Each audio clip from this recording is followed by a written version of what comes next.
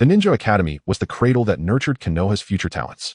On the second day after crossing into this world, Zayuin-chun only barely managed to figure out that the era she had landed in was anything but ordinary. Early that morning on her way to school, she was knocked to the ground by a loud shouting boy in a tight green jumpsuit with thick eyebrows like a walking green watermelon. He introduced himself as Mate Kai. The reason I'm not going to school is that the academy doesn't accept students with very low chakra talent.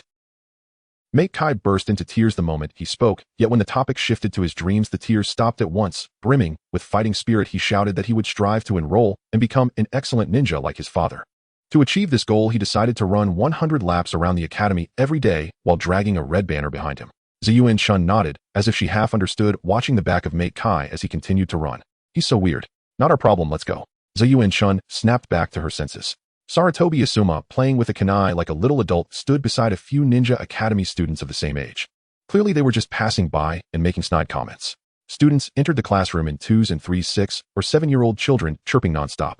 Chun lay sprawled on her desk, mulling over the events of the day. If nothing unexpected happened, she had arrived just in time for a cohort where everyone was a one-sided acquaintance in her memories. The good news was that all the future jonin were still little brats, and the plot had yet to begin. The bad news was that an entrance examination was scheduled for today. For as long as I can remember, the thing I hate most is the assessment will be conducted through combat. Her deskmate Yuhi Kurinai poked Zayuin-chun's arm, nearly scared to death by the dark aura rising from Chun's back. So it's not a written test. That's right. At those words, Chun came back to life in an instant. In everyone's eyes, shimmering flowers seemed to bloom around her, as though even the air had turned a little sweeter. So over the top. Classmates all around turned to stare. For the entrance examination, they would draw lots to choose opponents, but the Chūnin instructor was merciful and allowed students to redraw if they were dissatisfied. At most, they could draw 3 times. If the chosen party had no objections, the two would fight the following day. Zayuin-chun, with her utterly ordinary name, was placed first on the list. She walked up to the platform to draw, pulling out a slip that read Sarutobi Asuma. Under the teacher's puzzled gaze, Chun shook her head. She had no desire to fight a key plot character.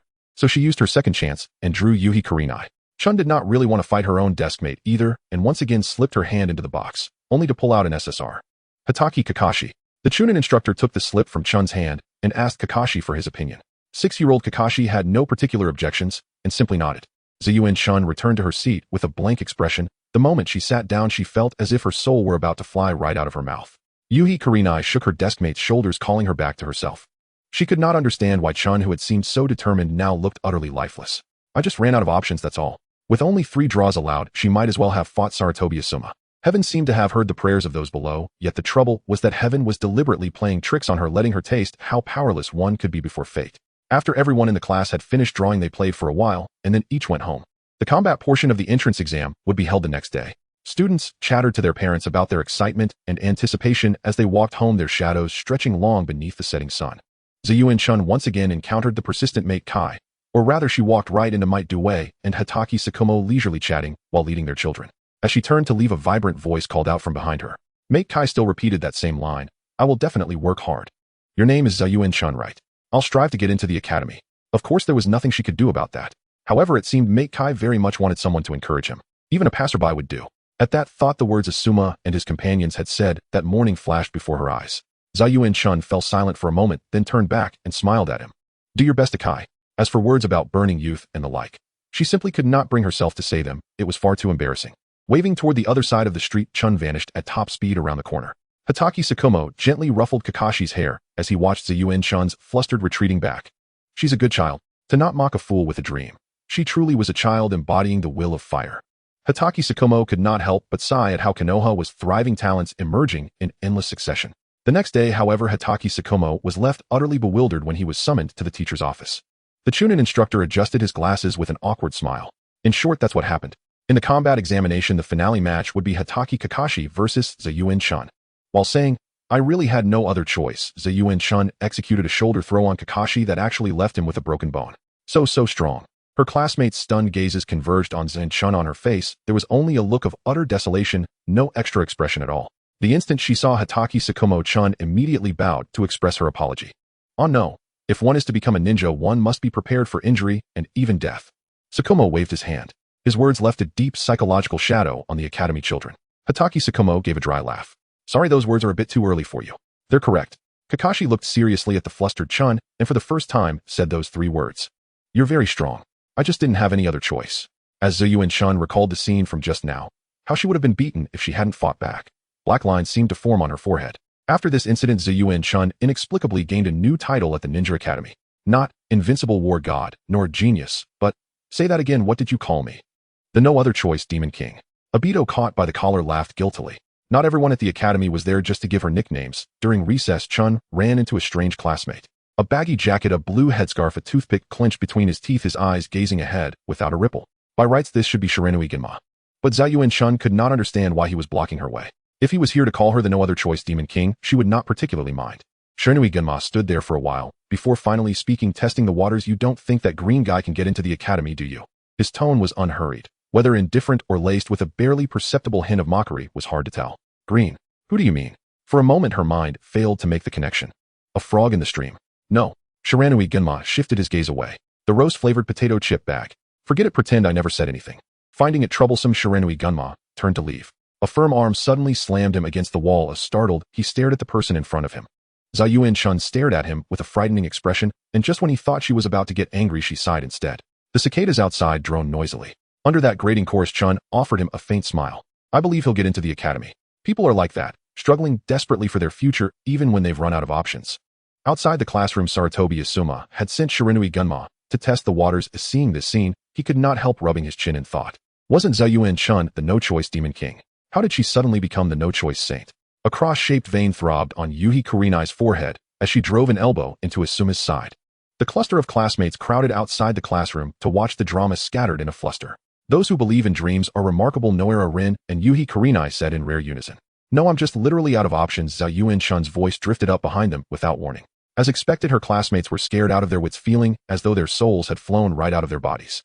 Ever since that day when Zeo Yuan-chun spoke on behalf of Mai Takai, Yuan-chun distinctly sensed a newfound reverence in the eyes of those around. Mai Takai's look of heartfelt emotion clung to him, as if it could sear a hole through one's back. Burn your youthful flame, maiden. That was the gaze Zeo Yuan-chun encountered daily. One day, Yuanfei Asuma, driven by an inexplicable impulse, hurried over to offer an explanation. He scratched his head, insisting that his remark had been nothing more than a casual quip. Yuanfei Asuma emphasized that he harbored no disdain for any my comrades. He simply found Mai Takai rather odd, without any trace of mockery. Zeo Yuan-chun understood all too well. After all, her father was Yuanfei Rizhan's. In youthful impulsiveness, mingling the arrogance of a spoiled heir with an awkward demeanor, she embodied a paradoxically good soul. I understand, but Zeo Yuan-chun lifted her face, a smile of eerie resentment playing upon her features. Wasn't it you who most eagerly spread my nickname? Just as Yuan-chun swung like a pendulum towards Asuma, the class bell rang. Asuma, visibly relieved, darted back to his seat, while Yuan-chun resumed her place, idly twirling a pen. A fleeting glance revealed Kakashi, his head bandaged. Feeling guilty, Zeo Yuan-chun averted her eyes. When will the cycle of revenge ever end? She truly hadn't meant it. The epithet Great Demon spread like wildfire. Aside from the man himself, Kakashi, nearly every child in Mai, from the upper grades of the academy to those not yet in school, had heard of it. In recent days, the title Great Demon had not spared its bearer. Whenever Yuan-chun strolled through the streets of Mai, she was met with a chorus of gasps. Taking a deep breath, Zeo Yuan-chun forced a kindly smile and grabbed the nearest child, exclaiming, "The Great Demon is going to hit someone." A flurry of chattering students scattered in panic, each dashing home in haste. Yuan-chun fixed her gaze intently on the stranger she had clutched. "Good morning." Hayazono hesitantly greeted the girl before him, his eyes reflecting bewilderment and confusion with a scar running across his face. In recent days, he had only caught faint whispers about the Great Demon, nickname linked to Yuan-chan. "Please," she murmured softly, her head bowed. Yaluka's expression grew earnest as he began to realize that a stranger was seeking his help. The kind-hearted Yaluka chose to listen intently to what Yuan-chan had to say. "If I could start anew, please teach me how to be a good person." Zeo Yuan-chan finished in one breath, her face alight with hope as she fixed her gaze on Yaluka. "Make no mistake, the Yaluka before you was the kind of good soul who would help even an elderly lady in a ninja game. In time, he would serve as a role model, and now his angelic nature could surely help others overcome the plight of the Great Demon." Little did he know that Yuan-chuan's mind worked in peculiar ways. Yaluka tilted his head in a daze. Good person, he mused, for that term was as broad as the ocean, completely water. There are countless kinds of good people. After careful deliberation, Yaluka resolutely devised a perfect plan to reform the Great Demon. Plan A: to extend meticulous care to the victims. Alright, I understand. In a rare moment of inspiration, Zeo Yuan-chan finally found a strategy under Yaluka's guidance. They set the plan in motion. Yaluka took up lookout duty while Yuan-chan endeavored to move Kakashi, not through physical force, but by tenderly touching his heart. During the afternoon break, as classmates grouped together to play games, Zeo Yuan-chan purposefully pulled out a chair and sat directly in front of Kakashi. Amid his puzzled gaze, Yuan-chan boldly requested to help with his homework. Thank you. Kakashi, oblivious to the gravity of the request, handed over his notebook in bewilderment. Yuan-Chuan's smile froze utterly upon seeing the notebook filled with calculations of kunai parabolic trajectories and shuriken deflections influenced by wind speed. The mathematics involved span calculations of every parameter of a kunai using an array of laws. Damn it. Was this the advanced version of the wordless heavenly script now rendered in words? Here, take it back, Zao Yuanshan said with an awkward smile as she returned the notebook. Indeed, she nearly forgot that the ninja world's tech tree was absurdly twisted. Why is it that in the lower grades students learn simple arithmetic, yet in the higher grades they face completely alien mystical symbols? It seems there is a method to the madness behind the incomprehensible Chūnin exam. Kakashi managed to apply for early graduation. Had he begun delving into advanced textbook knowledge right from now? Alas, plan A ended in a total flop. Yuka, leaning on the windowsill with his head in his hands, observed that the moves from storybooks proved utterly useless in reality. As for another matter, Yuenfei-sama had not been idle either. Recently, he strove to regain his reputation by proving he held no prejudice against Maitakai. He resolved to help Maitakai gain admission through a detour. Just as he, brimming with confidence, expected gratitude from the Maitakai family, a firm, resonant voice rejected his plan. Maitata, a perpetually low-ranking ninja with thick eyebrows, patted the child's head with a satisfied smile as he voluntarily declined the proposal. Thank you, but youth must be earned through one's own effort. There is no shortcut. Child. Yuenfei-sama, who had long reigned as the king of children, was momentarily stunned, unable to fathom that even the most foolish among fools would reject a reasonable chance, insisting one must conjure miracles through one's own meager odds. All right then. Yuenfei-sama and his cohorts, as lifeless as frost-stricken eggplants, unwittingly began to glimpse the true nature and resilience of a ninja, like a sword that inflicts a piercing, helpless pain. A ninja is one who can discern the essence of truth, even in predicaments. Inside the classroom. Are you all right? Asked Jifeng, a classmate with heavy dark circles, nearly startled by the scene. Chun, class will begin soon. Yes. House Hongdo tapped his front desk with his pen. Meanwhile, Zao Yuanshan continued to sleep soundly, as if not merely asleep, but overwhelmed, stunned by the terror of her mathematics textbook. Could it be? Has she fainted? Shiri Hong sighed in exasperation. Amid the clamorous voices that finally stirred her, Zao Yuanshan lifted her head from the desk and with a lifeless gesture raised the textbook to cover her face. She loathed the Ninja Academy's math textbook. Was the intricate, fearsome mathematics a sign that the tech tree had gone awry? I'm fine, insisted Zhao Yanchuan, though clearly at a loss as her gaze slowly shifted toward the portrait of Sandame, Huang, hanging above the blackboard. In her previous life as a cunning liberal arts scholar, she had countless schemes, and now she had yet another trick up her sleeve. This time it was for real. In the blink of an eye, half a year slipped away. Maitakai, entrenched in training day in and day out, finally met the Ninja Academy's admission standards and was assigned to study alongside his peers. Bursting excitedly into the classroom, Maitakai scanned the room with delight, but soon the corners of his mouth drooped. In disbelief, he returned to the doorway to verify the class number, and indeed it was class 1. Where was Kakashi? And where was Zao Yuanshan? Weren't they supposed to attend school together? A gentle breeze rustled the pages of a textbook, and Maitakai discovered a slip of paper tucked within, left behind by Yuanshan. Inscribed on that paper were the words, "Graduated." Where were both of them? In a battle of both overt and covert strategies, the ability to escape the clutches of evil mathematics is indeed a clever tactic. Little did she expect that one day she would utter such words, but in order to evade the rigorous educational methods of her academy, Zao Yuanshan applied for early graduation from Lord Hokage. The 6-year-old Kakashi cast a surprised glance at Chun, who had also applied for early graduation. No need to doubt, my friend. Indeed, I simply do not wish to learn the parabolas of kunai throws and the force analysis of shurikens. Chun gave a thumbs up with a bright smile, leaving Kakashi utterly speechless. If one were to distinguish the differences in their paths, it would likely be that Kakashi had elevated to a Chūnin after passing the graduation assessments in the same year. Meanwhile, Zao Yuanshan found herself assigned to a peculiar organization, the Konoha Interrogation Department. The third Hokage added a few words, essentially conveying that there was no need for concern. In 3 to 4 years, as this cohort of students graduates, everyone will be redistributed into genin teams to undertake missions together. Today marks another new day in a brand new world. Zao Yuanshan resolved silently to be someone who does not easily give up. As long as she could escape from mathematics, she had plenty of strength and means at her disposal. Chun placed her hands on her hips, gazing at the sky, as if something novel was captivating her attention. This is the pinnacle of slacking off. Are you okay? I truly have no more options left. How could she have forgotten that working is also a continuation of suffering? Upon turning around, Zao Yuanshan discovered the captain of the interrogation department, Uchiha Chūnin. Although his name sounded like a mere footnote from the Uchiha clan, he was indeed a competent senior jonin. He wore a stern expression and nodded in acknowledgement. If you're out of options, then it's time to get back to work. The group returned to the Konoha interrogation department, entering the dimly lit basement with flickering light cells that reeked of blood and chains. The Konoha ninjas diligently undertook the tasks of interrogating enemy village ninjas. The air was filled with screams and wails, and for young Zhao Yuanchuan her greatest role amid it all was simply passing tools and running minor errands, which was exceedingly dull. This world is truly peculiar. Konoha seems utterly unconcerned with the idea that its children might grow up warped, as if encountering the brutalities of the ninja world is a matter of course. In addition to her work in the interrogation department, Zhao Yuanchuan also came into contact with an enigmatic young boy who introduced himself as Mori no Ibiki. He bore scars on his forehead and face and wore a black headscarf. He resembled a silent stone yearning for someone to speak, yet never initiating conversation. "Hey, do I look very old?" Mori no Ibiki, finally unable to withstand her scrutiny, questioned her. He was only 3 years older than this little girl. Why was she staring at him with such a bizarre gaze? "Big brother, why is your head so bald?" Chun's bluntness struck him like a lightning bolt, and Ibiki crouched down, his face pale, as he drew circles in the dirt. He quickly adjusted his mindset and began to proudly explain the backstory. He had graduated a few years earlier and had been captured by ninjas from another village when he first became a Chūnin. Even under severe torture, he had never divulged any details of his missions.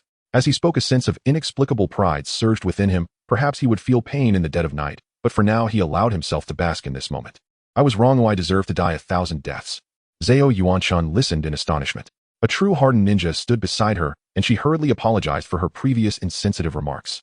"There are no more options here. I truly have none." "What do you mean by no options?" He brushed off the dust from his black cloak, casually picking up pliers as he entered the next interrogation room. Outside, dusk had already fallen, and Zhao Yuanchuan gathered her things as she exited the interrogation department. The sunlight bathed her skin as she strolled slowly towards home. The title of genin suited Zhao Yuanchuan just fine. Wearing the forehead protector felt a touch juvenile, but recalling that this world was likely filled with such juvenile antics, she felt a sense of relief.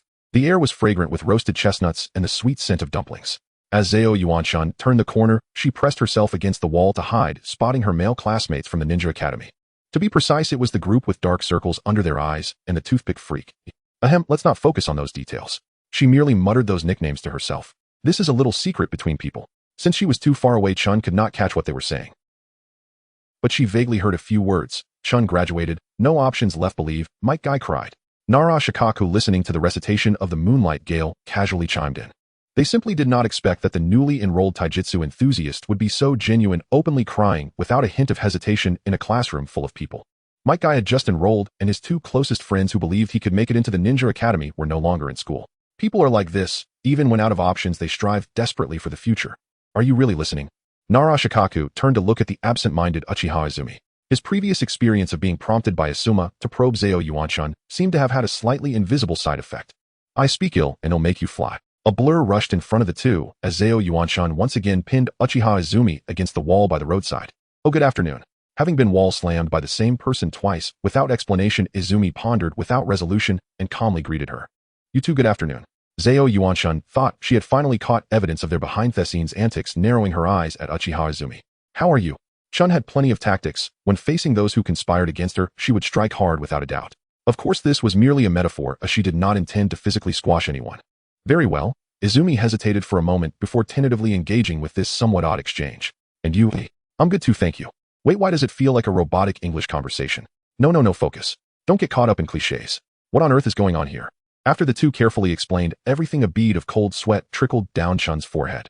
Thankfully, she hadn't acted impulsively. She had just been a hair's breadth away from using her ultimate move when out of options. 1. When out of options, use force. 2. When out of options, just lie flat. "I have things to do. I need to take my dog to learn to ride a bicycle, help an old lady cross the street, and buy my mom some medicinal oil for cooking. Recently roasted chestnuts are on discount, but I'm off to get some 3-color dumplings. I'm leaving now, bye." She gave a perfunctory smile, snapped a few selfies of the wrinkles on someone else's clothes, and confidently turned to leave. "I almost got killed just now." Nara Shikaku saw through it all. He had truly grown accustomed to the reign of the out-of-options demon over the Ninja Academy. If luck runs out in 3 years, what if he ends up on the same team as the demon? That won't happen to him. I'm off now. What a strange person. However, Konoha was already filled with many oddballs. Uchiha Izumi paused for a moment, then shifted his gaze away. That night, a shadowy figure staggered out of a specially designed prison in Konoha, escaping into the grassy outskirts and disappearing into the night. Half an hour later, Konoha was ablaze with lights. Beneath the seemingly tranquil surface, new turmoil was already brewing in the ninja world. A shinobi must endure, steadfastly, unflinchingly. Hayazono Haru casually flipped through books at a Konoha street stall, her attention instantly captivated by the text. How could nonsense literature exist, even in Konoha? Undeterred, she turned the page. "Remain calm. The enemy falls to the wisdom of stillness." Even more profound. Haru's eyes dimmed, losing their spark. As the vendor urged her not to handle books without intent to buy, she carried this mystifying volume home. The book bore an odd title, Fan. Inside were personal aphorisms, its central theme oscillating between lamenting the sheer inconvenience of being a shinobi and advocating effortless naturalness, inner tranquility, and equanimity. Put bluntly, it was simply resignation dressed as philosophy. That was her summary of this extraordinary book. Could it possibly be the work of Jiraiya Konoha's famed eccentric author? An absurd image flashed in Haru's mind, a white-haired, disheveled elder. Yet Jiraiya, perpetually wandering across nations, hardly seemed the type to pen philosophical aphorisms in quiet contemplation. The sole clue thus far was the author's pen name: read more newspapers, sleep more. With a deadpan expression, she was about to turn the page, eager to see what cryptic wisdom the sage would utter next, when a thunderous explosion-like knock sent her heart racing. A Suna hostage has escaped. An ANBU agent knocked once, delivered the message, and vanished. Haru swiftly donned her shinobi vest and followed. The good news: at 6 years old, Haru was not among the primary pursuers. The bad news: she and other genin were to fan out across the land of fire on patrol, assisting in the hunt. The state of the shinobi world is grave. Indeed. A stranger's voice emerged from behind her. A vast shadow suddenly fell over her head. Haru turned and faced Konoha's legendary trio, the Ino Shikacho. At the center stood Nara Shikaku, a young jonin and strategic advisor. To his left stood Yamanaka Hizashi, also a young jonin. To his right stood Akimichi Choza, likewise a young jonin.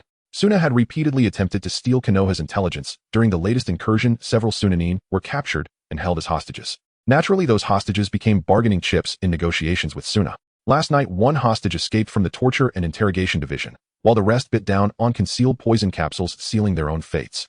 A 6-year-old child. How remarkably young. Nara Shikaku yawned, then gently patted Haru's head. But her next words made him stumble backward in shock. An 18-year-old jonin. How astonishingly aged. 2 characters impeccably balanced. 3 characters flawlessly symmetrical. Yes, this was unmistakably a crossover from the King's Avatar. Let us return to seriousness. Enough. We are not here to exchange couplets. Uchiha Nobuhito said, his lips twitching as he halted the absurd contest. He divided them into 2 teams. Team 1, Ino Shikacho and Uchiha Nobuhito, would pursue the fugitive Sunanin. Team 2, Mitarashi Ibiki Hayazono Haru and 3 Chūnin colleagues, would patrol inland and assist in the manhunt. All preparations complete, they split paths. Team 2 combed the suspected escape route with meticulous thoroughness, yet found nothing. Strangers still. Team 1 reported no leads either. Within half a day, an injured Sunanin could not possibly flee the land of fire. Thus, only one truth remained. Don't look at me. I have no idea. Her deduction had roared like a tiger, yet Haru instantly deflated. Around the campfire, Team 2 members stared in stunned silence. The genin and Chūnin stumped now pinned their hopes on that famously lethargic senior. Do you ever actually have a plan? Ibiki prodded the fire with a twig. Flickering light danced across each weary face. From the embers, he retrieved several charred sweet potatoes and handed one to Haru. I do, she replied, suddenly wide awake, a sly smile lifting her lips. My wind release can launch someone skyward, and my fists can crater the earth. I can hit a target 100 paces away with perfect precision. As her claims grew increasingly outlandish, Team 2 exchanged bewildered glances. It's true. Rolling up her sleeve, Haru prepared to demonstrate, until Ibiki hastily intervened. Too late, she snatched a pebble from the ground and hurled it deep into the impenetrable night. Silence descended, oppressive, absolute. Perhaps no prey had been struck, yet the team decided to investigate. Within 150 meters of camp, muffled coughs echoed clearly from the thicket. Konoha Chūnin swiftly encircled the suspicious thicket. The rest parted the foliage. There, sprawled on the ground, rolled a wretched soul, choking, soot-streaked, and utterly humiliated. His mangled, bloodied body confirmed he was the escaped fugitive. What abysmal luck! Such misfortune, so profoundly cosmically absurd, could move even stone-hearted listeners to sorrow and tears. None of Team 2's 5 members had ever witnessed a shinobi choked unconscious by a pebble, though inwardly each struggled not to laugh. Why would a Sunanin appear here? The farthest point from the land of fire's border. This riddle lingered unanswered. For now, only one course remained: knock the hapless Sunanin unconscious and bring him back for interrogation. What then was the truth? All credit went to Team 1, whose entire afternoon had been spent idling. They'd pursued the ill-fated Sunanin relentlessly, only to lose their way deep within the forests of the land of fire. Since the fugitive couldn't possibly escape the land of fire in such short time, urgency remained low.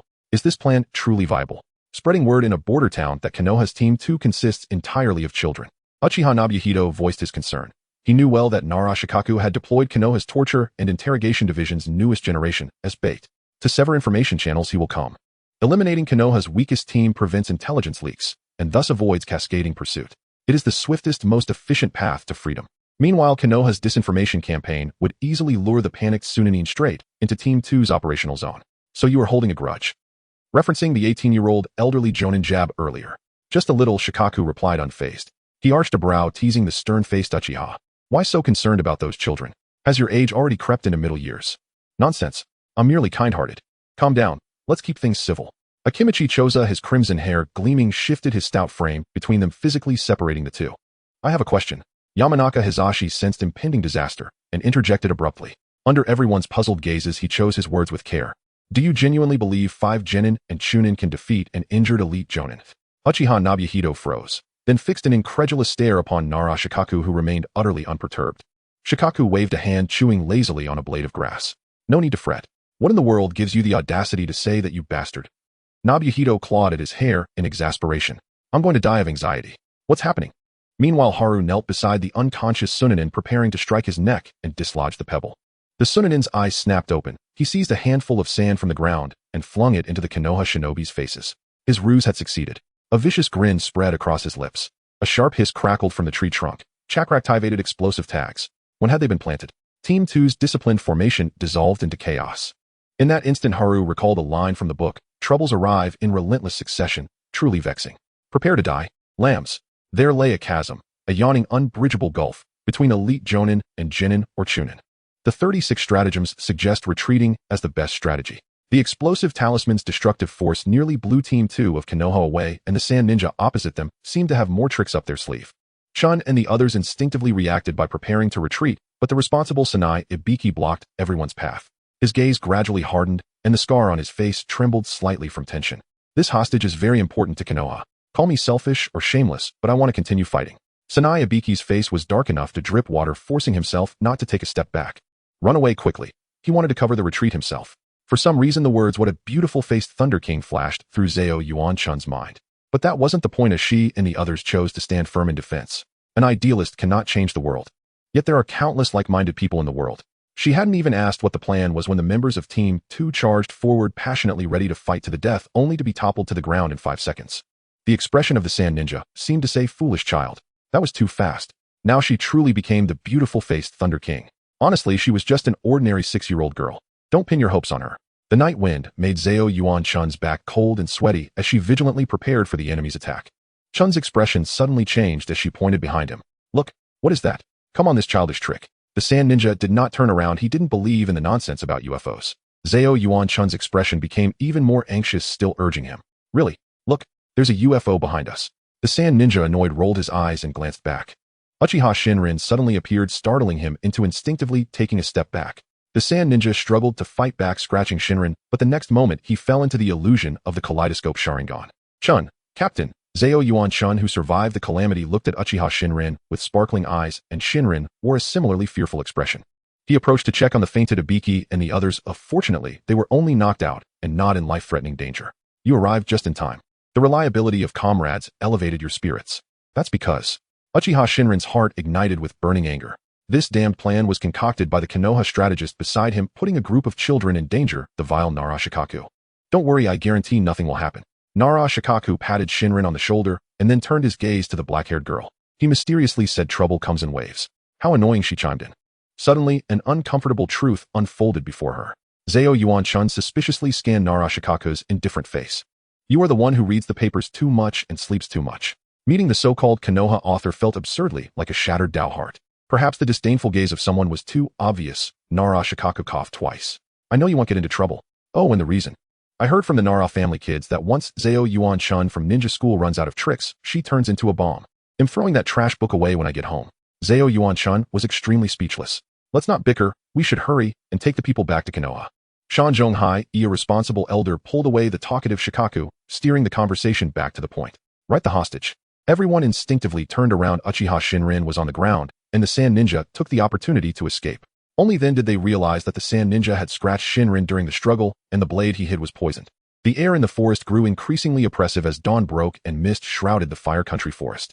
Zao Yuan-chun knelt helplessly beside the weakened Uchiha Shinrin, wanting to say something, but hesitating. Go chase after the enemy. The lips of Shinrin, now blackened, barely managed to lift his arm to touch Zao Yuan-chun's head.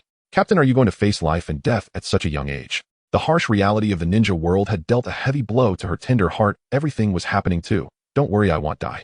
Hurry up and chase them. Uchiha Shinrin helplessly complained. Oh, the absurd fantasy was shattered, and Zao Yuan-chun breathed a sigh of relief. After settling the injured interrogators and the captain, she and the remaining Konoha ninjas continued to trek toward the more dangerous forest area. Noon, sunlight filtered through the leaves, leaving speckled light on the muddy ground. A figure raced past, and the strong wind rustled the branches and leaves. As a self-aware genin, she quietly observed the pig, deer, and butterfly team surrounding the sand ninja. In the end, the enemy cornered unexpectedly charged in her direction. Zhao Yuan-chun instinctively dodged. The sand ninja smirked. Retreating was the best plan. He thought the same. The sand ninja was surprisingly resilient. As he fled again, a Konoha genin called out to him. Don't go any further. Kid, I won't fall for that again this time. I'm serious, surrender, and don't go any further.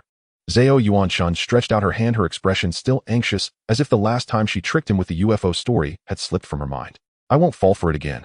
The sand ninja shouted behind him, taking a step forward and stepping into thin air. When he noticed his footing, a chill ran through his body. His position allowed him to freely fall into the dark, chilling abyss. I told you there's a cliff ahead. Zhao Yuan-chun timely added a remark. What a chilling scream. Nara Shikaku and the others stood at the cliff's edge looking down. The plan was a success. After confirming the hostage at the bottom had been smashed to pieces, the Konoha ninjas helped their injured teammates and regrouped. 18-year-old Nara Shikaku promised her that he would write out of tricks in his book. Didn't you just say I guided your direction? Such a narcissistic and frightening adult. Zhao Yuan-chun honestly commented.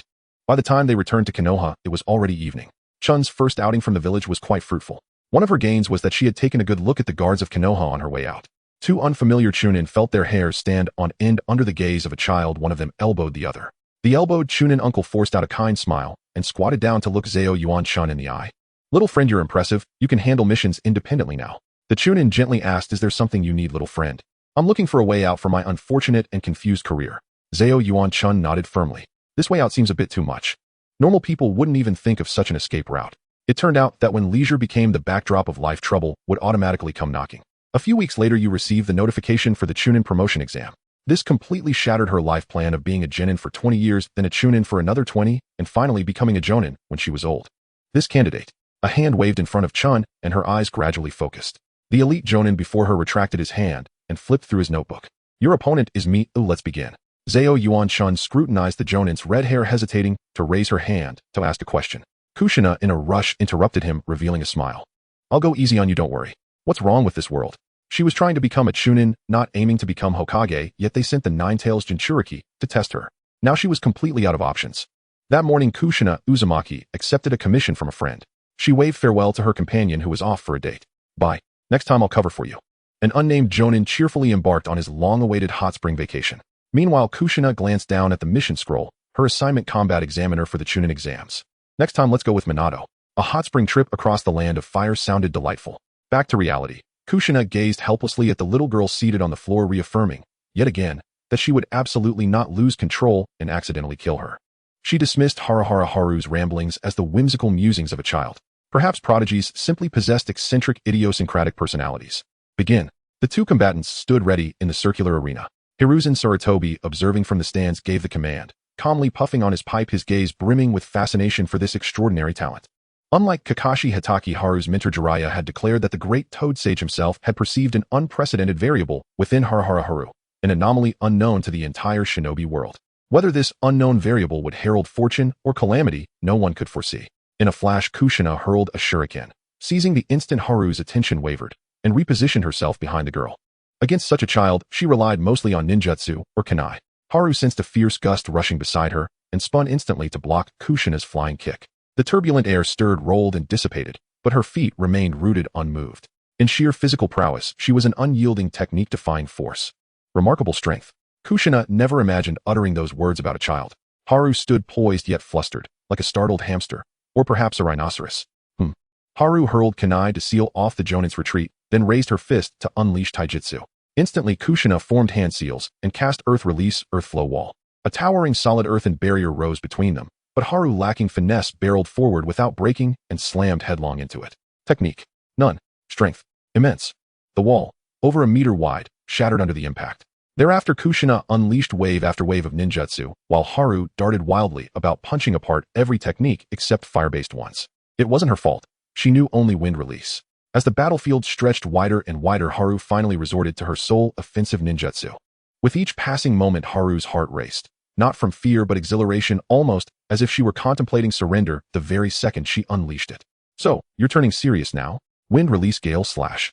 A tempest erupted violently, spiraling outward from Haru's feet, indiscriminately obliterating the floor and surrounding structures. Blade-sharp winds forced Kushina back. Unfortunately, Haru's gale also raised the vast arena itself, Tornado destroys parking lot. Stop it. No more terrible puns. Just as Haru prepared to forfeit, Umbu guards dispersed the vortex, and the Chūnin exam was officially concluded moments before she could raise her hand.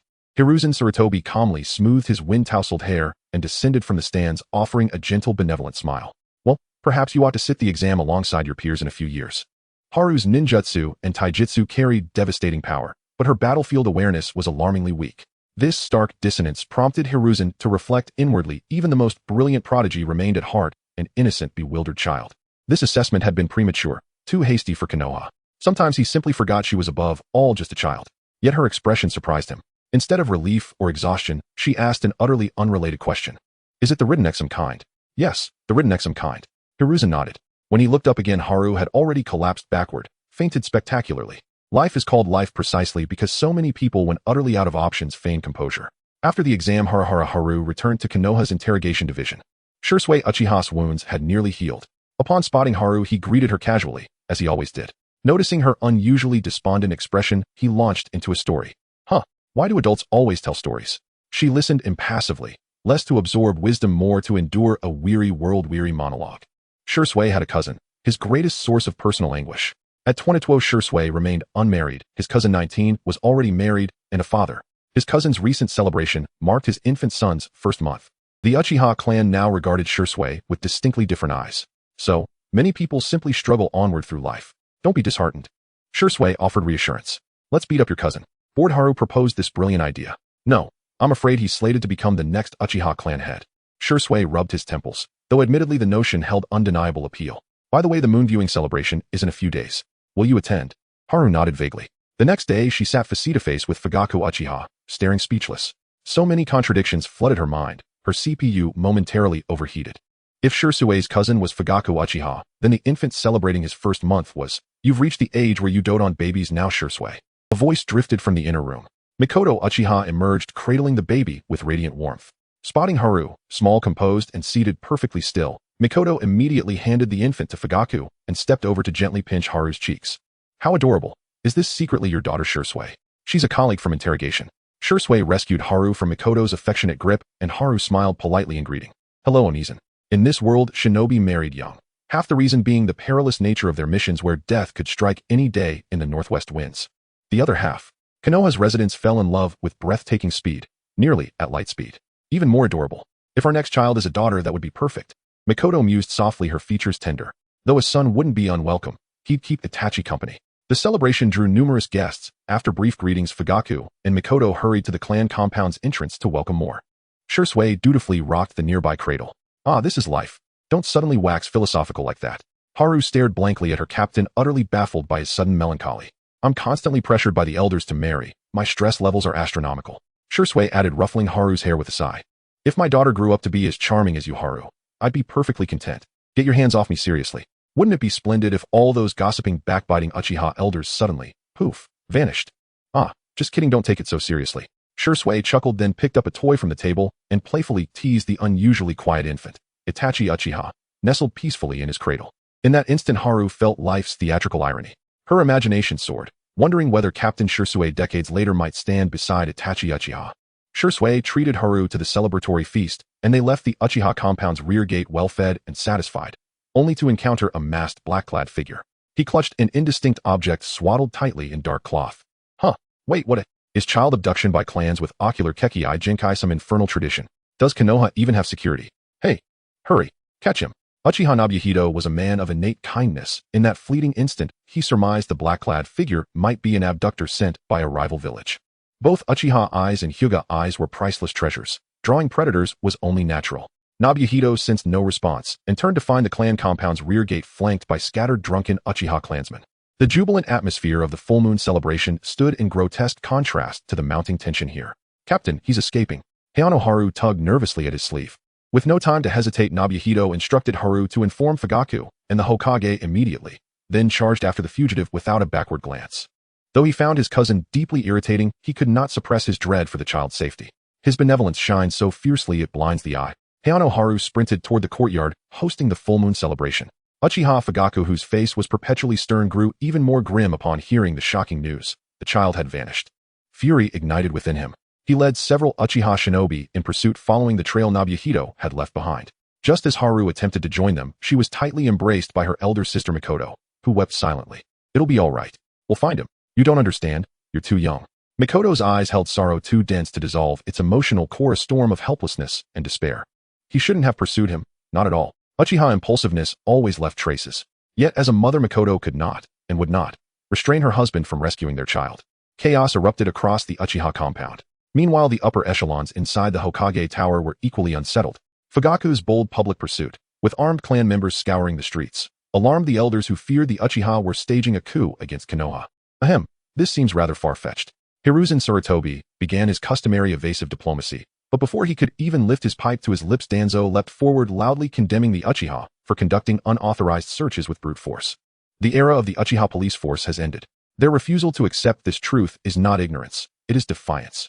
A heavier accusation settled upon the Uchiha name like a shroud. Whether driven by grief over his son's abduction or desperate urgency to save him, either reason alone would have silenced every elder's objection. Yet one shadow lingered unspoken in every heart. Uchiha Madara. Time swept past like wind, leaving no trace of the departed. Alas, that wind cut like a blade, carving indelible scars into the hearts of the second Hokage and his disciples. The meeting room grew suffocatingly somber. Hiruzen announced its dissolution. As the assembly dispersed, each lost in private calculation, Hiruzen gazed through the Hokage Tower's window upon Konoha's labyrinthine streets. There had never been true peace nor quiet calm, only bone-deep weariness and numb resignation. How strange, to feel such exhaustion while still in the prime of life. First dispatch A and BU to assist. Other matters could wait. For now they would be reckoned with slowly. Understood. From the shadows emerged a masked shinobi bowing low in solemn obedience. The Uchiha abduction incident cast a long dark pall over Konoha. According to the Konoha Daily News, Uchiha Fugaku and Uchiha Naruto apprehended the black-clad assailant under overwhelming numerical advantage. Fugaku wordlessly cradled his silent, motionless son Itachi, and without hesitation executed the captive on the spot. Inside the assailant's gear pouch lay a Cloud Village forehead protector. Corroborated by other evidence, he was confirmed as a Cloud Village assassin dispatched to seize Uchiha ocular prowess. In the wake of this incident, public sentiment toward the Uchiha swelled across Konoha. Some empathized with the Uchiha's frantic paternal instinct, others seized upon a subtler detail. Fugaku had summarily executed the captive instead of delivering him to Konoha's official authorities for due process. Through the grapevine of gossiping villagers, the narrative gradually twisted. The Uchiha clan has grown so arrogant they flout Konoha's laws without hesitation. One villager declared it with theatrical gravity. His neighbor, a kind-hearted plump vegetable seller, could not help but offer 2 words of defense. Perhaps Fugaku was simply overcome with rage, momentarily forgetting protocol. Then how do you explain the presence of the torture and interrogation unit's captain? And why did Uchiha Naruto himself join the pursuit? Every Uchiha breaks the rules. Well, the vendor fell silent. The third Hokage intervened, quietly defusing the gathering storm of public opinion. Yet deep within each villager's heart a seed had taken root. In the basement of the torture and interrogation unit, where finished Fugaku, Naruto murmured, slumped in his chair, gaze hollow and distant. Silence was Fugaku's reply. His impulsive decisions had long been exploited by adversaries eager to magnify every misstep. This entire affair felt chillingly orchestrated, too precise to be coincidence. Who stood behind it? Though the Hokage had suppressed the scandal, Fugaku felt only profound malice, not salvation. Such arbitrary distortion, such deliberate fabrication. Someone unseen, powerful, and ruthless sought his ruin. Their conversation remained strictly confidential. As Naruto escorted Fugaku out, he glimpsed Hayazono Haru, cheerful and composed, preparing to leave. Have you had something joyful happen lately? Plan B. Irika taught me Plan B. What? Someone asked. What does Plan B do? Recalling how her Plan A had failed a year earlier, she'd resolved, after sober reflection, to execute Irika's meticulously devised Plan B. Kakashi, I sincerely apologize. Let Plan B be my plea for your forgiveness. An event so distant it's unlikely the subject even remembers or cares. So what exactly is Plan B? To observe like a detective and deliver warmth with surgical precision. Haru smoothly produced a pair of sunglasses from her gear pouch and slipped them on, effortless, flawless. Naruto flushed faintly, but placed his hands firmly on Haru's shoulders. Moi. Haru, you're nearly 7 years old. He refrained from commenting on the sunglasses, maintaining steady eye contact. Please, exercise your talents as a master detective. Haru's brow furrowed, her head filled with nothing but question marks. Naruto guided her to the door, then abruptly yanked Fugaku back, just as he prepared to depart. Fugaku frowned, listening intently to his cousin's proposal. Haru was present at the scene. If she recalls any crucial detail, the entire narrative surrounding this incident could shift. Fugaku said nothing. His sole memory of Hayazono Haru was her fondness for sweets. Yesterday at the full moon banquet, he had handed her the entire plate of mung bean cakes. The tiny girl had devoured 26 pieces. Relying on a child's recollection seems improbable. I simply have no other options. Nobuhito blurted it out, then froze flustered, scratching his head awkwardly. I mean, nothing. Forget I said anything. Please disregard. Detective Extraordinaire Hayazono Haru, commencing operation. She needed an exceptional assistant. Indeed, she was currently conducting 2 separate investigations, and a reliable aid was indispensable. The first mission, secure Kakashi's forgiveness under Plan B. The second, uncover the truth behind the black-cloaked figure. On Haruhara Haru's left shoulder perched a small angel haloed in light, on her right a tiny devil with curling horns. The angel struck first, listing several potential allies. For instance, Yumino Irika. No, absolutely not. Irika was the architect of the plan itself. Haru swiftly rejected the suggestion. What about Might Guy? The angel fluttered its wings, attempting a circuitous approach. After all, Guy was relentlessly striving to catch up with Kakashi. No, he's already drowning in academy coursework and chakra training. We mustn't add further burden. As the angel prepared another proposal, the devil on her right shoulder kicked it squarely off her shoulder. Smug and triumphant, the devil swung her arm and offered Haru 2 deviously impractical schemes. Either march straight up to Kakashi and threaten him into revealing exactly what he wants, then go buy it for him. Or follow in the footsteps of Asuma Sarutobi, son of the 3rd Hokage, and gather a loyal retinue of underlings or friends to serve as your assistants. With that, the devil twisted the light bulb atop Haru's head. Its filament flared instantly bright, then vanished into thin air with a flourish of her hand. Are you going to buy it or not, little girl? Yes. With the internal debate resolved, Haru emerged from her mental theater, blinking back into reality. She purchased Nara Shikaku's second book, Annoyance 2.0. Though the man was tediously uninspired, she desperately needed a spark of wisdom. That same afternoon, before the bell even rang, Haru transformed herself into a Chūnin male instructor and strode confidently into the classroom. Gazing upon a sea of familiar faces, she suppressed a mischievous grin and adopted the teacher's stern tone, launching her opening line like a tactical bomb. Excellent. Very impressive. Dismissed. Students erupted in stunned cries. Yet recess held far greater allure than class ever could. Indifferent to authenticity, they streamed out in 2s and 3s. For the first time in Konoha's history, school ended at 1 p.m. When the Chūnin instructor arrived at 2 p.m., only Might Guy remained, sweeping diligently as the sole duty student. Guy flashed a thumbs-up, broom in hand, radiating unflagging zeal. The instructor paused, deep in thought, wondering whether he'd somehow unknowingly declared a half-day holiday.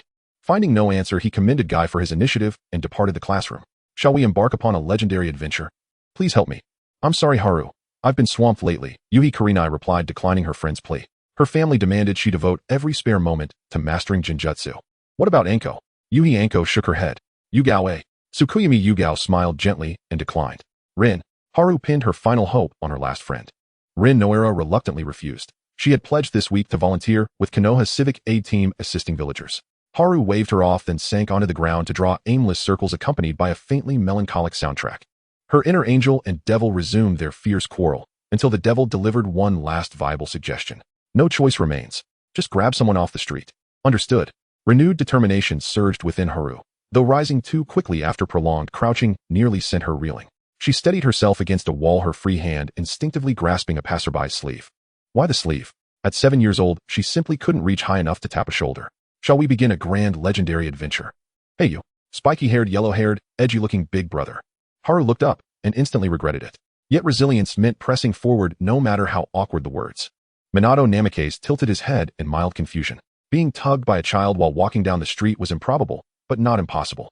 Especially when addressed by such a bizarre title. His ears practically recoiled. All right, what kind of assistance do you need? He assumed a Genin's request would be trivial, finding lost pets, pulling weeds, nothing more demanding. Hey you, spiky-haired, yellow-haired, edgy-looking big brother. Please don't use that name. Call me Brother Minato instead, Minato corrected earnestly. Haru intended to infiltrate the ANBU Evidence Analysis Division to secretly examine the black-cloaked figure's personal effects and uncover the truth. Can't we just apply for official access? What did you just... Before Haru could protest, Minato calmly retrieved departmental clearance passes for the entire ANBU division. He greeted the guard with practiced ease and guided Haru directly into the evidence chamber. Well then, I have matters to attend to, so I'll take my leave now. Unwilling to indulge a child's make-believe game, Minato excused himself. He still had urgent missions awaiting completion. Haru gave a quick, confident thumbs up. Haru held her breath, scrutinizing the flawless evidence array, yet found no obvious entry point. Turning, she discovered Minato still standing motionless where he'd left her. Brother Minato, is there something else?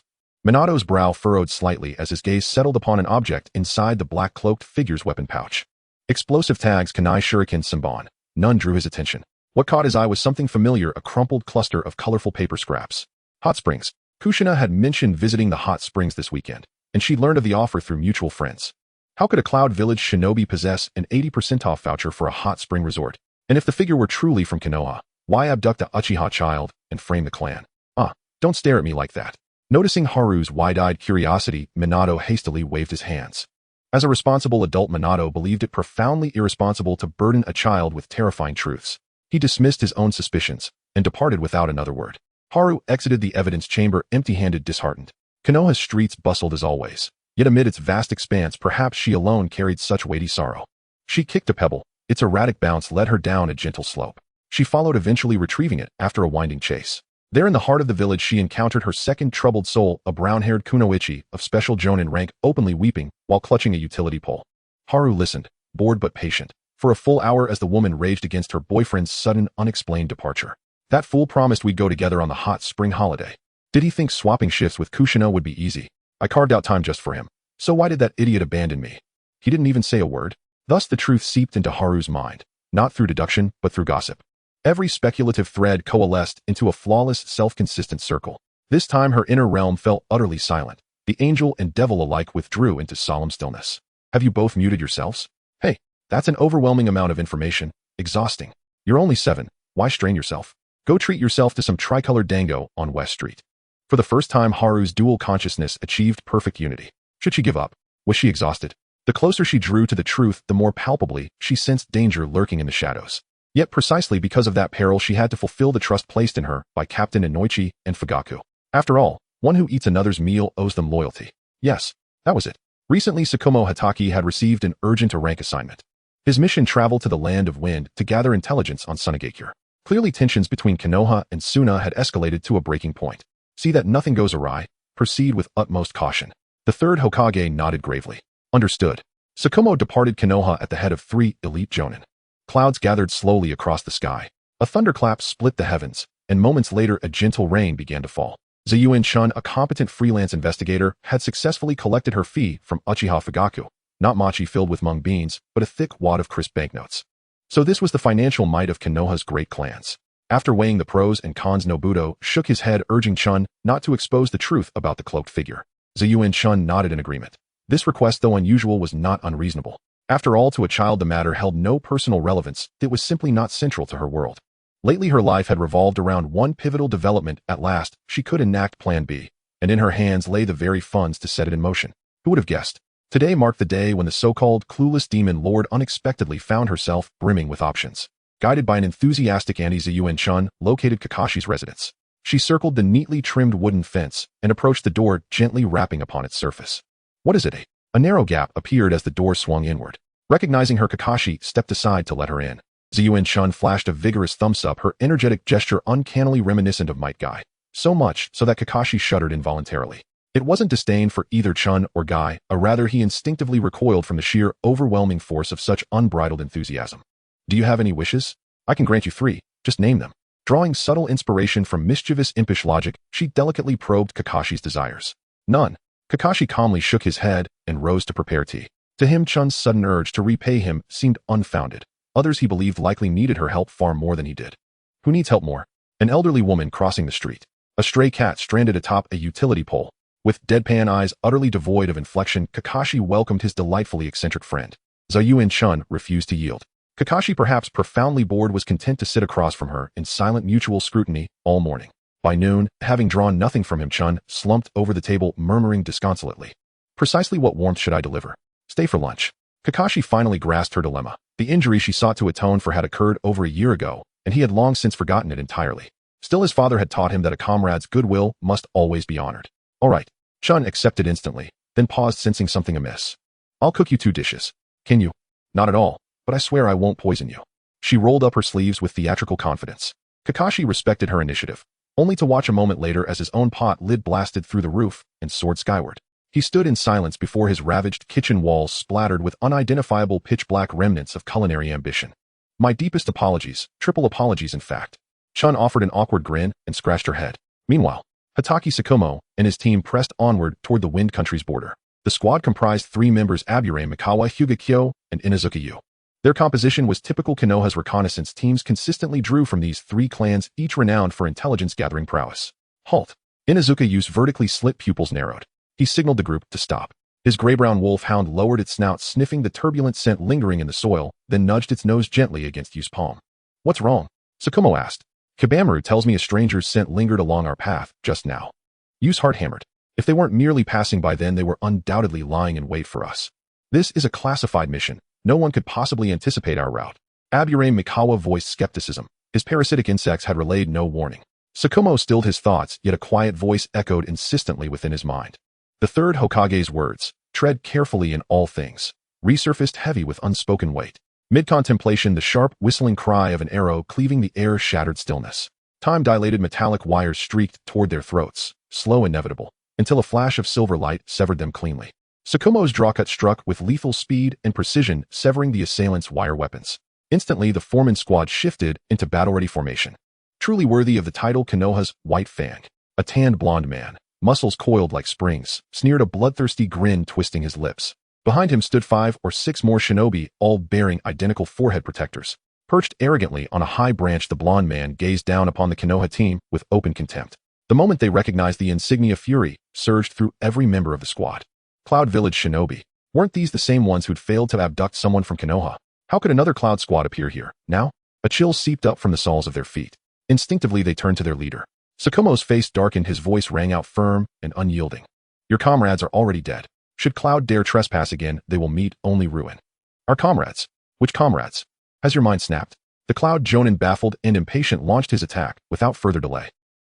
The sudden ambush severely complicated their mission. Numerical superiority overwhelmed the Konoha shinobi, leaving them struggling to hold their ground.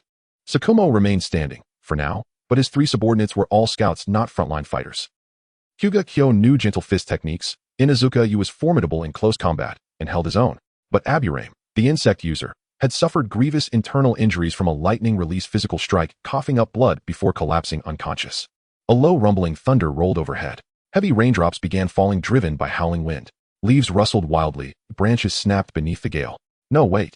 Blood soaked into the earth, tracing delicate veins through the soil. Ichiraku ramen shop. In short, I extracted nothing from him. In the end, I used the money to repair Kakashi's kitchen. Zayuin-chun rubbed her temples with a wry smile. Plan B had also ended in spectacular failure. The 4 friends, who'd missed her legendary, if ill-fated adventure, took turns consoling her. "That extreme?" asked Yuhi Kurinai. "She's quite the character, isn't she?" grinned Anko. "Well, at least this proves Kakashi never truly got angry." "Which is good news for Chun," said Rin, earnest and reassuring. "It's all right," murmured Yugao Yujito, offering a gentle smile. "So, I'll treat everyone to ramen with what's left." Spending it felt far better after all. Chun rested her chin on her palm. As universally known, people gathered together may converse endlessly, and girls especially possess inexhaustible topics. They all eagerly anticipated life as official shinobi after graduation, and soon their talk drifted toward the amusing story of early graduation. Amusing?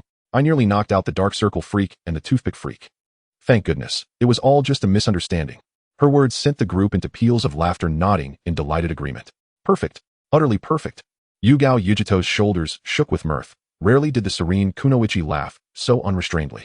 Gradually the chatter faded into quiet. Chun and the others exchanged curious glances, their eyes fixed upon Yugao Yujito, her long violet hair catching the light. Flustered, she blushed and nervously twirled a strand of her hair. "It really is funny. I will never abandon the Strength Alliance." In an instant, Yugao shifted into battle stance, her expression resolute, dispelling all doubt. "What alliance?" Let's clarify. During their time at the academy, the girls had formed a light-hearted pact, the Strength Alliance, vowing to become powerful kunoichi, supporting one another in rigorous self-improvement. Romance was strictly forbidden. Personal growth always took precedence over love. At the time, everyone had joined with infectious enthusiasm, while Ziyuan-chun's expression had been a masterpiece of ironic foreboding, as though knowingly planting a flag destined to fall. Indeed, she predicted its dissolution from the start. After all, adults rarely face such stark choices. Adults by nature demand both career and love. Now her prediction had proven true. "Yujito, you're being disobedient." "Enough about me," she said, softly smiling. And just like that, the conversation inexplicably pivoted toward which classmates possessed admirable qualities. Calm and composed. "What are you talking about?" For pairs of eyes locked onto her, making Chun break into a cold sweat. What could she possibly say? Could she confess she admired how certain individuals remained utterly unruffled, even when falsely accused or on the verge of being pummeled?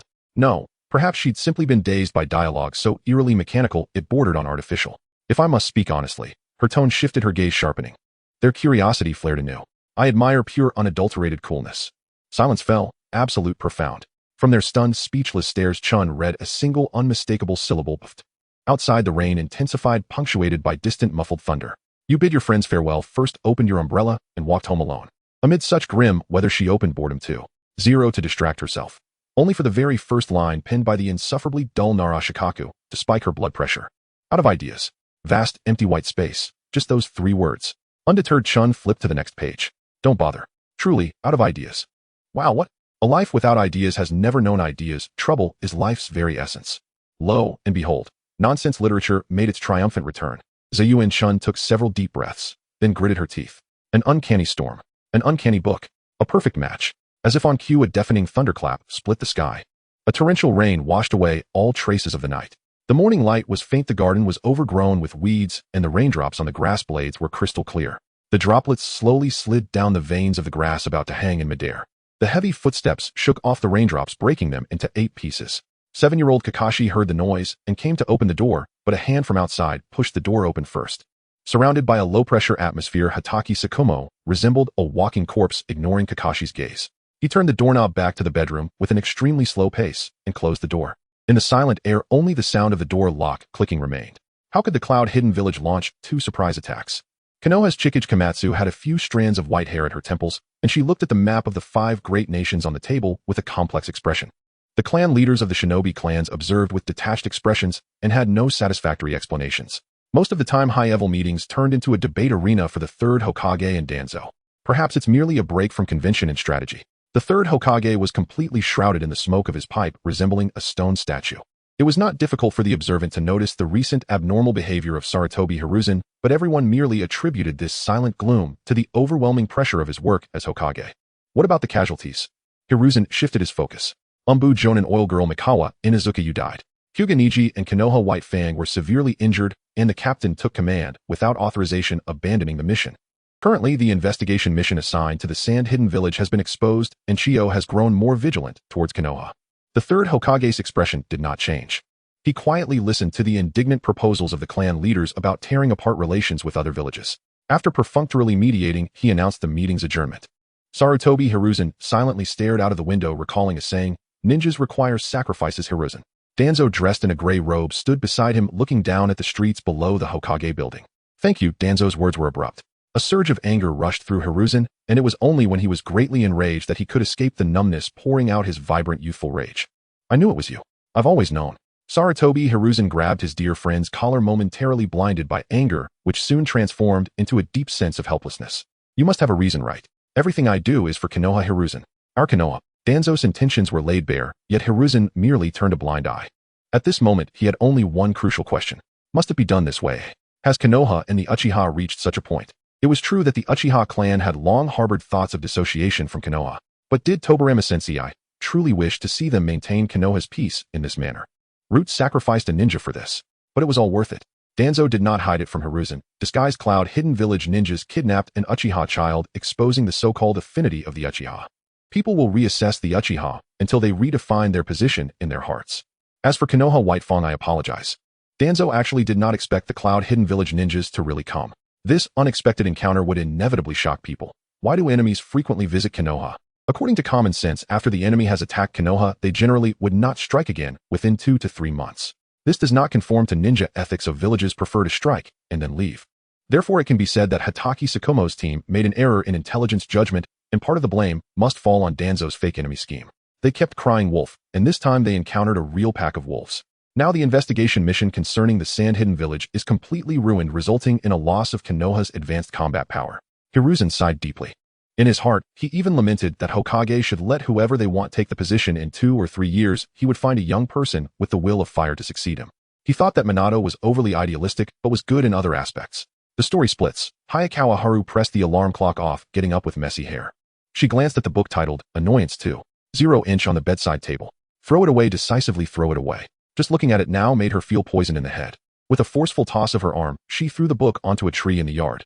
Forget it, she would retrieve it later. In the next moment, as she shrank back into the blanket to prepare for a nap, the bedroom door was knocked on. Her mother for once gently called her to get up, whereas she usually just pulled her from the blanket. "A classmate came to see you. They are waiting for you in the living room." Sure enough, Haru yawned, went to change clothes and wash up, combing her messy hair while putting on her forehead protector. As she left the bedroom, she saw Kakashi waiting on the sofa in the living room. Oh, what's the matter? Haru had only fixed up the kitchen, turning it into a pink luxury series. He wouldn't be seeking an award for that, would he? Could it be that everyone in Konoha was this enthusiastic? Or had she missed something in the plot? It turned out she had overthought it. Kakashi was here for serious business. He wanted to obtain information regarding the Sand-Hidden Village and the Uchiha kidnapping case from Haru. As a Chūnin, he currently had no access to Konoha's intelligence department, so he thought of Hayakawa Haru. He had learned that Haru was a key party involved. All right, friend. Then let's continue with the exhilarating Plan B. Haru pressed her finger to her forehead, pondered for a moment, and agreed. Here, you need this. Kakashi took the sunglasses that Haru handed over. He wasn't sure whether to say he didn't need sunglasses or to say a detective could puff a pipe without wearing sunglasses. Meanwhile, on the other side, disheartened Hatake Sakumo walked out of the bedroom. He went to the kitchen to grab a few bottles of wine to drown his sorrows. Upon opening the kitchen door, he was blinded by the Barbie pink kitchen utensils and decor. He had been away for a few days, and what had Kakashi experienced? When did Kakashi's taste become so abstract? Had his parenting style gone wrong? Returning from his stupor, Hatake Sakumo let out a long sigh and opened the pink refrigerator adorned with rhinestones and pearls. All the alcohol inside had vanished, leaving only a few plates of suspicious dishes covered with plastic wrap. The dark dishes seemed to gaze into the abyss. Hatake Sakumo's unspoken emotions of depression took over, and after he brought out that plate of food 3 hours later, he fainted from food poisoning and was sent to the hospital for gastric lavage by a neighbor. By a twist of fate, rumors of Konoha White Fang wanting to end his own life spread throughout the village. Little did they know he had not even had the chance to do so. At the same time, in a different location, Uchiha Fugaku was also sent to the hospital for unknown reasons. Interrogation Division of Konoha. Ibiki, where is Captain Uchiha? Hayazono Haru and Kakashi arrived only to discover that Uchiha Shinji was absent today. Might Ibiki cast a few glances at the unfamiliar faces, then gave Kakashi a stiff formal greeting. Captain Shinji has gone to the hospital on urgent business. Please sit as you like, but do not remove any items from the holding cells. He pulled on his gloves and resumed his work. His black trench coat billowed like a reaper's shroud. Even through the walls, the two could hear twisted, agonized screams. Dim, sickly yellow light bathed the room in eerie dread. Hayazono Haru recounted the entire affair to Kakashi, who listened in silent, unflinching focus. No contradictions, no interruptions, only absorption of every clue. Article 123 of the Shinobi Education Code. First, what was Article 123? And more fundamentally, what was the Shinobi Education Code? Haru strained her memory, sifting through every textbook she'd ever read, yet drew a complete blank. Its material covered in the final year of the Ninja Academy. Kakashi explained, Article 123 states, do not repeat the same action. In inter-village warfare, a single covert strike is typically launched within 2 months, succeed or fail, but never circle back. The sole drawback of graduating early, it seemed, was never completing the Shinobi Education Code. Haru scratched her head, guilt flickering across her face. What happens if one launches multiple short-term strikes against the same village? It is deemed an act of war, Kakashi replied without hesitation. Thus, most shinobi villages strictly observe the 2-month interval. Then everything fell into place. The first attackers were fabrications, and the abduction of Uchiha children a staged illusion. The second wave, the true Cloud Village team. Now that we know the truth, then what? Seeing her friend's deepening anxiety, Haru's expression shifted subtly. She waved dismissively and turned to leave. I'll take my leave. I'll go check on Captain Shinji. Konoha Hospital. Might Sakumo encountered a familiar face in the ward. Uchiha Fugaku, seated calmly beside a hospital bed, peeling an orange. Fugaku's right hand was thickly bandaged, evidence of recent combat. Allow me, Sakumo offered warmly, taking the orange and meticulously stripping away every trace of white pith. An awkward silence settled between them, until tentatively they began exchanging reasons for their presence. Fugaku had been injured by a radical Konoha civilian who slashed him with a knife. In Konoha, he sometimes felt even defending himself had become a fault under public censure. A spark of resentment, sharp, volatile, and smoldering, had quietly taken root deep within his heart. The moment Hayazono Haru entered the ward, she found the two men locked in a heartfelt, almost tearful embrace. Two souls unexpectedly bound by shared misfortune and mutual helplessness. Where is Captain Shinji? She'd assumed he was the one injured, only to learn the wounded man was someone else. They sprang apart instantly. Sakumo, ever gentle and kind, handed her a perfectly peeled orange, flawless and gleaming. He's temporarily unavailable. Haru barely registered the words, her gaze fixed instead on the pristine fruit in her palm, not a single filament of pith remaining, as if staring into an abyss of quiet revelation. I won't intrude further. Goodbye, esteemed seniors. Haru's world suddenly emptied, leaving behind a spacious stillness, like an NPC in a vast open world having weathered trials, now gently returning to the unremarkable rhythm of ordinary life. Her brief career as a detective had drawn to a temporary close. Konoha lost a prodigious sleuth, and gained perhaps just another nameless, inconsequential soul. Precisely so. Haru lifted her eyes to the leaden cloud-choked sky. Now and then a bird darted from its hidden perch, wings beating fiercely as it alighted upon a branch or eave. A life steeped in powerlessness, so harsh, so unforgiving, so deeply unsettling, that this above all else remained the sole indelible imprint of her own Oneiru investigation. Everyone struggles, calculating and calculated, entangled in webs of intrigue and counter-intrigue. Every life bereft of answers is in its own way brutally cruel. What are you doing? Watch out, you might catch bird droppings in your mouth. A stranger, utterly unknown to Haru, approached uninvited.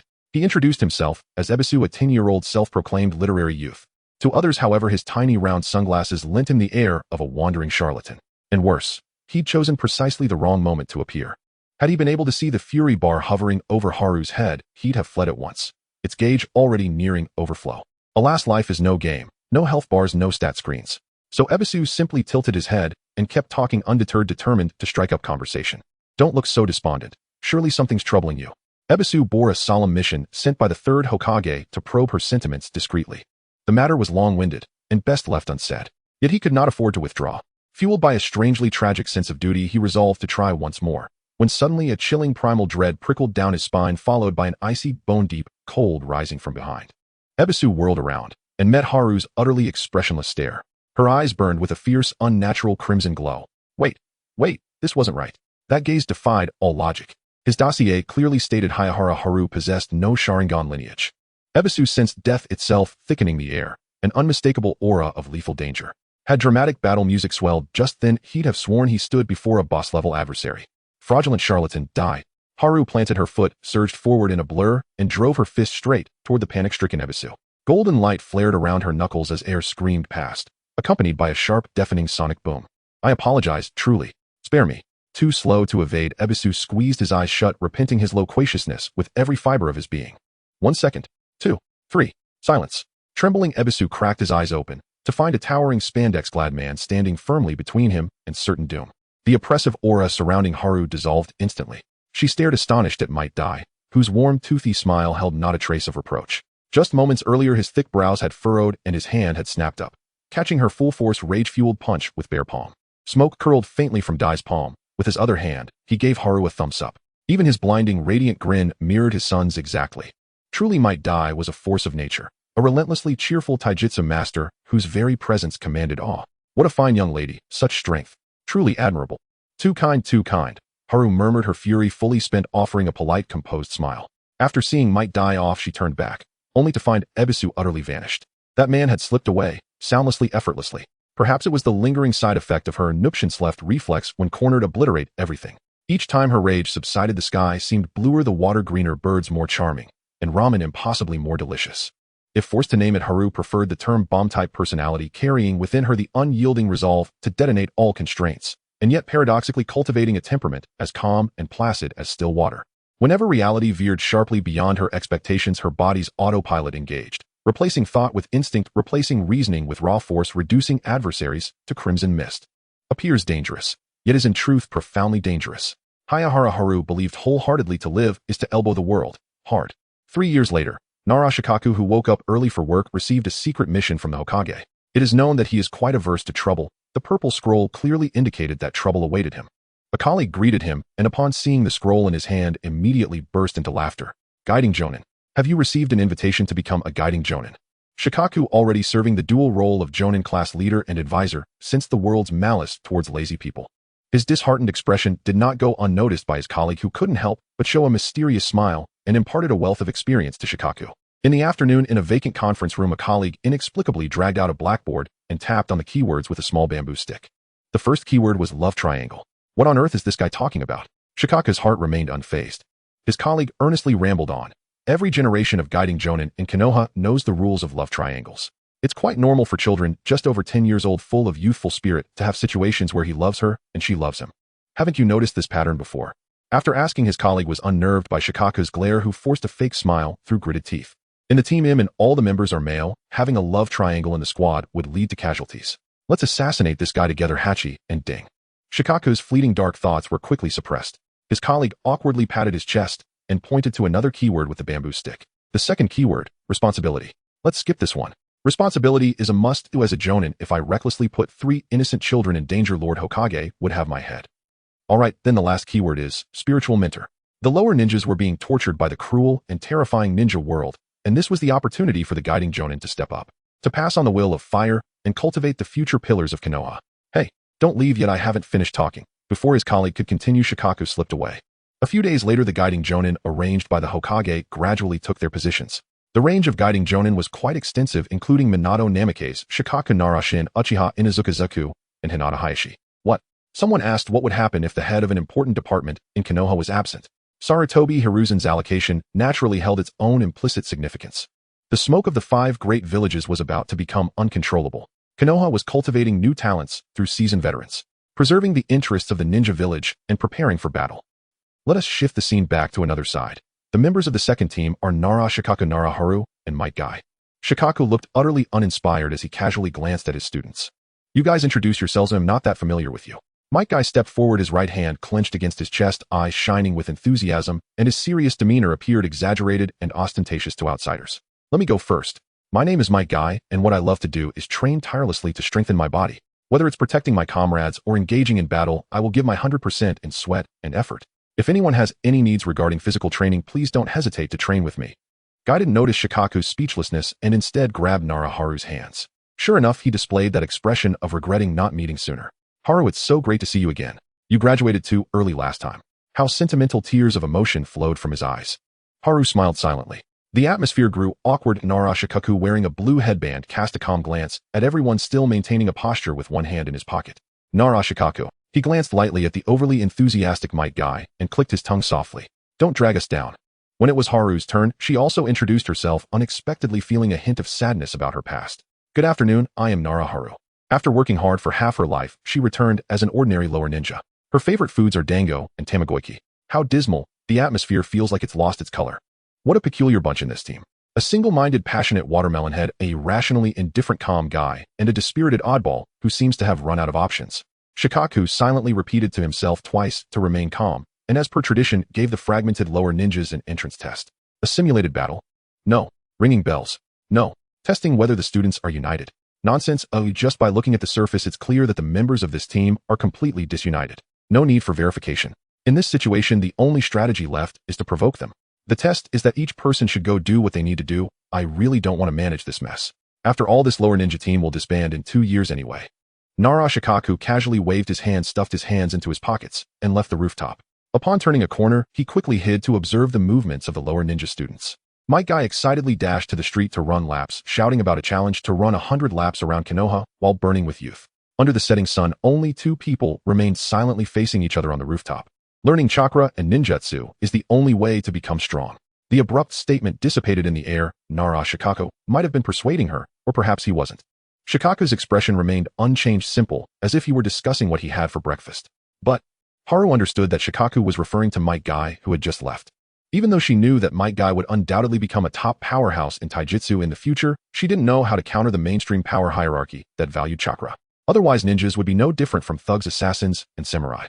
Ninjutsu is not a tool for seeking strength, but a means to secure more opportunities to survive. Hey, although I can use wind release, my taijutsu is also impressive. Being strong in taijutsu can also make one a powerhouse. Haru rambled, and praising herself made her feel a bit embarrassed. But when she looked up and saw his expressionless face, her sense of defeat surged uncontrollably. How do you persuade a cold and rational person?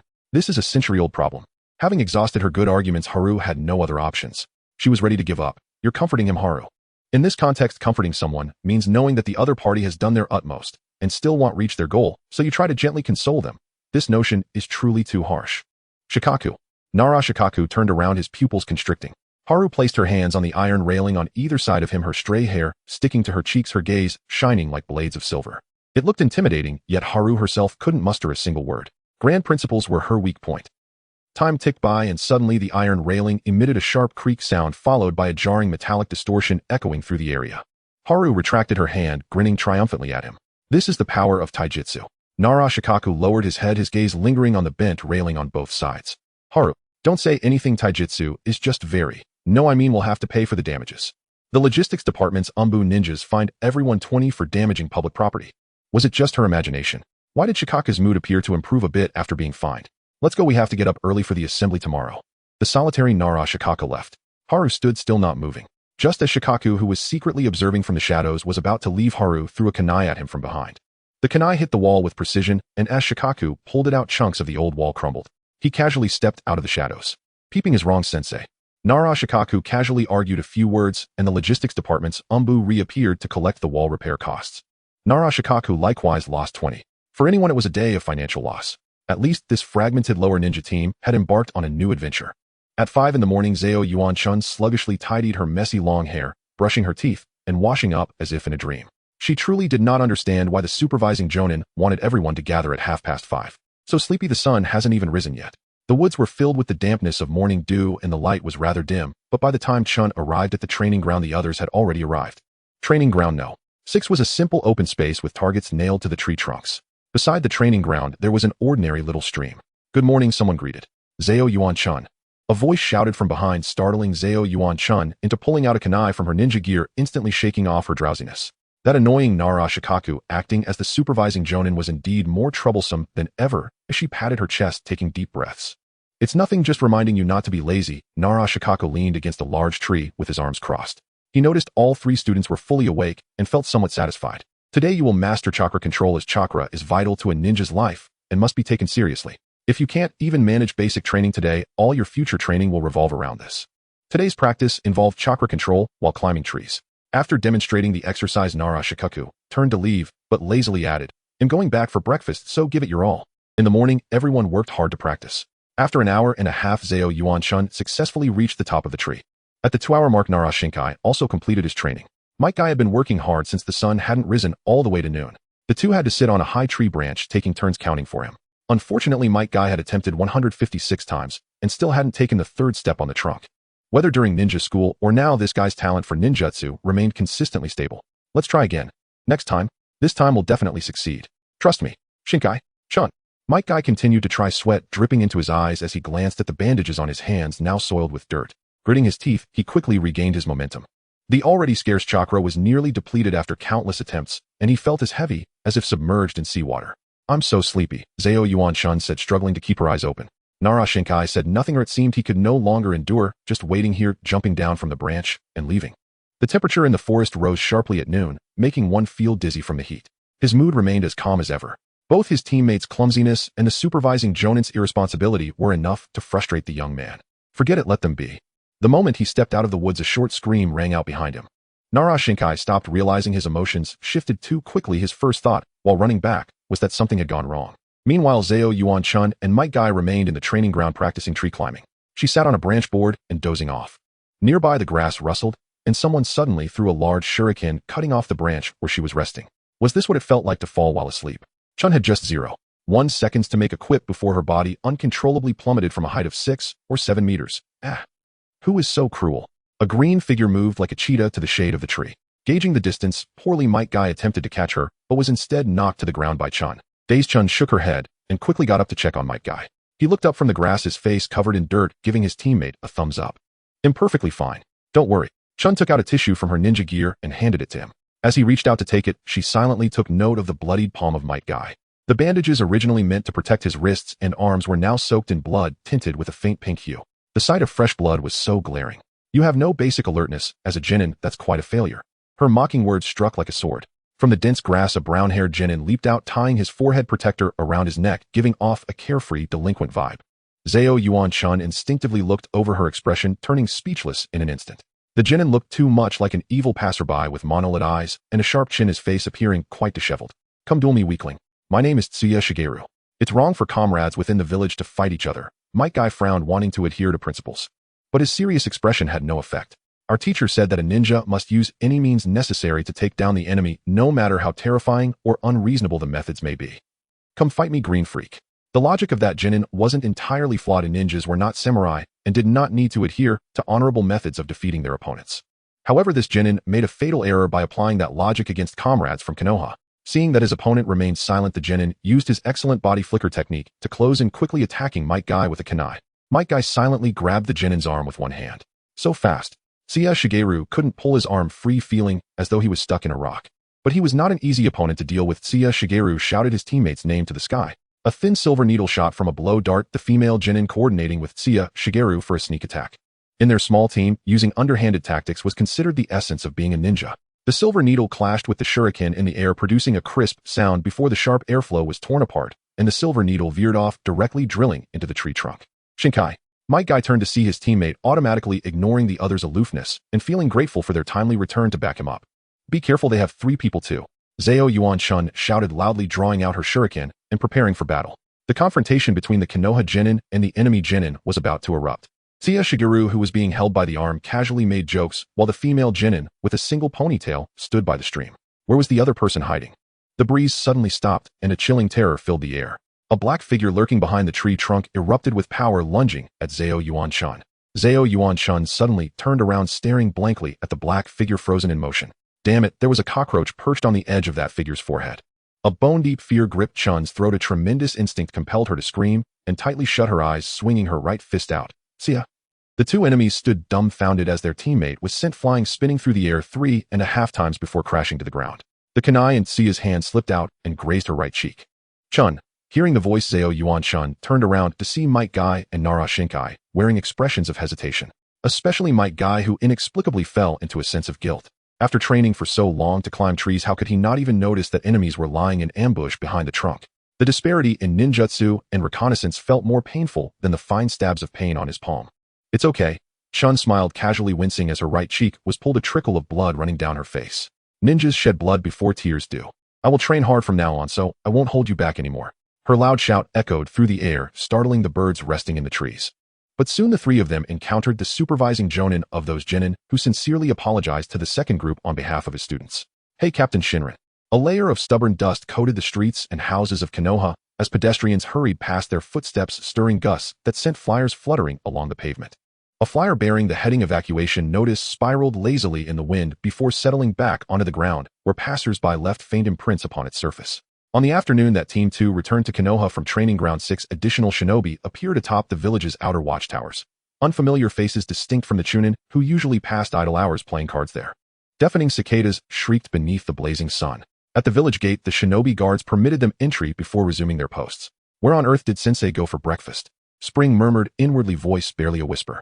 The Umbu no longer concealed themselves, a one-masked figure. His mask adorned with intricate patterns, stepped forward and handed each of them a stack of signal tags. Signal tags were handcrafted derivatives produced by Konoha's sealing division. Unlike explosive tags, they bore inscriptions drawn in special ink. Jagged crimson borders framed each character, while the dull yellow paper evoked an unsettling chill. It was no mystery. The signal tag functioned as a chakra-based communication tool.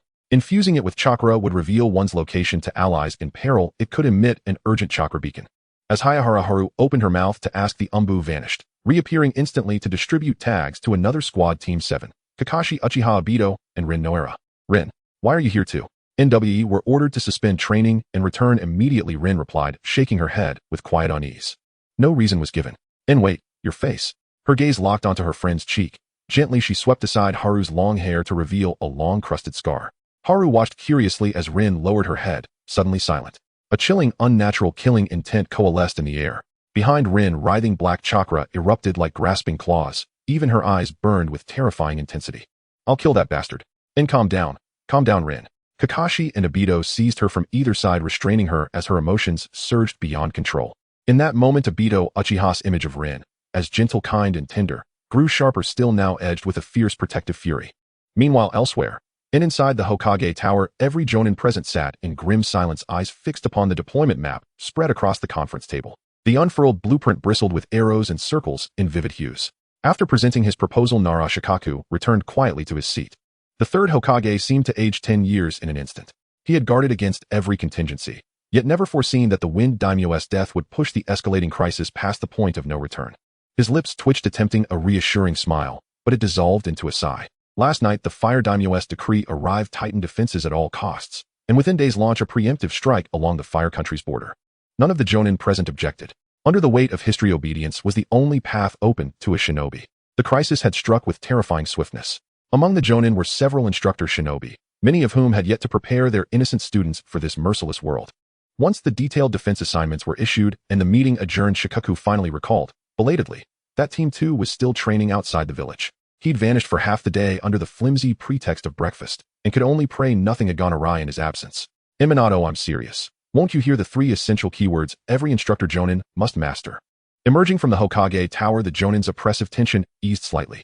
A curious colleague clapped Minato Namikaze on the shoulder, reviving his old habit of teasing new instructors. Minato furrowed his brow, paused in thought, and then agreed. He trusted his colleague would not impart anything unseemly about raising the next generation. They settled into a secluded booth at a yakiniku restaurant. NWE deploy for strategic positioning tomorrow. You're supposed to be serious. Minato suddenly regretted his agreement. His colleague retrieved a pair of sunglasses from his weapon pouch, slipped them on, and launched into his lecture with theatrical flourish. First responsibility. He adjusted the sequence, lest he repeat the near-disastrous incident when he'd nearly provoked Shikaku into punching him. I know. He would never allow harm to come to his students. Minato affirmed the principle with solemn conviction. He grilled meat as he listened. The second keyword his colleague declared was spiritual mentor. That phrase made Minato flush faintly. His students, though diverse, were hardly troubled youths. Kakashi was a prodigious jonin, Obito Uchiha cheerful and spirited, Rin Nohara gentle and compassionate. Hear that? Reasonable, isn't it? His colleague exuded the swagger of a seasoned charlatan. Enjoon. Minato replied distractedly, his gaze drifting toward the restaurant entrance, where several familiar figures had just entered, his own students, Shikaku's students, and Itachi Uchiha. Too far to catch their words, he couldn't discern what Itachi was saying to the children. Curiosity stirred, but prying into a comrade's affairs violated shinobi ethics. Minato withdrew his gaze and refocused on his enigmatic colleague.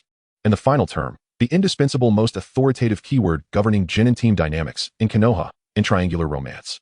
His colleague swept a hand through the air, silence fell like a shroud. The restaurant's clamor vanished entirely, leaving only the sizzle of fat dripping onto hot coals. Thick droplets of oil burst into tiny fiery blossoms. In triangular romance. Obito, startled, froze mid-step. At the sound of his cry, teams 7 and 2 turned as one. They'd merely accepted Itachi's invitation to dinner. How had they stumbled upon something so bizarre? The colleague instantly understood why Minato's expression darkened to murderous intent. His students stood directly behind him. No, and not just them. Shikaku's students were there too. Itachi reacted first, clearing his throat twice. He dispersed the group with a wave. Order whatever you like. Then, gritting his teeth, he dragged a chair over and joined the two instructor jonin. What in the world are you doing, Awado-ken? What? Why was Itachi so furious? Because Awado-ken had recited this very absurd trio of essential keywords to Itachi himself just days earlier. Calm down. Breathe, Awado-ken said, patting Itachi's shoulder with one hand while pressing firmly against Minato's rising chakra with the other. He shifted tone, asking why Itachi was dining with a group of genin. Not that Itachi's demeanor softened, then dimmed. For children, this is all happening too soon. Large-scale combat against hostile villages is perilous. So I taught them that shinobi engagements demand unpredictability and disregard for convention. The one unforeseen twist. They took that lesson literally and turned their tactics against Team 2. When the squads clashed, I rushed here to apologize to all of them. Haru Hayahara had grown up under Itachi's watchful eye. Seeing that wound on her face wrenched at his heart. Don't worry, it will work out. Minato said, calm and steady. Itachi seemed to speak in riddles, then tilted his head, gave a quiet laugh, and repeated softly, is that true, Minato? And the Uchiha? And how would Konoha treat them?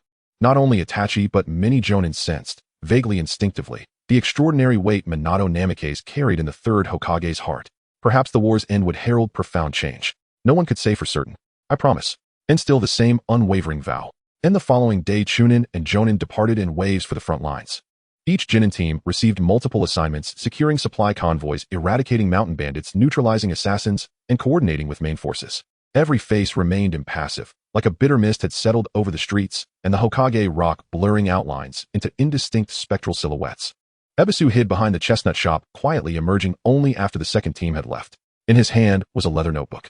After years of wear and tear, the notebook's stitching had loosened considerably, and the edges of its surface were left with rough, sharp bits and gaps. Do not misunderstand, he is not a pervert. The story begins about 5 or 6 years ago when he was just an ordinary lower ninja. One day, the third Hokage kindly invited him to have ramen, while simultaneously entrusting him with a crucial task. You must find out what special abilities Haru has. What Ebisu did not know was that the third Hokage's investigation into Haru was due to a letter from Jiraiya. Jiraiya had traveled across various countries and had written to inform him that a child predicted by the sage had appeared in the Hidden Leaf Village. Ahem, of course, he was not the child of prophecy, but the great Toad Sage had made the prophecy sound very ominous. The original words were, the Blade of Destruction. There were 2 more words in the middle, but at that moment the great Toad Sage happened to yawn and forgot the content of those 2 words. This prophecy now hung over the hidden leaf like a sword of Damocles, making everyone feel uneasy. Although so far Haru had shown no dangerous tendencies, Sarutobi Hiruzen did not let his guard down.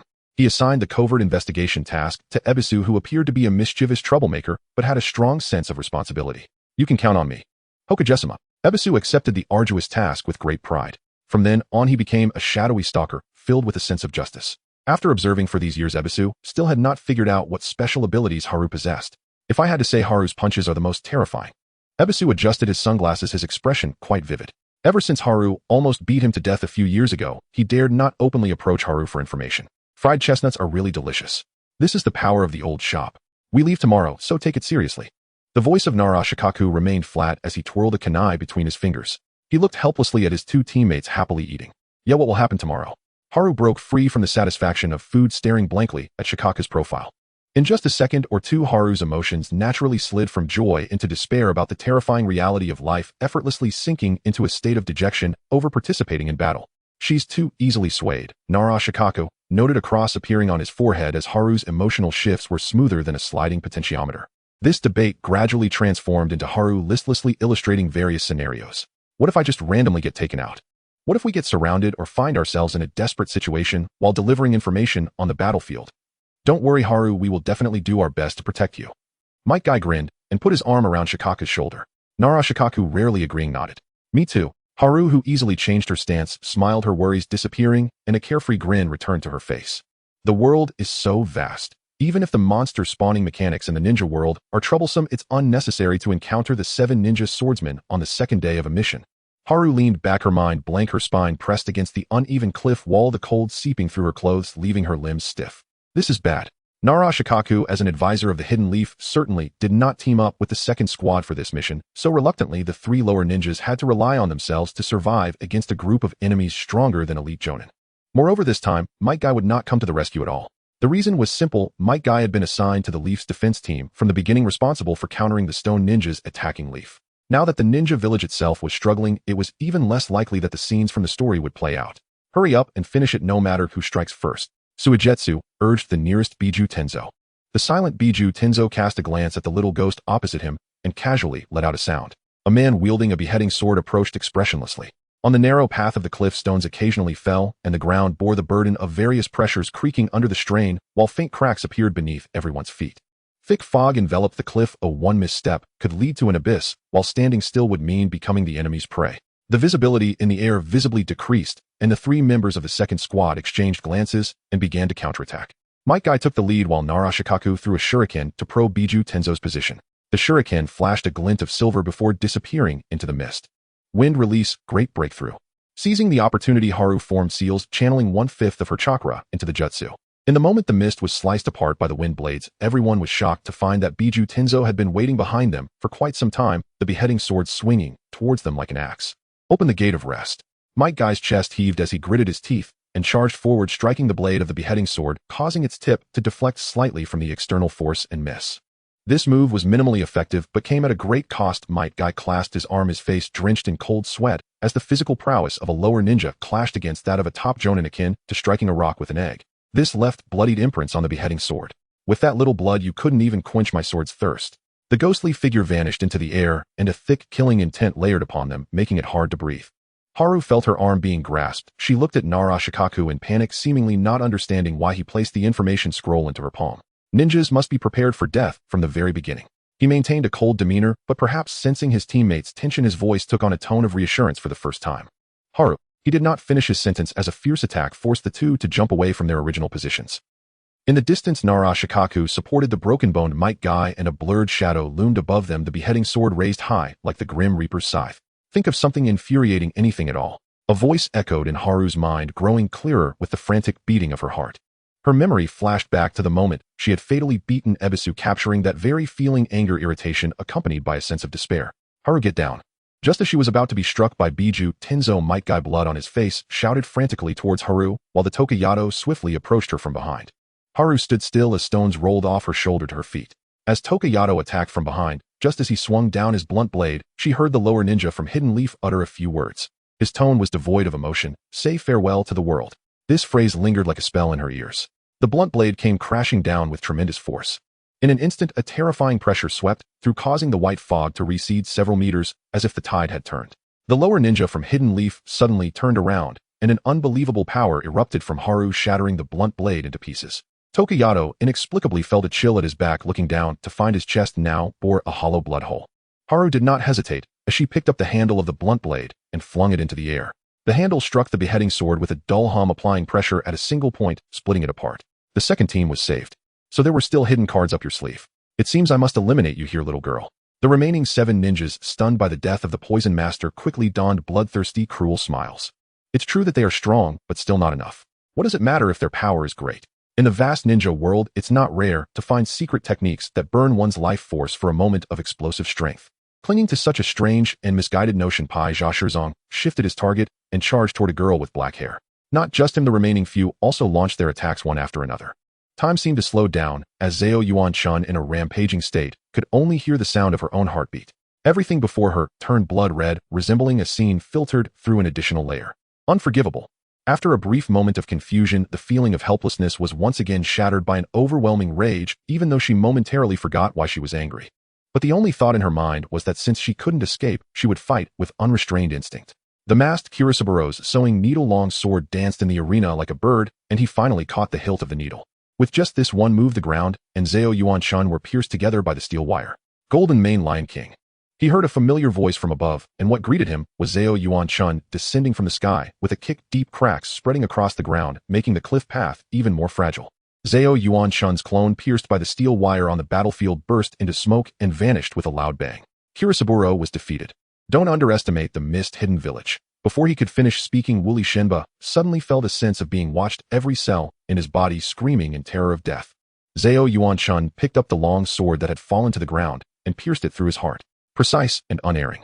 He spat out a few mouthfuls of blood, gritting his teeth as he lifted the explosive sword to attempt to cleave his opponent in half.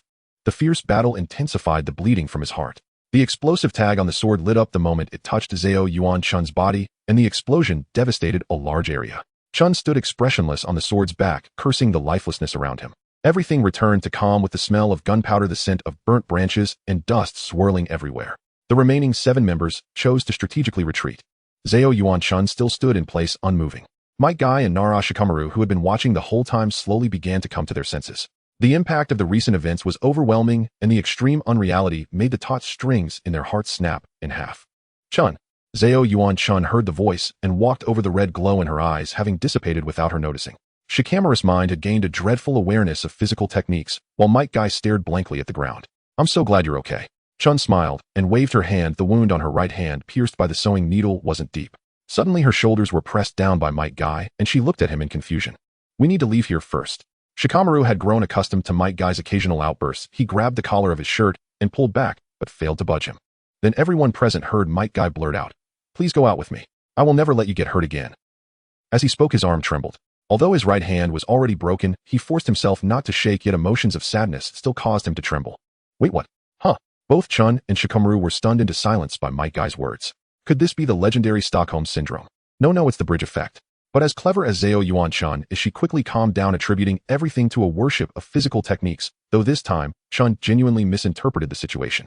If it were purely a worship of physical techniques, this guy's crush should be the wreckage of the cloud-hidden village. It's fine, let's leave here first. She turned the page for now, and the second team continued forward on the perilous cliff path. A silent atmosphere spread among the team. Zhao Yuan-chun felt a bit drained and didn't notice the explosive tag remaining at the roadside. The moment she stepped on the edge, the entire terrain cracked like a spider web, and she fell down the cliff unprepared. Well, here we go again, about to die. With her anger completely exhausted, Chun couldn't muster any strength watching her teammates' panicked expressions. Suddenly she realized something. She took out an intelligence scroll from her ninja tool bag and forcefully threw it upwards. Information. Stay alive. This must be what Shikamaru was about to say earlier. Zhao Yuan-chun silently labeled herself as a responsible good youth of Konoha. From another perspective, Might Guy and Nara Shikaku were both struggling to accept this sudden accident. Clearly not too far away, yet they couldn't catch their teammate in time. Shikamaru caught that piece of information. His mood was vastly different from when he thought he was about to die. Ninjas, it turns out, are such selfish people. They are willing to sacrifice themselves to protect their comrades and the mission, yet let their comrades carry the information to stay alive. This is the awareness of death, the selfish and cruel reality. It will be alright. We'll take a shortcut down the mountain to find them. Nara Shikaku followed Guy's suggestion and used a signal tag to summon a communication ninja, hawk tying the information to its claws. They deviated from the mission, shifting their purpose to searching for their teammate. In every sense, Chun was an irreplaceable companion for them. Zhao Yuan-chun was caught in the dark current at the bottom of the valley, drifting in the water for an unknown amount of time. When Chun opened her eyes again, the campfire cast a warm glow on her face. The crackling sound of burning wood unexpectedly brought a sense of tranquility. The sky was completely dark. Zhao Yuan-chun looked around, and a familiar face carrying a bundle of firewood returned to the camp. Yin Wu Jian greeted her naturally. You're awake, huh, little brat? His side profile bore a long old scar with brown spiky hair.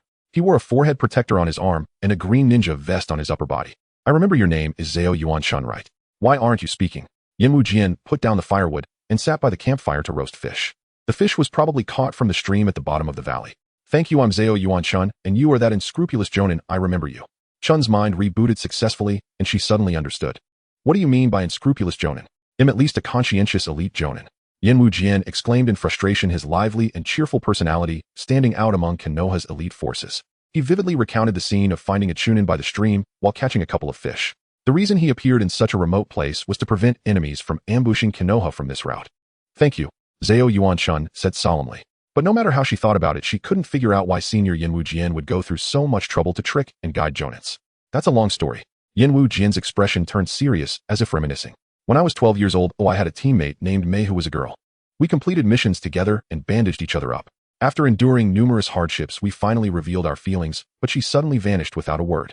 From that moment on, the pain in my heart was eternal. The preceding content was captivating, but as he continued, his stories became increasingly absurd, claiming he fought against a giant dragon and even defeated the legendary unicorn, yet failed to keep his girlfriend, leading to his realization and decision to spread the laws of love triangles. After Yin Wujian finished, he turned around to see Chun's face filled with a lazy expression of disinterest. He chuckled, awkwardly scratching his head, admitting he was just rambling. All right, little brat. The reason I wanted to trick the Jonins into learning about responsibility, being a spiritual mentor, and the laws of love triangles is entirely because it's a prank. Yin Wujian cheerfully patted the head of the child in front of him. Is that it? Just a prank, and you tricked all the Jonins. Konoha has 16 guiding Jonins, and he actually tricked all of them. That's right, and Mei didn't actually leave, as she is now my wife. Yin Wujian lazily boasted as he handed the roasted fish to Chun. I don't believe a word you say now, senior. Zhao Yuan-shun remained skeptical, narrowing her eyes. As the night deepened, a light rain began to fall under the dim sky. The shallow shores at the bottom of the abyss are covered in endless mud. The chill that accumulates in the valley after the rainy season creates a sense of coldness. He received a notification from the strategic department to support the battlefield of the Water Nation. It's getting late, let's go. How did the Jonin convey messages without using signal charms or summoning beasts? Are you transmitting information through thoughts? Senior. Yin Wujian revealed a mysterious smile as he took out a strategic map from his ninja tool bag. As an elite Jonin, he possessed a map that displayed the locations of signal charms. The points emitting blue light indicate the positions of the ninja village companions, while the chakra points at the battlefield of the Water Nation are flickering, proving that support is needed there. Is anyone in charge? What a peculiar technological tree. Has this world developed chakras to this extent? Chun, somewhat understanding, yet not entirely, agreed and decided to follow the senior, Yin Wujian, to the Water Nation. After 3 or 4 days of arduous travel, the duo successfully joined their companions heading to the battlefield.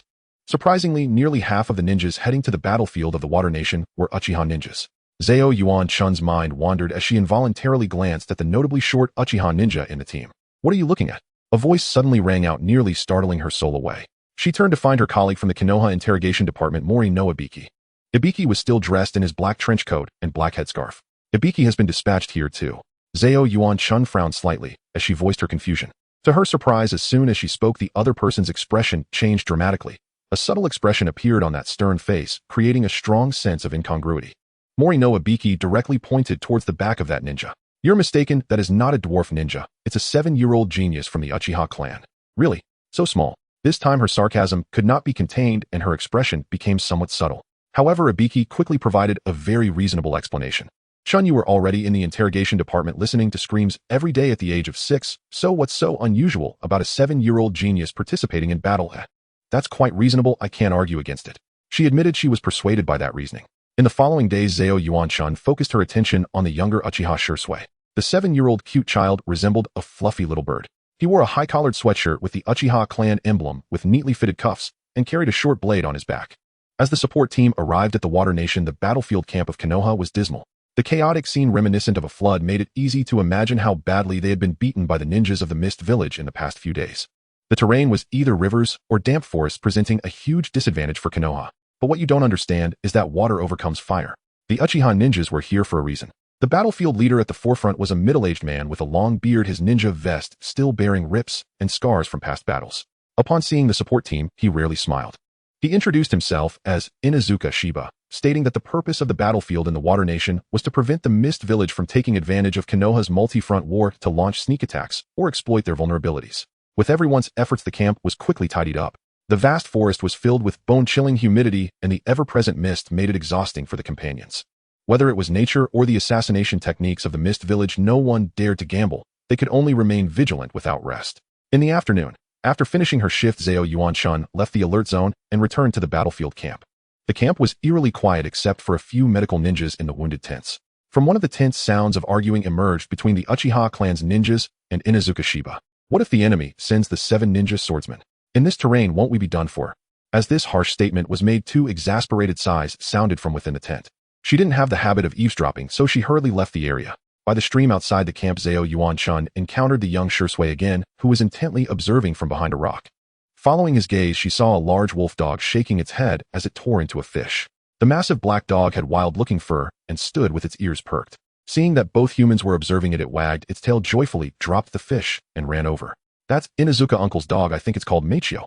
Zhao Yuan-chun squatted down to pet the large dog's neck fur, and after hesitating for a moment, Shisui also came out to stroke the docile Machio. Shisui quietly observed Chun, perhaps pondering her trustworthiness or recalling that he had seen Zhao Yuan-chun twice in the Uchiha clan's territory. Chun occasionally sought out the letter carrier captain or Itachi. Senior Chun. Zhao Yuan-chun looked up, who on the surface her expression was unremarkable, but inside, she was frantically shouting that she had become someone else's senior. Time is indeed a merciless butcher's knife. Will the 7 ninja swordsmen come? The Uchiha elder accompanying her kept bringing this up in front of Shisui, making him feel a vague sense of worry. It's very likely. Zhao Yuan-chun felt remarkably calm. The after effects of her exhausted anger still lingered. She appeared overly calm, even giving off a hint of indifference and despair to outsiders. But Chun suddenly smiled, her mood brightening as little flowers with a filter appeared around her. You can now refer to them as the 4 ninja swordsmen, because 3 of them have already passed away. What? The child truly was still a child, and Zhao Yuan-chun watched with satisfaction as Uchiha Shisui finally displayed a hint of that childlike innocence and simplicity. Meanwhile, the remaining 4 of the 7 ninja swordsmen abandoned their plan to ambush Konoha and returned to the Water Nation, where Suigetsu suggested launching a fierce attack on the enemy in the main battlefield. Because if they returned to the Mist Village without achieving anything, the Mizukage would undoubtedly be furious. Thus, they needed to work hard to make up for their failures. Of course, this also served as a way to vent their anger towards Konoha. Now we have no choice but to do this. The companions acknowledged this unavoidable fact. The 4 devised a plan to destroy Konoha's rear, as the humidity and temperature within the forests of the Water Nation were most suitable for stealthy action. At midnight the next day, their first target for the ambush was the giant tent housing the injured. The wounded Mori no Ibiki was in a deep slumber, slowly opening his eyes just a slit. A tall shadow strolled leisurely into the tent, shrouded in thick fog, where visibility was near zero. This made the already dark night even more eerie, simultaneously causing Mori no Ibiki to recall some unpleasant memories. It's you. The ghostly figure moved behind him, and the mocking tone instantly transported him back to the terrifying memories of being tortured by the Mist Village of fear, causing the scars on his face and body to throb faintly. The injured began to wake up one after another, some ninjas using their hearing instinctively through shurikens at Hozuki Mangetsu, but he slightly sidestepped to evade the attack. Now the hunt begins. Listen carefully. As a qualified genin, you must give 100% effort and not always show that naive and incompetent smile. At 22, the Wado Ken reprimanded the students with a stern face. The genin team still consisted of 2 boys and 1 girl, and the children fell silent under the serious guidance of the jonin. You must face this world and fear your own inadequacies, then strengthen your abilities. He taught his students exactly as the Umbu had taught him. The Umbu requires obedience and a relentless pursuit of missions.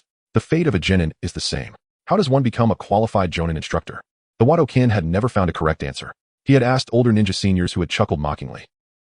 An Umbu becoming a jonin instructor, you're truly a first case. What is often lacking is not strength or skill, but something else. The Umbu senior did not elaborate, and a Wado Ken could not grasp the significance of such mysterious words. He trained his students in the way of the Umbu, scolding them whenever they chattered. As time went on, the team atmosphere of the genin squad gradually fell silent, everyone resembling a machine, training with all their might. He felt nothing was amiss. Something else. What exactly did the Umbu senior want to convey? The Wado Ken had not yet figured it out when it was already too late. During a mission to gather intelligence on the hidden mist village in the land of water, his entire squad was wiped out. The ninjas from the hidden mist village deliberately let him go, choosing to torment the weaker students. Struck by lightning as he desperately fought his way back, a Wado Ken finally understood that the something else that mattered was comrades. For an Umbu, absolute obedience to mission orders is required. But for a ninja, the most important thing is comrades.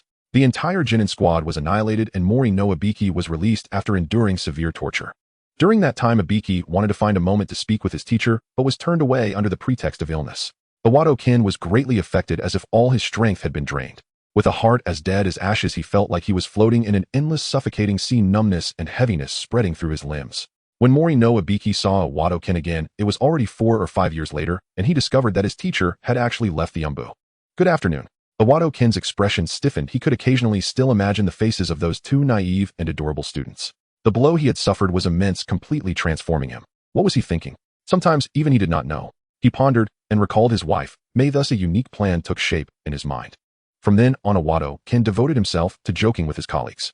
Whenever a colleague became a Jonin instructor, he would display great enthusiasm for gossip. Don't be so serious. To become an excellent Jonin instructor, you need to grasp 3 key phrases.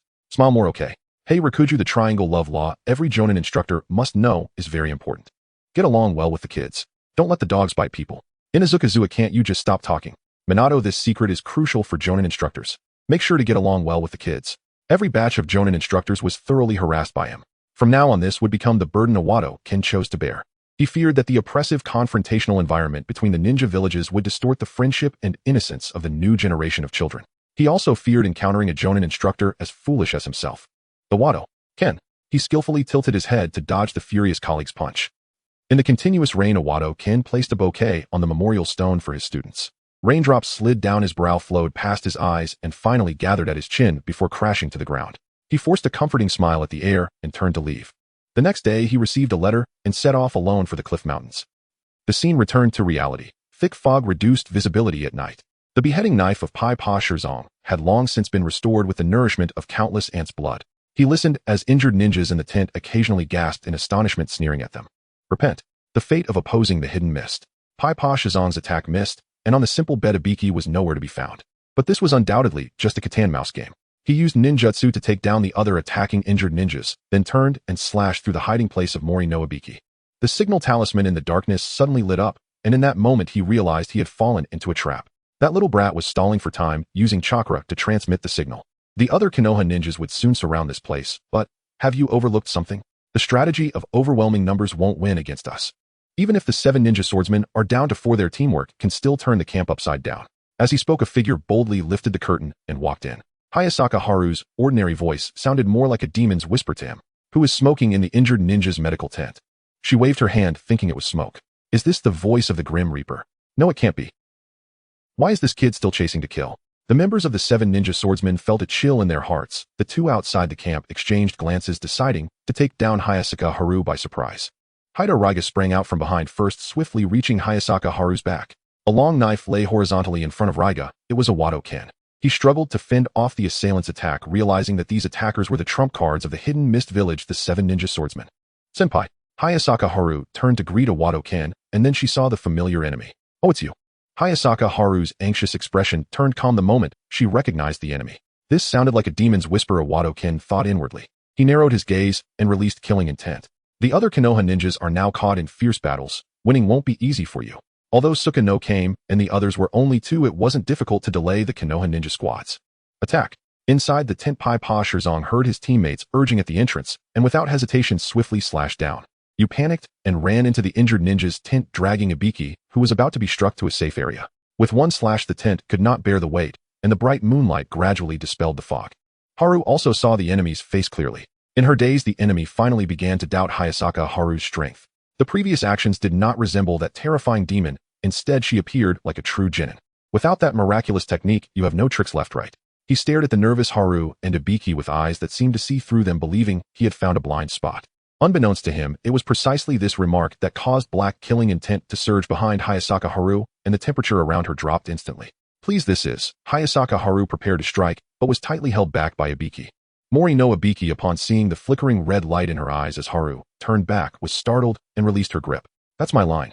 With the mastery of anger, Haru vanished into thin air, and a kunai shot out at high speed.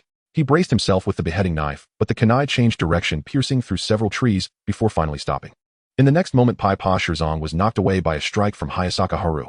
The observing Haida Raiga was not the kind to flee when encountering a strong opponent. Upon seeing that the female ninja had entered a frenzied state, Raiga abandoned a Wado-ken and charged forward. Are the bones of the strong more brittle than those of ordinary people? Lightning crawled up the blade of his lightning knife, and his madly cruel nature made him attack the female ninja who had once killed his teammate without hesitation. Huh, did I miss? Haida Raiga ignored Pai Pa Shirzong's suggestion to retreat, prowling around like a beast. The quiet atmosphere lasted for a minute, and just as he was about to shout, Hayazono Haru charged at him, wielding a ninja knife. The speed of the blade cleaving through the air was so quick that it created a flash of red light, injuring his arm the moment he attempted to block it. Metal clattered to the ground with a loud clang. The lightning knife he used to block was severed, leaving him incredulous at the fact that his prized lightning knife was cut down by an ordinary ninja knife. Do you really know how to use a knife? No. Hayazono Haru replied expressionlessly. The Fury mode emphasizes brute force and speed that cannot be broken. Just as Haru was about to continue the fight, her opponent suddenly disregarded martial ethics and threw a smoke bomb before retreating. When the smoke cleared, she shook her head to regain her composure. Senpai, hey, race your knife back. Oh, okay.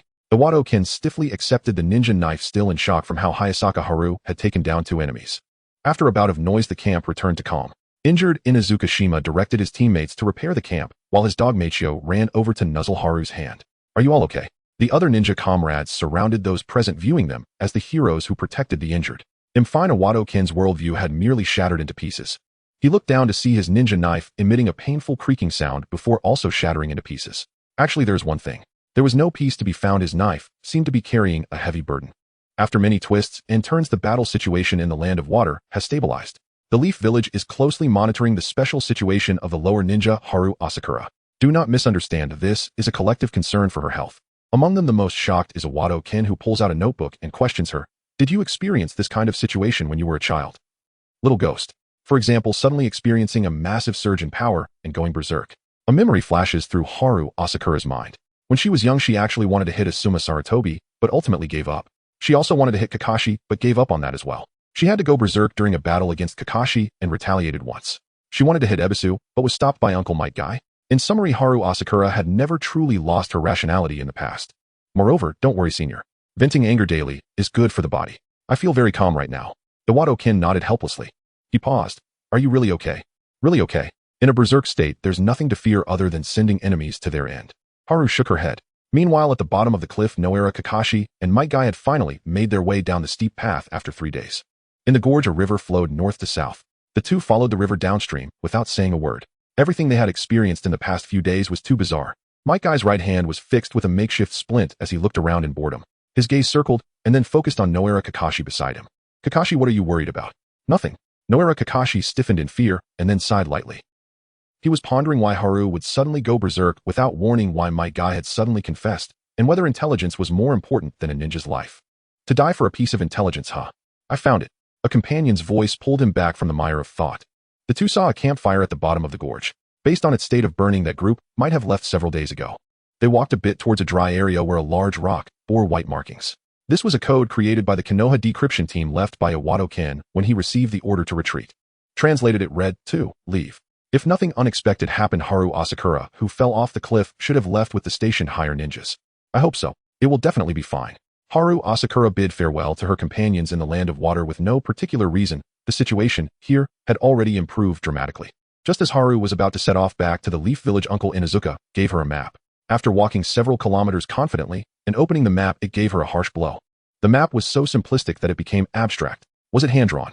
In the midst of the Third Shinobi World War, where ninja battles occurred everywhere, Haru Asakura's situation was tragic, yet somewhat confusing. The only plan now was to find her way back to the Leaf Village and reunite with her teammates. She left a mark on the tree trunks along the way. According to the map, when encountering a mountain range, turn left. Turn left. Haru Asakura looked at the steep terrain with diverging paths, one dark and humid on the mountain shadowy side, the other sunny and leading straight to the woods.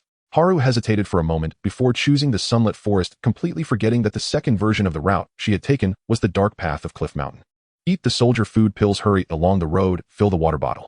Eat the soldier food pills, find a stream to bandage and change medicine, hurry along the road. Eat the soldier food pills, hurry along the road, find water to wash her hair. Her taste buds were being tortured. Calm Haru Asakura finally recalled the reason for her berserk anger in battle against the 7 ninja swordsmen. Soldier food pills were so terrible. Even if she went to eat now, it would still be awful. The forest around her remained forest. She wearily jumped between branches for 3 days and nights. On the afternoon of the 4th day, the vegetation along the route became increasingly sparse. For Haru Asakura, this was good news, proving she had finally exited this forest. For a moment, she felt that watching Bear Grylls in her past life was quite useful. At least she hadn't died in the vast forest. Amidst the overgrown weeds, she grabbed a stone and climbed up. Haru Asakura jumped up and discovered a dark cave. Hey, is anyone there? The cave was pitch black, and deep inside there were rustling voices. She cautiously took out a kunai and a fire starter from her ninja tool pouch and walked into the cave. The brief light from the fire starter was very weak. She slowly approached a figure inside the cave struggling to stand. Upon seeing someone, Haru Asakura's scream was particularly tragic. What? A mummy. Wrapped in bandages, Uchiha Obito almost had his eardrums shattered by her scream and instinctively took 2 steps toward her. Haru Asakura's expression of fright intensified as she threw the fire starter at him. The flames flared up and Obito was utterly speechless. Quick, put out the fire. It's me. Haru Asakura hurriedly splashed water from her bottle to extinguish the flames. Both sides let out a sigh of relief. When asked why he was alone in the cave, nursing his injuries, his answer was hesitant, filled with confusion about Uchiha Madara's ideology. He himself was in chaos and naturally didn't say everything. However, Obito asked Haru a very unfamiliar question. The world has brought a lot of pain to everyone, hasn't it? Haru Asakura remained silent, standing up and searching for something. She always felt something in the shadows was watching her. Finding nothing, she shook her head at Obito and left the cave. The lurking presence in the shadows then vanished. To live is to know whether the decision is correct. Once you heal, go and see for yourself. This is not the land of fire. Haru Asakura's attention was fully focused on her worries about being lost without paying much attention to the somewhat strange Obito. She set out again. On the evening of the 3rd day, the sky turned red.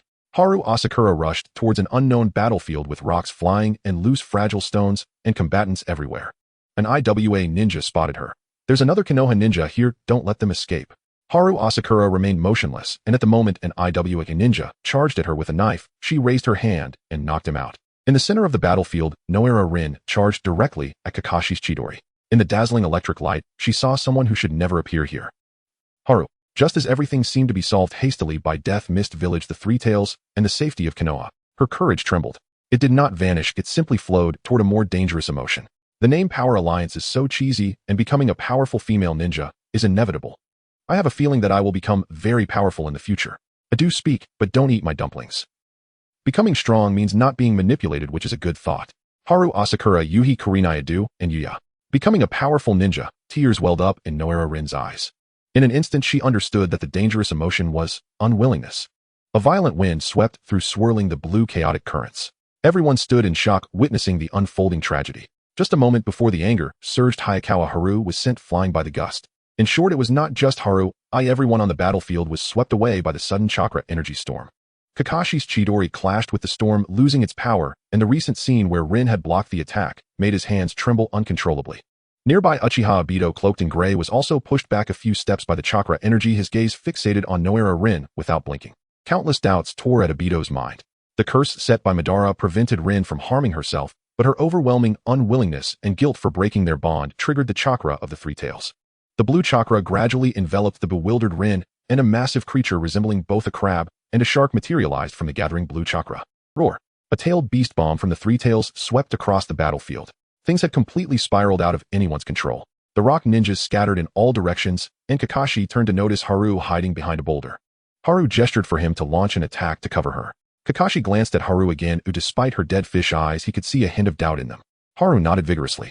Kakashi drew the ninja blade from his back and circled around, using lightning release to slice a shallow mark on the back of the Three Tails. The massive red eye turned, drawing the Three Tails' attention to Kakashi.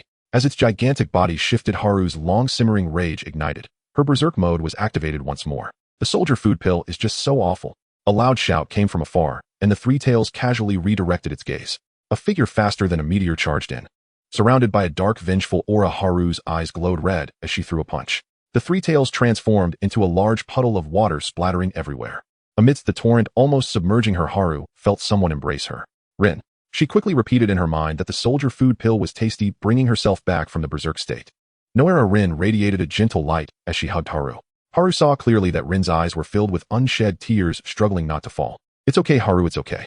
From childhood to now, Haru still enjoyed beating others up when she was out of ideas. Rin, having survived the ordeal, slowly raised a faint smile. The Three Tails did not harm her, it was merely annoyed by random interruptions.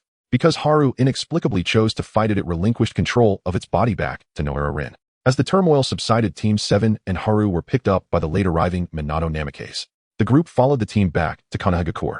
On a high hill, Uchiha Obito silently watched as his former comrades vanished from view. He still left. He felt glad that Rin was safe, but the Third Shinobi World War had opened his eyes to the painful reality of this world. The journey back to Sunagakure was long, and halfway through, Haru encountered her teammates from Team 2 who had been searching for her. Haru rushed over and tightly embraced the two of them, the bitterness and sorrow in her heart pouring out like a tap that had been turned on. The soldier food pill is so hard to eat. Falling from the cliff made the back of my head hurt so much. I got lost in the forest for several days. After venting her emotions, Haru felt a little better. The two teams merged into one, and Team 7 and Team 2 set off on their return journey. On the day they returned to Sunagakure, Noara Rin was taken away by the Umbu. Rin became a new member of the Umbu and the sealing team of Sunagakure, while also undergoing special training to master the power of the Three Tails. Kakashi, feeling down, left early, and Minato was given a new mission at a critical moment. After resting and adjusting, the students of Team 2 were called by Nara Shikaku for a debriefing. In the temporary small conference room, he produced a small blackboard specifically for a Wado-ken from who knows where. The Mist Village has abandoned Sunagakure. They have shifted their target to Sunagakure for further attacks. The situation in the Cloud Village remains unclear. Before the situation clarifies, Team 2 will join the village's defensive works, collaborating with the other Chūnin to guard against sudden attacks. After stating the important matters, Nara Shikaku casually crossed his arms. 3 intense gazes focused on his face, leaving him quite puzzled. "Teacher, your face." Haru hesitated to speak. "Oh, girls are so observant." Nara Shikaku mused to himself. "It's obvious even if one isn't observant, half your face is scarred." Haru corrected him in exasperation. As soon as they entered, the 3 genin had noticed the scars on half of their teacher's face. It wasn't hard to imagine that he had been fighting on the edge of danger during this time. All right, kids don't need to worry about such things." Shikaku comforted everyone, seriously stating scars are a man's badge of honor.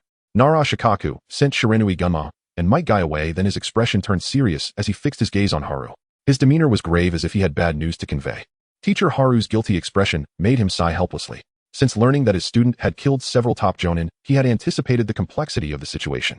Not everyone can exceed their limits and eliminate their opponents just because their emotions are high. Even Uchiha cannot unleash their eyes in extreme excitement.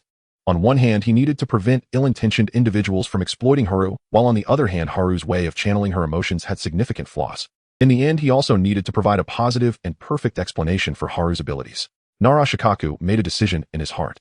"Haru, you need to begin training to control your anger. Uncontrolled anger throughout history has always become a tool for others to exploit."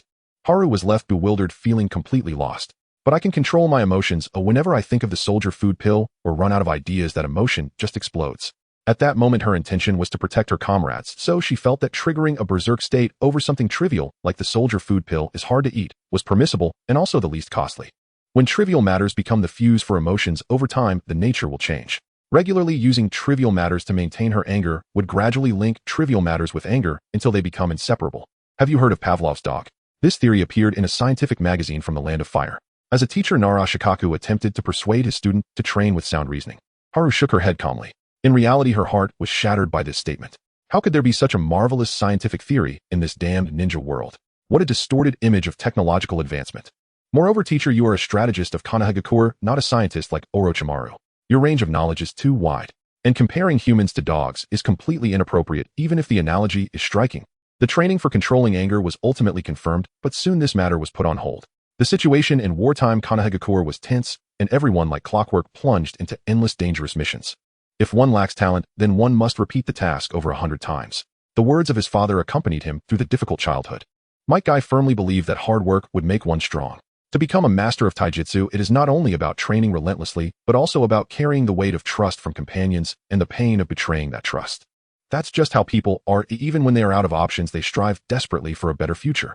Well then, today shall be more diligent than yesterday. Holding on to this indomitable belief, he practiced taijutsu day after day until a year later, when the Hokage granted him a special admission slot. Finally, he could tell Sakura that he had succeeded in enrolling through his efforts. That afternoon, Might Guy learned that Haruno Sakura had already left the ninja school. "It's alright, and next time I will definitely show you my progress. You were the first to believe that I would become strong." Successfully enrolling gave him new hope for life. Might Guy optimistically believed that never giving up would make him stronger than yesterday. Years later, after graduating from the ninja school, he was assigned to Class 2. He hid under the rooftop listening to the debate between 2 teammates while Sakura remained calm and gentle, speaking on his behalf. Realizing he bore the expectations of his companions, Might Guy felt genuinely happy. This expectation spurred him to continue working hard and sweating along the journey of youth. However, everything was shattered by a drop of blood on Sakura's face. Despite training tirelessly for over 160 times under the shade of trees, he failed to notice the ambush hiding behind the trunk. Though he never wavered on the road of taijutsu, he felt the pain of this path for the first time. With low chakra talent, he could not detect the chakra fluctuations lurking in the shadows. Because of this mistake, his companions were harmed. What could this be called? Of course it's alright, as ninjas we will definitely get hurt.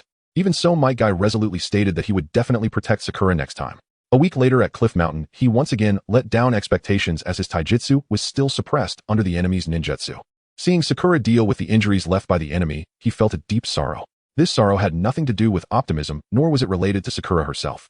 A year later, after the Third Shinobi World War ended, the world was in ruins. Sarutobi Hiruzen voluntarily resigned from his position to honor the fallen comrades of Konoha. Minato Namikaze ascended to the position of Hokage, beginning the organization of homeland reconstruction and various regulations. During this period, all Jounin received a notice to attend a meeting. The meeting was not about anything else but to mobilize the Genin students to participate in the Chūnin exams. Chūnin exams, what an old term. A Jounin raised a question. The Chūnin exams are usually held in times of peace. Why are we holding them now to select talents? This batch of students who experienced war almost all qualify for promotion to Chūnin. Exactly, just promote everyone, Hokage-sama. What do you mean by exactly? Do you want the Chūnin to be fools? We need to add written tests. An event to showcase ninja skills to unite the hearts of the people.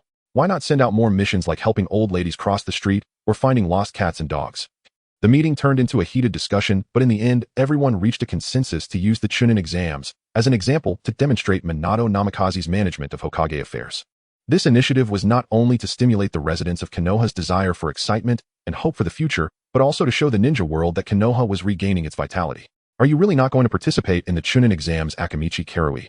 In a dessert shop, female genin gathered to chat. Akamichi Karui's declaration of giving up participation puzzled Yuhi Kurinai. Karui winked at Haruno Sakura, and Sakura understood, explaining her reason. Karui feels that the interrogation department suits her better, so she submitted an application to stay in the interrogation department last week. That's right, that kind of place suits me better. Karui forked a piece of cake from the table, feeling quite carefree about her decision. Recently, Konoha was busy with reconstruction, and the circular battle training ground was also under construction. The genin teams were busier than ever. One household lost a pet, while another's fisherman couldn't catch any fish and invited ninjas for help. Amidst the chaotic and trivial tasks, his companions were dizzy and naturally looked forward to the Chūnin exams as a chance to relax their nerves. Written exam. Haruno Sakura suddenly covered her face with her hands on the table. Yuhi Kurinai Yuhi and Akamichi Karui all focused their gaze on Sakura's face. They unexpectedly felt a bad premonition arise within them. You haven't seen the math textbooks, have you, Sakura? This statement revealed the truth. Who needs to learn about the parabolas of kunai throws and wind resistance? Who wants to calculate the deflection angles caused by the rotation of wind shuriken? Isn't it just about throwing with great strength to achieve miraculous results? Since the end of the war, Noara Rin's life had become quite simple. From Monday to Friday, she stayed in Konoha's sealing class learning various sealing techniques. The three tails within her no longer paid attention to her, allowing her to immerse herself in study and research. Sealing techniques were incredibly fascinating. Noara Rin saw marvelous seals that she usually didn't understand. The seals imprinted on her body included the curse sealing technique, 5 elements sealing, 4 symbols sealing, and chakra disruption sealing. There was now a small sealing array in her palm, meant to suppress the 3 tails which was lazily lounging within her. The ninjas in Konoha's sealing class required Rin to frequently attempt communication with the tailed beasts. After all, with Kushina as a precedent, humans could engage in simple conversations with tailed beasts, even if most of Kushina's consciousness was impatiently expelled by the 9 tails. On weekends, Noara Rin did not need to report to the sealing class. As usual, she would buy a bouquet of flowers and visit the cemetery to pay her respects to Obito. Sometimes, she would also encounter Kakashi and Minato Sensei, who would invite them for ramen. Is he really not here? Whenever Noara Rin tried to communicate with the 3 tails, there was completely no response. If she spoke too much to herself in a day, a splash of water would fall from above her head. Forget it, it's nothing. Rin helplessly wiped her drenched hair. She had become indifferent to being splashed over the past 6 months. Under the guidance of her Jounin colleagues, she quietly regarded the playful 3 tails as if she had adopted a cat that always knocked over water cups. I won't get angry, so don't worry. The quality of patience she possessed in abundance. The moment Rin left a street corner, a small mass of black material slowly shifted from a flower pot on the 2nd floor into a new shadow. A pair of eyes in the darkness continued to lie in wait. The examiners of Konoha were quite merciful. The first round was a written test, and the moment Zao Yuan-chan opened the paper, she noticed that 60 points were allocated to 2-digit addition and subtraction, while the remaining 40 points were for exceedingly difficult mathematical calculations. It turned out that the higher-ups of Konoha hoped that most of the participants would pass the first written test. Except for the incomplete Team 7, almost all the genin gathered here. Zao Yuan-chan looked around and found that her fellow genin were quietly answering questions while her mind began to wander. After all, as long as she answered 60 points, she could pass without needing to put in too much effort. Zao Yuan-chan unconsciously started to twirl her pencil to relieve her boredom. Her gaze remained fixed on the pencil dancing at her fingertips, but a cough from the examiner startled her, causing the pencil to slip from her grasp and roll several meters before coming to a stop in the corner of the podium. It was confirmed it was beyond her reach. Under the examiner's piercing gaze, Zao Yuan-chan awkwardly smiled and abandoned the thought of getting up to retrieve it. With this plan thwarted, she devised another. She noticed her deskmate in the exam room. Though not very familiar, she knew this person's name was Gongzi Tai. one of the future gatekeepers of Konoha. Perhaps Zhao Yuanshan's pleading gaze was too obvious as Gongzi Tai turned his head and curiously gestured with his hand. What do you want from me? Zhao Yuanshan gestured back indicating that she needed to borrow a pen to answer the questions, pleading earnestly. Gongzi Tai, being warm-hearted, readily agreed, casually pulling a pen from his overflowing pencil case and discreetly placing it by her side. Ugd, Zhao Yuanshan muttered softly. Of course, he replied, scratching his nose. Everything in life follows a pattern. If things are progressing too smoothly, one must be cautious. A possibly unknown disaster had already occurred. After finishing her answers, Zhao Yuanshan fell asleep on her desk, only to be awakened by the sound of the bell signaling the end of the exam. Zhao Yuanshan glanced down at her paper, noting that the part pressed against her face was free from saliva, but mysteriously, it had turned completely blank. A blank paper was good, a blank. Oh no. The paper was collected. Zhao Yuanshan, like a wound-up toy, stiffly turned to glare at Gongzi Tai, her smile tinged with a terrifying resentment. You are just a complete jerk. Zhao Yuanshan rushed over and shook Gongzi Tai's collar vigorously, who quickly held her arm down, gasping for breath. Hey, let me explain. A voice emerged from behind, soft yet clear as the mysteriously appearing Shingetsu. Izumo explained. Originally, the heat-erasable pen was used by the two of them to pass answers. After glancing at the answers, they would cover it with their palms to erase without leaving a trace. However, Gongzi Tai unexpectedly chose a heat-erasable pen from the pile and handed it to Zhao Yuanshan. Condolences for the grades. The two patted Zhao Yuanshan's shoulders from either side. Zhao Yuanshan felt no comfort and instead sensed a hint of desolation. Eliminating herself wasn't the worst part. The worst was that she had caused the entire second class to be eliminated due to her blank paper. I am sorry, you guys. Shinji Nakai. Zhao Yuanshan, like a ghost, weakly passed by her teammates, patting their shoulders. Then she walked straight to the window. What on earth are you talking about? Seeing Zhao Yuanshan about to jump out of the third-floor window, the four hurriedly pulled her back. Nara Shinkai's questioning gaze shot toward the guilty-looking duo. What a bright sunny day today. Shingetsu Izumo looked out the window. Gongzi Tai immediately followed up with, there's even a pig flying in the trees. Meanwhile, on the night of the written test, the teachers of the ninja school worked overnight to grade papers, and a Chūnin teacher sporting dark circles under his eyes seemed to think he was seeing things as he pulled out a blank paper from a stack resembling a small mountain. Uffed. A certain Chūnin teacher showed the paper to other teachers, causing some to laugh so hard they almost choked. The paper made a round before returning to the Chūnin teacher's hands, and he inadvertently glanced at the student's name, causing his smile to instantly vanish. Wow, it turned out to be a kid he had taught before. Wow, even idiots could score 60 points, yet Zhao Yuanshan submitted a blank paper. Wow, he had just shown the paper to other colleagues for ridicule.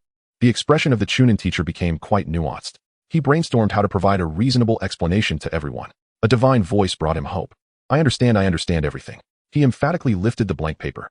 The reason Zhao Yuanshan submitted a blank paper is that there is a reason. She didn't fail to write. Rather, she looked down on such shallow and simple test questions. After all, that child's guiding Jonin was the strongest brain in Konoha, Nara Shikaku. Thus, what should be done about this blank paper? Someone posed the crucial question. That confident colleague revealed a mysterious smile, his eyes ablaze with passionate flames. Let her pass. Since she looks down on such ordinary test questions after the Chūnin exam, let Zhao Yuanshan experience the profound mysteries of mathematical knowledge. I stake my dignity as a ninja school teacher and challenge that student. For the master can no longer save you, my dear pupil. I only hope you will confront the challenge when the time comes and do not reveal what I said. The Chūnin teacher forced a smile, his head gradually lowering as he buried himself in the paper. In summary, Zhao Yuanshan's exam paper inexplicably scored 60 points. Including Mike Guy with 61 points and Nara Shinkai with 89 points, the entire second class passed the first round of the written test. The second round was the elimination match in the Forest of Death. The rules are as follows. Each team has 3 combat opportunities. If they lose to their opponents 2 times or more, they are eliminated. If a team wins 2 times or more, they advance. Gongzi Tai and Shingetsu Izumo encountered you at the entrance of the second testing ground, their expressions akin to having seen a ghost in the dead of night. You greeted them with a smile, and the two immediately bolted. Unbeknownst to the Genin, dangerous changes were occurring within the Forest of Death. Several ninjas wearing strange masks were leaping and weaving through the forest, setting up numerous bizarre traps along the way. From their clothing, it was clear that these individuals were not examiners. After completing all of this, the group quietly exited the Forest of Death. Awado-ken, serving as the examiner for the second round, was patrolling the forest. Holding a notebook, he observed the surrounding vegetation, but one moment of inattention caused Awado-ken to get trapped in a pitfall. Who dug this pit on flat ground? Hey, the Genin came to the Forest of Death not to meet their demise, but to fight. Who created this damn trap? Awado-ken, trapped at the bottom of the pit, called out for help. Soon a wave of poisonous gas from the trap caused him to faint, and the darkness slowly descended upon the pit as someone outside covered the trap with dried branches and leaves. So hot, so drowsy, so exhausted. The Death Forest was sealed beneath a supreme concealment formation, severing the exam site from the outside world. To ensure safety, proctors had issued each candidate a chakra signaling talisman for real-time location tracking. Peril manifested the moment they entered the forest. Within merely 500 paces, Team 2 encountered 2 swarms of venomous insects, a treacherous hornet's nest, and 3 cunningly hidden traps. You mean your blank exam paper passed? Unsurprisingly, Hayate remained deep in thought over Haruna's astonishing result in the first round. His arm was suddenly seized. His motion froze mid-thought. Watch your feet. A vividly colored serpent slithered languidly past his ankle. Haruna Matsuharu released her grip and continued walking forward. Perhaps I've made history. Maybe I'm the first to submit a blank paper, so the proctor wants to award me. If it's an award, what should I? Suddenly, I no longer wish to know. A bead of cold sweat traced a path down Hayate Hara's temple. Meanwhile, Might Guy earnestly pondered the statistical improbability and tantalizing possibility of breaking records with a blank submission. Ever since his confessional declaration at Cliffside Mountain, he had undergone profound self-reflection and emerged as Haruna Matsuharu's most devoted admirer. Haruna, perhaps you and that proctor share a kindred spirit. The sight of you may have stirred in him memories of his own youth bathed in golden twilight. Highly plausible. Approved. 2 shameless individuals indeed. Hayate clapped his hands over his ears and quickened his pace deliberately, leaving his teammates behind. Amid their hurried trek, the trio heard a sharp whistle echoing from deep within the woods, a signal of voluntary withdrawal and distress. Had someone already conceded so early in the exam? Confident that proctors would soon arrive to assist, Team 2 conferred and decided to bypass other candidates entirely, ascending instead toward the forest's higher elevations. Team 2 endured a tense first day in the Death Forest. Strangely, they encountered no rival squads capable of combat throughout the entire day. Since advancement required direct squad engagements, they had no choice but to seek out opponents actively the following day. Birdsong pierced the morning stillness intermittently. Lost in thought, Haruna Matsuharu stumbled unexpectedly into a muddy, grass-choked landslide, and unable to halt her descent, slid uncontrollably to the very edge of a murky swamp. That was close. Wiping sweat from her brow, Haruna waved gratefully to her rushing teammates. A sudden sting shot through her palm. Only then did she glance down, noticing the shallow gash inflicted by thorny grasses. That plant is toxic. A shadow fell across her. Hayate Hara's quiet pronouncement struck her as utterly implausible. Surely even an ordinary weed in the Death Forest couldn't be lethal. Otherwise, how could anyone survive? But as she rose, dizziness surged violently, followed by a searing, unbearable burn behind her eyes. Recognizing the gravity of the situation, Might Guy volunteered to search for an antidote. Hayate gently guided Haruna into a cool, shaded cave nearby to rest. I will return. Whether by consulting other teams or hunting alone, I will bring back the antidote within 2 hours. Might Guy's booming vow faded with distance, dissolving into silence as he vanished beyond the tree line. Leaning against the cavern wall, Hayate stood paralyzed, watching helplessly as tears welled and spilled unchecked from Haruna's eyes. Crisis. Catastrophic crisis. What kind of poison is this? It's like an onion. Haruna fought back sobs, not from fear of death, but because this accursed herb attacked her tear ducts with brutal onion-like precision. Its effect mimicked someone dripping onion juice directly into her eyes. Accepting Hayate's handkerchief, she wiped away tears, but her words resonated with entirely different meaning in his mind: fear, terror, anxiety, so profound she masked it with absurd rationalization. The suffocating dread of potential loss, of a comrade slipping away, lay bare before him, heavy as storm clouds blotting out the sun.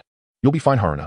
Whether she faced mortal danger, he couldn't discern. His expertise extended only to distinguishing toxic flora from common weeds by subtle vegetal cues. His gaze remained fixed on her face, beads of anxious sweat gathering at his nose. Perhaps it was time to decide. Do not withdraw. With her left hand still wiping tears induced by the toxin, Haruna instantly seized Hayate's wrist just as he reached for the distress whistle. Without hesitation, he pinned her hand and withdrew the whistle from his ninja gear pouch. A shrill, piercing blast tore through the sky. Startled birds erupted from the canopy in panic. Bad news, nothing happened. Was it possible? The proctors of the Death Forest had collectively vanished. Even poisoned Haruna couldn't suppress her urge to complain. To cry and mock the proctor's absence simultaneously struck Hayate as profoundly heartbreaking, proof in his mind of her terror at the prospect of death. I'd like to rest a moment. She leaned wearily against the rock wall, utterly drained. She felt she'd shed more tears in minutes than in her entire life. I'll just nap for a bit. What did a bit even mean here? In this context, a brief nap inevitably sounded like a final farewell. Exhausted, her eyes burning, she drifted into hazy unconsciousness. 10 minutes later, she awoke, speechless, stunned, reeling at the sheer impossibility before her. No, wait. This defies all logic. Hate. Haruna stared dumbfounded. Hayate had deliberately pressed the same toxic plant onto a fresh wound on his forearm, then calmly bandaged it. Anticipating her eruption, he preemptively explained.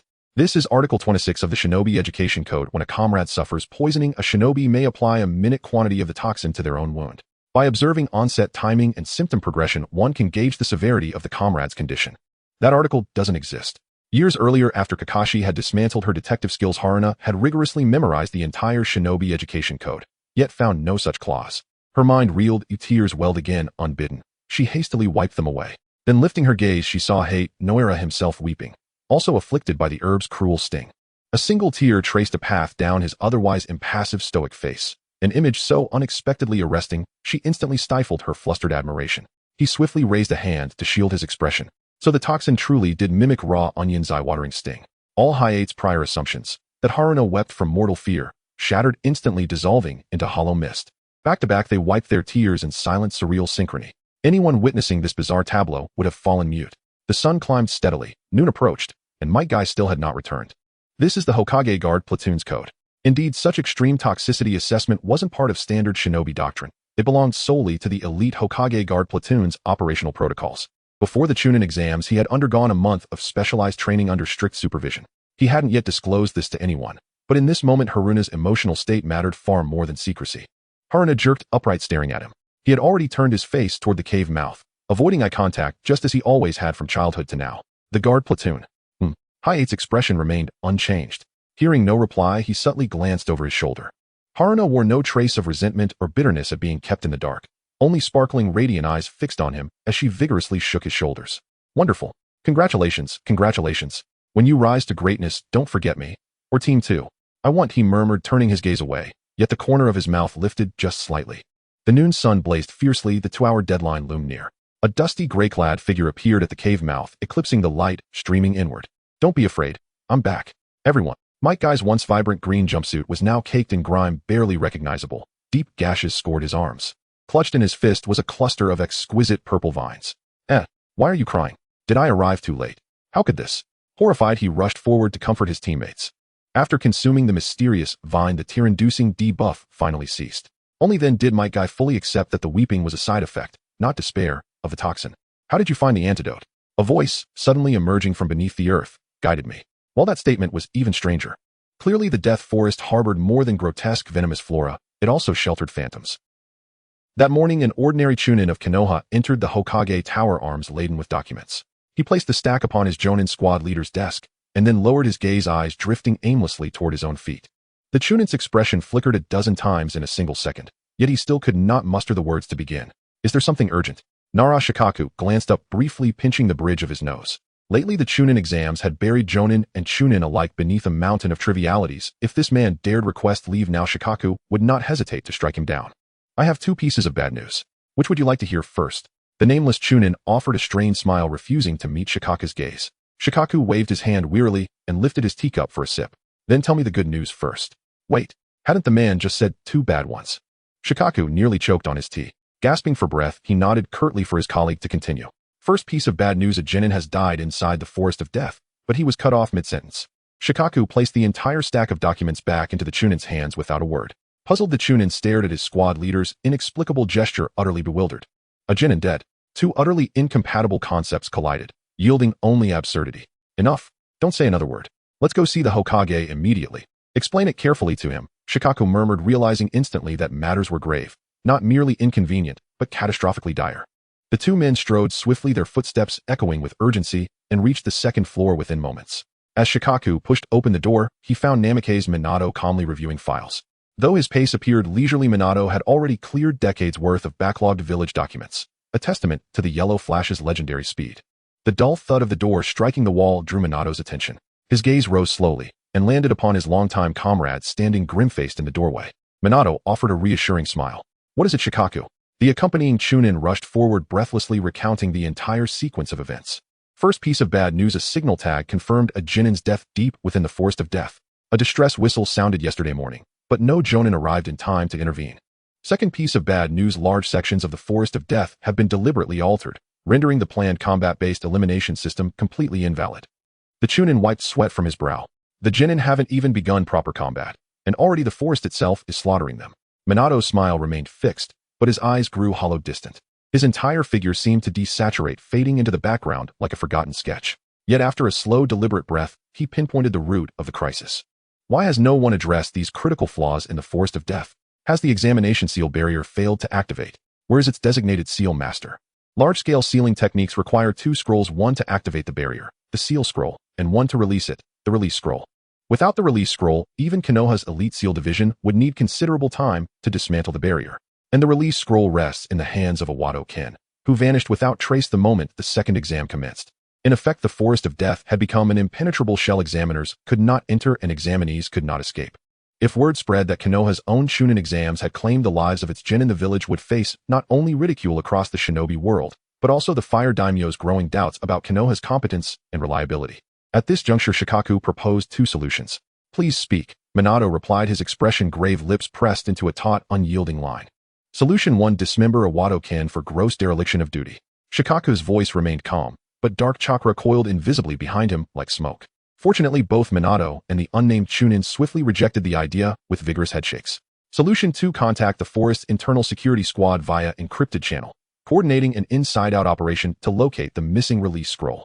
Simultaneously direct the SEAL division to fabricate a new release scroll immediately. Only 3 people in Konoha knew of the security squad's existence: Namikaze, Minato, Kushina, Uzumaki, and Nara Shikaku. To guard against covert interference from entrenched elders, Minato had personally selected 3 genin from this year's cohort, training them in absolute secrecy. At this thought, Minato's and Shikaku's gazes slowly turned toward the flustered Chūnin. Trembling, he hurried to distance himself. "Hokage-sama, I swear, I will never breathe a word of this. About the security squad, I heard nothing at all." And just like that, the secret was now known to 4. Inside the Forest of Death, Team 2 paused briefly in a cave before resuming their mission to locate and engage rival squads by afternoon. But which direction should they take? The forest stretched vast and ominous in every direction, thick with unseen peril. "Let's head back the way we just came." Hayazono Haru casually pointed in a random direction, only for Hatake Kakashi to gently nudge her arm, twice shifting her orientation 90 degrees. "Our approach path lies this way." "Sorry," she laughed, scratching her head. Ever since their long conversation at noon, the image of a handsome man weeping lingered stubbornly in her mind. Human nature, utterly human nature. Team 2 retraced their steps, crossing the Deadwood Bridge, leaping over stagnant ponds, skipping across stones to vault narrow streams. An eerie silence hung heavy, broken only by faint, indistinct voices whispering from hidden places. Haru parted a curtain of thick, hanging vines and froze. "Ahai!" Startled by the sudden crowd, Jino Tetsu instinctively flashed a peace sign. Suspended upside down like a mummy wrapped in vines, he dangled helplessly from a branch, finally spotted at last. This Forest of Death really is deadly, aptly named. Freed at last, Tetsu grumbled bitterly about the cursed woods, then recounted his harrowing ordeal to the others. Tetsu's squad consisted entirely of boys Kamizuki Izumo and Enko Rado. While traversing the forest, they were suddenly scattered by a colossal beast. Panicked, Tetsu tumbled headlong down a steep slope and became entangled in vines for 2 full days.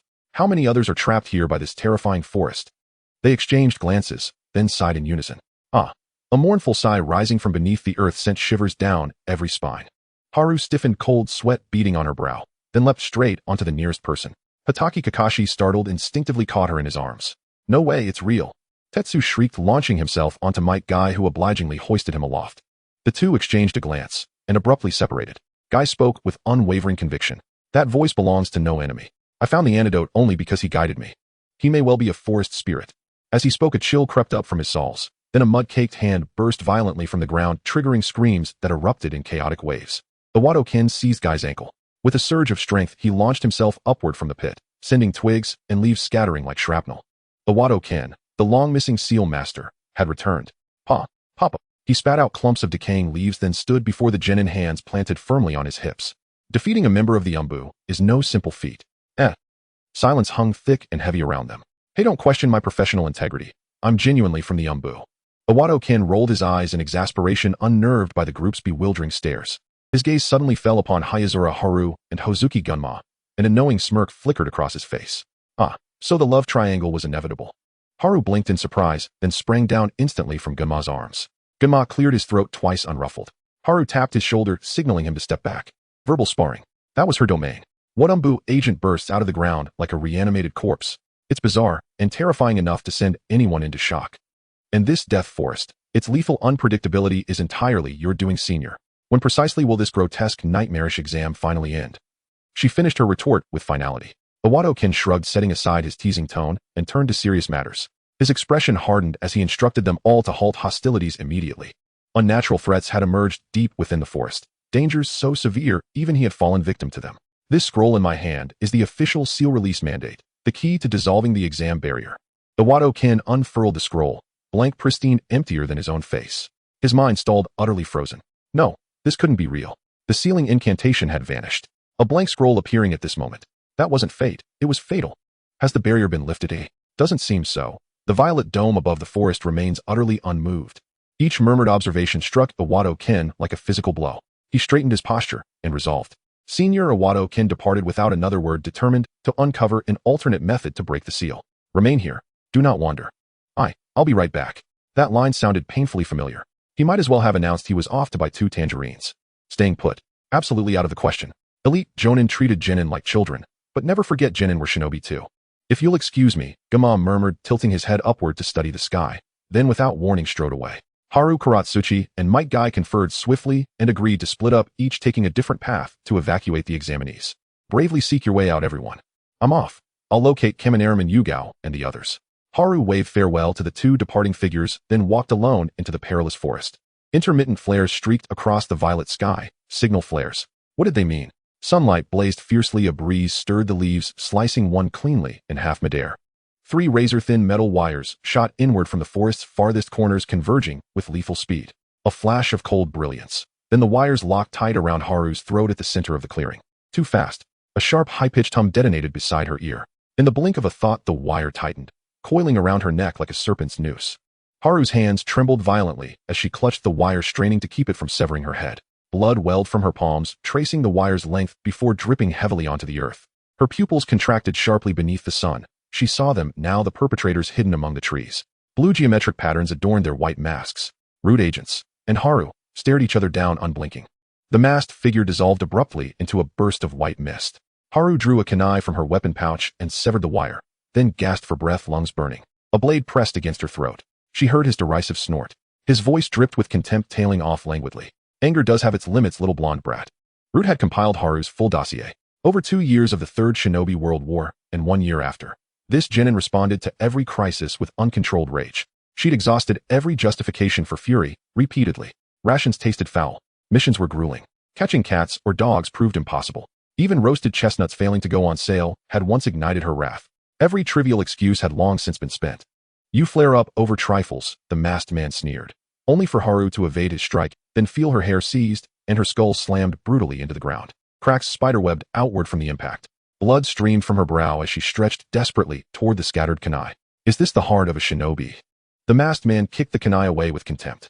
Haru's entire body screamed in agony, her scalp raw and searing. Through the haze of pain, fragments of her sensei's counsel surfaced. Relying on petty grievances to sustain anger only invites defeat. So it was true. Indeed. Haru's palms slammed hard into the earth as she pushed herself up. In that instant, the masked man driving her head downward, she whipped her arm backward, flinging a fistful of dirt straight into his mask's eye slits. Shattered soil and dust clogged the openings. His grip loosened, yet this reprieve meant nothing. The gulf between their strengths remained vast. The battle had only just begun. Conversely, the true clash between shinobi had only commenced. A hot trickle ran down her temple. She touched it, fingers slick with blood. Haru's lips curved slowly upward. Her right hand darted to her weapon pouch and withdrew a paper bomb pinched between her fingertips. First and foremost, I am a shinobi. Though she didn't know why he sought her death, her instincts pointed unmistakably to Danzo, the perpetually half-witted architect of shadows. Danzo intended casualties during the Chūnin exams. Before she could dwell further, the masked man vanished, gone without a whisper. Every leaf, every blade of grass trembled faintly in the wind, stirring a chill predatory current. A short arrow sliced through the air, grazing grass blades. And from afar, a piercing whistle shrieked skyward, timed perfectly with the arrow's release. Haru's eyes widened. Just before the arrow pierced her back, she spun and seized the shaft. Numbness flared briefly in her arm, then faded, replaced by creeping black chakra. Thus, even in calm, one must still slay the foe. Blood on her brow had nearly crusted over. As the masked man stared in disbelief, the genin before him snapped the arrow clean in two, then fixed him with a hollow, eerily tranquil gaze. How did you? His pupils shuddered. Before he could formulate a countermove, she closed the distance, vanished, reappeared. A thin crimson line bloomed across his throat. He clutched it, choking out ragged guttural cries before collapsing. Wait, what the? He exhaled his last breath. Haru released her rage state, weary, staring numbly at her own hands. The whistle rang again, a distress call from a comrade. To enter fury for the sake of protecting others, that was new. This anger rose instinctively, yet carried the annihilating weight of absolute destruction. It hurts. It hurts. She clapped both hands over her head, then stumbled toward a nearby stream to rinse her wounds and bind her brow. Her injuries extended beyond her forehead. Her palms and knees bore varying degrees of abrasion. Who's whistling? Hey, is anyone there? Following the sound, Haru scaled a sheer cliff face using her grappling hook, and finally found Yugugo Tsunade resting beneath the dappled shade of a broad tree. Yugugo's leg was injured, immobilizing her. Seeing Haru, bandaged head Toto, still come searching for her, Yugogo's expression shifted instantly into profound self-reproachful guilt, like waking at midnight to slap oneself awake. She waved frantically, halting Haru's movement. Wait, don't move your hands. Or your knees. Please stop walking. Do you feel dizzy? Dizziness is not normal, not at all. Stay still, absolutely still. The sight of Haru wrapped head Toto in bandages knotted Yugogo's brows, and tears spilled freely. Haru strained to lift her lips into a radiant, defiant smile. It's all right, because Strength Alliance reigns supreme. Strength Alliance reigns supreme. Yugogo echoed softly, tapping her fist gently against Haru's. What does the second signal flare mean? Likely, find the scroll. The seal release mandate is counterfeit. The Wado-kin himself was deceived. Huh. Then where is the true seal release mandate? The flare's sequence forms a message, but it makes no sense. Hozuki Guma, Ibiki Marino, and Ko Hyuga gathered in a concealed grove deep within the Death Forest strategizing. They wondered how Team 2 had even located Senior Wado-kin. Guma idly twirled a sunbon between his lips, shaking his head dismissively. Our senior erupted from the earth like a reanimated corpse. As he spoke, more signal flares ignited beyond the barrier. They resumed analysis, but this time the decoded message grew stranger still. Spring. Victory. Seal. Ibiki and Ko turned toward Gunma, who stood motionless, lost in quiet contemplation. As the sole person present who grasped the cipher's meaning, Gunma analyzed it calmly, then polished it confidently into something elegant. Haru can shatter the barrier with a single punch. Polished, yet undeniably brutal in its aesthetic. Nara Shikaku instructed the Konoha analysis team to send out new signal flares and casually changed the order of the flare launch. The Konoha sealing team would still need 3 days to produce spare scrolls, but the higher-ups in Konoha could not afford to wait any longer. Oh, Sayuri Haru, are you referring to that mathematical genius? The female teacher from the ninja school looked up and several teachers nodded in agreement, casting expectant glances at Nara Shikaku, who was directing everything. Nara Shikaku's expression was difficult to describe as he hesitantly nodded. It felt strange to associate the term mathematical genius with his own student. Sayuri Haru's math skills were notorious so much so that one glance could leave you blind. And who was the fallen genin? Have you found out? It's Yuzuki Yukino. The position of the signal indicated she fell into the ravine at the edge of the Death Forest. The night beneath the cliff was somewhat chilly as the two lay under the shade of a tree counting stars. A purple barrier obstructed their view, making the stars appear as though viewed through a frosted filter. Are you really all right? I'm really fine. Sayuri Haru was wrapped in many bandages, but she had no serious injuries. Yukino was different as she had been pushed off the cliff by a masked man and broke her leg. I never thought a crooked neck tree actually existed in this world. At that moment I thought I was going to die, but I was caught by a crooked neck tree during my fall. After scattering from the team, I lost track of where they were. Let's come back to pay our respects another day, or we might have good luck. That makes sense. The injured exchanged aimless chatter discussing sword techniques and surprise attacks. As they were about to fall asleep, rustling sounds came from the nearby bushes, unusual sounds of grass leaves rubbing together. Sayuri Haru casually grabbed a shuriken and threw it, hitting the target. A cry of pain echoed from the bushes. Haru and Yukino helped each other as they approached the grass. Moonlight Shippuden poked his head out from the bushes with a shuriken lodged in his head, blood trickling out. Moonlight Shippuden's gaze was firmly glued to Yukino's face, and he dashed over to hug her, as if celebrating her survival. I'm so glad you're really okay. I'm fine, but Yukino smiled gently, unable to resist glancing at the shuriken stuck in Moonlight Shippuden's head. Shippuden, it seems you have a bit of an issue. I'll take it out for you. Yukino quickly removed the shuriken and took out a bandage to wrap Shippuden's wound. Moonlight Shippuden was quite easygoing. He didn't mind that Sayuri Haru had accidentally injured him. You're almost wrapped up like a mummy, yet you're still saving others. Moonlight Shippuden nearly got purified by the holy light radiating from Sayuri Haru. Don't worry, it's completely fine. Haru nodded with determination, giving a thumbs up. Currently, the genin in the Death Forest were divided into 3 groups. One group, led by Sayuri Haru, consisted of the injured, another was the signal team of the Hokage's escort trio, and the last was the ordinary genin evacuated by Might Guy and Steel Iron. The signal team was searching for Sayuri Haru under the guidance of Nara Shikaku, while Haru was looking for the ordinary genin with her partner. The ordinary genin were under Might Guy's call, searching for Nara Shikaku, who was excellent at calmly analyzing situations. In short, what a recyclable waste. No, what a triangular cycle. The 3 groups entered a peculiar state during their search. Everyone was looking for someone, yet no one could find anyone. The next day, after 3 hours of trekking, the 3 groups finally collided. The injured group was moving too slowly while the genin moved too fast. By a clear stream, everyone rare gathered together. When Sayuri Haru heard the noise and turned back, Nara Shikaku swallowed his words the moment he saw her injuries. Take a good rest, it's nothing. As soon as Nara Shikaku finished speaking, he was pushed aside. Uzumaki Hinata looked at Sayuri Haru's injuries in horror and hurriedly urged her to sit down and rest. Under Steel Iron's vivid explanation, everyone was worried that they could only leave by finding the real unsealing scroll. Hey, wait a moment. A genin lazily elongated his voice to attract everyone's attention. If that's the case, everyone leaving safely would mean there's no victor, right? As soon as this was said, silence fell. Suddenly the genin sitting on the stone felt as if he was being watched by a beast. His collar was grabbed by Sayuri Haru, causing him to lean back to avoid her sharp gaze. Hold on. A gentleman uses words, not fists. I'm a ninja and ninjas are not gentlemen. Haru snorted, keeping her eyes fixed on the genin. Pineapple Head loves to pick fights, smart, yet obsessive-compulsive. Did we forget something after being classmates for so long during our ninja school days? Classmates included peers from various ninja clans, so it was inevitable. Sayuri Haru recalled Nara Yen, a classmate who always liked to nitpick. Her volatile personality was revealed to Nara Shikaku by Nara Yen. Wait. He carefully pushed aside Haru's suspended fist and immediately regained a confident expression. Lady, please don't kill me. I have 2 proposals. The first one is to fight together and get hurt. It's fine, but worst we die. The second one is to play rock, paper, scissors together. The best of 3 will decide the winning team for the 3rd round. After all, luck is also a part of strength. Without hesitation, everyone chose the second option. As matters calmed down, Sayuri Haru gave him a rare glance. Nara Yen left her with an enigmatic smile. When one person presents a proposal, there will be supporters and opponents. When one person presents 2 equally good proposals, there will still be supporters and opponents. However, he squinted his eyes. When one person presents 1 very good and 1 very bad proposal, then everyone will have no objections and will choose the good proposal. That's psychological warfare. Wow. Sayuri Haru clapped dismissively in her heart. Nara Yen had successfully leveled up into a perceptive young scholar. The genins quickly settled their disputes through rock, paper, scissors. Seeing that everyone had settled it, Haru moved her wrist. Sayuri Haru tore off the bandages from her knee and forehead. With her powerful recovery, her body returned to its original state. Nara Shikaku was left speechless, frowning as he shook his head at Kamikaze and Oishi. The 2 made gestures of invitation, one on each side. Please, big sister. They weren't doing it on purpose. For everyone's benefit, they had secretly notified Sayuri Haru to break the barrier. Haru, don't push yourself. Sayuri Haru, a robust woman, didn't turn back to closely observe his expression, leaving everyone with an indomitable silhouette. It's completely fine. Sayuri Haru instantly switched to a berserk state, sprinted a few steps, and leaped onto a tree branch, shattering the ceiling barrier with a punch.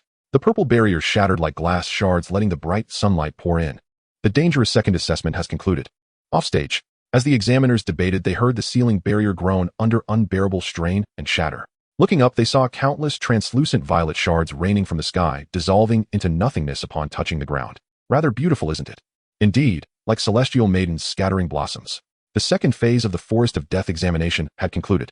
Astonishingly, the 4th Hokage himself endorsed the legitimacy of resolving matches through mere rock, paper, scissors, a decision that struck many as absurdly whimsical. 26 candidates advanced to the 3rd round by sheer chance. The matches resumed. Thank goodness, no casualties occurred. At last the higher-ups exhaled in relief. For days they had rehearsed elaborate cover stories to conceal the incident from the daimyo. Now such subterfuge was unnecessary. While examiners scrambled to prepare for subsequent rounds, Wado-ken felt the suffocating weight of his colleagues' attentive concern. One by one they advanced toward him, jaws clenched in silent fury. The Wado-ken forced a brittle laugh and vanished, slipping away like oil on stone. Yet he had not been idle. Half an hour earlier, deep within the forest, he had discovered a fallen masked figure, clutching a release seal scroll beneath his cloak. This insignia, he needed no closer inspection. His years in the ANBU had instantly identified the corpse as a member of Root. Though ROD, originally an ANBU training division, was now commonly referred to as its own clandestine branch. Yet Root and the ANBU had long since diverged, operating under starkly separate hierarchies and rigidly distinct protocols. With calm detachment, Wado-ken dug a grave, interred the body, and after a few paces paused, reconsidered, and returned to ignite a fire-release jutsu over the shallow pit. May the Forest of Death swiftly erase all trace of the masked man. Flames flickered in the hollow of the grave, casting wavering light across Wado-ken's eyes. Bright, then dim, then bright again. For a fleeting instant, he seemed to revert to the remorseless killer he once was, but only for that instant. Without hesitation, Wado-ken unrolled the release seal scroll, only to find its power rendered moot. The ceiling barrier had already shattered completely. His expression froze in stunned disbelief. Before he could even exit the forest, several familiar jonin burst forth, faces twisted with murderous intent, charging straight toward him. I'll kill you, you little brat. Wado-ken, face your end. In the aftermath, Konoha officially elevated the Forest of Death's danger classification by 2 tiers. Publicly, the village leadership attributed the incident to a lapse in monitoring shifts in local fauna toxicity. Privately, Nara Shikaku persistently urged the 4th Hokage Namikaze Minato to eliminate Danzo at the earliest opportunity. Minato sighed and refused. He sought a path that safeguarded the village's unity, not vengeance. Calm down. We have no evidence. Evidence or not, I know it was him. That was precisely what baffled Shikaku. How could there be no evidence? If Root had infiltrated the Forest of Death and manipulated events so extensively, how had they left not a single trace? It was deeply unsettling. With no leads emerging, the Chūnin exams continued as scheduled. The 3rd round was held in the circular arena, its center dominated by a solitary tree. Jonin instructors chatted idly in the stands while genin below clasped their hands in fervent prayer. Above the arena hung a small square screen where two names scrolled rapidly, slowing gradually until with a final pulse two names emerged clearly. This process repeated until all 26 participants were paired. Might Guy versus a Hyuga clan member. Hiruzen Gunma versus Ibiki Marino. Hayato Haru versus Nara Ken. Yuhi Kurinai versus Tsunade's apprentice Yugugo Yuzuki. Kotetsu Hagane versus Hey Gecko. Asuma Saratobi versus an Uchiha clan member. There's definitely foul play here. In a corner of the stands, Nara Ken sketched circles absently into the dirt with a twig. There's definitely foul play here, a voice murmured behind him, sharp insistent striking his ears like a chime. Assuming it belonged to another hapless soul sharing his despair, Ken felt a sudden kinship, the shared sorrow of the doomed. I'm sighing because I'll be pounded into machi. What are you sighing about? I'm sighing because someone's about to expose my paramecium level intellect. Is that forbidden oi? Haru's dry retort made him look up and recognize her. Ken stared, utterly speechless. Lady, you sent me flying with a single punch. Even if my brain were a paramecium, what's there to lament? Ken was brilliant and insufferable. With an exasperated grimace, he turned fully toward Haru. Haru shook her head gravely, uncharacteristically silent on the matter of honorifics. No, it's far graver. An impossibly enthusiastic academy instructor has invited me to solve mathematics problems. He insists I'm a mathematical prodigy. They exchanged glances and sighed in unison. In domains beyond one's mastery, even the wisest feel like raw recruits. Ken's brow furrowed slightly as he gazed at the corner of the wall, then inexplicably broke into a sly, knowing smile. He beckoned Haru close. Brilliantly executed. Henceforth you bear the title chief strategist of Canine Wisdom Student Ken. 10 minutes later Haru strolled away, lighter, freer, and wholly at ease. Nara Ken smoothed the creases from his jacket, slid his hands into his pockets, and ambled toward the stands. The first match pitted Might Guy against a generic Hyuga. Guy won, though barely battered and bleeding. To counter the Hyuga's rotation, he activated the third gate of the 8 gates, then overwhelmed his opponent with sheer taijutsu prowess. In the second match, Gunma and Marino exchanged only a handful of swift, precise strikes before declaring victory, and halting immediately. Gunma emerged victorious. Third match. The referee's gaze fell upon Nara Ken, clouded with quiet pity, yet he announced the start without delay. A kunai wrapped in explosive tags shot forward, detonating midair. In the smoke, Ken's clone dissolved into mist. From behind, Ken unleashed his shadow, thorny and serpentine, as it erupted from Haru's feet. Haru leapt aside, soaring high to grasp a thick branch of the central tree. Beware. She drew a kunai from her pouch, preparing to close in, while Ken frantically wove his shadow to immobilize her. The ferocity of the clash left many genin spectators awestruck, impressed, yet mystified. But the jonin exchanged knowing glances, discerning subtleties beneath the surface. Now, Ken subtly loosened his shadow's grip and flashed Haru a glance. Instantly freed, she lunged, not for his chest, but for his throat. A kunai pressed cold against his neck. Without hesitation, he raised both hands in surrender. A roar erupted from the stands. Kotetsu and Kurinai unfurled a banner, crimson cloth emblazoned with bold yellow kanji, Team Haru. Victory assured. Uchiha Noboru sensed something deeply amiss, but couldn't articulate it. He turned to Kakashi beside him. Kakashi glanced back at the jubilant crowd and shook his head, choosing silence over truth. Haru had deliberately thrown her match in the Chūnin exams. Though phrased oddly, it was undeniably true. Up in the Hokage's viewing box, Minato gently placated the seething Nara Shikaku. Such deception was transparent to jonin, yet it carried no serious consequence. Shikaku's original intention had been simple: pit his nephew against Haru. So Ken would confront his own taijutsu deficiencies, he'd allowing Shikaku to impose rigorous physical training under legitimate pretext. He never imagined his nephew would resort to collusion with Haru herself to avoid being beaten senseless. By noon the next day, the list of newly promoted Chūnin was posted. Haru, Kurenai, Genma, Asuma, and other promising young shinobi of Konoha all received official Chūnin commissions. Yet Shikaku's simmering ire lingered long after the exams ended. The very next morning he arrived at the training ground, face stern, posture immovable, and assigned Ken intensified taijutsu drills. Uncle, good morning. Shikaku gestured curtly toward the field. Begin weighted endurance and strength conditioning. You're not permitted back before noon. That is all. Does this child even realize how glaringly flawed her transformation jutsu is? Shikaku shot a silent, exasperated glance at his student, whose expression remained stubbornly, unblinkingly battle-ready. Elsewhere, academy instructors watched Haru with rapt, almost zoological fascination, as if observing a rare, newly discovered species. Haru yawned lazily, slouched in her seat, and began filling out a mathematics examination. Truly perfect. So submitting a blank paper was deliberate provocation toward our faculty. Young lady, I acknowledge you. The instructors murmured in awe. Only her former teacher remained silent, eyes locked onto Haru, studying her with quiet, unwavering intensity. You have an unavoidable math exam, and I have an unavoidable physical training session. We can mutually benefit from an exchange. On the field, anger my uncle during the fake match, so he temporarily overlooks other factors. Other factors, that is the transformation technique. In a village full of ninjas like Konoha, is using a transformation technique really safe? Nara provided a reasonable countermeasure for this issue. 1. Avoid the prying eyes of Byakugan and Sharingan. 2. Ensure actions and demeanor align with the other person's character. 3. On a psychological level, the villagers will subconsciously overlook someone using a transformation technique to impersonate a companion. After all, Konoha's public order is stable and the supervision is strict. So what do you think? Violent girl, deal, dog strategist. Although it was absolutely a terrible idea, Haru had no other choice. This plan could sustain both parties for a day without being discovered. Wait, why is she starting to sound pretentious? Driven by various factors, the two put their plan into action. A dramatic day for Hayakawa Haru began. As dawn broke, she climbed through the window into Narayan's house. However, she quickly realized that this plan was vastly different from her expectations. A thick schedule was shoved into her hands, and the real Narayan waved goodbye and climbed out the window. Hey, this is called taking advantage of a situation. Haru turned back to complain, but the other party had already vanished. The silent room was left with her alone. Taking a deep breath, Haru accepted this invisible revenge. The first task of impersonating the other was cleaning the deer pen, the second was helping a neighbor deliver a package, and the third was watering the plants. Only at the 34th task did she finally reach the morning physical training session. This was pure revenge for nearly punching him in the face in the forest of death. Haru impersonating Narayan arrived late and was unsurprisingly scolded by Nara Rikuju. Rikuju stood with his arms crossed against the tree trunk, clearly indicating his intention to discipline the clumsy trainee. Haru held her breath, every move filled with aggression. The training regimen for Narayan was incredibly easy for her, and a sloppy smiley face was drawn on the punching bag in front of her. And you did well today? How well?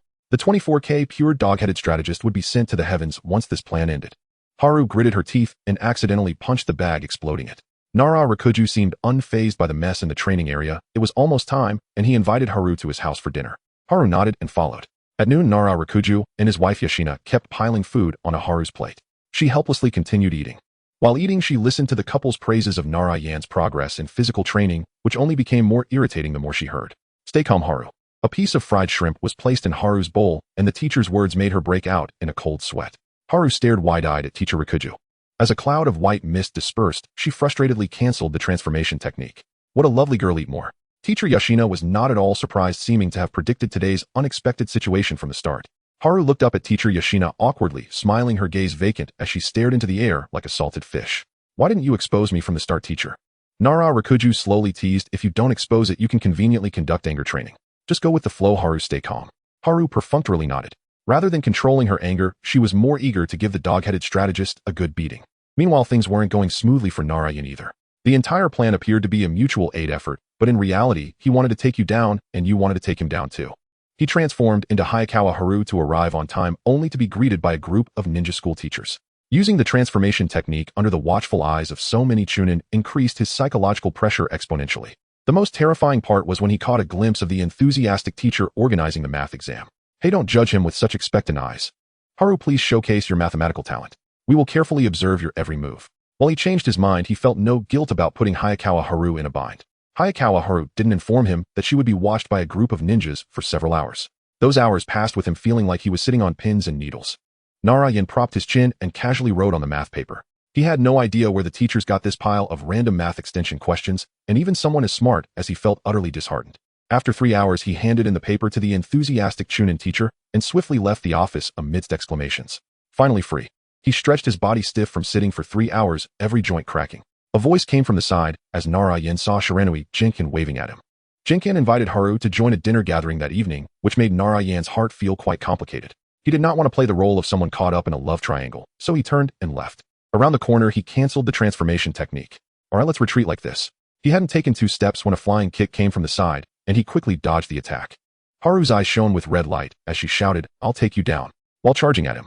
Narayan ran, while looking back shouting, hey, you're setting me up too, violent girl. We're even now. Narayan ran down a different path to the ninja school's entrance where a group of teachers were looking for math genius Hayakawa Haru.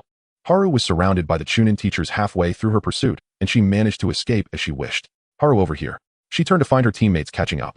Forgetting everything from the day, Haru participated in the farewell dinner for the 3 members of the 4th Hokage's escort team. They were to undergo training in secrecy. Konoha will become better in the future, perhaps. That will be the time when the escort team disbands. If we could become powerful like the leader and send the enemies to the heavens, that would be perfect. Things will get better in the future. Everyone chatted about the future, each contributing their thoughts. Haru forced out a smile, her eyes showing no emotion. If the baseline is the world exploding, then indeed the world will become better and better. This damn ninja life. Wind swept across the cliffside, carrying fine grit that stung her skin. Strands of hair clung damply to her cheeks as Yuan Chun sat in silent meditation upon the precipice. Calm the heart, she inhaled. Harmonize the breath, she exhaled. A sudden gust hurled brittle twigs against her face, twisting her expression for a fleeting instant. Yuan Chun brushed the twigs aside and resumed her practice. The cliff stood at the forest's edge beyond the village, deserted save for birds. This was the training site assigned by her instructor. She had nearly dozed off after half an hour of squinting into the wind, only to jolt awake startled by an enlarged face looming before her. Children must not come near cliffs like this. Chun breathed out relief, softening her voice as she seized Itachi's small hand and drew him back from the perilous edge. 5-year-old Uchiha Itachi had no notion that his quiet, close-up scrutiny struck others as nothing short of a kitten pressing its nose to one's cheek. Utterly endearing, wordlessly so. Senior then, what are you doing here? Cliffs are excellent places. 15-year-old Yuan Chun wore her long black hair unbound, her standard-issue black training uniform shorts, and a well-worn weapons pouch. She voiced her thoughts without concealment. When forced to leap from a cliff, one truly grasps the preciousness of life. During wartime, she had tumbled from such a height, and in that suspended moment fear had gripped her fiercely. Yet now a cliff's greatest virtue lies in its power to calm the heart and steady the breath. The notion seemed paradoxical. How could gazing daily into an unfathomable abyss yield serenity? Could stillness truly rise from such depth? Except for children, Chun realized abruptly, her expression shifting instantly. She reached out and gently ruffled Itachi's dark hair. If you wander into dangerous places again, I'll tell your father. Who designed this little marvel? His hair was astonishingly soft. Inside, Chun murmured wryly to herself, outwardly she performed her role as a composed elder with flawless diligence. She had long since deduced that clan head Fugaku had been preoccupied with internal affairs these past 2 years, leaving little time for his son. Come on, let's take a walk, and I'll treat you to something sweet. Yuan Chun led Itachi back into Konoha, spending half a day scouring every corner of the village for confections. Roasted chestnuts, tricolored dango, azuki bean cakes, doriyaki, sweet okonomiyaki caramel pudding.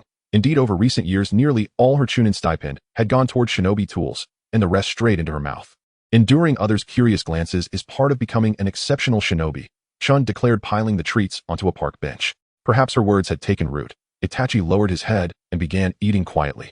A gaze clung to them like shadow. Itachi lifted his eyes alert, but Chun shook her head, signaling all was well. Without hesitation, she knew who watched them. Hiruzen Ebisu peering cautiously from behind a utility pole, a skewer of tricolored dango slicing the air to embed itself deep in the wood. The skewer's tip trembled faintly, a testament to its lethal precision. Driven into flesh, it would pierce with the same cold certainty as a sunburned needle. Don't be so heartless, Yuan Chun. Ebisu approached with practiced diplomacy, resting one hand lightly on the bench's backrest. Today marks the final entry in my observation journal. Clad in a sleek black bodysuit, he looked more like a rogue than a shinobi, yet his apology was grave sincere. At last he had the chance to reveal his true intent in full. He stressed that he had never intruded upon her private life. His observations remained strictly public, conducted only on village streets. The blade of destruction. What prophecy is this? With a child present, Chun refrained from striking him outright. Whatever blade of destruction he referenced, one truth remained unshakable. She smiled warmly, then clapped his shoulder with a force that nearly shattered bone. Thank you for telling me. As for what, or whom, I might destroy, I confess I have no idea. But if you continue observing me, I shall destroy you. Understood, understood. Ebisu rubbed his right shoulder and retreated swiftly, his footsteps unsteady as he vanished down the lane. Sunlight bathed his retreating figure, a laughter, light unrestrained, echoed through the warm air. Uchiha Itachi watched Chun with quiet curiosity. She couldn't help but burst into soft, genuine laughter. His blend of childlike innocence and premature maturity reminded her sharply of her own days assisting in the torture and interrogation unit. Relax, I don't go around destroying people. You're safe. Let's go, I'll walk you home. Yuan Chun tossed the empty wrappers into a bin and escorted Uchiha Itachi back to the Uchiha compound. Along the way, he stole glances at her profile, hesitant, searching. My mother says we'll soon welcome a new brother or sister. Is that a good thing? Yes, it's a blessing. Chun offered a reassuring smile. After delivering Itachi, she resolved to sell the apartment she'd purchased in the civilian district. No grand motive. Only foresight. The Ninetales rampage would inevitably engulf residential areas. Such was the cruel arithmetic of this world. Ebisu meanwhile returned home in high spirits and unearthed every notebook he owned. Stacks of journals overflowed with trivial details about Yuan Chun. Though he'd yet to discern any talent beyond her martial prowess, her personal preferences were mapped with near-scientific precision. He stuffed them all into a burlap sack and slunk toward the hills like a thief, only to collide with Might Guy mid-repetition of pull-ups beneath a sun-dappled grove. Ebisu's eyebrows arched playfully. He'd always enjoyed teasing this earnest, single-minded peer. Hey guy, he said, adjusting his sunglasses with a practiced smirk, the grin of a seasoned merchant. Want to know how to win Ziyuan-chun's heart? These notebooks hold every key in sight. I'll sell them to you, for a modest fee. Before the words fully left his lips, a bandaged fist slammed into his jaw, sending him flying 15 meters. Alarmed Ebisu scrambled upright, shouting, misunderstanding. A joke, purely a joke. Those notebooks, filled with mundane observations, would burn. A comrade's privacy was never currency. That much at least remained his unshakable shinobi line. Oh, I see, Guy replied, lowering his fist. He settled cross-legged onto the grass. So, what did you intend to do with all those notebooks? Burn them. Ebisu rose, clutching his bruised face, and slipped on a fresh pair of sunglasses from his weapon's pouch. Yet reality intervened. Open flames were forbidden in the hills. The policy had begun with the fourth Hokage's ascension. Konoha's administration ran with meticulous order. To safeguard nearby farmhouses and rice paddies, fire was strictly prohibited in the hills. Shall we sneak? Wait, no, absolutely not. Ebisu surrendered under Guy's unwavering, uncompromising gaze. Together they carried the sack to a secluded lakeshore, burned the journals completely, and scattered the ashes into the water. Sunlight danced across the rippling surface as gray motes spiraled slowly downward, vanishing into the lake's quiet depths. For the first time in years, Ebisu simply watched the light flicker across the water's surface. As a boy, I dreamed of becoming Hokage, then failed. His assignment had ended. A new chapter beckoned. Guy stared blank-faced. Ebisu tilted his head skyward, smiling. So I resolved to become the Hokage's teacher. I will train the greatest, most extraordinary Hokage imaginable. Weren't you nearly convinced Asuma would become the fourth? Guy punctured Ebisu's reverie. Ebisu scratched his head, flustered. That was a miscalculation. But consider, a village leader almost always emerges from bloodline advantage and elite systemic education. So I've chosen to become a private tutor. Suit yourself. Guy departed. He distrusted Ebisu's habit of tailing comrades, and found notions of lineage and elite pedagogy baffling. Thus, for once, he withheld his usual rallying cry. What a noble aspiration. Then strive with all your might to achieve it. His father might die had taught him plainly. Hokage sprang from sweat and relentless effort alone.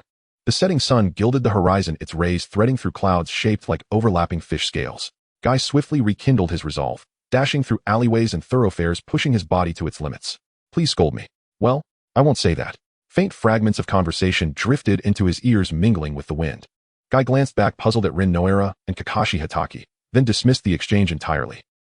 On an ordinary day, Noera Rin went out to buy ingredients. Over the past few years, to control the Three Tails, she mostly stayed in the ceiling class. Rin's solitude was both for the protection of others and to focus on her chakra training. Looking at the price of tomatoes in the market, Noera Rin hesitated for a moment, but still placed them into her paper bag. A strange, cold voice suddenly startled her. It's $2 more than yesterday. How infuriating. Whose voice was that? Rin turned around abruptly, but found nothing out of the ordinary. It seemed this voice could only be heard by her.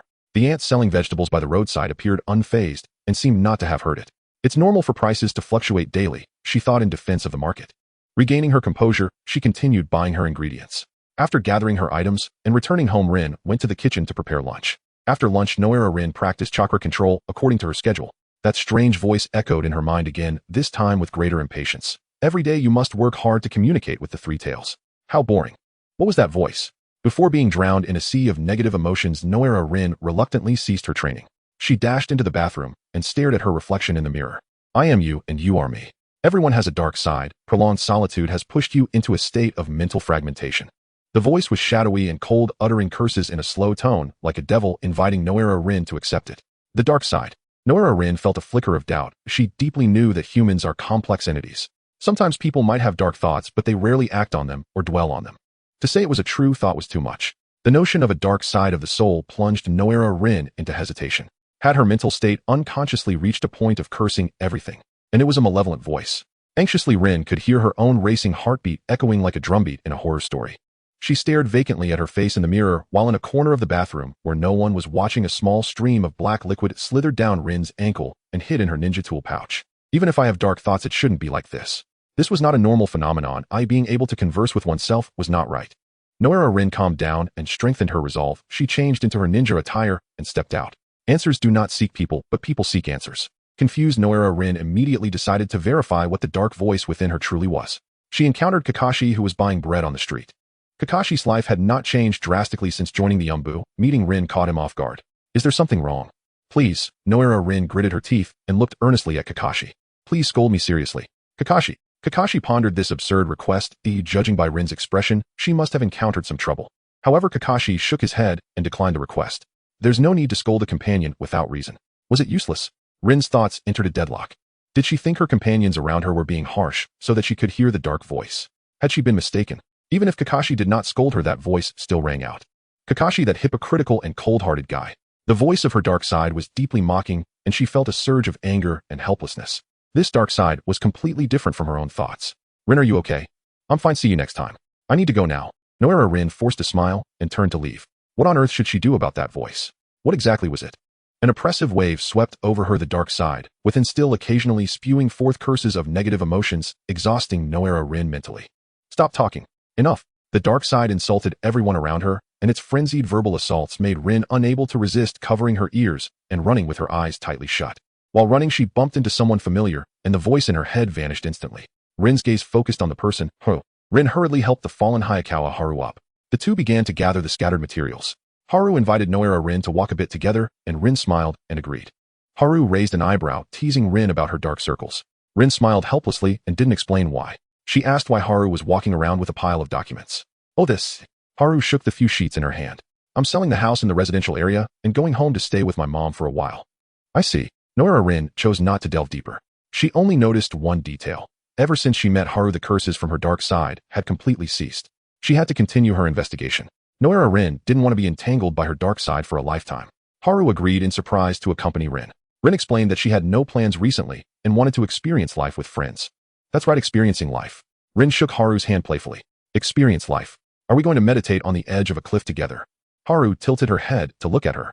Of course. Nara Rin's smile was bright, but the next second her joyful expression slowly faded. The dark side in her mind unexpectedly threw a question at her. The fears and worries she didn't even know were all stripped bare by the sinister dark side. In a couple of days, it's the Konoha Fireworks Festival, right? Everyone will be going on dates and shopping with peers. If you cling to others, you'll disrupt their plans. Admit it, sometimes you can be quite bothersome. Actually, there's no need to doubt. This voice has been Kagaya's will all along. Kagaya's words are subtle in their temptation and mental manipulation, aiming to control Rin. The aging Uchiha Madara believed that Obito's ideological indoctrination had wavered largely because Rin was alive. A conviction supported his yearning for the world. Thus, Uchiha Madara ordered Kagaya to subvert Nara Rin. As long as Rin could compromise with the dark side that Kagaya fabricated, it would be easier to indirectly control Obito. Recently, Uchiha Obito had begun to reflect on everything he had done. Controlling Nara Rin, this Konoha ninja, was part of the plan. As for why it hated Haru, it was simply because Haru was exceptionally perceptive. It had to avoid this annoying little girl to prevent being discovered. Haru's perspective. Haru smiled back at Nara Rin's beaming smile. Suddenly, Rin let go of her hand. Are you okay? Haru felt that Rin's complexion was growing paler, the strands of hair by her ears swayed slightly. Rin suddenly lifted her head and shouted something even more nonsensical. Enjoy the fireworks festival. I wish you happiness, Haru. No matter what, I believe you will definitely be happy. After saying this, Nara Rin ran off. Haru's heart was even more perplexed, completely unsure how to interpret Rin's words and actions. Wait, what? By the time she snapped back to reality, Rin had already left. All around there were subtle glances from passers-by, with even some well-meaning individuals encouraging her to chase after her. Don't let this lovely girl down. As night fell, Haru wandered through the night market utterly confused. Across from the barbecue stand, a chocolate shop had several ninjas helping to hang banners. The festive decorations pulled Haru's memories back on track. The fireworks festival. What a wonderful holiday. Oh, every year on this day, everyone could gather to relax and have fun. Even the trash cans were filled with brand new chocolates. Although the village's ninjas worked year-round on festive days, many ninjas accompanied their families to the night market. In the early spring garden, Yayuan-chan had no clear memory of the fireworks festival. What was she doing during last year's fireworks festival? Last summer's festival coincided with a ninja's day off with no missions at all, and she had slept until 3 in the afternoon. After getting up, eating, and returning to bed to continue sleeping. So what did Yawahara Rin mean by her words? Perhaps Rin hoped she would go out and enjoy this year's fireworks festival. After running for quite a distance, Yawahara Rin shook off the curious onlookers and sprinted to the top of Hokage Rock. Now only in this deserted corner could she catch her breath. Today's encounter was too bizarre. As she pondered, tears involuntarily streamed from the corners of her eyes. For the past few years, she had worked tirelessly to control the three tails. Now her dark side was unexpectedly terrifying. So I am you and you are me. Your inner thoughts may not be beautiful, but they are undeniably real. With hypocritical companions and a solitary life, you have become a monster. Is this the side effect of the tailed beast chakra? Get away. She continued to firmly resist the voice in her heart, the tear stains slowly drying in the sunset, leaving only 2 white marks. After feeling a bit better in the wind, Yawahara Rin turned around and left the rooftop of Hokage Rock. Instead of going home, she walked straight into the Konoha Hospital. This was where she had once learned medical ninjutsu. The female medical ninja was pleasantly surprised to see a familiar face. So many genin had come to learn medical ninjutsu from the hospital, but she was the first to return for further study. Yawahara Rin smiled faintly and accepted the key handed to her by the senior ninja. Taking a deep breath, she walked into the storage room for medical ninjutsu scrolls. Aside from the forbidden medical techniques designated by Lady Tsunade, all other basic medical ninjutsu are here. The senior ninja added a few words at the door, not worried that a teenager would secretly take the scrolls. Thank you, medical ninja sister. There must be a reason. Even if there isn't, I will keep searching.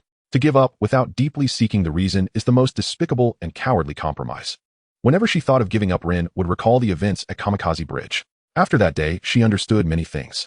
Relying on sacrifice to solve problems will never resolve them.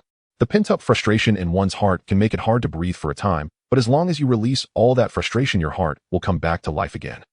Yawahara Rin searched for the scrolls while holding a dim oil lamp. She climbed up a long ladder and pulled out a dusty medical scroll from the loft. The oil lamp suddenly went out, and in the darkness Rin's senses became alert. A faint sound of water flowing on the floor disappeared with the sticky sound, and the footsteps of an adult appeared in the room. Yawahara Rin frowned and took out a fire starter from her pocket to light the oil lamp. In an instant, a black and white carnivorous plant appeared before her. The mystery film instantly turned into a horror film. Her mind went blank with fear, leaving her completely stunned. There's a ghost. Yawahara Rin fell from the long ladder only to be caught by the surrounding water. With sharp blue chakra swirling around Rin, the black and white entity attempted to attack, but was shredded into pieces by the fierce water blades. Seeing the situation turn unfavorable, the black entity slipped away through the cracks in the floor. The blue chakra formed a massive blue sphere within which Yawahara Rin completely lost consciousness. When she opened her eyes again, she found the sky had turned pitch black and a foul, moldy smell filled the air. Thick purple mist swirled above the vast lake, which appeared bottomless like the eyes of a beast, exuding an eerie chill from the abyss. Is this? Rin covered her forehead and sighed. This can't be the underworld, can it? Did I really die from fright? Perhaps her epitaph would be quite comical, stating that Yawahara Rin, aged 15, died from falling off a ladder. She chuckled at her own thoughts, but business was important. Yawahara Rin cautiously knelt by the lake's edge and cupped her hands to scoop up some water. The water was also a dark green color, carrying a damp, sour smell of algae. Is it you? The dark side, the thing that had been troubling her all along.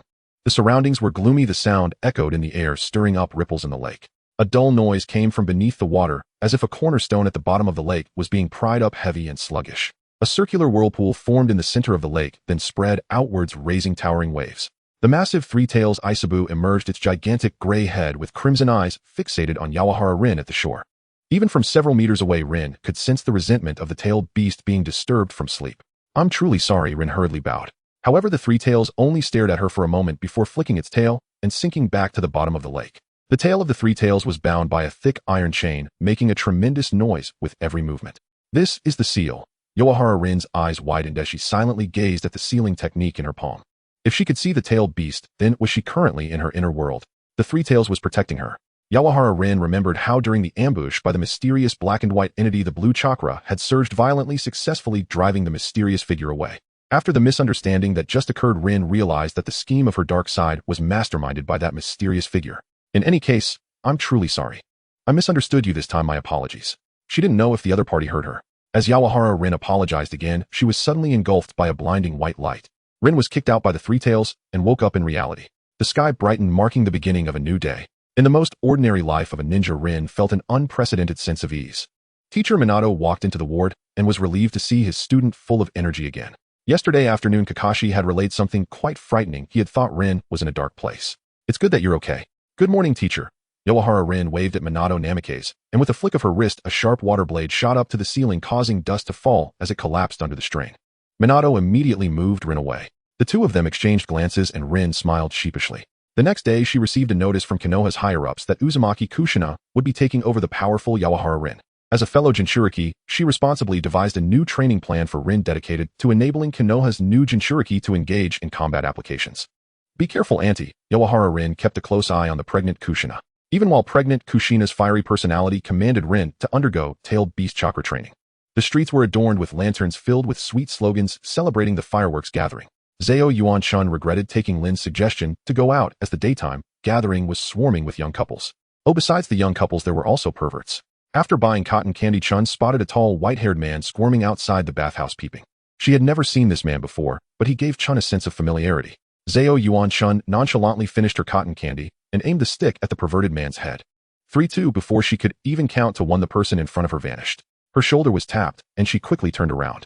Jiraiya struck his classic pose, pretending to be a profound white-haired sage. Don't be so heartless, little girl. I have walked the world for many years, and I have not changed my name or surname. I am one of the 3 legendary Sannin, and the most handsome toad sage. That is me. Zhao Yuan-chun clapped perfunctorily. Pretending will get you struck by lightning, old man. Not at all. Today's weather is lovely, and the fireworks gathering is truly a wonderful festival. Jiraiya laughed heartily, seemingly unbothered by his previous actions. He stroked his chin, looking left and right. So has my image in your heart become magnificent. Ancient-style old student. An ancient-style old student, as the name implies, is an aged version of an ancient-style young student. Hearing such a lengthy, pedantic introduction, she silently categorized Jiraiya alongside Nara Shikaku. Forget it, let's not talk about that. Jiraiya waved his hand. His purpose for this visit was not merely to enjoy the scenery. He had returned to the village to observe Zhao Yuan-chun's unique qualities. The prophecy of the great toad sage left teacher Hiruzen without a clue. Perhaps it was time for him to take action. Little brat, I see you possess a remarkable physique, a martial arts prodigy. I have a martial arts manual in my hands. As long as you tell me your special talents, I will pass the manual on to you. Jiraiya's plan A was so hasty that his expression changed, and he began to con people. The crowd was bustling, and many passers-by glanced at him in surprise before hurriedly leaving, fearing some trouble. My special talent. Zhao Yuan-chun squinted, her eyes gradually becoming serious. I got it. My special talent is, look, there's a flying saucer. You can't fool me, give up. No, there really is a flying saucer. Even with this emphasis, Jiraiya remained unfazed. As a result, he was hit on the head by a flying saucer thrown by a child on the street. Jiraiya winced and looked up again, only to find Zhao Yuan-chun had already run away. If one move didn't work, he would try another. Through his disciple Namikaze Minato's introduction, he met his grand disciple. Kakashi Hatake and Zhao Yuan-chun were of the same age, presumably knowing some insider information. Kakashi, who had joined the Umbu, listened to Jiraiya, who claimed to be his mentor, conning him, and questioned the feasibility of divulging companion information. Jiraiya cleared his throat and put on a serious face. Listen well, kid. To maintain peace in the ninja world and protect the safety of Konoha, I am merely a toad messenger who advocates love and peace, and I need your cooperation.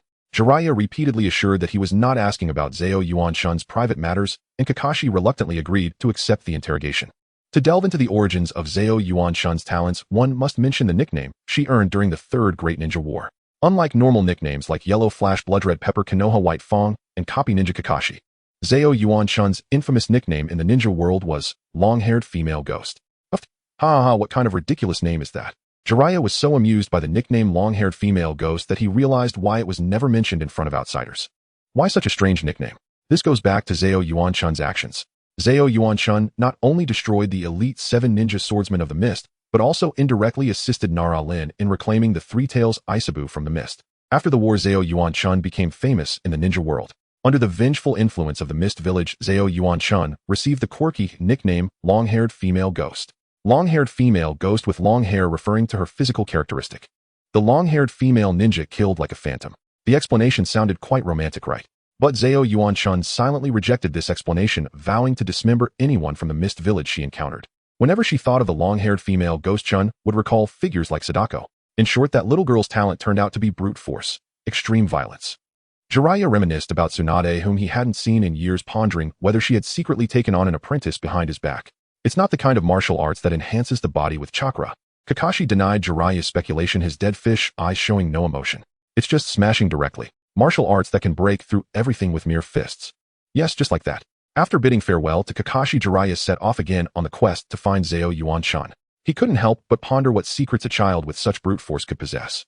How terrifying could pure martial arts without relying on chakra be? The blade of destruction. It couldn't be that she could punch through the earth, could it? That would be too primitive and hellish. As he walked, he finally encountered Zhao Yuan-chun at a lottery booth. He immediately hid in the corner to observe discreetly. Zhao Yuan-chun was playing the lottery machine, with several peers, a faint smile on her face. Ah, the youth. Jiraiya suddenly lost interest in bothering them. After the fireworks gathering, he would have plenty of opportunities to continue probing into this mysterious child. The blade of destruction. As long as it wasn't about destroying the world. Destroying watermelons, destroying dragon fruits, and such were all fine. Get out of the way. A sudden scream rang out in the crowd and panicked residents began to scatter. Jiraiya moved closer to see that it was a water buffalo, looking like it belonged to a farmer from the Leaf Village. It must have been scared by the various noises of the fireworks gathering as the water buffalo shook its massive head and charged forward wildly, its horns sending numerous onlookers flying. Hey, don't run, old buddy. Stop. The farmer, drenched in sweat, chased behind, bending over to rest on his knees. Jiraiya prepared to intervene and stop the water buffalo, but the buffalo simply dodged him and charged toward the street corner lottery booth. Zhao Yuan-chun didn't look back. She pressed her right hand against the water buffalo's massive head. The immense resistance made the buffalo dizzy, bringing it to a halt. A buffalo weighs at least 600 kilograms. Jiraiya's expression twisted as he stared at Zhao Yuan-chun's back. Zhao Yuan-chun casually withdrew her hand and smiled as she showed her companions the third prize she had drawn. Very impressive, Nara Shikaku praised, placing his second prize slip in Chun's palm. Might Guy drew a thank you for participating slip, and the next scene turned into Zhao Yuan-chun and Shikamaru comforting the unfortunate Isekai'd. Thank you for participating, then let's draw again. This time it's actually the grand prize. The goddess of luck has descended. The members of Team 10 agreed to go watch the fireworks together, laughing and playing as they walked away out of Jiraiya's sight. The next day, Jiraiya walked into the Hokage's office. Under Minato's puzzled gaze, Jiraiya smiled broadly and patted his shoulder. Minato, let's see if that girl named Zhao Yuan-chun has the will of fire one of these days. We must avoid her accidentally flattening Konoha one day when she's in a bad mood. Since Jiraiya would only stay in Konoha for 2 days, he entrusted this important task to Minato. Teacher, you're exaggerating too much. A drop of cold sweat trickled down Minato's forehead. It turned out that if the subordinates were not capable, one had to do the work oneself. Uchiha Madara's training of Obito was not going smoothly. Obito faintly considered experiencing whether the ninja world was truly despairing. Uchiha Madara could only delegate the task to Black Zetsu, taking advantage of the day when the Nine-Tails Jinchuriki gave birth to cause chaos and release the Nine-Tails. Black Zetsu showed no reaction to its appearance. Looking like a mixed chocolate, it was not its fault. It had yet to settle the score with Nara Rin, whom it had frightened before when a new task came rushing in. Fortunately, it only needed to obey Madara temporarily. Night quietly fell, and Haru Yagami entered the Hokage building. In the past 6 months, a new batch of shinobi in Konoha had become jonin, most of whom were special jonin or regular jonin. Yet she had no desire to become a jonin. Is there any special reason for this child? The Hokage's office was empty tonight, and Midogate Kurenai was the only senior present. The others seemed to have vanished. Old man being a jonin often means undertaking dangerous missions. My original life plan was to be a genin for 20 years, then a chunin for another 20 years, and finally become a jonin at the age of 40, close to retirement. Now that my genin plan has been shattered, I want to remain a chunin a while longer. Such a flimsy excuse. Midogate Kurenai's relaxed eyelids twitched, and his squinted eyes widened as he scanned the ninja files in his hands. A terrifying child who could perform 3 tasks at once by the age of 12 was now telling Konoha to focus on health at 15. Forget it, let's not speak of it again.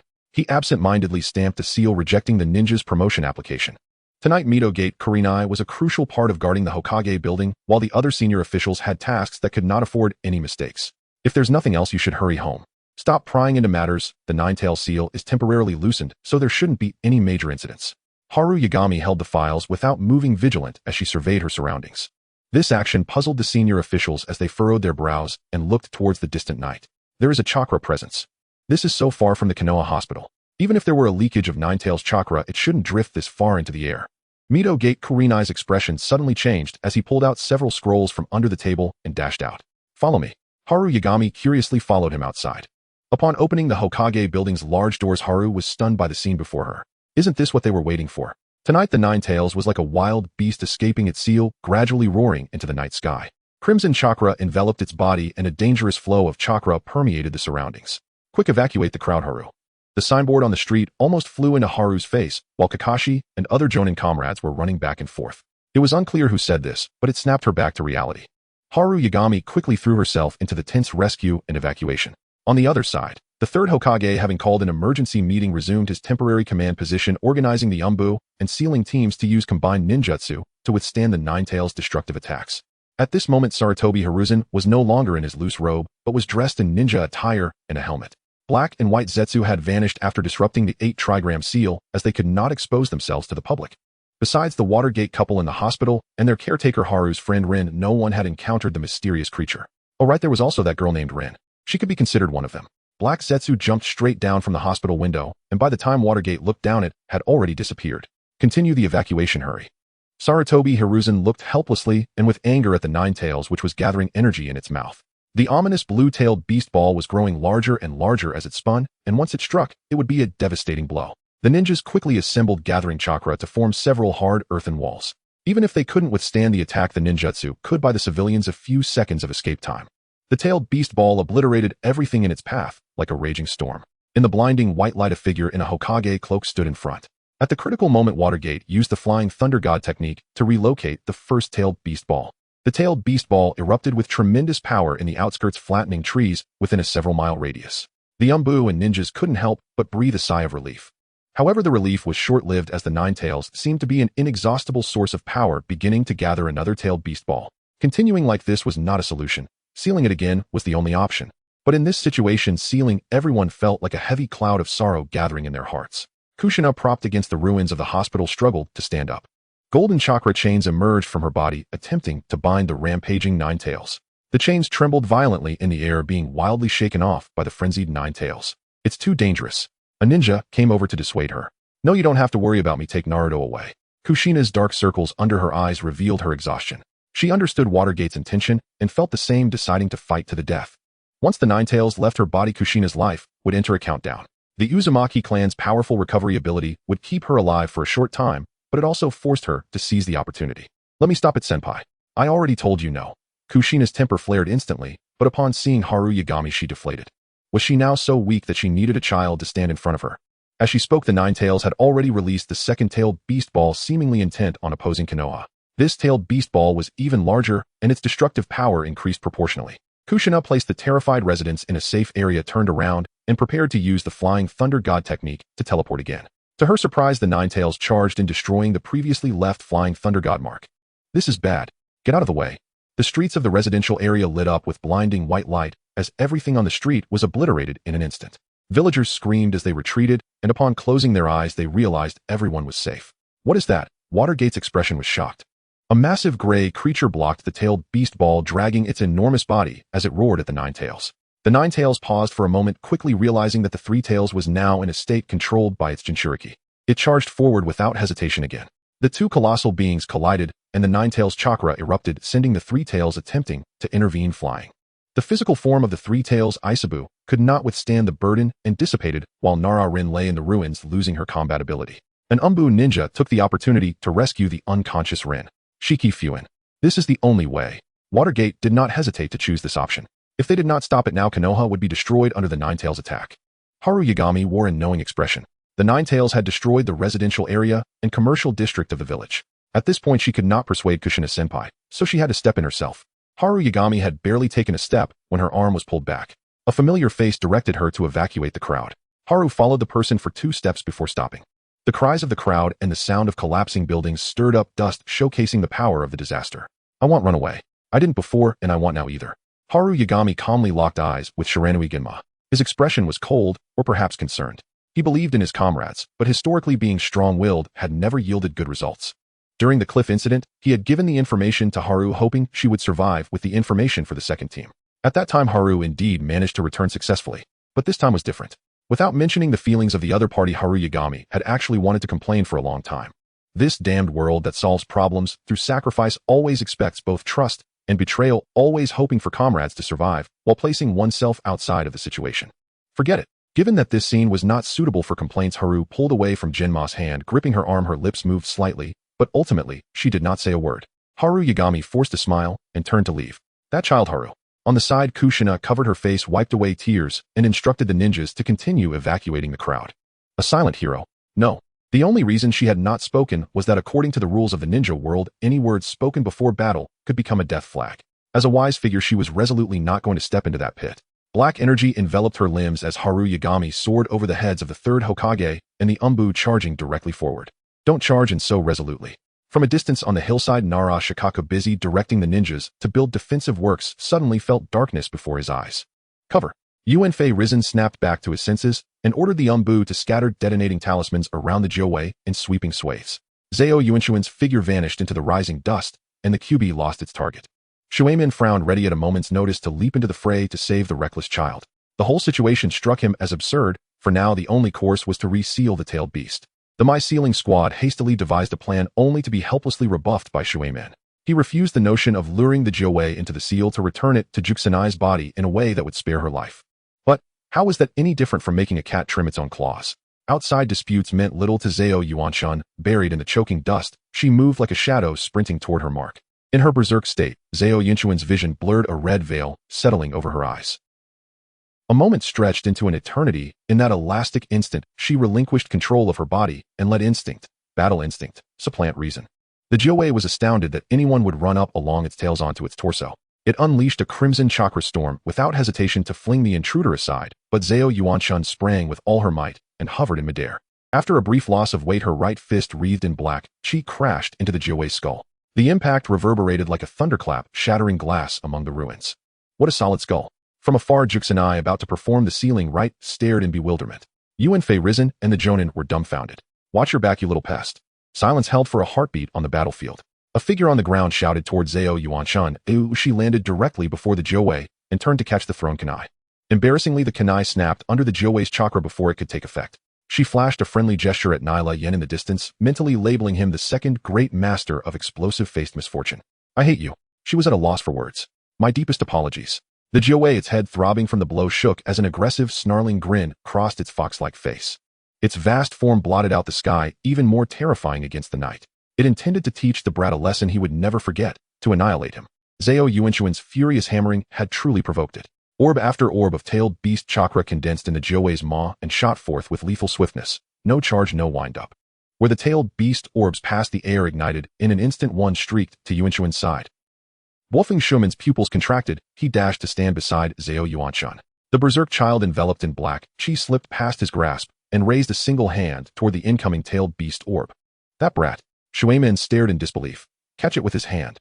As when he stopped the charging water buffalo with one palm half a year ago, Zhao Yuanshan, in her berserk state, shattered the orb with a single punch. Deep blue chakra exploded and collapsed from the blow, dissipating into a gale that sapped its destructive force. Unfazed, Yuanshan withdrew her hand, brushed wind-tousled hair out of her face, and nodded toward the fourth Hokage. "Senior Horsebitter Huang Mao, how shall we seal it?" The nickname, absurd as it was, felt oddly familiar. Wolfing Schumann, a Hokage forged by great rises and falls, quickly sketched a new plan in his mind. He would have Zhao Yuanshan lure the Jiuwei out to the outskirts while the sealing squad arrayed the formation to restrain it. Why did this method suddenly feel feasible? He finally glimpsed her essence. Not a mere reckless child, but a bear of a creature. Understood. In the berserk fog, Zhao Yuanshuan's thoughts turned slowly. She glanced back at him once, then charged again at the Jiuwei. Though she knew wind release, her mind was too slow to use it. She raised an arm to block the Jiuwei's swiping claw and somersaulted onto its head. "Get off. What are you doing?" The Jiuwei's voice reverberated through chakra into Yuanshuan's body as it tried, vainly, to reason with her. She ignored it and dutifully fulfilled her role, driving the Jiuwei into the sealing formation. Standing atop its head, she yanked hard at its ears. The fierce, perilous combat instantaneously became a contest of ear-tugging and snarls. The malevolence in the tailed beast's chakra failed to faze her. She doubled her grip and hauled the fox ears backward. More than the malice, Zhao Yuanshan fretted about the shopping street the Jiuwei had reduced to ash, every beloved eatery reduced to cinders. Unable to land a blow on the hulking, indomitable Yuanshuan, the Jiuwei, goaded by having its ears pulled, began to sluggishly move its body toward the formation. The moment it stepped within, it lashed back with a cunning bite. Just as Yuanshan braced, golden chains snaked around the Jiuwei. The sealing array illuminated the night as bright as day. Juxanai stood at its center and drew the Jiuwei back into the seal. Only then did everyone truly breathe. Tonight answered an age-old question: could human power contend with a tailed beast? The answer flashed like a relic of former glory. Since the passing of the first Hokage, Mai had once more produced someone capable of subduing a tailed beast. The only difference was that Zhao Yuanshan relied not on jutsu, but on sheer physical suppression. The survivors joined hands to shelter the displaced. Jonin and medics set about their duties amid the wreckage, tending to the wounded and salvaging what they could. Regardless of what tomorrow held, those in crisis struggled to carry on. After the battle, Wolfing Shuaimin found himself reconsidering teacher Zayalai's suggestion. "Test how that child feels about the will of fire. We do not want him in a fit of anger to tear Mai apart." Now that seemed more necessary than ever. Elsewhere on a vacant lot among the ruins, Zhao Yuanshan remained motionless for an unusually long time. Shiri Hong wrapped her arm in a simple bandage and hurried to check on Yuanshan's injuries. Yuanshan sagged and fell without a word. "Someone help." A flash of motion streaked past Shiri Hong. She placed the fallen Zhao Yuanshan into the arms of Bazuo Xianjian. A crowd gathered slowly, perhaps mistaking the rescuer for a dying hero. Murmurs and weeping rose in waves among them. Complex emotions gnawed at Xianjian. He remembered Yuanshuan's expression before the fight, silent, turning away to meet danger. To give oneself to Mai and speak no words, a nameless hero indeed. Ever reckless, yet brave in that familiar contradiction, Zhao Yuanshan weakly opened her eyes and signaled him to lean close and listen. He bent over and heard Yuanshuan's last words. "Help me take care of that Nyla Yen. And also starting this afternoon. For discipline, I skipped dinner. Master, I want several orders. Small lobsters, one with extra numbing but no spice, one spicy, but no numbing, one with neither numbing nor spice, and one order with no small lobsters at all." Yuanshan clung to consciousness and babbled in delirium. The good news: she was neither mortally wounded nor dead. The bad news: she had fainted from hunger. After she lost consciousness, Xianjian raised his head with a stiff expression. Wolfing Shuaimin and the medical Nin all stared at him, hoping he would relay Yuanshuan's final admonitions. The medics, unsure how he should begin, placed Zhao Yuanshan on a stretcher and rushed her to the infirmary. "Wait, she does not need emergency surgery." "What? Is she beyond saving?" The medics cried in sharp alarm. "No, not that. Whether embraced or denied, the chaotic night of disaster drew its curtain. Since that terrifying night, Konoha had regained its former serenity. Streets and infrastructure were being rebuilt, and new legends about the nine-tailed fox began to circulate throughout the village. Adults warned misbehaving children they would be devoured by the nine-tailed fox. Haruna Hayahara's exhaustion stemmed solely from physical depletion. She gradually regained her strength amid an outpouring of care and nourishment at the hospital. Her fellow shinobi classmates visited in small groups to honor Konoha's hero. During one such visit, Haruna received unexpected news. You plan to leave Konoha without your father's knowledge. Haruna gazed curiously at Asuma Sarutobi, whose confident demeanor betrayed unwavering resolve. He was determined to strike out on his own, to explore the capital of the Land of Fire, immerse himself in its customs, or secure a position there. One must aspire beyond provincial bounds. Besides, my father hardly concerns himself with me. Though resentment flickered in his voice, it quickly dissolved beneath waves of anticipation for what lay ahead. That red show. Keep your voice down. Asuma hastily interrupted, glancing toward the door. Thankfully, no idle ears lingered nearby. He admitted he had yet to declare his feelings. Perhaps he'd wait until returning to Konoha years later. Haruna murmured, nodding perfunctorily. After briefly chatting and leaving behind a basket of fruit, Asuma departed. Yet his restless spirit left a quiet spark within her. Perhaps she too need not remain tethered to Konoha forever. Haruna leaned over her hospital bed, watching a plump brown bird hop twice, tilting its head upon a bare branch outside the window. With a sharp crack, the branch snapped. The bird tumbled downward, then rose unsteadily into flight, soaring freely into the embrace of the sky. As years passed, each classmate had carved their own path in life. Though now serving in the ANBU, Kakashi's demeanor had softened, his warmth perceptible even through his mask. Meanwhile, Kurenai Yuhi devoted herself rigorously to Jinjutsu, steadfastly pursuing the childhood dream of forging a league of powerful allies.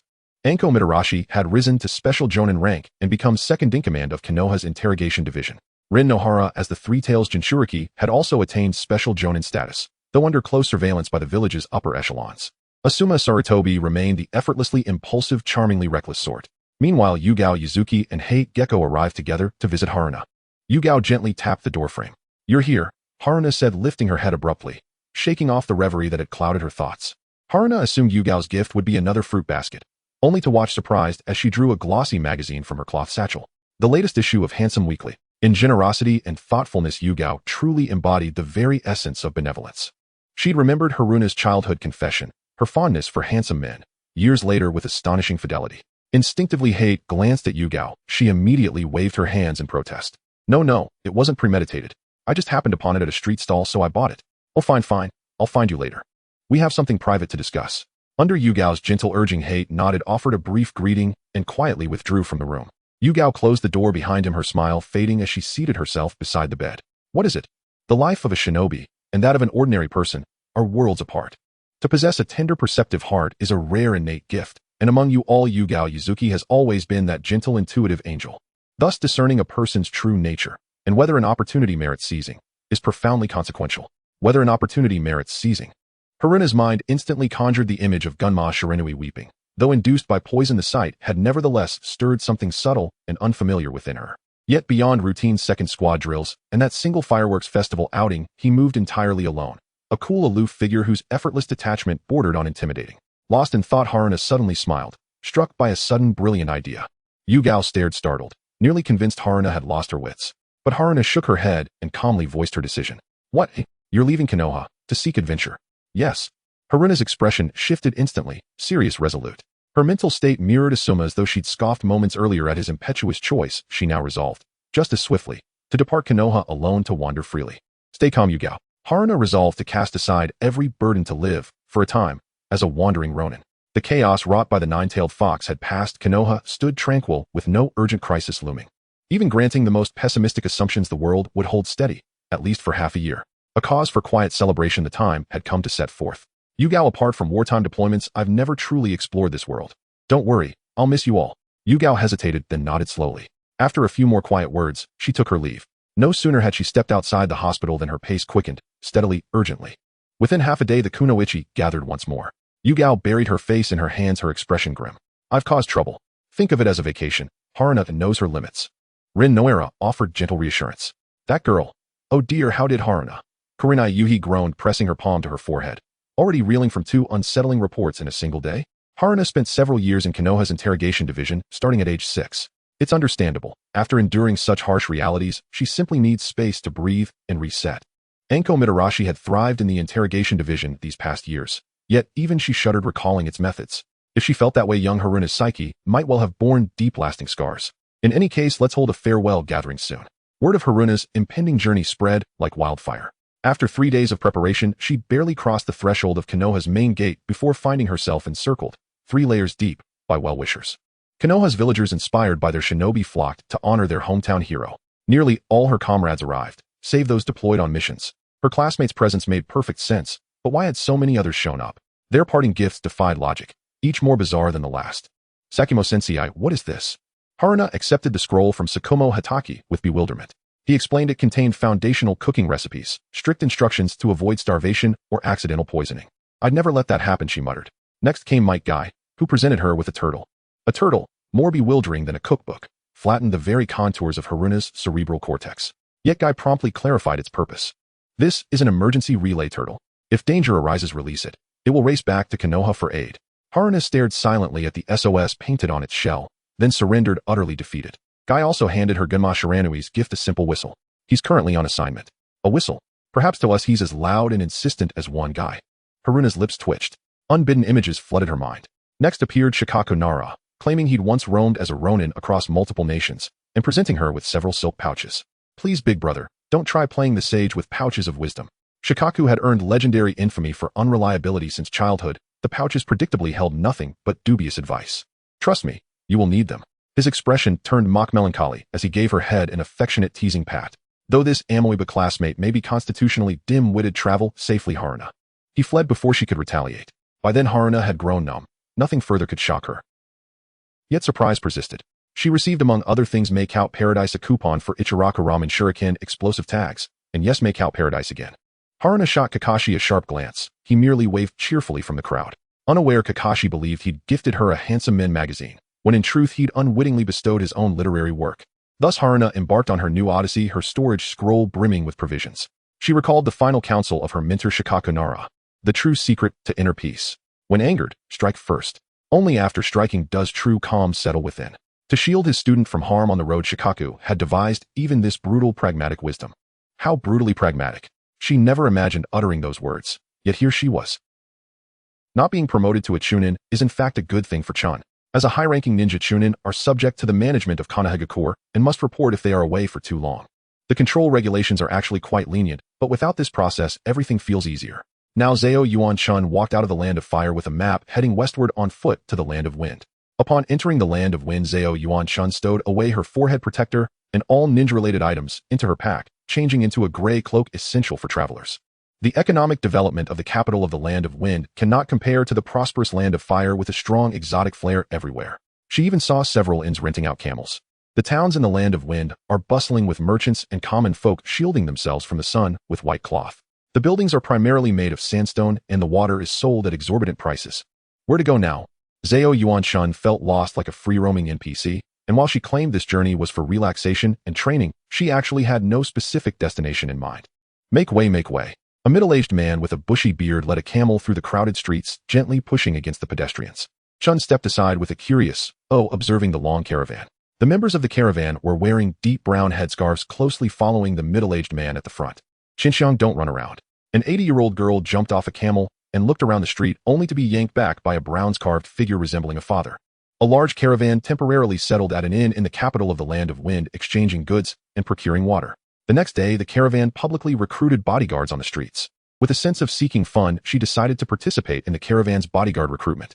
The bearded uncle was looking for burly men, and he gave a strange look at the resume of the girl wrapped entirely in a gray cloak. His voice seemed to be stuck with a lump of cotton, and after a long pause he finally found his voice. Champion of the Land of Fire. What on earth was this? Oh, you don't know? It's the champion of boxing matches. The Land of Fire has many entertainment activities. Zhao Yuan-chun spoke seriously. Her desire to join the caravan was not baseless. Narayan's first bad idea was to have her follow a caravan for tourism. Well, let's treat it like joining a tour group. After being a ninja for so long, she found it a bit unusual to not protect a mission target. After a round of nonsense, the caravan leader reluctantly agreed. He skeptically sized her up. Little girl, let me make it clear, our destination is far away. If you can't take it halfway, we'll drop you in the desert to fend for yourself. No problem at all. Zhao Yuan-chun smiled cheerfully. They'll treat you to some jujubes, Mi's sister. The little girl on the camel pulled out some jujubes from her small pack, her eyes sparkling as she looked at Zhao Yuan-chun, seemingly afraid that the girl would disappear in the blink of an eye. Her cheeks were rosy as she talked to herself.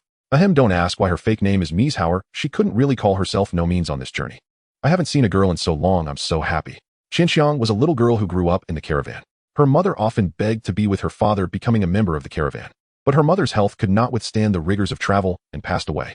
Her father is just one of the ordinary bronze-carved men in the caravan. The caravan leader is a really nice uncle. Even though he looks fierce, he lets me stay here. Zhao Yuanshun was distractedly listening when suddenly an idea for a prank struck her. She slowed her pace and walked next to Qiangxiang's camel, pretending to be mysterious to scare her. Have you seen a ninja? Ninjas are the most terrifying and brutal people in the world. They kill without blinking, swift, fierce, and precise. Whispering, the wind and sand howled, making Zhao Yuanshun's voice even more spine-chilling. This joke is so lame. Aren't ninjas just hired to protect people? Xinxiang pouted. A 10-year-old who had traveled widely with the caravan, she had naturally encountered many ninjas. A common child who is not a ninja is so mature. Chun was a bit surprised. Just as Zhao Yuanshun was about to ask why the caravan did not hire ninjas this time, but was instead recruiting bodyguards, Xinxiang said something even more frightening. Sister, we will reach our destination Sunagakure in 3 days. Xinxiang kindly added, don't worry, the caravan leader won't leave you behind on the way. Zhao Yuanshun was taken aback by this news. She had only intended to travel with the caravan. How could it suddenly lead to another ninja village? Most importantly, the relationship between Sunagakure ninjas and Sunagakure is somewhat awkward. It's not a direct confrontation in a state of war, but rather a facade of cordiality after both sides have exhausted their underhanded tactics. Sunagakure, when things get troublesome, retreat is a common principle for ninjas. However, the caravan leader kept a close eye on Zhao Yuanshun, perhaps seeing in her the fate of Qiangxiang's mother who had died from overwork. He observed her every move. Beneath the fierce exterior lies a reserved kindness, a truly complex character.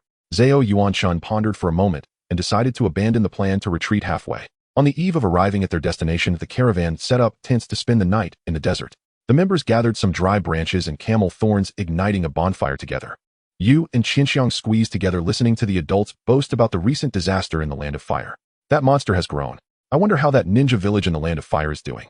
It looks like a fox. Even ninjas can't escape it by flying or hiding. That's their problem. I don't know why, but ninjas are also strong people.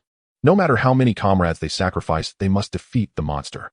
The caravan members chatted about absurd rumors, occasionally taking a sip of alcohol. Zhao Yuanshun quietly stared at the burning bonfire, imagining many outcomes for entering Sunagakure the next day. Her personality was still a distance away from being a madman chasing danger and excitement. Thus Chun decided to act cautiously to avoid being recognized. The next day, Xinxiang noticed that Mieshauer's sister was wearing sunglasses and had a new black tattoo on her face. The aura of Mieshauer's sister instantly transformed into that of a tough and fierce girl. All of this started from last night.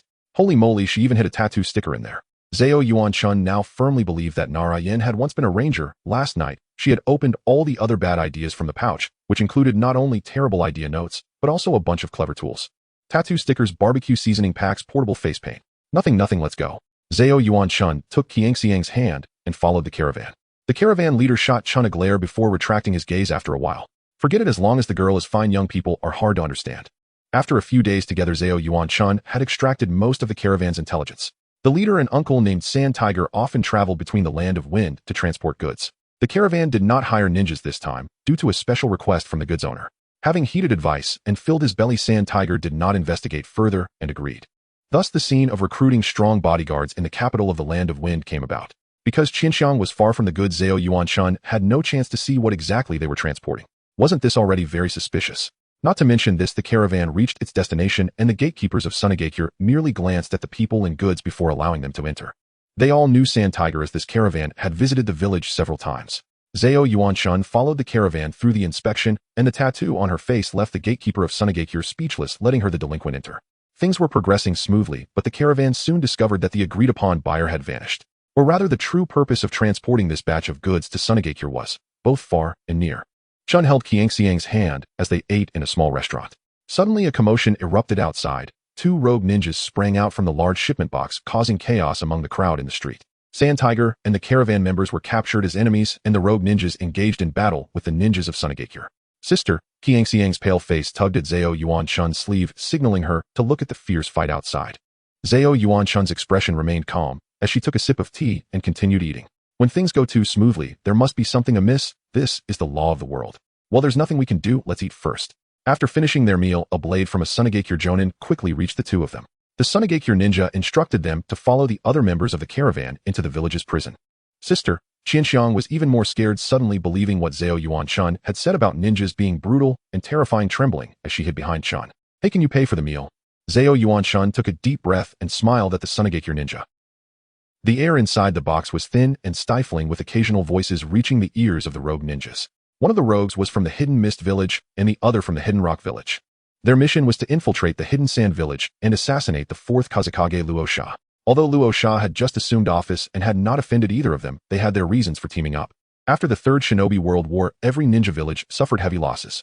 Many ninjas lost hope and chose to leave their villages working independently. Against this backdrop, the number of hired ninjas from the 5 great nations increased year by year, with rogue ninjas everywhere in the black market and trading posts. The rogues managed to get by taking commissions and accepting jobs. However, since Luo Sha became the Kazekage, he had been cracking down on black market activities within the Land of Wind. Inspired by the Kazekage, various ninja villages began to squeeze the living space of rogue ninjas. Some rogue ninjas accepted this as punishment for betraying their villages, while others bitterly condemned the shamelessness and hypocrisy of their village leaders. It was in this way that they met. One was named Tu Ping and the other Shui Zhe. Like a pair of destined partners, the two rogues decided to rely on the strength of the upper ninjas to assassinate the Kazekage. While one person's fanciful ideas may remain, just that the combined fantasies of two people could turn into a plan put into action. They forged merchant information and secretly hid themselves inside a large shipment being transported by camel. With the meticulousness of Shui Zhe, he warned the merchant convoy in the guise of a merchant against hiring ninjas from the Hidden Sand Village as bodyguards. Thus, the two endured 3 or 4 days without food or drink during the bumpy journey. "Big brother, do you feel like someone is looking at the box?" Taking advantage of the howling desert wind, Shui Zhe asked Tu Ping. Tu Ping vaguely felt uncomfortable behind him, but he attributed it to his imagination. The convoy leader had hired only a few strong men and a young girl as bodyguards. Ordinary people would find it extremely difficult to detect the presence of upper ninjas. "Stay calm, it's just an illusion." But this illusion feels a bit familiar. Shui Zhe had participated in the battles in the Land of Water during the Third Shinobi World War. That chilling sense of suffocation was unmistakable. He peeked through a small hole and quietly observed a girl in a black robe, dispelling his fear. "She just looks similar," Shui Zhe reassured himself. Their dreams were grand, but reality dealt them a heavy blow. After successfully infiltrating the Hidden Sand Village, the foolish merchants of the convoy wanted to unload their goods right on the street. Knowing there was no escaping, Tu Ping resolutely decided to signal his companion, causing quite a commotion. Seizing the opportunity amidst the bustling street, the two used several ninjutsu and leaped onto the rooftops, heading straight for the building of the Kazekage Luo Sha. In less than half an hour, the pair of destined partners was pinned to the ground by Luo Sha using magnetic release.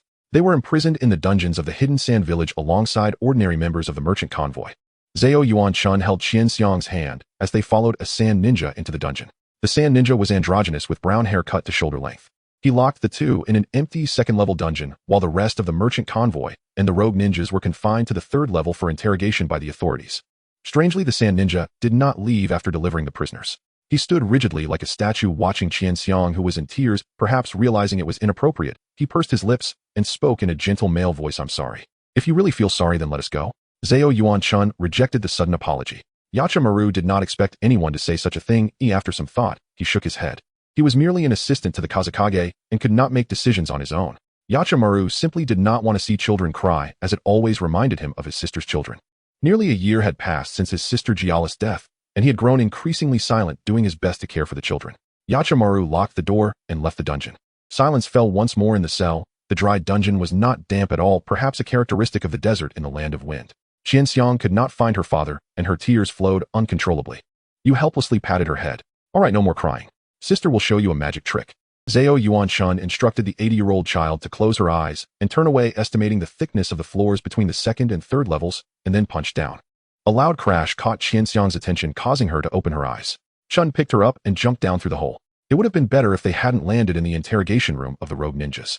The interrogation ninjas of the Hidden Sand Village stared in disbelief as a large hole appeared in the ceiling and the two jumped down through it. The interrogation ninjas quickly reacted and immediately sounded the alarm in the dungeon. Zhao Yuan-chun pulled out shurikens from her package and shot them at the alarm, shattering it. "Let me go. Get out of here. It's you. I should have known." Shui Zhe, covered in blood from the interrogation, shouted, thrashing about like a flopping carp, eager to distance himself from Zhao Yuan-chun. His words alerted the interrogation ninjas, but the Hidden Sand Village's database had no record of any powerful ninja with a dragon tattoo on their face, and it was quite a poorly done dragon. The two sides confronted each other when a kunai suddenly appeared from behind Chun. Zhao Yuan-chun put Qianxiang down and quickly dodged the kunai's attack. Turning around, she found herself surrounded by ninjas. At the forefront was the 4th Kazekage, whom the rogue ninjas despised. You actually held back, and there's a female rogue ninja. You're quite bold. The captain of the upper ninja team, to Luo Sha's left, scolded loudly, commanding the ninjas to capture Zhao Yuan-shun. Zhao Yuan-shun rebutted sharply, earning her even harsher reprimands. Wait, I'm not. Lord Kazekage, don't let this deeply hidden rogue ninja escape. I really am not. Perhaps she is the one who directed the two rogue ninjas to assassinate. The upper ninja captain said, suddenly feeling a chill behind him. Zhao Yuan-shun forced a false smile, gritting her teeth. If you keep talking, I'll smash your head. After exchanging trash talk, the battle was on the verge of breaking out. Luo Sha frowned, deciding to eliminate everyone involved in this assassination attempt. He ordered the upper ninjas to annihilate both the rogue ninjas and the merchant convoy. He himself engaged in battle with the unknown female rogue ninja, using magnetic release. This is all for the village.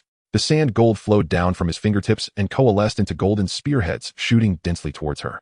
Zhao Yuan-shun ran, while dodging, as she hadn't brought many ninja tools for this mission and had to conserve them. The surrounding sand gold spears pierced the floor, gathering towards her, as if alive. Wind release wind cutter technique. She formed hand seals and unleashed ninjutsu, sending blade-like winds to attack the incoming sand gold. Useless, this is not just ordinary sand, young lady. Luo Sha's serious face cracked a slight smile, as the sand gold had strong magnetism that made it difficult to be forcibly scattered by the wind. He was right, the wind cutter technique did not cause the sand gold to disintegrate. The cut edges quickly healed, surging from the ground to engulf her ankles. A flicker of panic flashed in Zhao Yuan-shun's eyes, but was quickly suppressed. Shun stared directly at the fourth Kazekage across from her, hoping to negotiate before he launched another attack. It was not about going berserk, but rather her desire to avoid excessive combat during her travels. Stop. Stay calm, stay collected. She reminded herself that she was merely a traveler this time. Do you have any last words? Luo Sha in his prime was filled with pride and disdain as the newly appointed Kazekage. No matter what waves arose, he felt assured of victory. I think we can make a deal. Zhao Yuan-shun sighed, wiping her palm across her cheek to remove the face tattoo, and casually took off her sunglasses, placing them into her backpack. What on earth is this long-haired female ghost? Luo Sha was startled, his mind instantly clearing. Couldn't there be a more dignified way to reveal herself? The most important thing in the world of ninjas is dignity. The hidden mist village had ruthlessly destroyed her dignity. Whenever she thought of dignity, Zhao Yuan-shun turned her gaze towards the rogue ninja, Shui Zhe, who was feigning death. He was sweating profusely, keeping his eyes tightly shut as he continued to play dead. Guess a person who is both Uchiha and holds a high position in Konoha. The answer is Uchiha Shin. Uchiha Shin's life has been quite tumultuous, but amidst a nearly twisted environment, he grew into a kind-hearted individual. Before his birth, his father was already burdened with the blame of inciting conflict. Even though this blame was unfounded, the early days of Konoha coincided with a time of turbulence within the Uchiha clan, during which Uchiha Madara left Konoha alone. Coincidentally, Shin's father was once a bodyguard of Uchiha Madara. At that time, most of the elders in the clan advocated for a peaceful and stable life, and under the premise of maintaining peace, Shin's father did not leave Konoha with the clan leader. Meanwhile, the elders feared that Shin's father would incite new troubles in place of Uchiha Madara and thus suppressed him. Rumors spread within the clan, driving people to condemn an innocent bodyguard. Born in such an environment, Shin was also sung to by the clan's children in a mocking nursery rhyme, as if it were a game. Shin's father could only smile. For the sake of a peaceful and stable life, it is worth bearing everything. His father was indeed a kind-hearted person. Years later, Uchiha Shin seized the opportunity to rise within Konoha's upper echelons. From the leader of Konoha's Umbu to the head of the interrogation department, he gradually became the most valued Uchiha, second only to Uchiha Kagami. Since the departure of Haru no Yama, Uchiha Shin's life has been increasingly influenced by various pressures. As the head of Konoha's interrogation department, he had reached the highest position attainable by an Uchiha in Konoha, but every matter has its pros and cons.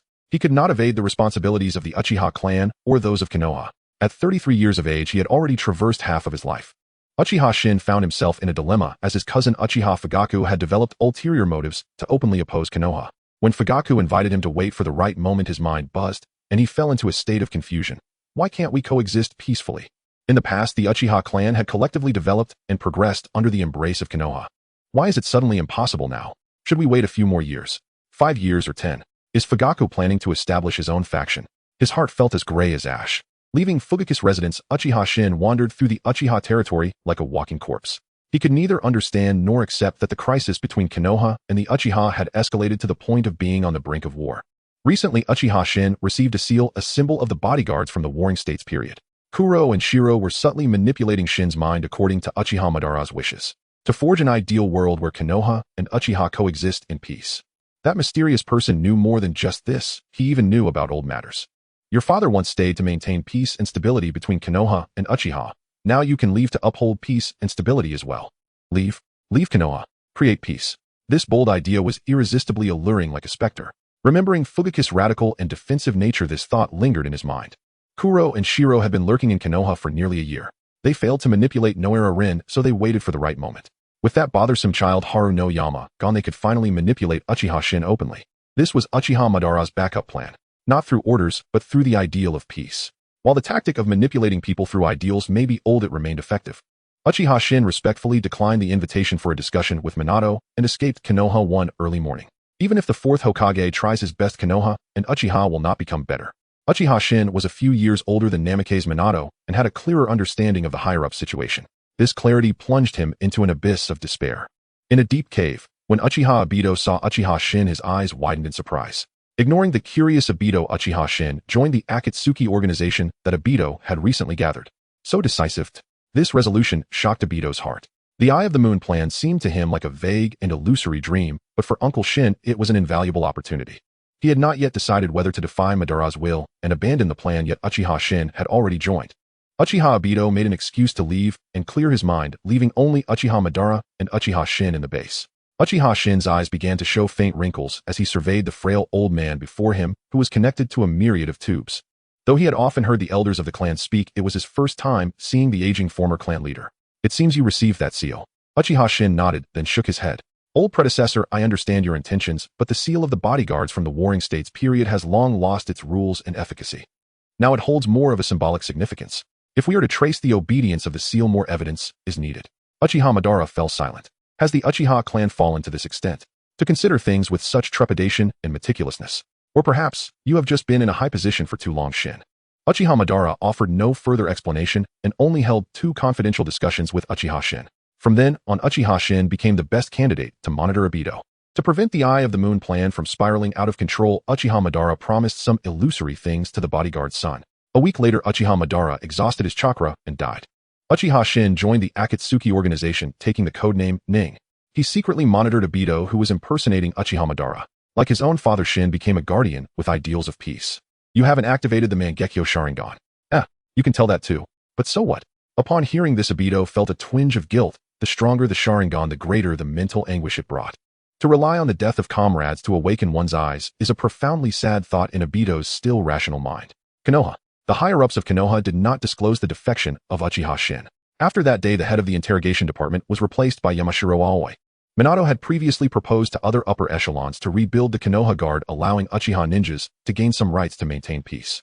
However, this plan was vetoed by Mito Kazuma and Tenkai Yashikata, who were consistently harsh and cold towards the Uchiha. I understand. Minato reluctantly set this matter aside.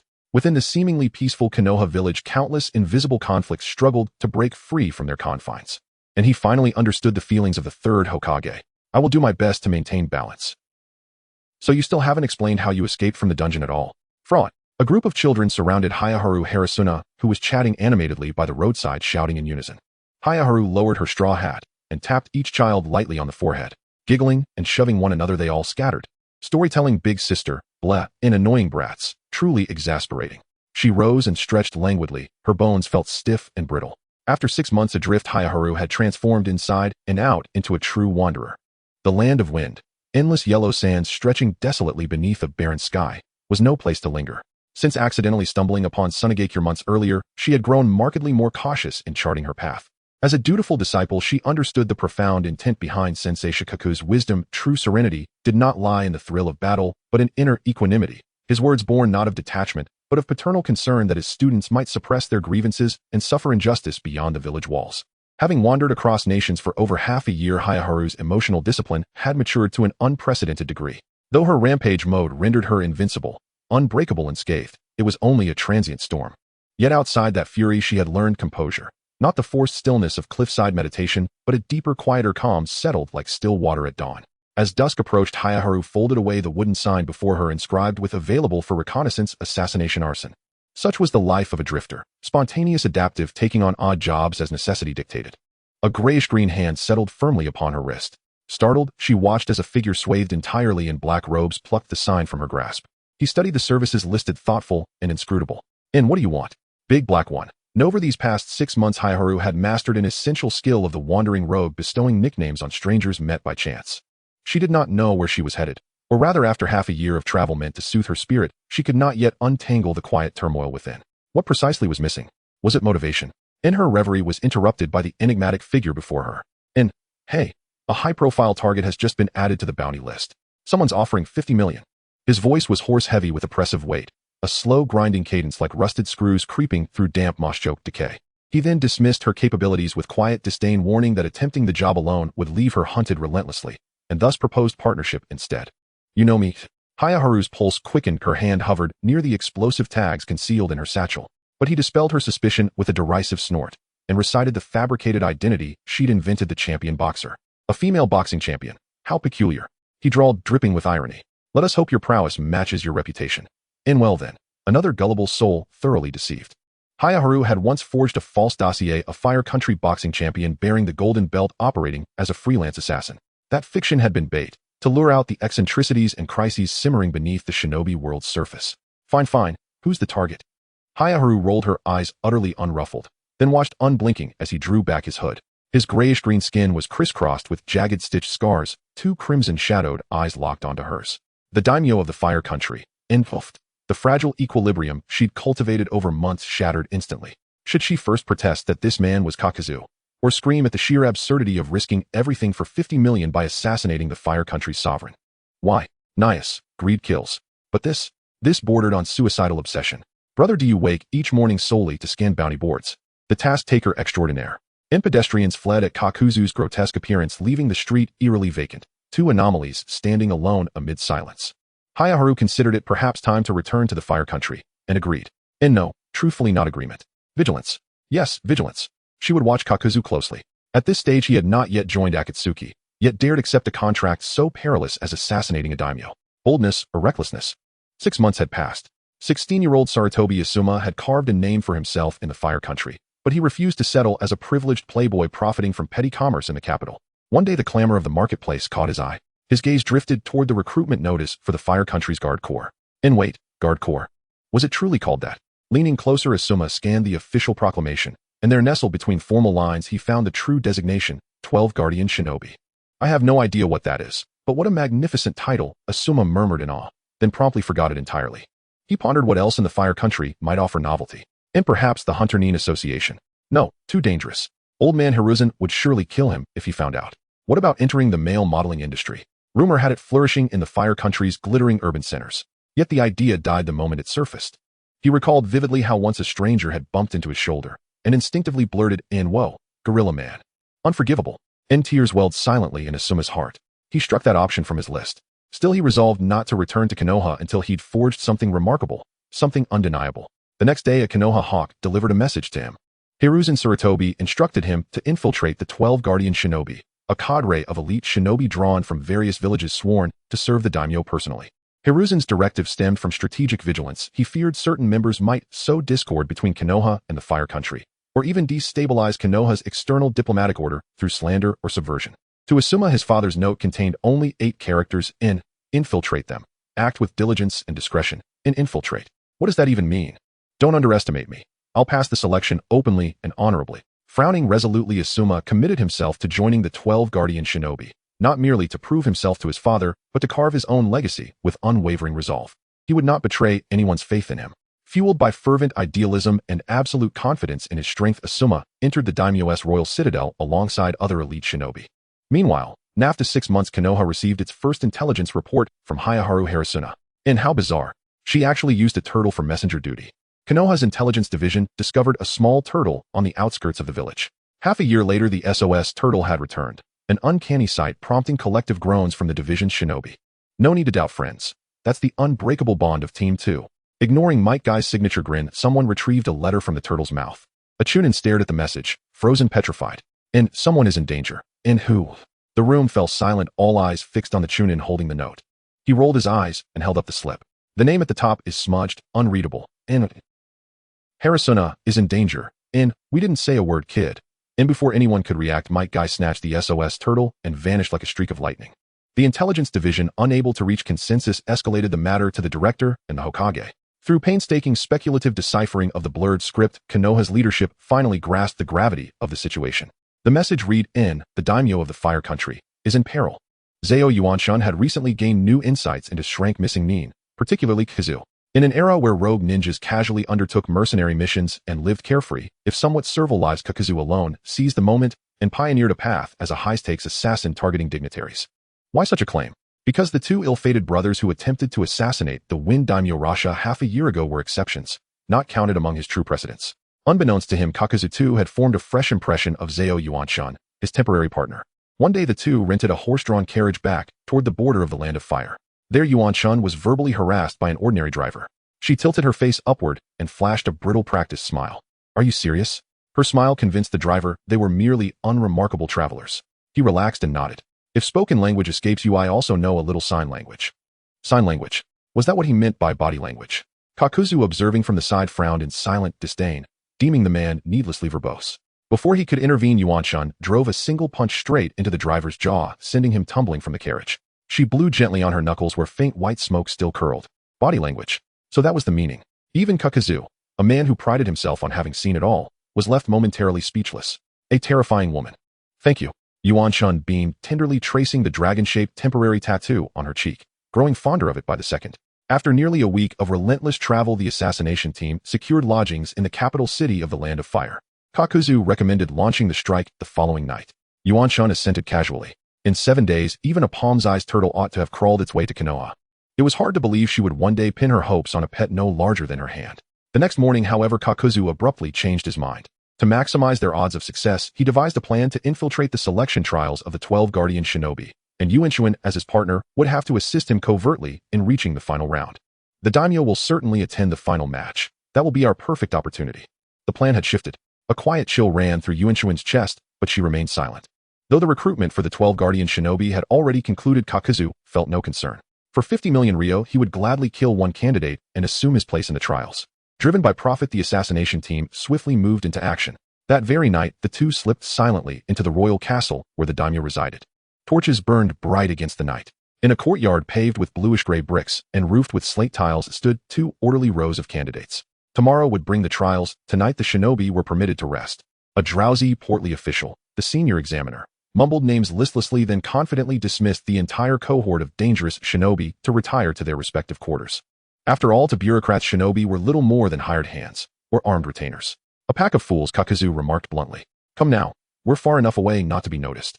That's only reasonable, because, truly, how far was this?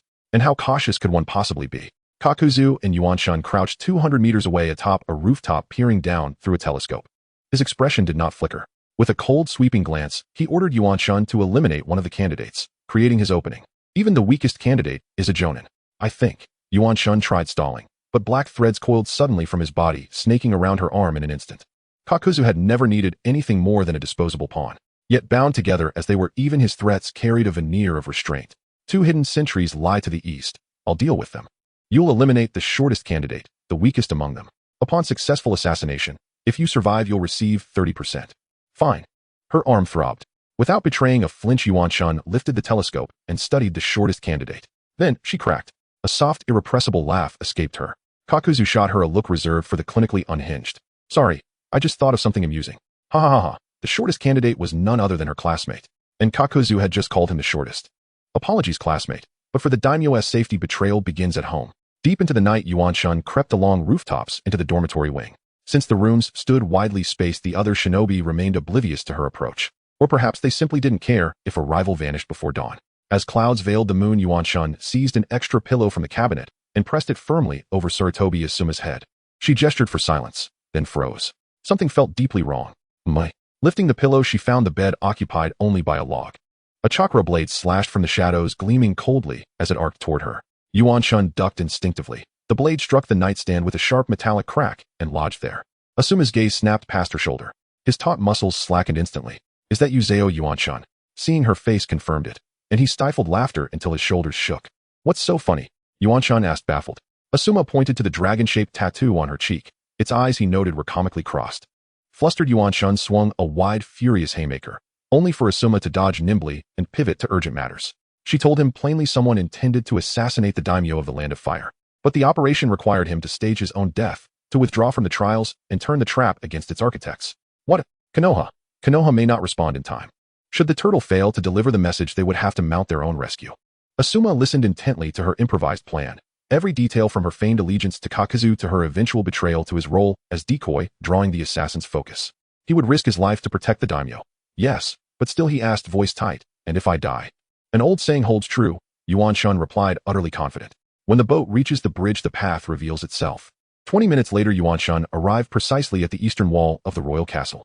Kakuzu had already eliminated the sentries. Learning his partner had completed her task flawlessly, he advanced to the next phase.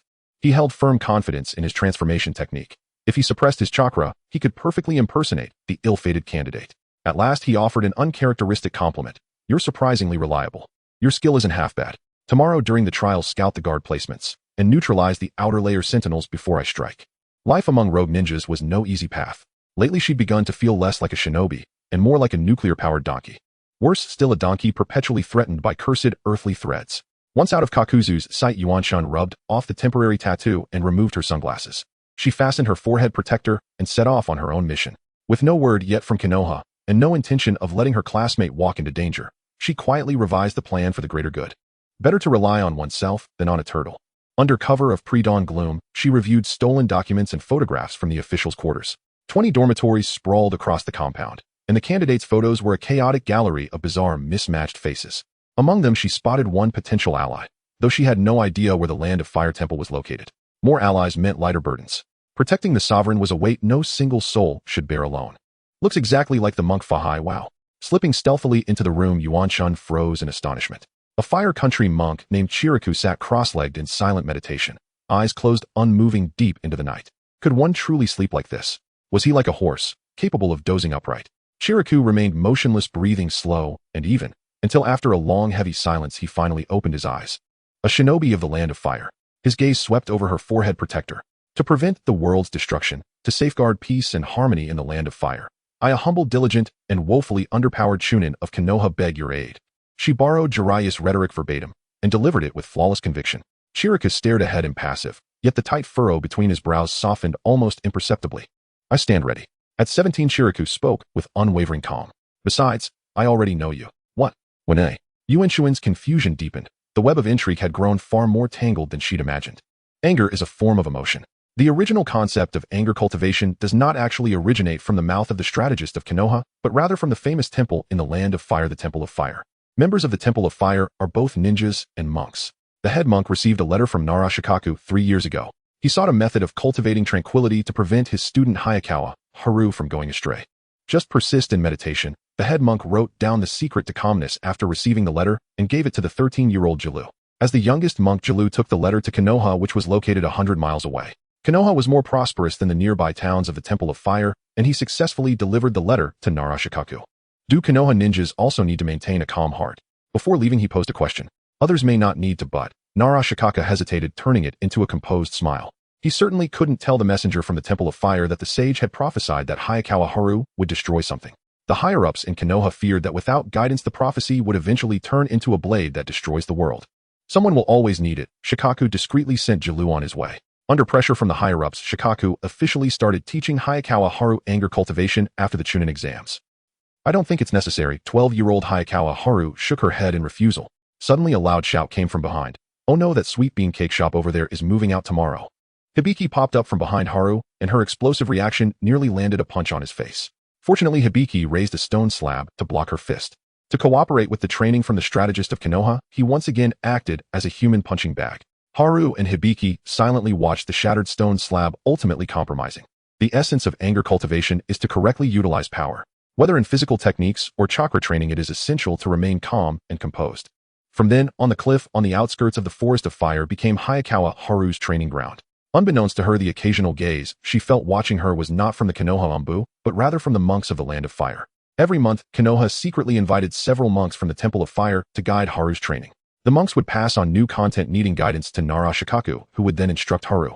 This matter was conducted very discreetly, with the third Hokage subtly facilitating it. A blade that destroys something. Shu, the senior monk from the Temple of Fire, stopped Jilu from speaking. In this matter, Konoha and the Temple of Fire reached an agreement to properly teach this child, helping Hayakawa Haru master destructive power. Most importantly, they must not let Hayakawa Haru develop a distorted worldview. Unbeknownst to her, she listened to Jilu recount stories from the past for 2 hours, summarizing it into 3 words. So you are a peeping Tom. Jilu had a few dark lines on his forehead, As this legendary Hayakawa, Haru surprisingly enjoyed joking. As the sky turned bright, she realized that something was amiss. Hayakawa Haru requested Jalu to keep an eye on the whereabouts of the daimyo of the Land of Fire today. Understood, my lady. Jalu slightly bowed and solemnly agreed. After this matter, I will submit a reflection on the act of peeping to you, who I apologize for any offense. Hayakawa Haru was practically blinded by his principled brilliance and quickly left the lounge. The selection for the 12 Guardians of the Leaf only lasted for a day. The morning was the preliminary selection, simple and straightforward. The afternoon was the final unknown selection. Many curious spectators were seeing the famed daimyo of the Land of Fire for the first time. The daimyo of the Land of Fire appeared to be around 50 years old with meticulously groomed silver-white hair. His brocade robe was embroidered with exquisite flame patterns, and he scanned the entire area with half-closed eyes. He was constantly holding a fan, which had a large character for fire written on the front with a landscape painting on the back. He gathered elites from various countries to adjust the functional structure of the Land of Fire. As expected, the daimyo personally observed the final selection of the 12 Guardians of the Leaf. Kakuzu, disguised as Asuma Saratobi, closely watched the daimyo in the center of the stands looking for his teammates. He disappeared. Oh well, he was just an unreliable and cowardly guy. The unknown battle was about to commence and Kakuzu was scheduled to fight last. Opposite him was a female ninja skilled in lightning techniques. He paused his steps and slowly approached the shadowy area of the arena. Everyone thought this was some novel duel tactic and didn't take much caution. Just then a sudden change occurred. A devastating ninjutsu erupted from the ground and ignited the drapery at the edge of the arena, flames consuming the expensive fabric reaching the central stands. Protect! Quick, get out of here, my lord. The panicked guards in the arena picked up their weapons to fight back, but in no time they were cut down. Other candidates were at a loss wanting to help, but were quickly driven into a corner by the vigilant guards. Who knows if there are any assassins among this batch? Upon hearing this, Jalu frowned. With such precautions it would be difficult to protect the ruler. Returning his gaze to the battlefield, in the sea of fire, Kakuzu stood leisurely amidst the burning stands with several guards fiercely protecting the daimyo's safety. Black tendrils burst forth from his back, connecting to various heart masks, creating an eerie sight. Wind release. Wind destruction. The wind release mask opened its mouth and a powerful tornado rapidly surged toward the opposite side. At a critical moment, the guard farthest from the daimyo moved. He dispelled his transformation technique and, wielding a short blade, slashed through the tornado. The residual energy of the ninjutsu shattered the surrounding stands, causing the ground to break apart. What? Transformation technique. Kakuzu felt tricked. The only option left was to fight desperately. At worst, it would just be a longer delay. The tendrils of the ground's curse suddenly shot out from behind the guard, piercing toward the daimyo. One guard moved using the earth-style wall to block the fainting attack. The Konoha Jonin dispelled his transformation technique and stood ready, watching the battle. Wait, there's more. Kakuzu maintained a blank expression, but inside he was already disturbed by the continuous upheavals. While thinking of 50 million, he felt that defeating 2 elite Jonin shouldn't be a problem. After all, he was a seasoned powerhouse who had fought against Shinju Hashirama. Kakuzu's eyes darkened as he unleashed a lightning technique while throwing a high-density fire technique at another Jonin. Taking advantage of the two's momentary distraction, he swiftly appeared behind the daimyo. The guard closest to the daimyo also moved, shattering one of Kakuzu's heart masks with a punch. Hayakawa Haru made her dazzling entrance, adjusting her forehead protector and flashing a bright sunny smile at her temporary partner Kakuzu. Not again. Seeing Haru's true form, he felt a sense of being set up. Kakuzu shot a fierce glare at Hayakawa Haru, deciding to change strategies in the face of an inescapable battlefield. Though Kakuzu couldn't win, he could still cause destruction. Kakuzu jumped back to create distance. Under the relentless assault of combined ninjutsu, the ornate stands trembled and ultimately collapsed. In the chaotic crowd, Kakuzu decisively chose to retreat. Unfortunately, Hayakawa Haru was in a precarious position. The collapse and destruction happened faster. In an instant, it turned into a massive ruin. In mere moments, debris fell from dozens of meters above, leaving the distant Konoha Jonin helpless. Ever since she began wandering the various countries, Hayakawa Haru had not been affected by natural disasters or calamities for a long time. Vaguely, she found that she rarely felt the seed of anger in her heart. Her eyes stared blankly into the pitch-black darkness.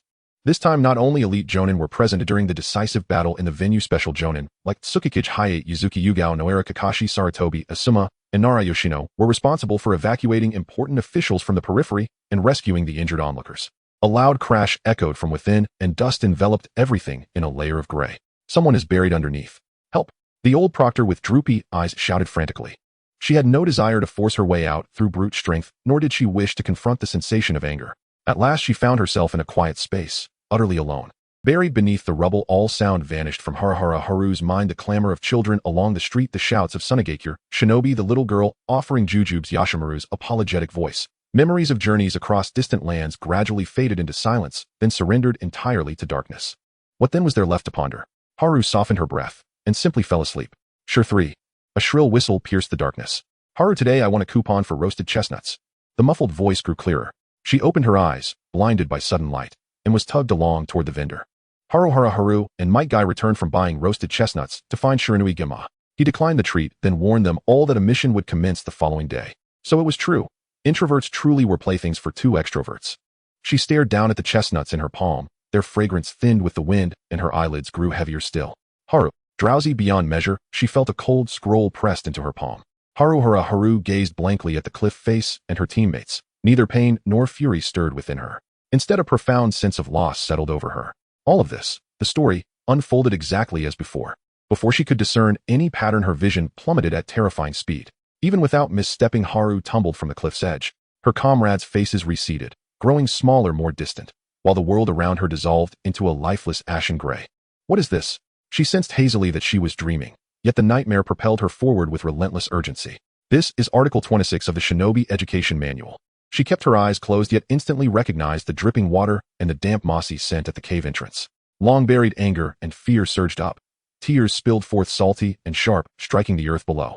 Haru reached forward, grasping instinctively, only for the scene to shift once more. A second prize ticket slipped into her palm. Team 2 stood amid the fireworks festival's lottery stall. She stared numbly at the slip of paper, discomfort rising like tide. Of course, he's never around anyway. Today's finally our chance to spend time together. How exciting.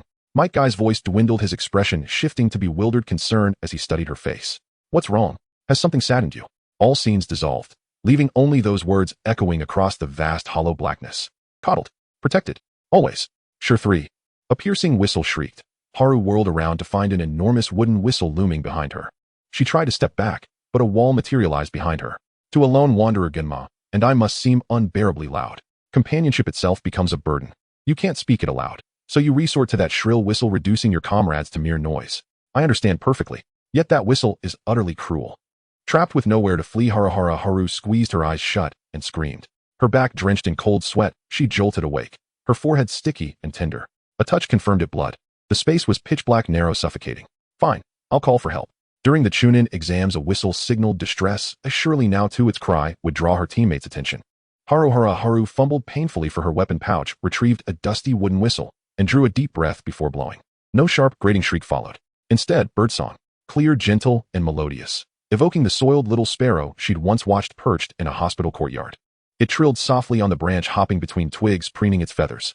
Ah, it's just a bird whistle after all. Only then did Haru lift her arm to shield her eyes. A beam of white light pierced downward. Jonin had finally cleared the collapsed debris, hauling her free from the ruins. Ash streaked Haru's cheeks and hair. She rose and offered an embarrassed smile. Seeing the bright spark in her eyes, Yuhi, equally grimed, quietly flashed her a thumbs up. After treating their injuries, the Konoha shinobi began their journey home. Having not seen her for 6 months, Shiranui Gunma subtly slowed his pace to walk beside Haru. He couldn't fathom why she seemed suddenly so buoyant, especially when she posed him an oddly specific question. Isn't a bird whistle just noise? Chastising herself inwardly, Haru silently apologized for her earlier suspicion, triggered by nothing more than a whistle. No, it isn't. Gunma exhaled, relieved. He braced for a philosophical riddle. Noticing flecks of stone dust clinging to her hair, he gently brushed them away. Welcome back. Your hands are filthy too, and your hair's even worse. Haru's cheeks flushed faintly. Then snapping back to awareness, she clapped a hand over her head. Humph. So that's how it is. He withdrew his hand, his expression edged with subtle, almost imperceptible amusement, his usually stern mouth softening into the faintest curve. You did that on purpose. Just 6 months apart. And yet since when had Shiranui Gunma acquired such dry wit? She turned sharply, disbelief blazing in her gaze. One could say so.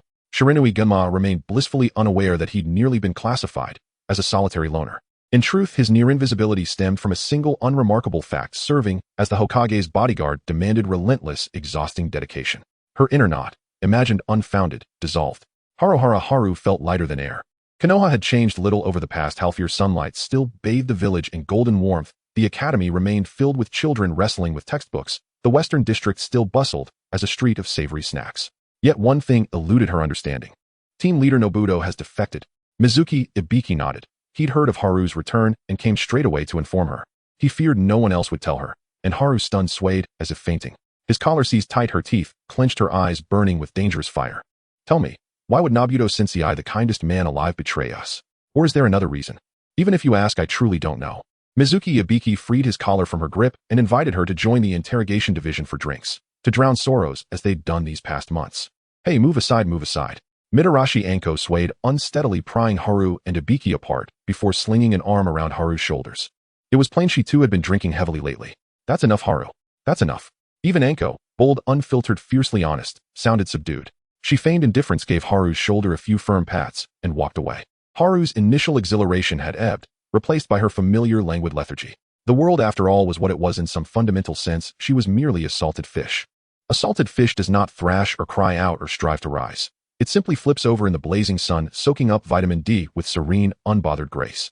Minato Namikaze, Kushina, Uzumaki Sakumo, Hatake, Might Dai Rin Noera, her comrades, all lived on. Konoha's strength had never been greater, talent flourished everywhere. Though this also meant the original narrative had galloped wildly off course, beyond recognition. You've been staring at the sky for 5 minutes. Are you alright? I'm just daydreaming, admiring the Hokage rock. Come on, let's go eat yakiniku. Haru turned, flashing her friends a radiant smile. At a ramen shop, the discount coupon from the early spring finally came in handy. No matter how much things have changed, this place remains the same. The fourth Hokage's smile seemed to convey an inexplicable warmth. Sitting beside him, Minato Namikaze greeted Haru with what he thought was a natural smile, but it came off as stiff. Oh, it's you, Haru. You've grown so much since we last met. It hasn't been years. It's barely been half a year. Don't mix up time just because you're burdened with worries. A flock of crows flew over Haru's head. Minato retracted his stiff smile, returning to his usual warm and sunny demeanor. Let's have a heart-to-heart, Haru. What are your expectations or dreams for life? Jiraiya-sensei had advised him to regularly observe Haru's mental state. Recently, the news of Uchiha Shinin's defection had stirred quite a commotion, making Minato aware of the risks of this young sapling growing crooked. Yes, I do. After finishing her noodles, Haru wiped her mouth and brought out her own set of mature theories. After becoming a ninja, I'll first spend 20 years as a Genin doing simple tasks like catching cats, watering plants, and then another 20 years as a Chūnin doing nothing as a gatekeeper for Konoha. Finally, I'll become a Jonin, and once I'm a Jonin, I'll retire. You already said this last time to refuse promotion to Jonin. This child, how can she say such dismal things? Has she been influenced by Nara Shikaku's ideology? This is my ultimate goal in life. Haru appeared calm, not seeming to be deeply affected by the news of Shinin's defection. After a moment, she pulled a magazine out of her ninja tool pouch. Also, fourth Hokage, you have been at the top of the Konoha Handsome ranking for several years now.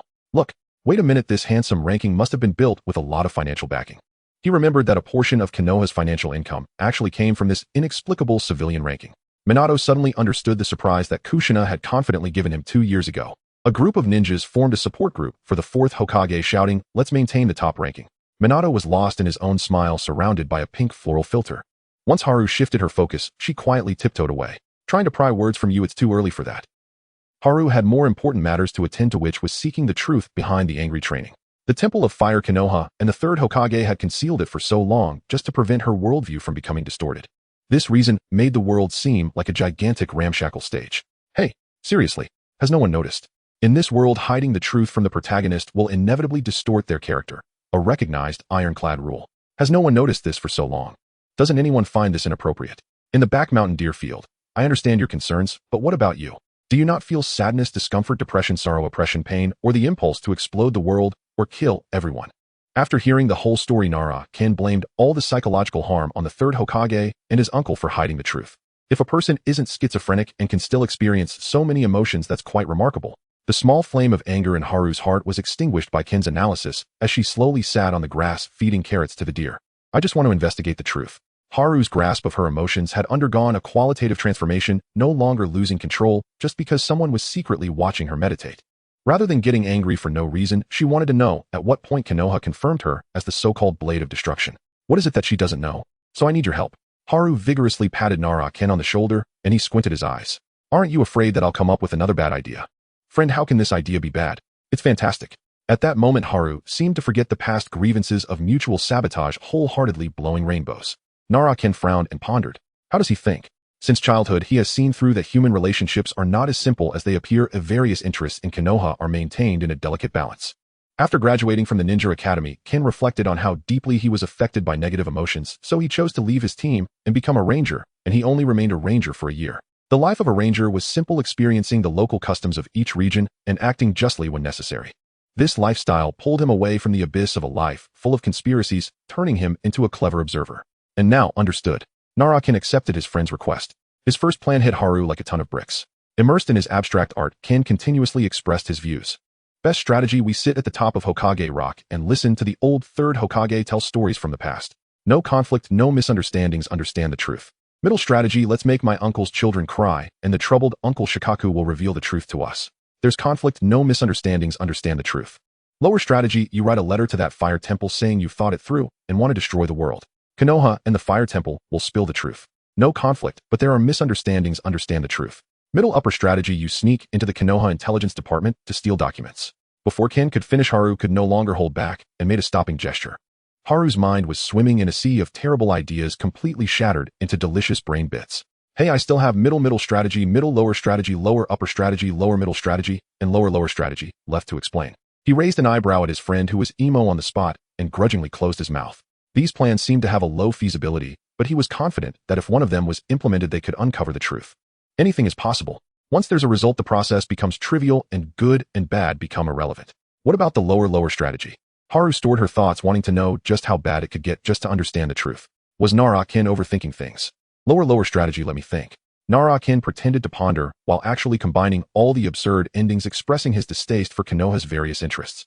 In my opinion, you pretend to be incredibly angry because Konoha is hiding things from you. And then you bombard Konoha village with a missile-like iron fist, bombard the fire temple, the daimyo's mansion, the wind country, the water country, the earth country, and everything in sight. Years later, the survivors finally realized that hiding would distort Haru's soul and revealed the truth to her. Using force to solve everything, completely destroying all order. He was indifferent to the complex interests in the village, equally disliking all the foolish people in high positions who couldn't account for anything. That's a bit too terrible, I'll take my leave. Haru gave a perfunctory smile, stood up, and quickly left with a synchronized motion. Nara-kin felt that this plan had low practicality, but there was nothing significantly wrong with it. Just as he wanted to call out to her, someone kicked him down the hillside. Rolling a few times on the grassy slope, Ken saw Nara Shikaku looking at him with wide eyes, nervously smiling. Nara-kin, inciting capable individuals to destroy the world. Wow. The core conference room of Amigakure. Uchiha Nobuto had secured his position within the Akatsuki, though his demeanor struck those around him as peculiar. Nobuto habitually frowned while scrutinizing Konin and the leader Pain, but never spoke. In his eyes, the expressionless members appeared remarkably young. They must have borne immense suffering at such a tender age, he murmured to himself, only when utterly alone. Even after defecting for the peaceful world promised by Uchiha Madara, Nobuto retained his innate kindness. The Akatsuki was still newly formed. Its current members consisted solely of the so-called leader Pain, Konin Orochimaru, and Uchiha Nobuto. Uchiha Obito and the black and white duo refrained from direct involvement in the Akatsuki. Crimson lacquered chairs and an elongated table filled the vast hushed chamber, their meeting place. Today Pain convened the Akatsuki to introduce a new Roganin Kakazu who had stormed in from the Fire Country's borders. His eerie, terrifying visage bore testament to his arrogant self-assurance as a formidable warrior. Pain declared himself a god. Having delivered his proclamation, he assigned code names and dismissed the assembly. Orochimaru maintained his enigmatic smile throughout, and with playful irony asked Kakazu why he had fled from the Fire Country's frontier. Kakazu saw no reason to conceal the truth. He admitted openly to assassinating a daimyo for bounty. Though normally weathered and cold, he flared like a live grenade when questioned about it. Before the other Akatsuki members, Kakazu spared no courtesy, scathingly ridiculing Konoha's Chūnin Hayazono branding, that mischievous, brought the very architect of his catastrophic loss of 50 million ryo. Kakuzu's icy muttering sent a jolt through Nobuto's chest, his brows knotted tighter and tighter, drawn into a single taut cord. At last Nobuto could bear it no longer. He shattered his self-imposed silence, abandoning the stoic Uchiha bodyguard persona, and slammed his palm hard upon the table. A thunderous crack silenced every member, all turning toward him. What you just said? His eyes churned with unspeakable emotion as memory surged. 6-year-old Hayazono Haru grinning brightly while hauling torture instruments in the interrogation division. A girl, not his daughter, yet the colleague he admired most. Brilliant, courageous, just a bit stronger than average. Nobuto had watched Haru grow up, his affectionate bias, though not 40 meters wide, stretched at least 20. Hearing Kakazu continue his vicious slander, Nobuto gritted his teeth and fired back. She's only a child. Only a child. Just a child. A child. Those words hung in the air, shifting the room's atmosphere with uncanny subtlety. Though Konin knew Nobuto, codenamed Ning, while today his overwhelming, almost saintly compassion bathed the entire room in bewildering light. Pain observed Kakazu and Nobuto impassively, warning them not to waste time quarreling over trivialities. Given the irreconcilable divergence between Kakuzu's and Nobuto's worldviews, philosophies, and values, the Akatsuki paired Orochimaru and Nobuto into a joint mission team. Nobuto and Orochimaru exchanged glances. Orochimaru wore his customary detached smile, studying Nobuto with quiet curiosity. What is it? What's wrong? No need to be tense, Nobuto. Orochimaru, 7 years Nobuto's junior, was no stranger to him. In Nobuto's eyes, Orochimaru remained in some sense a youth. Senior, he addressed him respectfully. Over a decade earlier, Nobuto's appointment as head of Konoha's torture and interrogation force had been partly facilitated by Orochimaru's behind-the-scenes influence.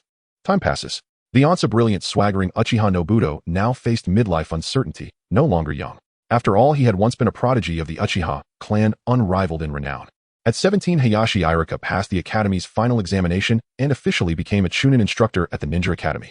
On his first day, joy swelled within him. Returning to this familiar land was the fruit of his lifelong striving. "Irika, come sort these documents." A bespectacled Chūnin called out. "Absolutely, Senior Inada."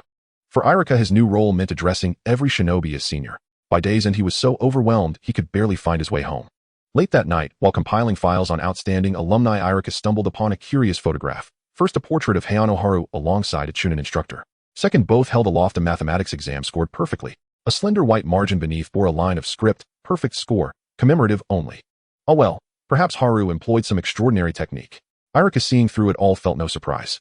He filed the documents, neatly locked the office, and left the academy. The evening streets bustled vibrantly. Exhausted, Irika chose a small, warmly lit yakiniku restaurant for dinner. Its owner, a bald, talkative man who excelled more in theory than practice, regularly dispensed advice to young shinobi patrons on how to charm their comrades. Today was no exception.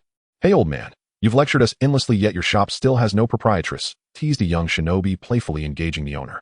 Unfazed, the owner chuckled softly, then deftly shifted the topic to inquire after the youth's recent affairs. "So, how's it going? That gift you mentioned earlier?" His question dampened their spirits. Silent from the start, Hisashi Rado averted his gaze toward Taiseki Iwashi, who scratched his head awkwardly. "It started poorly, but turned out fine actually." Months prior, when the idea of giving Gunma a farewell gift arose, Rado had initially refused to join Iwashi and others in their earnest persuasion.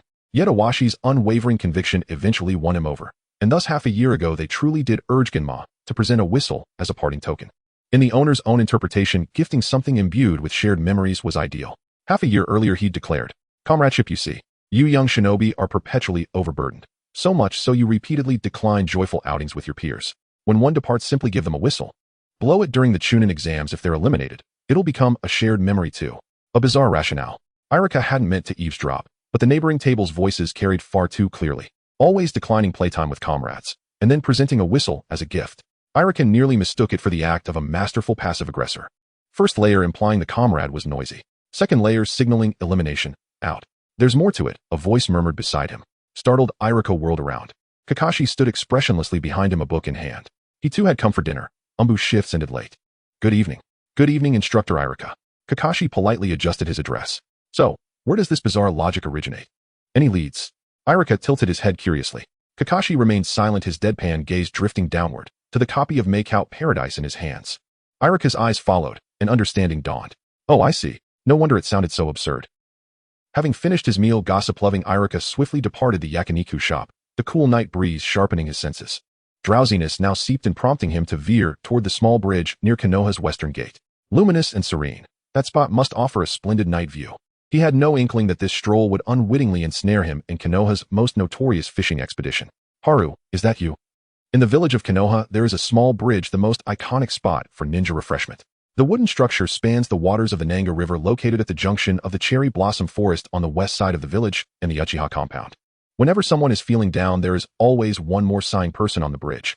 And today there are especially many. At 5 in the morning, the sun had yet to rise in the east, and the horizon was shrouded in a hazy white, mingling with the lingering darkness to create a deep shade of blue.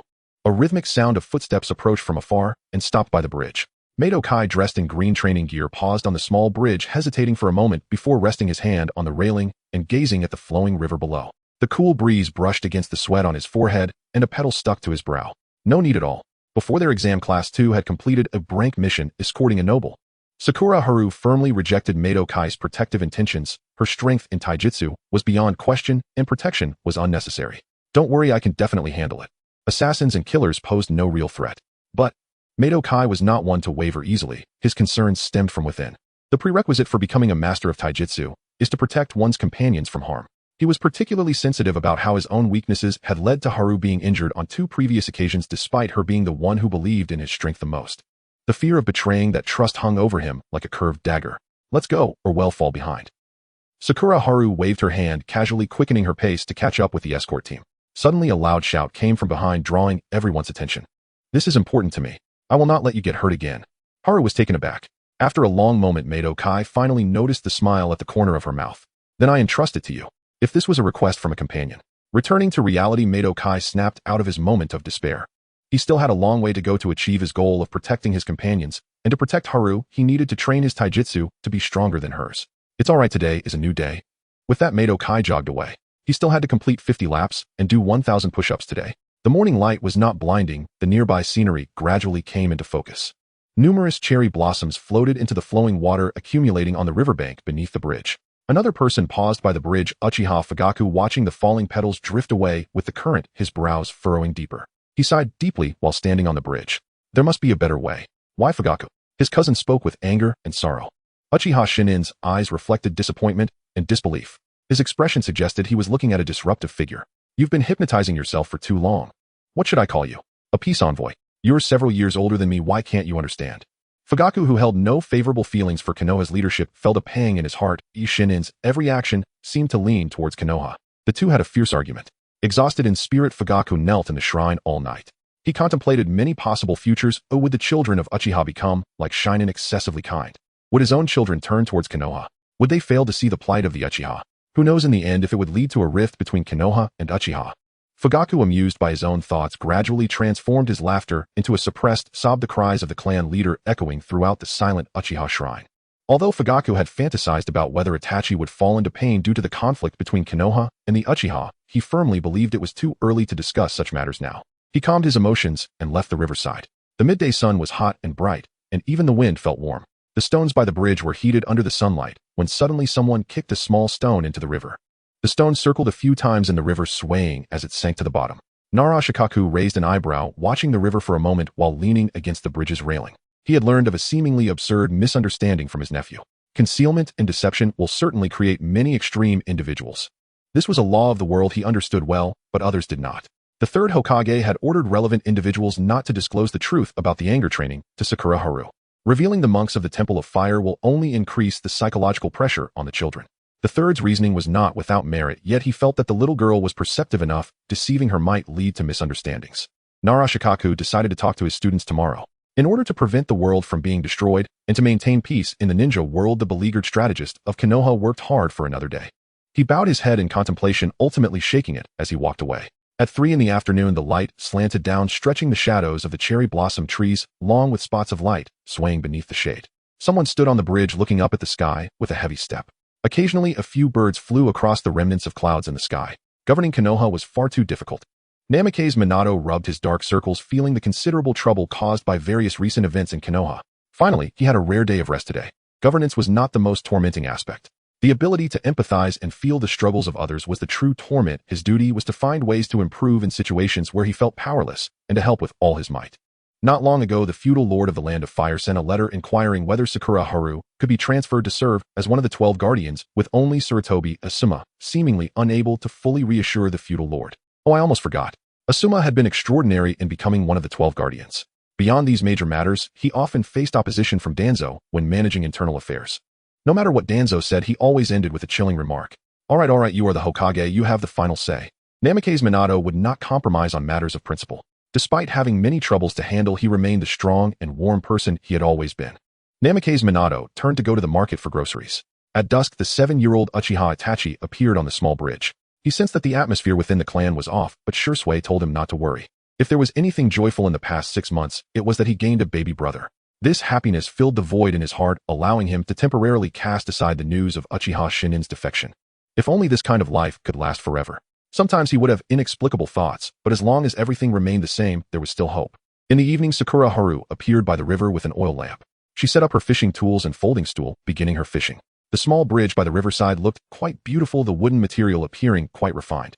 After securing her fishing rod, Haru walked onto the bridge to enjoy the night view. From this angle, the distant street was brightly lit, presenting a unique charm. Suddenly, it felt as though she had bumped into something. Ghosts? How could there be someone here at night? Haru shouted, throwing the oil lamp, which Irika caught by its handle, hurriedly calming his friend's emotions. Wait, Haru. Calm down. Is it also to see the distant scenery that you appear here at this late hour? Here. Haru pointed at the fishing rod and small bucket by the riverside. Many people express their emotions on the bridge during the day, so I waited until late at night to fish. Irika, though puzzled, smiled with understanding, temporarily joining Haru in fishing by the bridge. The topics of their conversation began to drift, and Irika recounted stories he had heard. Haru listened, feeling a strange familiarity. The next morning, Hayazono Haru arrived at her teacher's home with dark circles under her eyes. Nara Shikaku had unusually invited her to play shogi. Haru glanced down at the board. She did not understand shogi at all. But that hardly mattered today. Shikaku's true purpose was to speak with his student. About everything, absolutely everything. Calmly, Shikaku retrieved a box of gamoku from the cabinet. Wait, can't we just tell the story directly? Haru was utterly stunned. Her teacher explained that recounting events outright felt too dry, while playing a game would stimulate thought and sharpen perception. I'd get utterly crushed even at gamoku. Surely teacher Shikaku was teasing her again. Master and apprentice began their match in silence, each lost in thought, while the prophecy of the sage unfolded slowly between them. When exactly did you accept the foretelling of destruction? Haru held an answer in her heart, but it was vague. Perhaps it began the day Ebisu, that insufferably smug soothsayer, first approached her. Before graduating from the ninja academy, before turning 6, she threw peers hard enough to fracture their bones. Shikaku's voice remained steady and uninflected. Before her graduation, the third Hokage summoned me, and Uchiha Nobuto then shared with us the prophecy brought back by Jiraiya. Yet she had been far too young then. The third Hokage feared that the harsh realities of genin life might warp her nascent worldview. At the time, the third Hokage possessed only a hazy impression of Haru's destructive taijutsu, classifying it as raw, uncontrolled power. Eager for graduation, Haru was assigned to Uchiha Nobuto. What exactly this blade of destruction would destroy remained unknown to everyone, the worst possibilities being Konoha itself, or the entire world. The torture and interrogation division is hardly conducive to psychological growth, please. Haru placed a white stone on the board with focused precision, replying half-heartedly. No, it offers two distinct advantages. First, Uchiha Nobuto, one of Konoha's greatest paragons of compassion, would never let you come to harm. Second, should your power surge uncontrollably during interrogation, crippling enemy Nin incurs no consequences and carries minimal cost. Indeed, Konoha had not entrusted Ebisu alone with investigating Haru. To prevent her from straying onto a perilous path, the village had devised an entire system of oversight. It was only when at age 12 Haru single-handedly overwhelmed 3 opponents and defeated the 7 swordsmen of the mist that Shikaku realized anger was the pivotal emotion shaping her fate. If she could master her emotions, her berserker state would retain lucidity, and thus the world would remain unscathed. Anger alone ignited her descent into chaos. As Haru listened distracted, she lost the first round, and thus the anger discipline was born, practiced by both the gentle-hearted Uchiha Nobuto and Shikaku himself, who guided her toward emotional equilibrium. Together, they exhausted every method, not only to safeguard the world from annihilation and preserve Konoha's peace, but also to protect Haru's moral compass from distortion. The Fire Temple was merely one thread in that intricate web, and yet Uchiha Nobuto's sudden defection this year had taken everyone completely by surprise. Perhaps I am not the blade destined to destroy the world. What if I am something else? Haru noticed her imminent defeat again. Glancing once more at the bleak board made her temples throb. Like, perhaps, the blade that destroys our enemies. It depends on what one makes of it, Haru. Shikaku's expression softened, his brows relaxed, and the scar across his cheek shifted faintly, lifting into a quiet, proud smile. He casually placed a black stone near the edge of the board and gestured gracefully toward his student. Haru glanced at the board and lifted her gaze in astonishment. By all means. Slowly, Haru set her final white stone upon the decisive line. In the last round, the white stones claimed victory. Unnoticed warm sunlight had climbed the treetops, gilding the wooden board in a luminous haze, the white stone shimmering translucent and radiant in its glow. Both stared silently at that single piece. Were the roles reversed, Haru would have assumed the other was delivering the ultimate mockery of a novice. But teacher Shikaku meant something far deeper from this moment onward. Take hold of your own life, my disciple. It's already noon. Shikaku shaded his eyes with one hand, as though nothing extraordinary had occurred. Time truly flies. I understand. A sudden fullness swelled in Haru's chest, and she laughed, waving farewell. I'll take my leave now, sensei. I still have missions to complete. Watching Haru walk away bright-eyed and lightfoot, Shikaku finally exhaled in quiet relief. He had honored her trust and fulfilled his duty as mentor without flaw. His tea, long gone cold, sat forgotten beside him as he tidied the board and set off with his wife Yoshino for a stroll. As for Nara Suzuri, who had nearly incited Haru to world-ending rebellion, he had as of today been reassigned to babysitting duties for Uncle and Aunt Dewa. His increasingly awkward mental state posed its own peculiar challenge. Hatake Kakashi's recent revelation had left Shirenui Gunma unsettled. The idea to gift Haru the whistle had originated with the barbecue shop owner and ultimately traced back to Makeout Paradise. A mist-laden gray filled the sky as Gunma wandered, until almost unconsciously he found himself standing beneath the hospital. This was the place. Towering trees thick with foliage cast deep shadows, their rustling branches scattered fragments of memory like brittle fallen twigs. On one desiccated branch, a small brown bird preened its feathers beside a second-floor window. Round and plump, it hopped twice and tumbled downward. Gunma darted forward 2 steps and caught it midair. Instantly, a startled cry rang out from above. No way, it really fell. Haru's fingers gripped the windowsill as she leaned out. Gunma gently supported the bird's tiny claws, but shook itself vigorously, and soared away. Seeing the bird return to its perch, her gaze lifted no further. Haru rested her chin on the sill, gazing quietly at the sky. Gunma watched her from below for a while, then turned to ascend, only to see two figures pass him and enter the hospital ahead of him. Moments later, Yugogo Yugao emerged, sighing heavily. What had happened? Before Gunma could ponder further, a new mission order pulled him away. Last winter's barren boughs now bore supple leafy branches. Amid countless converging forces, half a year ago, he had gifted her a bird-shaped whistle. Let's go. We've got an rank mission. A voice called from behind. The rendezvous point was Konoha's main gate. Haru waited, long and patiently, before anyone arrived. Anko, you're joining this mission too. Mitarashi Anko winked at Haru as she strode in with effortless flair, holding 2 skewers of tricolored dango. Here, take one. She explained she'd been idle lately, and thus conscripted on short notice. 2 more teammates awaited. The pair had already retreated into the shade beneath a tree, escaping the scorching midday sun. 20 minutes passed before Shiranui Gunma and Yamashiro Aoba arrived fashionably late. Haru and Gunma exchanged a glance, and simultaneously looked away. He recalled the whistle's origin, make out paradise. She recalled the whistle's origin, make out paradise. All right, let's be off then. Anko broke the silence, introducing the green-lensed shinobi beside her. This is Yamashiro Aoba, a special jonin of Konoha's intelligence division. This is Haru. Aoba had heard tales of her legendary feats, the fearsome Kunoichi who sealed the 9 tails. Yet such terrifying prowess belonged to a mere Chūnin. Good afternoon. Aoba offered a polite greeting. Haru studied him with an odd intensity, part awe, part fascination. Wait, what? Her eyes sparkled as she fixed them on Aoba's face. Then after a long pause blurted, a genius. I'm buying green lenses next. The weight of their stares grew unbearable. Haru hastily looked away, scratching her head. I mean sunglasses. I've worn mine so long I've grown numb to them. I need bolder colors now. The others exhaled in unison, silently reproaching themselves for their overactive imaginations. This rank mission would be carried out by the 4 of them, with Shiranui Gunma as team leader. Their objective: eliminate the pirate syndicate operating in the Land of Waves. Haru welcomed the assignment with quiet joy, as if stepping back into the days before Team 2's dissolution. Let us depart, comrades. Rain began the moment they left the village, surely an auspicious omen. A chill wind swept through, forcing them to squint against its damp spectral breath. The country of Waves is a small nation located to the east of the country of Fire. Surrounded by the sea on all sides, the employer for the task prepared a ferry for the Konoha ninja. During this brief voyage, everyone discovered a certain fact. Why not just knock her out? She'll wake up when we reach our destination. Surprisingly, Hayakawa Haru was seasick, and Hongdo's suggestion was weakly dismissed by Haru. The Ferris boatman turned around to examine the guest's attire and initiated a conversation. What brings you esteemed ninjas to this remote place? Sorry, it's not convenient to disclose. Nara Shikaku lazily raised his eyes to observe the boatman, succinctly declining. The boatman hurriedly lowered his hat, silently continuing the journey. This was merely a small interlude. To prevent Haru from truly fainting, the 3 took turns encouraging her.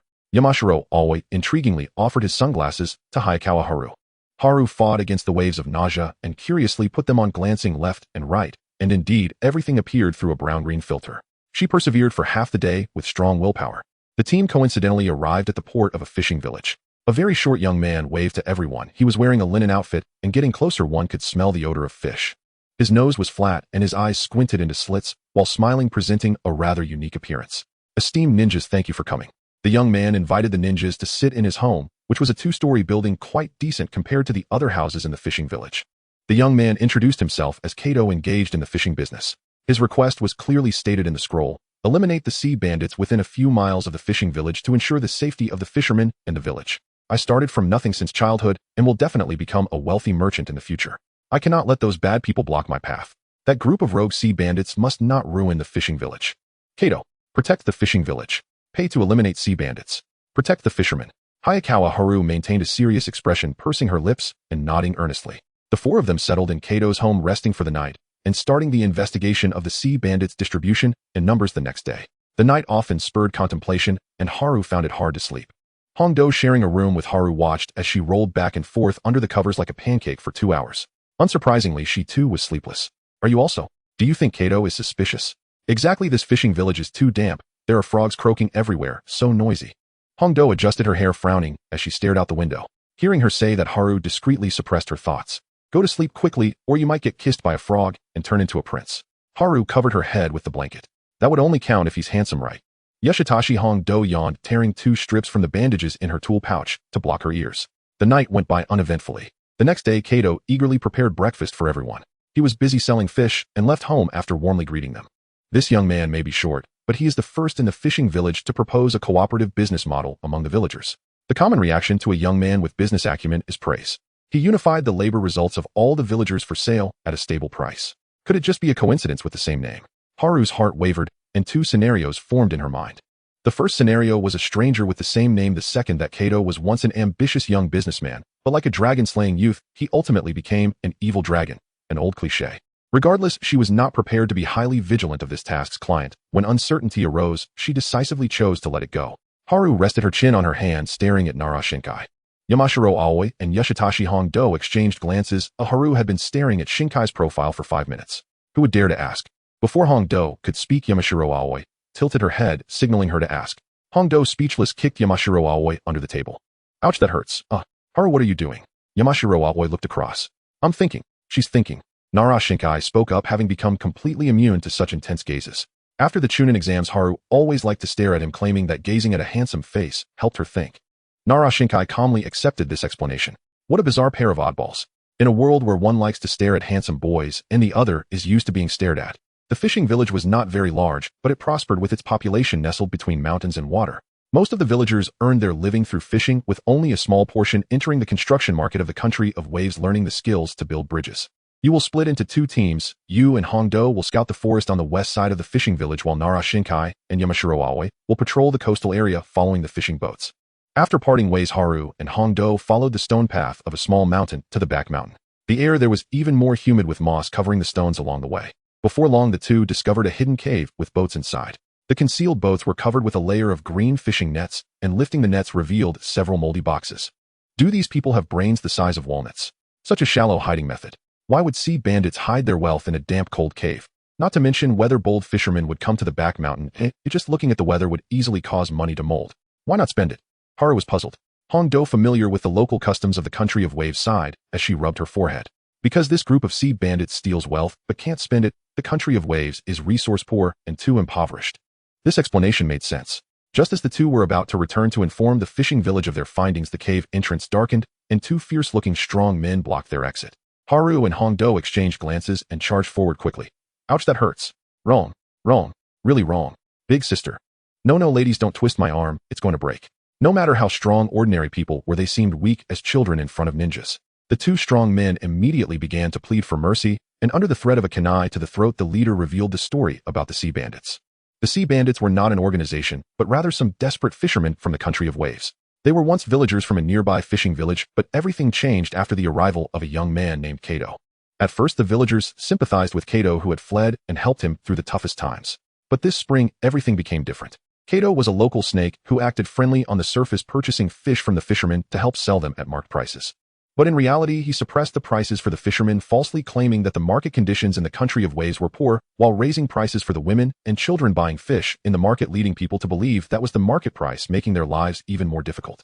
Not satisfied with merely profiting from the price differences, Kato managed to transport some unsold fish after raising their prices to some remote and isolated small nations using unknown methods, passing them off as good quality and continuing to sell them at high prices. If that's the case, why do you steal wealth? Haru frowned and thought. Since all the money will be pocketed by Kato through price differences, we thought it best to simply become sea bandits ourselves. As long as the stolen money is enough, we can buy a big ship to take the villagers away from this area and start a new life. The country of waves was resource poor, but it was not lacking in ships. In terms of shipbuilding technology, the country of waves was considered top-notch compared to other great nations. Just as I thought, that Kato is suspicious.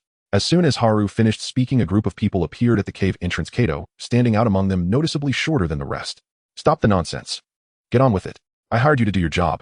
Fortunately, he had hired 2 groups of people. Kato blocked the cave entrance with a group of people, his expression no longer the kind-hearted and simple one from the morning, but replaced with impatience and malice. Kato stroked his beard, his eyes gleaming with sharp light. I knew it, you ninjas from the land of fire are utterly unreliable. Fortunately, he had prepared a backup plan. Kato stepped aside in the middle, and several tall ninjas appeared in front of him. Aren't you supposed to be strong? Come at me. Charge. The few rogue ninjas hired by Kato rushed forward. 1 had black hair, and 2 had red hair. Kato treated them like dogs summoned at will, which made them very displeased, but they still had to get the job done. Hongdo. The enemy threw out a chain, the tip of which was a sharp blade. Zao Yuan-chun ducked down to avoid the attack, and the blade pierced into the cracks of the cave. Got it. Yoshitai Hongdo readily agreed, understanding that Chun meant for her to hold off the 2 red-haired ninjas. She dodged a flying shuriken and quickly grabbed one of the rogue ninjas' arms. Separated by the spikes of earth that erupted from below, Hongdo used her anger to lure the 2 rogue ninjas out of the cave. Kato had long since left, and only Zao Yuan-chun remained with the tall black-haired ninja along with 2 others. Heroine, hit that guy hard on the head. Go for it. The 2 bound sea bandits did not forget to cheer them on. You little brat from Konoha, your understanding of this world is too superficial. The man had scars all over his arms, grinning maliciously as he picked up 2 curved blades to stab at them. In a flash of silver, the rogue ninja found himself alone in place. His smile stiffened as he turned around. In that instant, he was met heat-en by Zao Yuan-chun's fist. Blood gushed from his nose like it was free, and the rogue ninja's legs gave way as he collapsed. With a clang, the curved blades fell from his hands. I told you not to mess with me, old man. Zao Yuan-chun had originally only intended to knock him unconscious by hitting the back of his head, but unexpectedly, he had caught her fist directly with his face. Chun crouched down to check his breathing, shaking him vigorously to wake the dying rogue ninja. Wake up, what's going on with Kato? Were the other Konoha ninjas ambushed too? Under Chun's relentless shaking, the rogue ninja's brain was almost scrambled, and he spoke in a confused manner. On the bank. Among the ninjas. Those who disliked him, even if he was about to kick the bucket, they thought he was just sleeping. The rogue ninja's mind wandered for a while before he completely fainted. Chun threw the enemy away and picked up a curved blade from the ground. The blade was made of excellent materials, and the wooden handle bore a strange emblem. Looks familiar. Paired with the 2 red-haired ninjas, isn't this the emblem of the Uzumaki clan? She recalled the sealing scrolls that her predecessor Kushina Uzumaki had shown her. Most of the sealing techniques in the Konoha sealing class were derived from the Uzumaki clan's sealing arts. Some sealing scrolls still bore the red spiral emblem. Long ago, after the downfall of the land of whirlpools, the Uzumaki people scattered and fled, with some going to Konoha, while others barely survived under the support of the land of grass and the land of rain. Heroine, untie us, we. Zao Yuan-chun threw a shuriken to cut the hemp ropes and left the cave without looking back. Zao Yuan-chun had a bad premonition in her heart, fearing that those rogue ninjas had more tricks up their sleeves. As a Chūnin facing so many issues, I don't even want to become a Jonin anymore. The light-hearted complaint dissipated into the wind. On the other side, Nara Hikari and Yamashiro Aoi were searching for sea bandits around the fishing village, with the same fishermen from yesterday still providing them with a boat. After walking a few miles, the fishing village became smaller in their sight. The fisherman slowly straightened up, tossing his straw hat into the water with a flourish. I say Konoha ninjas are nothing special. A kunai flew through the air, grazing the man's face, but he was not angry. This probing attack only excited him more. With the right time and place, the water surface was his most adept battleground. Listen well, I am Mizuke's, the water beast known among all the ninja villages. Mizuke's sported blue short hair, a gray vest, and a long sword with a dismissive expression that seemed welded to his face. Although receiving Kato's task was unexpected, as a rogue ninja with a reputation, he would uphold his promises. Even if one of the Konoha ninjas was the unruly Zao Yuan-chun, he believed he could avoid her. Thus Mizuke's and Kato devised a plan to intercept the 2 male Konoha ninjas. This is my ninja way as a rogue ninja. Have you heard of it? Nara Hikari smirked and turned to ask his companion. Yamashiro Aoi quickly shook his head. The highly insulting words nearly caused Mizuke's to have a heart attack. After all, he considered himself an elite Jonin, and yet, hey, it's that bastard with the toothpick. I've been tolerating you for a long time. You've been laughing nonstop. Mizuke's jumped off the fishing boat and used water jutsu to conceal himself in the water. The mist around the fishing boat slowly rose, enveloping the entire area. The calm water surface became the quietest battlefield. Suddenly, a series of shurikens embedded with explosive tags struck the fishing boat. Nara Hikari and Yamashiro Aoi withdrew from the boat, standing back to back on the water surface, vigilant. A massive water dragon charged toward the 2, roaring fiercely as it bit down on the enemy. In no time, the shadow clone disappeared. When did this happen? Mizuke's heart sank as a figure broke through the water behind him. He activated all his senses and pushed himself to the limit to use water prison jutsu. Yamashiro Aoi's attack missed, and he found himself trapped inside. A smirk appeared on his lips as he looked up at the sky. Mizuke's, feeling uneasy, also looked up at the sky, seeing nothing. Nara Hikari appeared in front of him, seizing the opportunity to attack with a kunai. Mizuke's was caught off guard and took a hit, but as the elite Jonin from the Mist Village, he still held the upper hand in an unknown fight. Mizuke's feigned an attack, controlling the water beneath his feet to extend a stream of water that pulled Nara Hikari down. Before he could catch his breath, a kunai wrapped in chakra appeared before him. It was another female ninja. Mizuke's frowned and turned his head to see 2 Uzumaki ninjas chasing after Yashitai Hondo. All a bunch of idiots. These 2 Uzumaki ninjas were his subordinates whom he had picked up near the grass village. However, their strength was concerning, but they were good at sealing techniques. Mizuke's stepped forward, sending ripples across the water surface. A water barrier intercepted Yashitai Hondo's attack route. Before he could take further action, his left arm was grabbed. The drenched Yamashiro Aoi had caught his arm, preventing him from moving. Breaking free from the water prison was not easy and consumed a lot of stamina. Now, a shuriken appeared from the front left, slicing through the air. As it got closer to Mizuke's, the number increased, and they rained down on him like a storm. With the cooperation of the Konoha ninjas, Mizuke's failed to dodge and sustained minor injuries. He glared at the 2 Uzumaki ninjas who were slacking off. The two Uzumaki ninjas understood each other. Don't worry, boss. They hid two sealing charms, one to restrict chakra flow and the other to weaken physical strength. Zao Yuan-shun's figure was getting closer and Mizuke's pupils contracted. He saw Zao Yuan-shun running across the water directly toward him. The battlefield, already showing signs of decline, needed a solution or they would be finished. Don't worry. Just leave it to us. The self-sacrificial subordinates shouted in unison, one rushing toward Zao Yuan-shun and Yoshitai Hondo, while the other charged at Noara Hikari and Yamashiro Aoi. Golden chains emerged from their palms, and the sealing charms shone brightly. The four Konoha members were bewildered by this strange sealing technique. Caught off guard, they were bound by the chains. The two Uzumaki ninjas proudly boasted about their sealing technique. You two female ninjas need not struggle. With your chakra flow obstructed, you'll have no chance to break free. The one binding you and Hondo is the chakra sealing technique. Weakening physical strength makes every movement difficult, right? The others were bound by the physical technique, sealing technique. Hurry and make your move, boss. The two Uzumaki ninjas looked eagerly at Mizuke's, noticing his soul was drifting out of his mouth. It seemed like he had been walking for a while. The chakra that trapped Zao Yuan-shun. Why did he not understand these words? Hey, that guy doesn't rely on chakra, but rather, his fists. Are there any normal people left in this world? Night spilled like ink as heavy curtains swallowed the moonlight. The bedroom was left with nothing but a pitch-black, stifling darkness in which one could not see a hand before the face. At first, the ticking within the silent room was faint and barely perceptible. That maddening drip of water, half-sleepers could not quite hear it clearly, dragged the body deeper into lethargy. The drops from the wash basin caught between dream and waking became a cruel clock, emitting an old, steady tremor. To complete a mission, a shinobi sometimes must sacrifice certain things. Faces of his parents in memory were blurred. His father finished lecturing him at the table and then received a new assignment. Are you sorrowful? Smile more at such a tender age, Yen. His mother laughed as she placed a piece of fish on his plate. In childhood, he could not understand why duty required embracing sacrifice and resolve. Being praised as sacrificing for Mai seemed to become the norm in their ordinary household. Every breath bore the weight of responsibility. Naoyang Yan's world had collapsed before he was 5. He overheard a conversation between his father and his uncle. His 25-year-old father insisted on taking his uncle's place and joining Jin. But it is nothing to fret over, look you. The family must have someone in the Yambu, is that not normal? His father feigned ease as he saw off the 16-year-old Lukiyu and closed the door. I am very sorry. That apology was spoken into the air.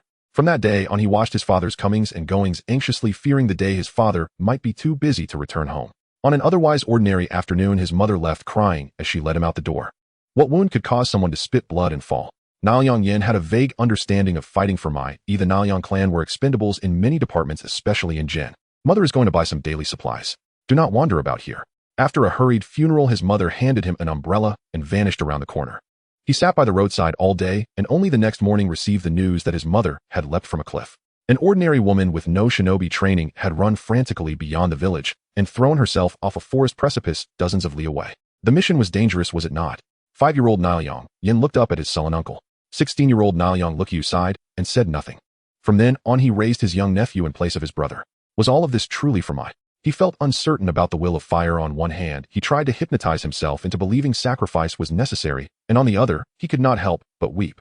One day, an Umbu shinobi, a colleague of his father, handed him a sheet of paper bearing only a few words. It was the tongue curse eradication technique. What a simple cause of death. So even his father could not be counted among those who sacrificed for Mai. He had merely died because Jin had imposed a bodily seal. In an instant, everything reversed and took on a bitter taste. Go to school. The indifferent Yinhu Jin, still young, clung to the notion that shinobi were tools. He skirted around Naoyang Yen and left. Such mistakes will not happen again. That ninjutsu will be tempered in future. Everyone feels very sorry. Behind every apology there cloaked a neat, orderly hypocrisy. Time passed indistinctly.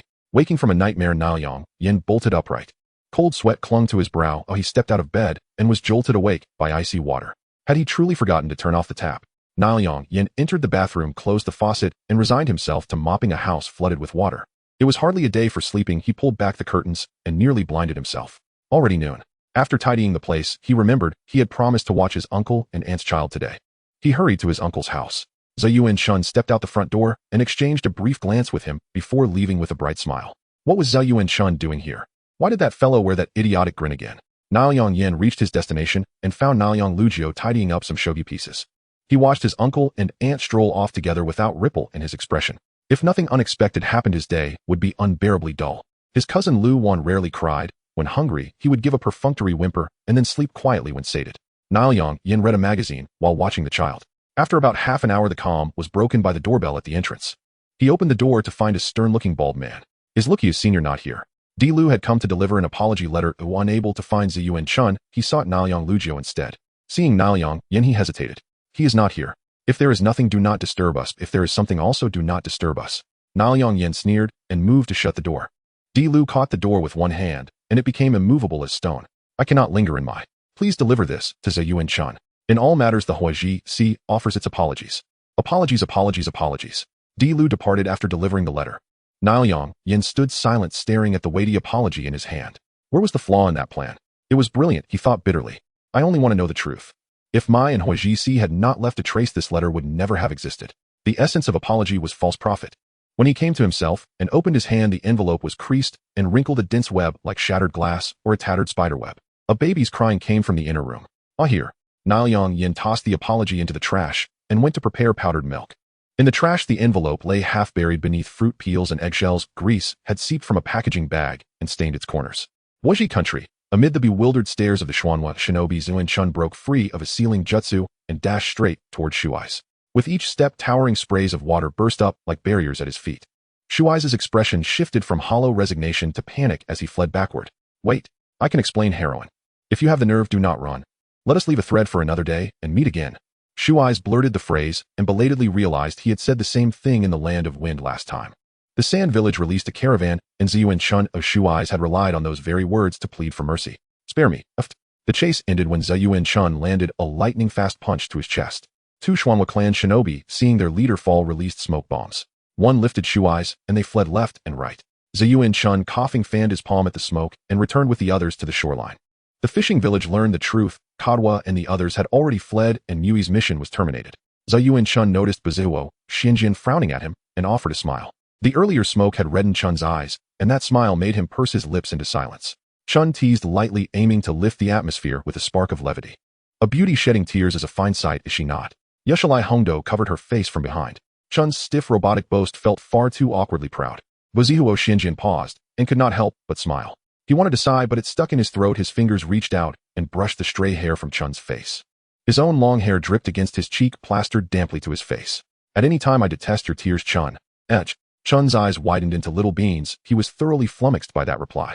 From afar, Shanxing Qingye pressed a hand to his forehead, worried by Bazuo Xinjian's absolute tone.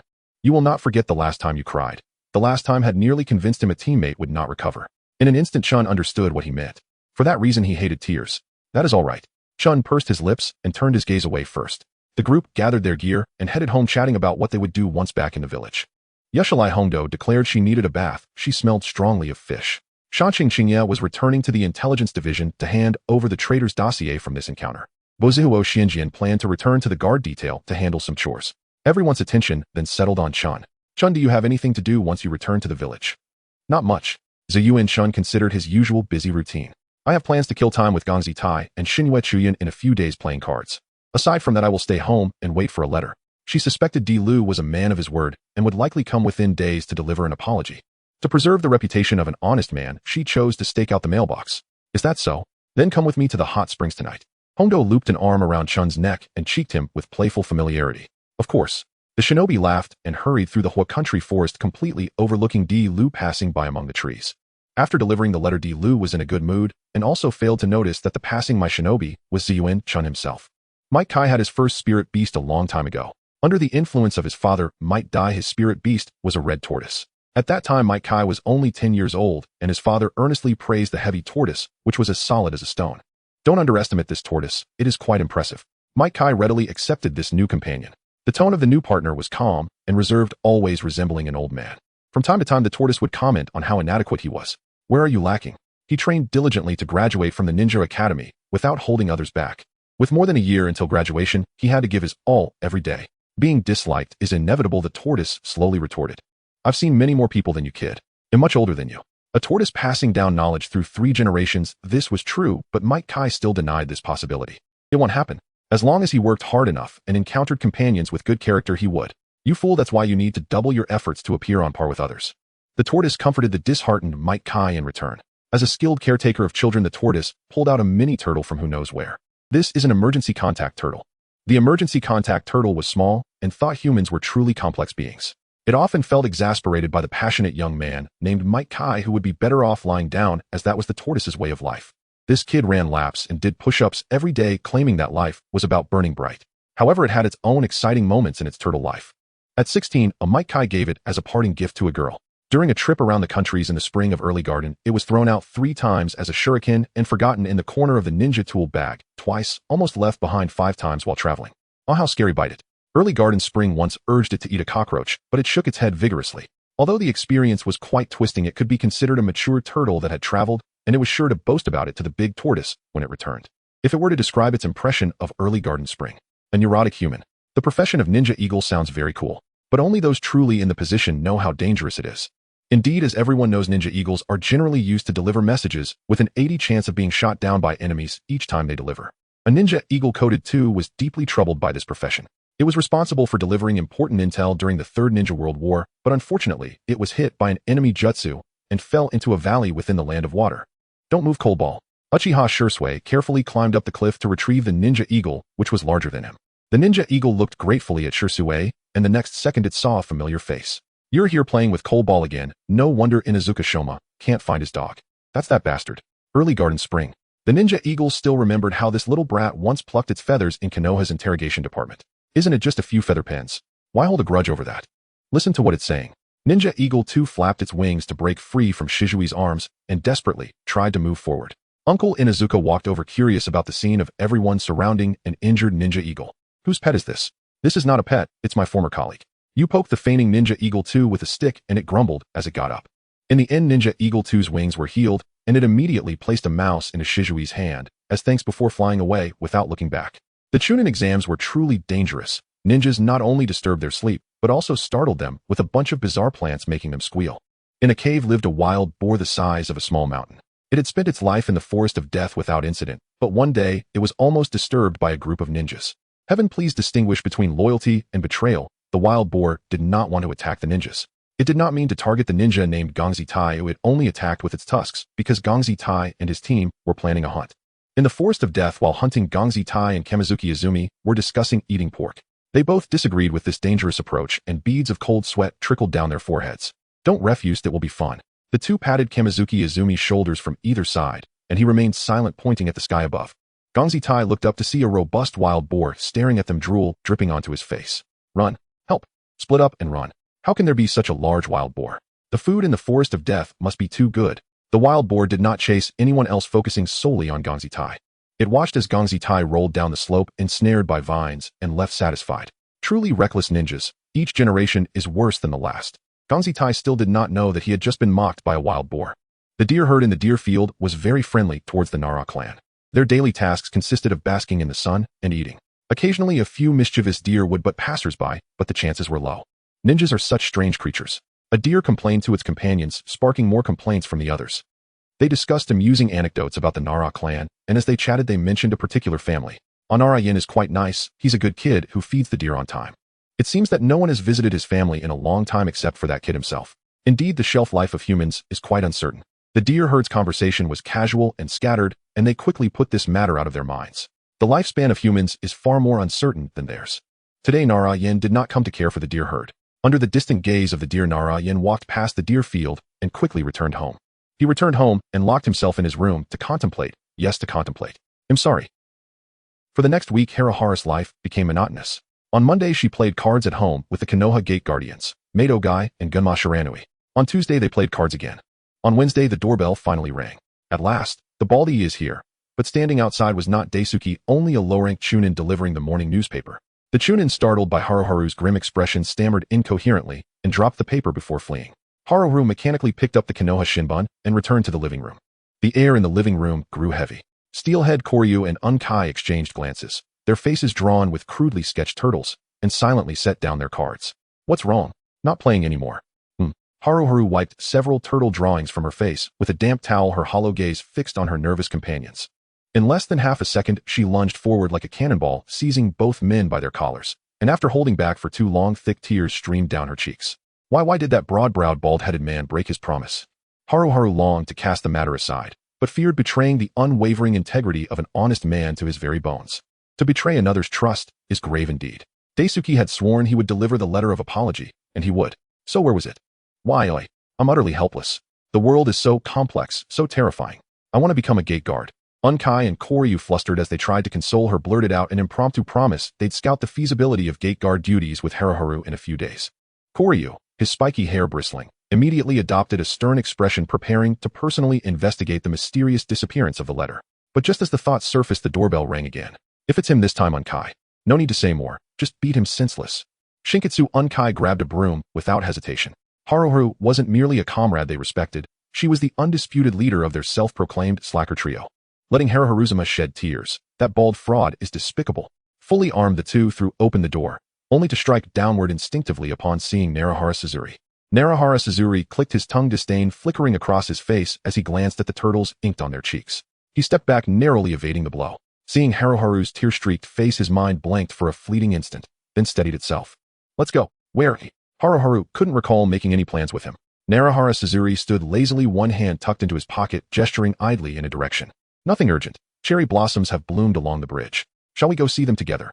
All right. She believed, firmly, that Narahara Suzuri's rare sincerity meant either he needed something or intended to swindle her.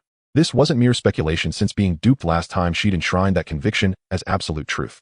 Haru followed Narahara Suzuri out, pausing only to instruct the Konoha gate guardians to tidy the living room and lock the door behind them. If possible, fry up 2 more dishes. Before she could finish, the door clicked shut. Haru gave an awkward smile and hurried after Narahara Suzuri, who walked ever faster. His expression remained languid, yet today it carried an undercurrent of sorrow. He looked less like a man who shunned trouble and more like a weary observer disillusioned with everything. The bridge stood nearly empty. No one else lingered there in melancholy. They stepped onto its surface, each lost in private thoughts. Haru stole glances at him. Narahara Suzuri leaned back against the railing, gazing placidly at the cherry grove beside the water. A soft breeze stirred stray strands near his temples, yet he didn't brush them away even as they drifted into his eyes. A portrait of brooding elegance, a 45-degree upward gaze toward the sky. Oh, I get it. You're just posing. Narahara Suzuri clenched his jaw inwardly, his expression twisting briefly before settling back into cool indifference. To others, perhaps the slight lift of his long, narrow eyelids and the faint, careless curl of his lips conveyed subtle acerbity. He plucked a fallen cherry petal from the railing. Haru, his tone betrayed neither joy nor anger. The optimal strategy is in fact the worst one. What did that mean? Haru felt an invisible hand clamp around her throat, squeezing the breath from her lungs. Her mind grasped its implication instantly, even if slow-witted, such dread clung like a shadow, chilling her to the marrow. Option 1, we all fight, brutally, bloodily. What does it matter? At worst, we die. Option 2, we settle it with rock, paper, scissors. Best 2 out of 3 determines which team advances to round 3. After all, luck is part of strength. So the optimal path was bloody, head-splitting victory. In my view, you should feign outrage over Konoha's concealment. Then unleash missile-like iron fists upon the village, the fire temple, the daimyo's residence, the land of wind, the land of water, the land of earth, upon everything within your sight. Years later, survivors, scarred and shaken, would finally realize how secrecy had warped Haru's heart and reveal the truth to her. The super-optimal path was global annihilation, shattering every order. Cherry blossoms bloom most brilliantly just before their season ends. Then comes decay, the most unbearable rot. Narahara Suzuri's words pulled her from shock. Haru watched the petals slip from his fingers, drift onto the water, and float downstream, gathering in clusters along the riverbank. Many petals along the bank had darkened, bleached of color, sinking into the muck. What are you trying to say? Her bluntness left him momentarily speechless, yet he no longer buried his thoughts deep within. All gratitude, all guilt. They spring from the hypocrisy of those who uphold order. Don't let your eyes be easily clouded. In Narahara Suzuri's eyes, Haru was Konoha's bargaining chip. Both the Fire Temple and Konoha had always been architects of control. After all, never mind. If Konoha's leadership had treated shinobi with genuine respect, his father would still be alive, slain not by battle, but by the tongue-cutting root severance technique, silenced for guarding a ludicrous secret. Your thinking is terrifying, O king of terrible ideas. Haru sighed, patting his shoulders gently. As for this matter, Sensei Shikaku Nara had already offered an answer. Both reasonable and humane human bonds possess a wondrous, ineffable quality. That his friend could ponder so deeply moved Narahara Suzuri, though she was no longer adrift in confusion. Don't worry. I know I'm your friend. You are my only friend. All his patience, all his strength seemed suddenly drained. His chest rose sharply with emotion. He whirled around and strode away. After a few steps, he gripped the bridge railing, voice trembling. I want you to live. Live until death claims you. Beyond those words, he admitted he discarded the apology letter himself, leaving only this cryptic challenge: if you truly want it, find it yourself. Then he quickened his pace, vanishing from Haru's sight. He hated everything, every single thing from childhood onward. Narahara Suzuri even yearned to obliterate all order. Its manufactured hypocrisy now exhausted him beyond endurance. His thoughts churned chaotically as he ran home. Inside, chaos reigned, waterlogged floors, damp walls. While tidying scattered belongings, he noticed his parents' bedroom door slightly ajar, washed open by the floodwater. It wasn't locked. Normally it stayed closed. He reached for the handle to shut it, when light from the living room spilled through the crack, illuminating the bedroom. On the nightstand stood a shattered photo frame, holding that family portrait. The image, long buried under dust and broken glass, hadn't landed on the floor. Instead, miraculously cleaned and restored, it rested within the fractured frame. Once hurled violently to the ground, splintered beyond repair, it now sat whole upon the nightstand. The cracks in the glass snaked like rivers, flowing, converging, weaving into dense, intricate patterns. It had been pieced back together when Narahara Suzuri's pupils contracted violently, his vision blurred. First activity, clean the deer enclosure. Second, deliver parcels for grandma next door. Third, water the flowers. 23rd, clean and restore the flooded house. 34th, taijutsu training. A checklist from 2 years ago. Once upon a time, there was a diligent gardener who, along with other gardeners, took care of a lush and beautiful garden. In this garden, one flower bloomed the most magnificently. The gardener happily tended to it with his companions, but today he discovered that someone had poured boiling water on the flower. As everyone can see, this gardener is none other than the current Hokage Minato Namikaze. He bore the heavy responsibility of the third Hokage safeguarding Konoha. Among the important tasks of protecting Konoha was ensuring that the flower Zeo Yuan-shun did not grow awry. For now, everything seemed fine. Not good. Hokage-sama, did a villager's water pipe burst? Or is there a problem with the prices at the market? Did a child get hurt playing with explosive tags? Which shop needs startup capital? It can't be some major crisis, can it? Without looking up, Minato diligently reviewed documents. No, the Umbu member stammered, and suddenly the office door was pushed open again. Ebisu made a flashy entrance, striking a pose for a second before quickly transitioning into an urgent situation. Ebisu anxiously slammed his hands on the table. That brat, Yin, is instilling terrifying thoughts into Zeo Yuan-shun. Today, Ebisu had impulsively gone fishing by the river using the fishing gear that Zeo Yuan-shun had sold him. He didn't catch a single fish, but he had snacked on melon while hiding behind a cherry blossom tree. Yin, who is that? Minato Namikaze suddenly raised his head, as if the emphasis of the question was. Minato pinched his brow. I understand now. I will handle this promptly. Who exactly is pouring boiling water on the flowers of Konoha? After sending off the Umbu and Ebisu, the smile that Minato had maintained instantly vanished. He clearly remembered that yesterday Yagyu had sworn to him that Zeo Yuan-shun had already come to terms with the truth. What on earth is happening now? If I go find that child myself, Minato pondered for a moment before dismissing that thought, a last time Zeo Yuan-shun had seen through his questioning. Now who should be sent to discover whether Chun's heart has been twisted? I'm counting on you, Minato confidently patted Kakashi's shoulder 10 minutes later. Kakashi left the Umbu early to investigate the tumult between Nara Yin and Zeo Yuan-shun. Kakashi knew that Nara Yin was a former classmate, and during their time at the Ninja Academy, he had the impression of him as the king of sleeping in dark corners. The scene shifted back. Nara Yin trembled as he touched the family portrait in his parents' bedroom on the table by the windowsill. Everything was neatly arranged in its place, bearing the emotions of those who had already departed. The long-suppressed anger and sorrow without the gaze of others poured out like a flood, filling the entire bedroom. The year Zeo Yuan-shun was tricked. How did he manage to piece this together in a room buried under dust for over a decade? So ugly. He covered his face, laughing and crying at the same time, gradually turning into suppressed sobs. The empty room was left with only the shadow of a person kneeling on the floor. As the hollow, endless gray of the photograph dissipated, the wind brushed through the curtains, bringing a slight chill that offered some comfort. After traveling through various countries, he wished to be a clever bystander for a lifetime. But Nara Yin could not accept that the higher-ups of Konoha were using similar means to treat Zeo Yuan-shun as a tool. He was simply too scared, as dark and terrifying thoughts urged him to hate the roots, to hate Konoha, to hate ninjas at all times. The disheveled Nara Yin stood up and placed the photograph down. He walked to the window and pulled back the curtains. The sunlight seemed to possess the power to cleanse all dirt, filling every inch of the room. Nara's mind started to move sluggishly like an old machine. The answer had already been written on the riddle from the beginning. After eliminating various impossibilities, he finally saw the obvious answer. A long time ago, we were already friends. He had not even realized it before. So it turns out, this was even too hasty. No, it completely contradicted the logic of choosing friends. Despite thinking this, Nara Yin placed the frame down and stumbled out of the door. He knew deeply that Zeo Yuan-shun was a clumsy but highly active ninja, and if his words had truly caused an irrevocable impact on Chun, or rather if Chun decided to tear down the entire world, it would be completely disastrous. Nara Yin searched for Zeo Yuan-shun in the streets and alleys, but found nothing anywhere. Just as he was about to change places to continue searching, a hand firmly grabbed his arm, and Kakashi stared at him with a blank expression. For a moment, he felt a chilling cold emanating from Kakashi, but the eerie feeling disappeared in an instant. I don't know either. The two did not clash. After a brief exchange of information, they continued searching in different areas.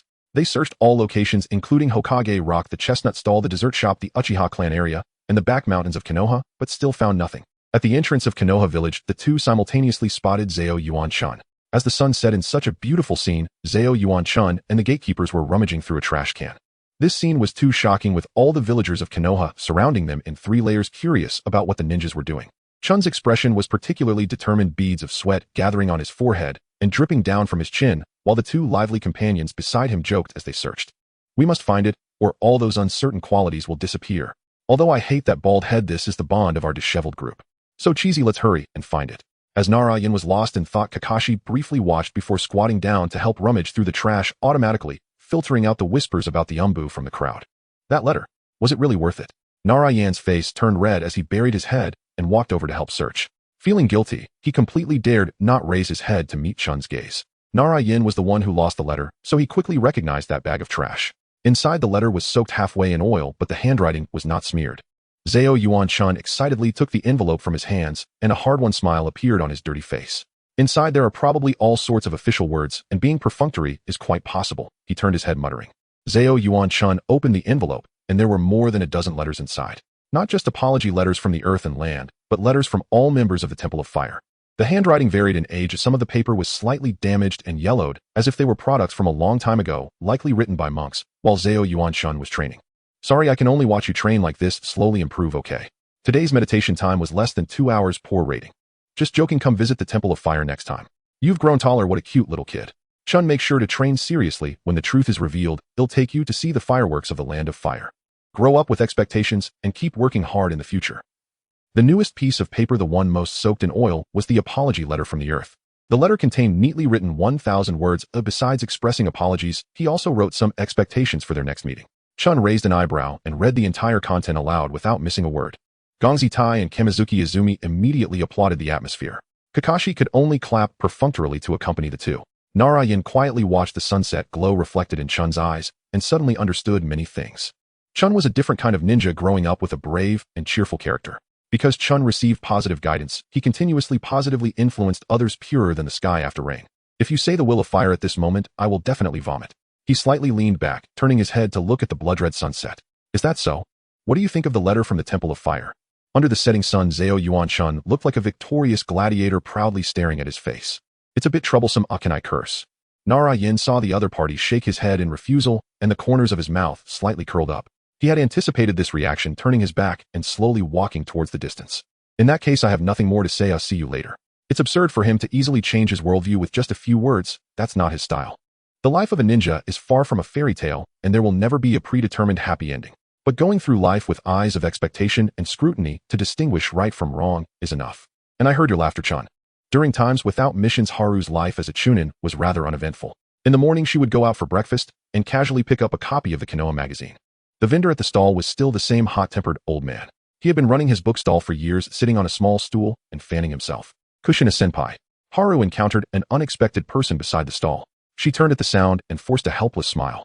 "Good morning, Haru." Kushina wasn't at the stall to buy books, rather she was there to sell them. Running the Handsome Boy magazine in Konoha wasn't easy, and recently the magazine sales had encountered significant problems. As for why she wanted to establish the Handsome Boy magazine, to lift everyone's spirits in Konoha and liven up the atmosphere. 2 years ago, the Nine Tails had destroyed many buildings, causing great devastation. Kushina aimed to alleviate the gloomy and desperate atmosphere by increasing entertainment and leisure activities. Thus, the Handsome Boy magazine was born, capturing the interest of many. The gossip about which ninja was the most handsome successfully broke people's worries about the future. In any case, the magazine has started to stagnate in sales, which is somewhat of a good thing. This proves that the villagers have regained their hope and longing for life. After listening to Kushina-senpai, Haru stroked her chin and fell into deep thought. The magazine doesn't necessarily need to be abandoned. Even though the goal had been achieved, the magazine could still contribute to the impoverished entertainment industry of the village. Kushina supported this idea, but the Handsome Boy rankings consisted entirely of ninjas. After all, a ninja's focus was on missions. They exchanged glances and couldn't help but sigh. A large black wolf dog squeezed its way between the two, and the vendor skillfully took coins from the pouch around the dog's neck and handed a stack of newspapers over. The imposing wolf dog grabbed the newspaper and wagged its tail as it left. "Coldball, attention." Haru recognized the large dog. Coldball froze, realizing it was Haru, and came over, wagging its tail to be petted. At the age equivalent to 40 in human years, Coldball's black fur had lost its luster, appearing quite weathered. The moment she saw Coldball, an ingenious idea popped into her mind. "It's worth a try." Kushina, determined to save the magazine, encouragingly patted Haru's head. Time flew by so quickly. Haru had grown into an outstanding ninja capable of standing on her own, which gave Kushina an inexplicable sense of pride akin to watching a child grow up. In the afternoon, with nothing to do, Haru followed Kushina-senpai to initiate their plan. The first target was the Inuzuka clan. Upon hearing that the Konoha magazine was launching a series on the most handsome dogs, many Inuzuka ninjas dressed up their dogs, cleaned them, and even used fragrant shampoo. Inuzuka, as the clan leader, was quite fond of the event. She reached out and patted Haru's head. Why does everyone love to pat heads so much? Haru mumbled softly. Being patted on the head in front of a group of dogs was such a strange scene. Because Haru is such a cute child. Inuzuka laughed heartily. With 2 red triangular markings on her face, she looked incredibly cool. With her help, the photographer took many pictures. From today on, the Konoha Handsome Boy magazine was renamed to Konoha Forum. I actually think Inuzuka-san's dog is the most handsome. Kushina whispered, and Haru followed her gaze to look into the distance. Kuro was resembling a gray wolf, blind in one eye and missing an ear. Kuro caught sight of someone observing it and came over to sit in front of them. Edge. What a fierce expression. What's with such a fierce look?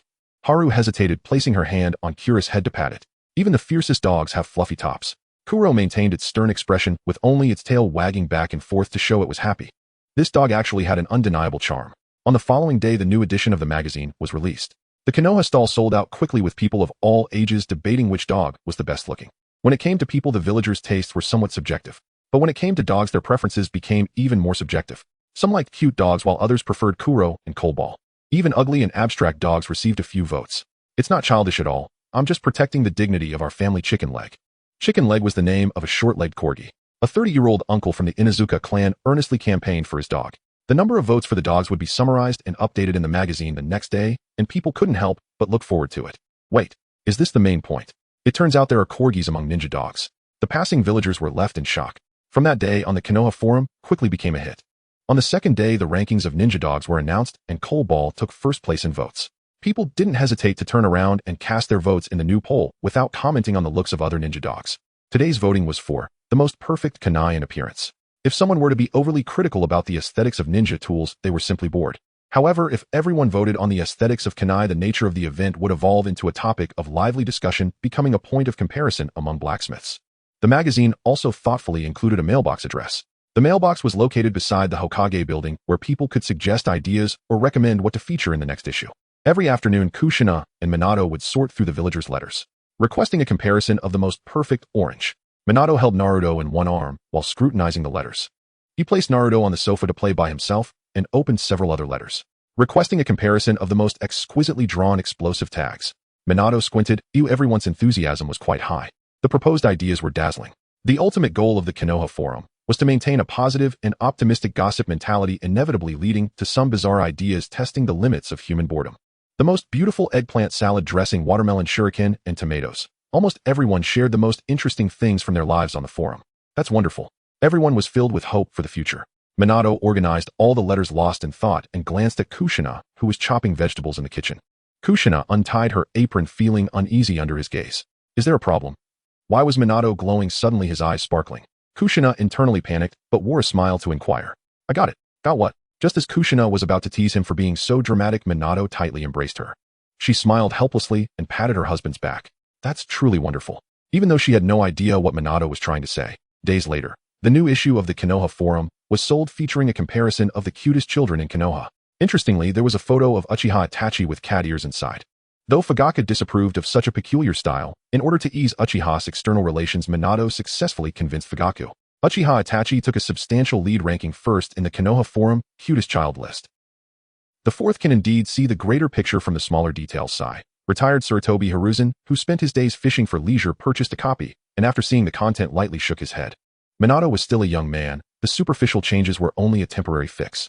Where would the Uchiha go in the future? It has nothing to do with me anymore. Hayashi Irika cherished nothing more than the children's smiles, until today when he faced the one person he least wished to see, Ebisu. The previous day, Ebisu had been deeply provoked by Irika's words and issued a formal challenge to a duel. All Irika had said was there is no inherent superiority or inferiority in how children are taught. Diversity in pedagogy is natural and inevitable. That single sentence shattered Ebisu's long-held conviction about teaching methodology, and instantly he challenged Irika to a duel between Konoha Academy instructors. Only innate talent coupled with systematic elite education can forge exceptional shinobi. This belief anchored his entire philosophy. Truly, there's no need for this duel, Ebisu. Irika wiped cold sweat from his brow and shook his head helplessly. But Ebisu remained unmoved, openly scoffing at the traditional academy system. Normally patient and gentle Iruka finally reached his breaking point. With a sharp slam of his fist upon the desk, he accepted the challenge. This utterly underestimates the Konoha Ninja Academy. Unforgivable. For the first time in memory, the mild-mannered Iruka flared with righteous anger. Yet the moment Ebisu strode away brimming with confidence, Iruka regretted his decision. The contest would be decided by best of 3, a battle of pedagogical dignity. Each instructor could select 3 strangers on the streets and within a short time teach them foundational knowledge as temporary students. Victory in each round would go to whichever instructor's students demonstrated greater comprehension and retention. Iruka held no objection to Ebisu's belief that elite training and inherited advantage cultivated genius, but Ebisu's outright dismissal of the academy system ignited Iruka's fury. This duel was not merely about rivalry. It was about the honor of being a teacher. Ebisu acted first. He stationed himself outside a convenience store waiting. Hold a moment. Ebisu intercepted Nara and Kai, his gaze flickering first to the groceries in Nkai's hand then to his face. What is it? Nkai replied coolly, his expression tinged with faint disdain as his eyes lazily assessed Ebisu. This time, however, he misjudged. The enigmatic man in sunglasses bore no intention to sell anything. One sentence from Ebisu stirred murderous intent. Dear Nkai, Ebisu declared grave and resolute. Admit it. You told Haru you're my only friend. How transparent your heart truly is. Just a joke. Wait. Nkai swung his grocery bag in a wide arc. Ebisu dodged instinctively, then hastily added, hold on. I swear I won't tell anyone. I have boundaries, but I overheard you two talking on the bridge while I was fishing nearby. That's all. Ebisu steered the conversation back with practiced ease. His purpose wasn't exposure, it was recruitment. To defeat Iruka, he needed demonstrable teaching success. Nkai was already a prodigy, and precisely the kind of intellect Ebisu sought, brilliant enough to advance rapidly with minimal guidance. If Nkai agreed to serve as his student, even briefly, Ebisu could claim victory, effortlessly restoring his honor without effort. Not interested at all. Nkai waved dismissively, only to find his collar seized. Ebisu's eyes gleamed with unwavering intensity as he repeated, please, do this for me, or I'll tell Haru you wept the moment you stepped off that bridge. Madman. Nkai wrenched free, shot Ebisu one last indifferent glance and walked away, composed, unshaken, utterly aloof. Ebisu adjusted his sunglasses. He wasn't worried about refusal.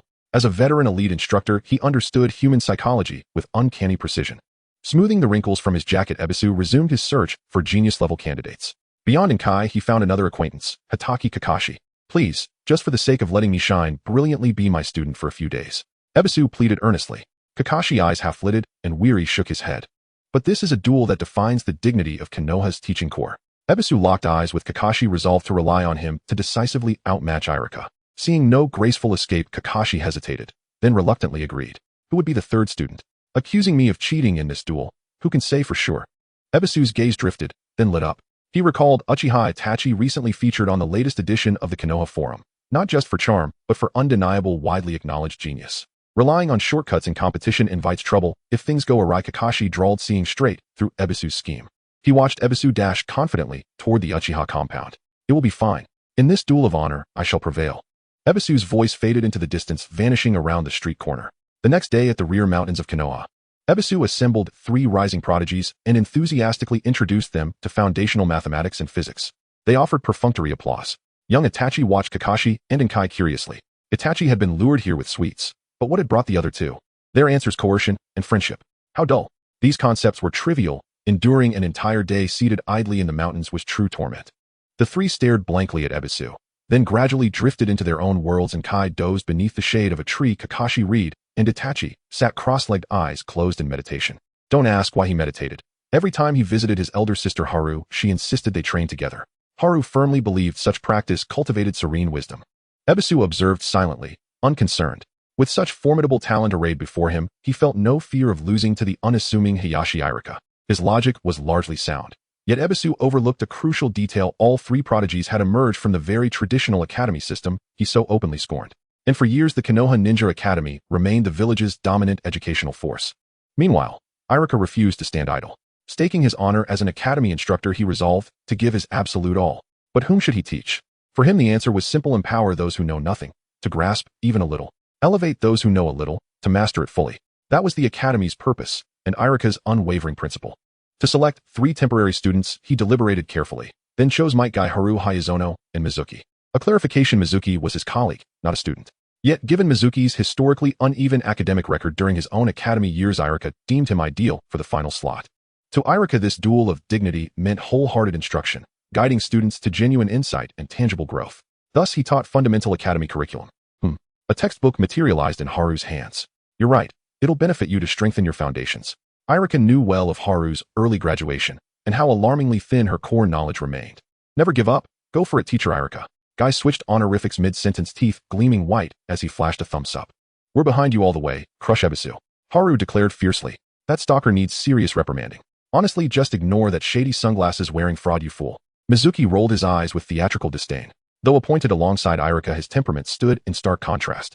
When confronted with views he opposed, Mizuki launched into scathing critique, without hesitation or preamble. Irika smiled, his earlier anxiety softened by their support. In this silent, bloodless duel, he would emerge victorious. I stake the honor of every Konoha instructor. The tense teaching lasted for 3 days, during which both sides reinforced the knowledge of the temporary students. On the 4th day, both parties gathered with their companions in the circular duel arena. To ensure fairness in the duel, the referee was the on-leave Akimichi Dingswa. He had just finished a mission when he received a commission from the 4th Hokage to officiate for a group of children. What vitality! Dingswa stood in the center of the duel arena with his arms crossed. To the left was Ebisu, and to the right was Irika. Upon seeing the group of math fools that Irika had gathered, Ebisu was greatly shocked. Don't you know that math is part of our competition? How did you gather the dumbest people in the world? Ebisu blurted out, but immediately felt a chilling presence spreading down his spine. His teammates activated the gaze on him. Dingswa turned his gaze to Irika, adhering to the principle of both sides exchanging a flurry of trash talk before starting the duel, and asked Irika if he had anything to say. I will not concede first. His tone was flat, as gentle as ever. Even though nothing seemed amiss, inexplicably his faith ignited. All right, if there are no issues, let's begin. Akimichi Dingswa took out the test paper for the first round. The first segment tested mathematics. The highest score wins. Zao Yuan-chun looked around, glancing at the genius team across from him, then at Might Guy and Mizuki. No, there's no need to feel nervous. It wasn't necessarily a loss, definitely not. With a facade of calmness, Chun opened the test paper only to be rooted to the spot by the first question. Each question clearly indicated the type, making it painfully obvious even if one didn't understand. Calculus. Zao Yuan-chun's mind seemed to smooth out in an instant, feeling the helplessness of an elderly lady struggling with a smartphone. Chun smiled as he looked at the second question, which was surprisingly about Poisson distribution, and the third question involved discrete random variables. What the hell is this? The hardest knowledge Irika taught in the past 3 days was derivatives. Yet encountering such difficult problems in a duel was simply a super nightmare. Gradually calming down from the brink of madness, Zao Yuan-chun gritted his teeth as he looked at the smug Ebisu. He secretly smiled and shook his index finger. In that moment, Chun confirmed that it was his doing, increasing the difficulty to ensure victory for his side. Are you alright? Mizuki interrupted Chun's thoughts. Zao Yuan-chun took several deep breaths and turned to look at him expressionlessly. No problem at all. Is it really okay when you're radiating black energy? Really? Mizuki, who didn't know much about the extraordinary, found it strange. Normal people don't radiate black energy when they get angry. Alright, I'll beat him up for you after the match. He offered a perfunctory comfort. Mizuki's calm demeanor was quite puzzling. Zao Yuan-chun glanced at his test paper, which was completely blank, just like his own. But he always maintained a stable emotional facade, seemingly indifferent. Aren't you afraid of letting Irika lose the duel? If we lose, we lose. Mizuki scoffed. That idiot is just young and reckless, insisting on being righteous in an era full of tricks. Besides, losing doesn't mean anything. Mizuki, fearing being misunderstood, justified his words. Losing to a cheat like Ebisu doesn't warrant feeling inferior.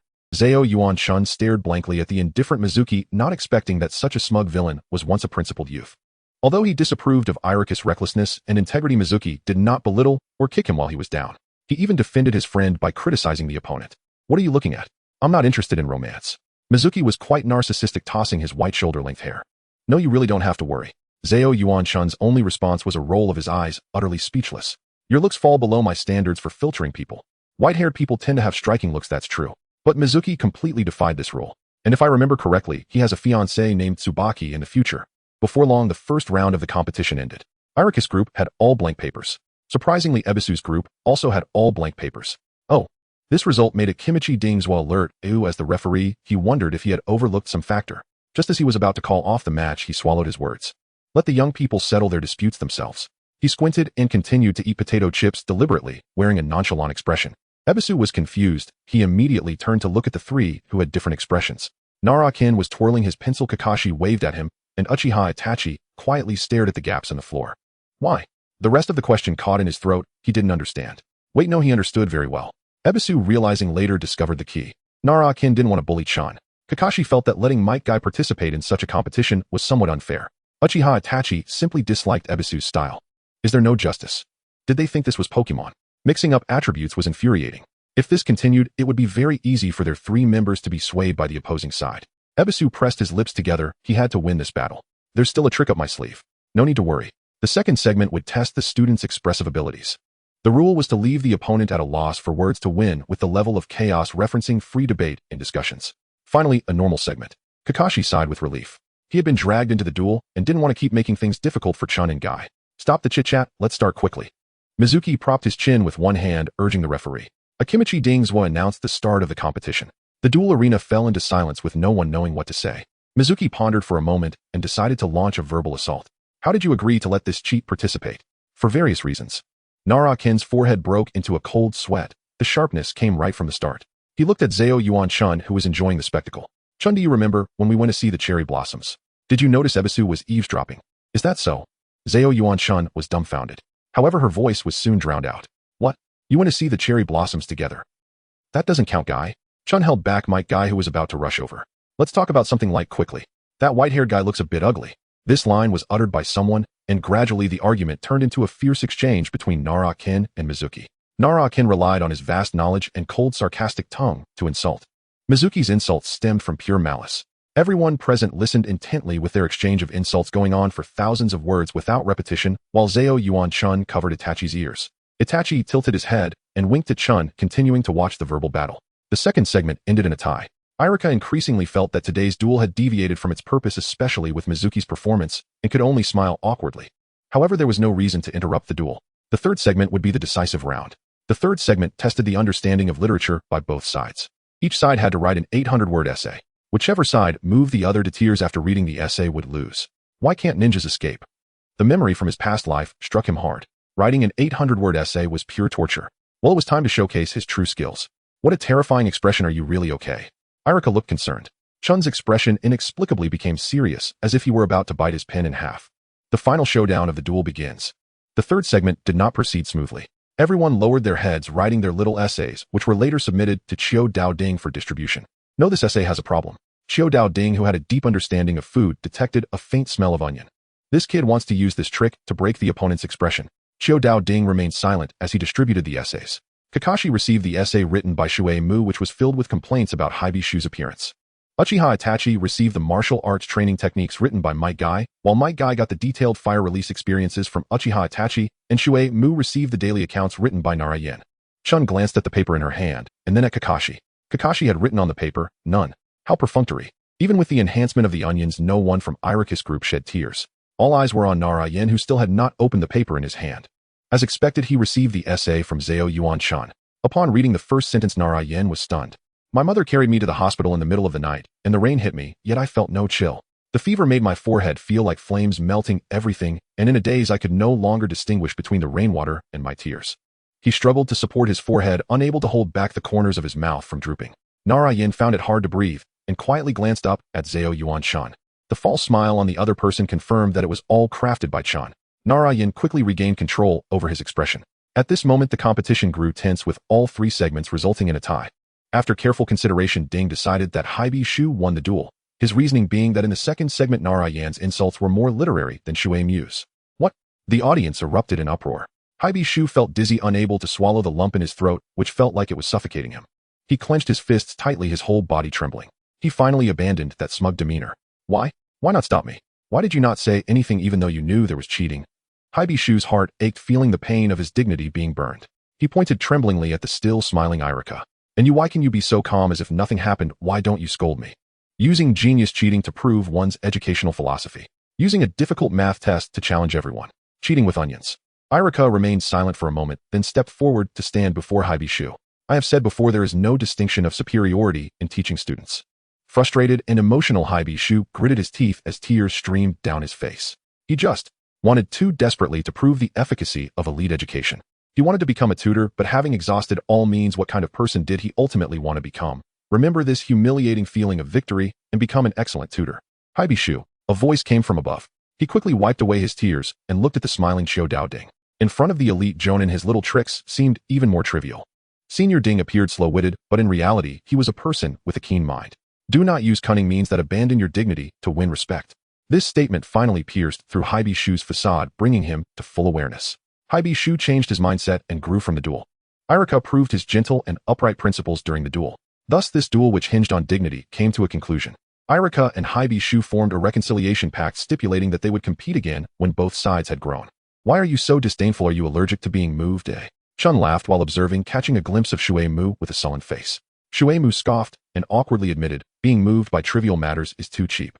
Shuei-mu loudly called Irika, who turned around in confusion. When did you become an excellent teacher? Showing that idiotic smile, Irika. I know, Shuei-mu. Even so, Irika smiled at his demanding friend. Shuei-mu rolled his eyes in disdain. The two bid farewell to the others and returned to the ninja academy to continue working. The rest slowly dispersed, and Nara Yen and Kakashi exchanged glances, both waiting for the other to leave. Is there something you need from me? You. Oh. Zhao Yuan-chun was stopped. You first, please. Nara Yen stepped back. Kakashi politely nodded and approached. He whispered something to Zhao Yuan-chun, who nodded occasionally and readily agreed. Rest assured, I didn't take the gift incident to heart at all. The childish stuff written by Qingtian doesn't impact me in any way. Did you show this to Chun before? Nara Yen asked in disbelief. Childish stuff. Kakashi turned gray, all over petrified like a statue. He awkwardly waved his hand and left. Nara Yen noticed his sleeve being tugged, coming back to his senses. Zhao Yuan-chun was staring at him with anticipation. What about you? Do you need something? Chun followed his footsteps, exiting the duel arena. He found it hard to speak about a certain matter, opening his mouth without any words coming out. At the moment Zhao Yuan-chun was about to lose patience and hit someone, he finally spoke up. Why do we need to piece it together? Why must the photos be cleaned? Why must the glass of the frame be pieced together? Why does everything need to be recombined? Oh, so you wanted to know that. At that time I completed the task according to the checklist and inadvertently opened the long-sealed room.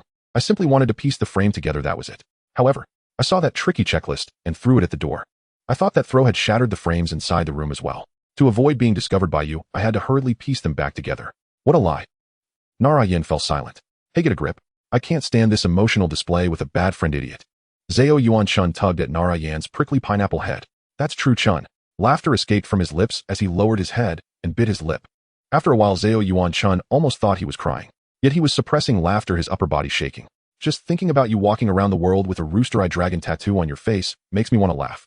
Sometimes he felt that Zhao Yuan-chun was wise but foolish, and other times he thought this person was truly stupid. Regardless, irritating him would always be entertaining. I will humanely destroy you. Stop right there. Chun reacted, quickly charging after him in a few steps, and after laughing he took off running. Outside Yuin village, a figure wearing a Konoha ninja vest was moving through the forest. The Wado-kin with brown spiky hair was panting slightly as he half-kneeled before a mysterious person.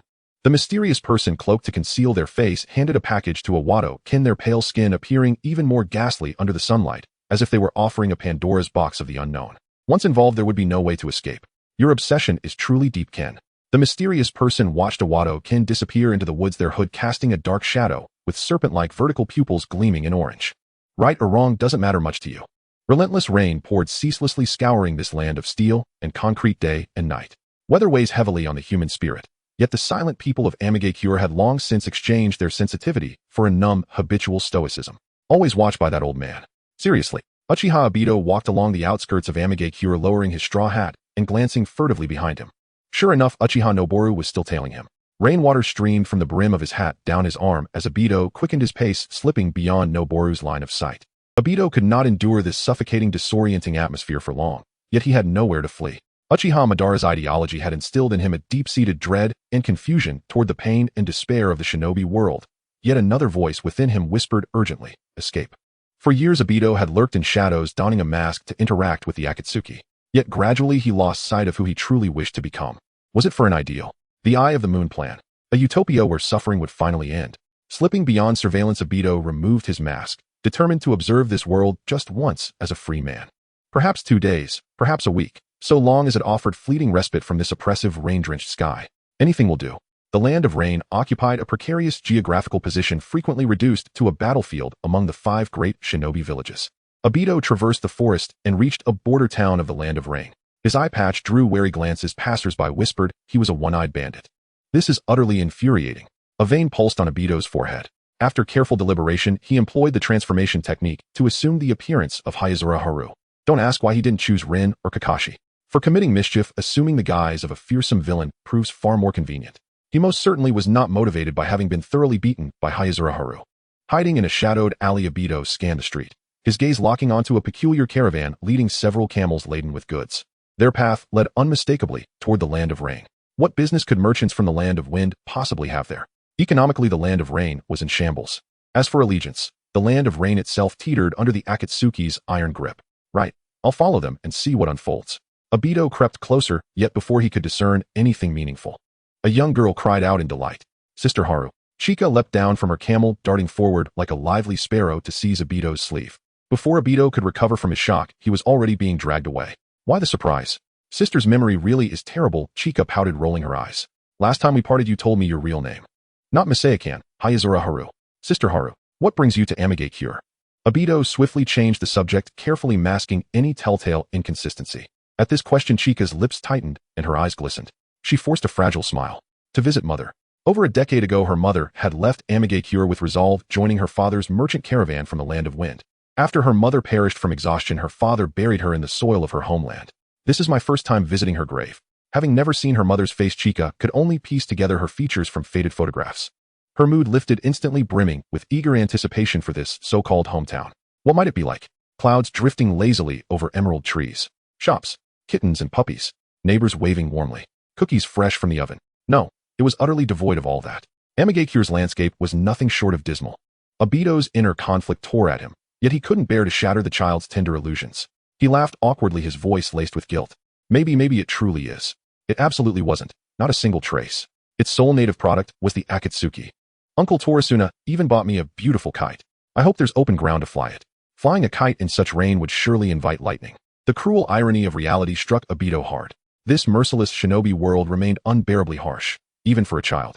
Even a child bore such unbearable sorrow. Noticing Sister Haru's sudden melancholy, Chika rummaged in her satchel and produced several candies. Don't be sad. Things will get better. I must go now. A Konoha shinobi entering another village is strictly forbidden. Obito felt increasingly burdened by this charade, gesturing to the Konoha forehead protector strapped across his brow. He accepted the candies Chika offered and departed hastily. No sooner had he vanished from the caravan's sight than Obito reverted to his true form. Leaning against a tree trunk, he slid down helplessly into a seated position. Above, the dense canopy clouds surged across the sky, crowding, chasing, morphing endlessly into shifting surreal shapes. From a single child, he glimpsed it anew, the endless, unbroken chain of suffering. Obito withdrew his spiral-patterned orange mask and traced its grooves gently with his fingertips. Dusk deepened. A solitary raindrop struck the mask, tracing its contours downward. Then came a cascade, slanting silver threads falling silently upon grass blades and cloth, leaving only faint, glistening traces. So soon, the rain returns again. He stowed the mask away, choosing not to wear it once more. Captain Torasuna, who are you? Why? We're leaving immediately. Please, begging you. Distant cries of desperation echoed. Evidently the caravan had met retribution near Amigakure.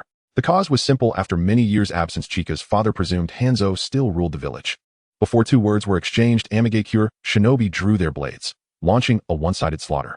The caravan was mistaken for remnants of Hanzo's faction. Obito's hollow gaze flickered, suddenly alight, as if reclaiming breath itself. The numbing chill that had seeped into his limbs slowly receded beneath the steady, rising drumbeat of his pulse.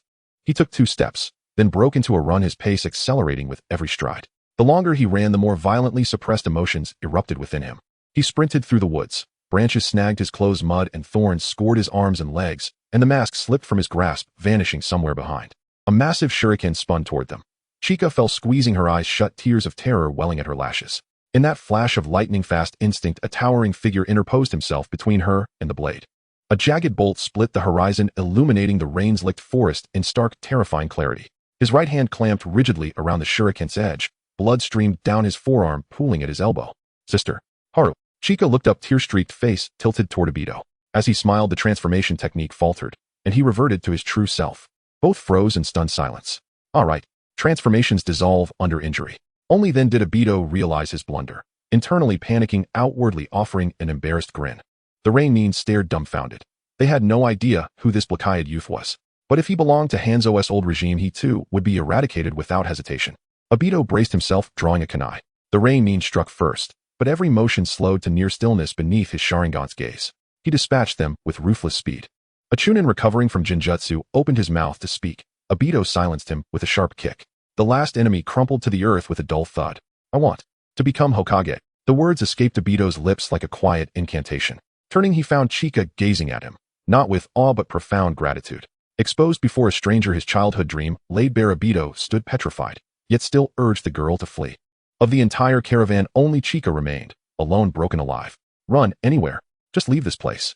At last he watched her vanish into the rain. then exhaled long and ragged. The forest lay in ruin, splattered with blood merchants and rain Nin alike. As he turned to depart, a familiar presence pricked his spine, a watchful, unblinking gaze. "It's you again. Hey, old man." Obito clenched his kunai, eyes locked on Uchiha Noboru. Noboru, who would sacrifice even himself for the peace of the Uchiha, and Konoha embodied the clan's most terrifying fanaticism. Hokage. So that childish ideal has stirred awake once more.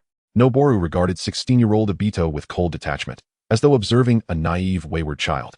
Uchiha Madara's indoctrination of Noboru had been absolute. Facing Obito's hostility, Noboru offered a faint, chilling smile. "You haven't even awakened the Mangekyo Sharingan. Do you truly intend to fight me?" "Boy, damn it, that was killing intent. I must escape," thought Obito, torn for many years. His mind, still immature, was ensnared by Kagaya's mental control, leading him down a long path. But now he would no longer be blinded. "No matter how you try to stop me, I will leave. You strange uncle." Creating the future one desires is not reliant on despair from pain, but on alleviating the pain of others. After so much struggle, he finally found the answer to this principle. Even in a desperate world, there is still a glimmer of hope. During that time at the Shinjutsu Bridge, Rin survived. And today that child named Kiko also survived. Only by fighting desperately in this world can one protect everything behind them. The rain continued to fall, and a deep rumble of thunder echoed from the horizon. Uchiha Shin, clad in black robes, slightly furrowed his brow, the fine lines at the corners of his eyes becoming more pronounced. As Obito charged forward with his Threedemo Sharingan, Shin's Sharingan slowly rotated, exuding an eerie, killing intent. Obito threw a kunai which struck Uchiha Shin. Strangely, Uchiha Shin transformed into several leaves and scattered. Obito's pupils constricted, and he suddenly looked up at the sky. It was a clear blue sky, hardly resembling a place that had just rained. "Here, welcome to my domain." This voice resonated from all directions. A gust of wind blew past his collar, and Obito raised his hand to shield his eyes. When he opened his eyes again, Uchiha Shin still stood in place. "What is this? Hey!" Obito changed tactics and attacked using taijutsu. The moment his fist made contact with Shin, he transformed into leaves once more. Time seemed to rewind by 10 minutes. When Obito looked up again, Uchiha Shin was still standing there. Blue skies, white clouds, green trees, and grass. One might think this was a good place. But the beautiful scenery combined with the persistent presence of Uchiha Shin turned it into a horror film. Seeing that Obito had run out of tricks, Uchiha Shin picked up a leaf from the ground and leisurely twirled it. "My left eye has the ability to recreate. Although I cannot harm you in this illusion, the cyclic scenes and time here are eternal." The reason Shin became the head of the interrogation unit was largely due to his Mangekyo Sharingan, which Konoha sought to utilize for special eye techniques to extract information. The inability to be harmed and the impossibility of escape from the eye technique is the most terrifying torment. Unless an illusion master can break the infinite cycle of illusion, the mind will gradually collapse amidst the unending repetition. The child from the early spring once remarked that his eye technique was like a beginner's training ground. You cannot move on without completing the lesson. Spring, what an amusing description. Uchiha Shin raised a faint smile, a smile that complicated Obito's mood. Is this really a resolute powerhouse capable of recalling memories at any moment? In recent years, Uncle Shin's support for the members of the Akatsuki organization has tormented them greatly, especially tormenting Ko. As he was distracted, the gust of wind that refreshed the time approached once more. Obito felt a heaviness in his heart and ran forward, attempting to delay the cycle's time. The method was effective, but one cannot outrun the wind. When he opened his eyes again, Uchiha Shin stood before him once more. At this point, any foolish methods were ineffective. Should he rely on his Sharingan to break the illusion? The Threedemo could dispel the Mangekyo's techniques. How would he know if he didn't try? Aren't you going to try? No more trying, absolutely no more trying. After 99 failures, he slumped to the ground. The Uchiha Shin in the illusion was stirred by curiosity and took 2 steps towards him. Obito gritted his teeth, a spark of light igniting in his eyes. Now is the time. After performing like a monkey for so long, Uchiha Shin finally took a step forward. Obito dashed towards Uncle Shin and fiercely plunged the kunai into his own palm. The entire illusionary world began to collapse and lose its color. The infinite cycle of illusion shattered like glass, producing a crisp sound. In reality, in the forest, the rain fell heavier, blurring his vision. Obito's kunai pierced his palm, and he offered Uchiha Shin a provocative smile. He gasped heavily, gritting his teeth to pull the kunai from his hand. When did you discover it? The first time entering the cyclic illusion, one could discover the anchor point of the cycle. This little brat actually uncovered the secret of the eye technique, achieving victory through surprise. You can say different things within the cycle of time. Obito furrowed his brows tightly, his arms trembling from blood loss. In the first cycle, the 32nd cycle, the 54th cycle, you spoke each time, indicating you are the anchor point of time. In all other cycles, you remained silent. This suggests that there are different anchor points in different cycles. The second cycle was that gust of wind, because only that wind was blowing from the northwest. The third cycle was the clouds in the sky, because the cloud density differed from the other cycles, and so on. As long as he could identify one of the anchor points from dozens of cycles and seize the opportunity, he could break the illusion's time, turning the impossible into the possible. Observe a few more times. This is essentially a game of finding differences. Once he touches the anchor point, he can break the cycle. In the final instance, Uchiha Shin finally arrogantly regarded himself as the anchor point. This was Obito's strategy, not the most efficient, but definitely useful. Uchiha Shin narrowed his eyes and drew a ninja blade from behind. Injured and battered Obito wiped his face, some blood sticking to it. His left hand had a penetrating wound and his right hand was cut while trying to block a shuriken. After a moment's thought, Obito bit the kunai, stopping his lips from trembling. I will no longer be lost. Uncle Shin. A muffled voice emerged from his throat as Obito charged straight at Uchiha Shin. The two engaged in a rapid exchange in the forest, silver flashes slicing through the air. In this unequal confrontation, trees fell in clusters around them and the ground cracked. Seeing that the moment for a decisive victory had arrived, Uchiha Shin distanced himself to form hand seals. Fire release, great fire annihilation. A tremendous wave of fire surged across the land, rising as it met the rain. Supported by robust chakra, the power of the fire release technique remained formidable. The flames engulfed Uchiha Obito's figure, and Shin lowered his hand from the hand seals. Both hands are injured, so you can't even release a jutsu. At that moment, the raindrops slowed in his eyes and danger approached from the right. Uchiha Shin blocked the shuriken with his blade. The hem of Obito's clothing was slightly scorched and rainwater trickled down his cheek. His Mangekyo Sharingan quietly rotated, embedded in a face filled with unwillingness and fighting spirit. Well, it seems the confrontation isn't over yet. Father, let's move out, I beg you. The young Shirin shook his father's hand vigorously as several children from their clan chased them down the street, chanting nursery rhymes to insult their family.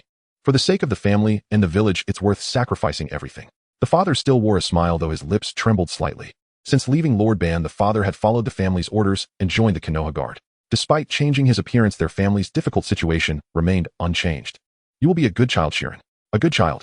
Watching helplessly as his father passed away. At that moment, he too wore a similar expression of hopelessness, unwillingness, and fighting spirit. Unfortunately, as time went on, Shirin had reasons he had to adhere to. His father's wish was for the Uchiha and Konoha to coexist peacefully, and it was also his lifelong aspiration. For the ideal peaceful world, he could become anyone's protector. Uchiha Shirin stared at the weak and injured Obito, having a certain understanding of his condition. Not only had he lost too much blood, but he also struggled to use his newly awakened Sharingan. Your hands, the wounds have bled to the point of no longer bleeding. Do you still want to persist? Don't underestimate others. As long as I survive, there will be someone waiting for me. The cold Obito's consciousness began to fade, unaware that his words had silenced his opponent. No one would wait for Uchiha Shirin anymore. The only living relative was Uchiha Fugaku, who after defecting likely had already removed him from the clan register. Unknowingly, he was now all alone. The Hokage is not a dream to be mocked. His arms hung weakly, rain mixed with tears flowed into his eyes, staining them red as it dripped down. Obito's vision blurred. He even started to hear Kakashi and Rin talking beside him. It would be a pity to fall here. It's okay, let's train together from today. What was it, tears or rain? He really couldn't tell anymore. Uchiha Zyron's long hair was drenched. He raised his ninja blade ready to continue fighting. Yet at a critical moment, he hesitated. Do I really have to kill a child for the sake of an ideal future? Most importantly, Captain, it really doesn't matter. The child in early spring smiled at him. The bloodstains etched on his cheeks were so glaring. The guilt-ridden Shirin saw the fearless smile on Haru. Because we are ninjas, we must be strong. Because we are ninjas, we must be strong. Uchiha Shirin loosened his grip. The resolute gaze of Obito before him overlapped with the memory of Haru, the bloodstain on his face, slowly converging. A drop of rain splashed into Zyron's eye. In that instant, Obito charged at the dazed Shirin. Bang! It was no jutsu or eye technique. It could be called a taijutsu. Uchiha Obito slammed his powerful headbutt into Uchiha Shirin, knocking him to the ground. Dazed Obito shook his head, violently shocked to see the fallen Shirin. That hurt. He hoped he hadn't accidentally given his opponent a concussion. This was a taijutsu he had secretly invented, although humorous Obito named it the rocket headbutt. The duel ended, and the rain gradually stopped. The leaden sky tore open a few rips, revealing a blue backdrop. But lying on the ground, Shirin laughed at the clearing sky. His laughter was as light as the wind, effortlessly sweeping away all pain and joy. Ninjas are strong people. This child was too. Uchiha Obito did not respond, turning to leave. Shirin sighed, deeply feeling incredibly relaxed, and called out to him. You can't get out, little brat. If he took just 2 steps, the other members of the Akatsuki organization would rush over.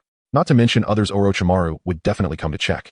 Regardless of Orochimaru's concern for him, just the Sharingan alone would make Orochimaru drool. Upon hearing this, Obito felt dizzy and nearly collapsed.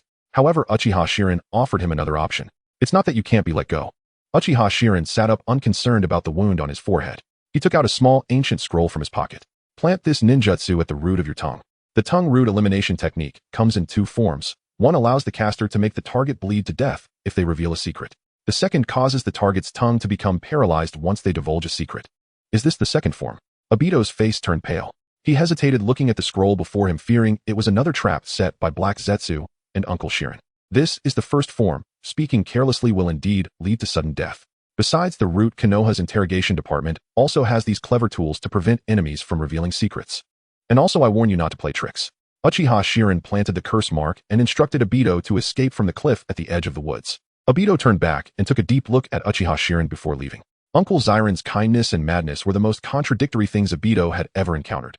Uchiha Shirin watched as Obito fled, and a dual-colored black and white Zetsu emerged from the ground. Shirin expressionlessly ordered it to secretly monitor Obito. Days later, Uchiha Shirin conveyed the message on behalf of others. He calmly notified everyone at the Akatsuki meeting. Lord Uchiha Madara has died. Everyone's expressions varied, their shock evident. Uchiha Shirin pondered his words and changed his phrasing. Sorry, Lord Uchiha Madara has passed away, but the plan must continue. Leaders Pain and Konan were not surprised. After all, Uchiha Shirin was a faithful executor of Uchiha Madara's will. The concept of the Eye of the Moon plan had deeply taken root in the Akatsuki over the years. On the other side, Iwatagain arrived in the Land of Fire carrying a package containing a special hallucination poison powder. The hallucination poison powder is fundamentally different from Jinjutsu. Without chakra fluctuations, it is extremely difficult to detect. As long as the powder is scattered along the path of Konoha ninjas, everyone will fall into a harmless hallucination state.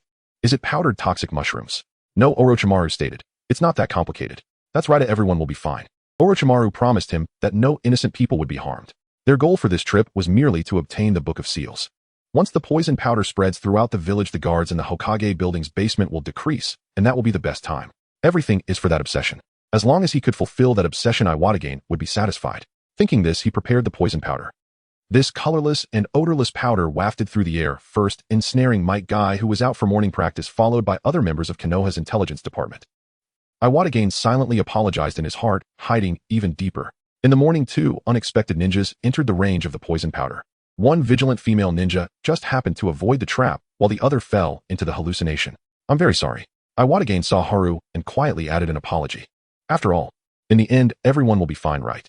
What an ugly ceramic ornament. I think it's beautiful. Zao Yuan-chun and Shi Rihong squatted in front of the street stall, selecting furniture, as Zao Yuan-chun was preparing to move back to the residential area. Having sold all her previous furniture, she had no choice but to buy some new pieces. I really want this frog vase with bulging eyes. Placing a nightstand like this would surely give you nightmares. Shi Rihong picked up the extremely ugly vase and looked at it. Indeed, it was quite an eyesore. Chun, I think. Shi Rihong wanted to urge her friend to buy a cabinet or some larger furniture, but as she turned around, she witnessed an extraordinary scene. Chun, the weather is really nice this morning. Hearing the greeting, Chun looked up and smiled at Maite Kai, who was out for morning exercises. Maite Kai gave a thumbs up, unusually walked over and spun Zao Yuan-chun around a few times before safely setting her down, referencing the pose from the Lion King. Zao Yuan-chun tilted her head in confusion, watching Maite Kai disappear down the street. Hey, what are you doing? Hey. Shi Rihong regained her senses and hurriedly cupped her friend's face, looking left and right. Such a bizarre move. He lifted you up. Maybe Kai is just in a really good mood. Chun scratched her head in confusion, although she too found it strange that Maite Kai was unusually cheerful today. However, before she could voice her question, he hopped away while counting. Ugh. Shi Rihong sighed in exasperation. Today's oddities didn't stop there as they continued to buy furniture. As they passed a shop, they witnessed a figure from the dark side yawning while darting across rooftops, and a passing genin had a gloomy expression with another sunglasses-wearing ninja bumping into the shop doorframe. Isn't that Yamashiro Aoi? Shi Rihong found it increasingly difficult to comprehend this world. Her friend had just stepped out only to be embraced while Yamashiro Aoi bumped into the door at the supermarket. The two helped the dizzy Yamashiro Aoi outside onto the stairs. He held his head and caught his breath, becoming a bit more aware. You guys are here too. Yamashiro Aoi realized something was off, turned back, and discovered he had mistakenly walked into a shop. He had been thinking of the intelligence department. Could it be that Konoha's intelligence department moved overnight and turned into a shop? Everyone seems a bit strange today. Although he wasn't fully alert, he shared the general situation with them. This morning, some ninjas experienced hallucinations. This matter had not yet been reported to the Hokage, as Konoha's intelligence department believed it to be the enemy's illusion. However, no traces of the enemy were found near Konoha. Moreover, there are no chakra fluctuations. This indicated that it was not an illusion. Determining whether it is an illusion is not that simple. Shi Rihong, skilled in illusions, became serious, furrowing her brow in thought. From Yamashiro Aoi's demeanor, he appeared dazed and his emotions were abnormal, likely indicating some kind of mind-controlling illusion. But why was there no chakra fluctuation? Many ninjas experiencing mental disturbances have gone to the outskirts forest. Perhaps you all can investigate there. Yamashiro Aoi provided crucial information. Shi Rihong, acting swiftly, stood up, but was immediately pulled back by Zao Yuan-chun, who squinted her eyes. Wait, there's another possibility. Yamashiro Aoi and Shi Rihong looked over as Chun flashed a charming smile and winked at the two. What if someone ground mushrooms into powder and sprinkled it in the air? Then everyone would get poisoned by mushroom spores just by breathing. Huh. Yamashiro Otsui looked utterly speechless. He struggled to get up to return to Konoha's intelligence department, but as soon as he stood, he bumped into the doorframe and fainted again. The situation is more serious than I imagined. Everyone was affected by this mysterious illusion. Some were emotionally altered by the illusion, others felt dizzy and blurred vision, while some mistook friends for strangers. Wearing sunglasses, she was no longer an ordinary ninja. The world's chaos had nothing to do with her. Detective mode activated. BGM, wait for me a moment. I need to find some gear. Zao Yuan-shun paused her movements, looking down in her ninja tool bag for her sunglasses. It had been a while since she wore them, and they had mysteriously disappeared from her tool bag. Realizing this, Chun's expression darkened as she squatted in the corner, drawing circles. Are you going to buy sunglasses? Shiri-hong was used to it. No. Zao Yuan-shun's gaze shifted to Yamashiro Aoi, who was fainted on the ground, and Shiri-hong raised an eyebrow following her gaze. Zao Yuan-shun dragged Yamashiro Aoi to a safe area and commandeered his green sunglasses. Let's go investigate the forest on the outskirts. It's the only way back to the village. Chun, do you often go investigate like this? Of course, the last assistant who participated in my legendary and great adventure was the 4th Hokage. Then I am truly honored. A drop of cold sweat trickled down Shiri-hong's forehead as she twitched her lips. The group walked out of the village, covering at least 5 kilometers. In the forest there was nothing but trees, no enemies, no illusion traps, not even the sound of wind. This was rather ominous. It was too quiet.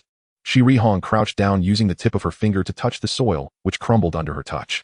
From the dampness of the footprints, someone had passed by here 10 minutes ago. I hope emotions don't spiral out of control and hallucinations don't occur.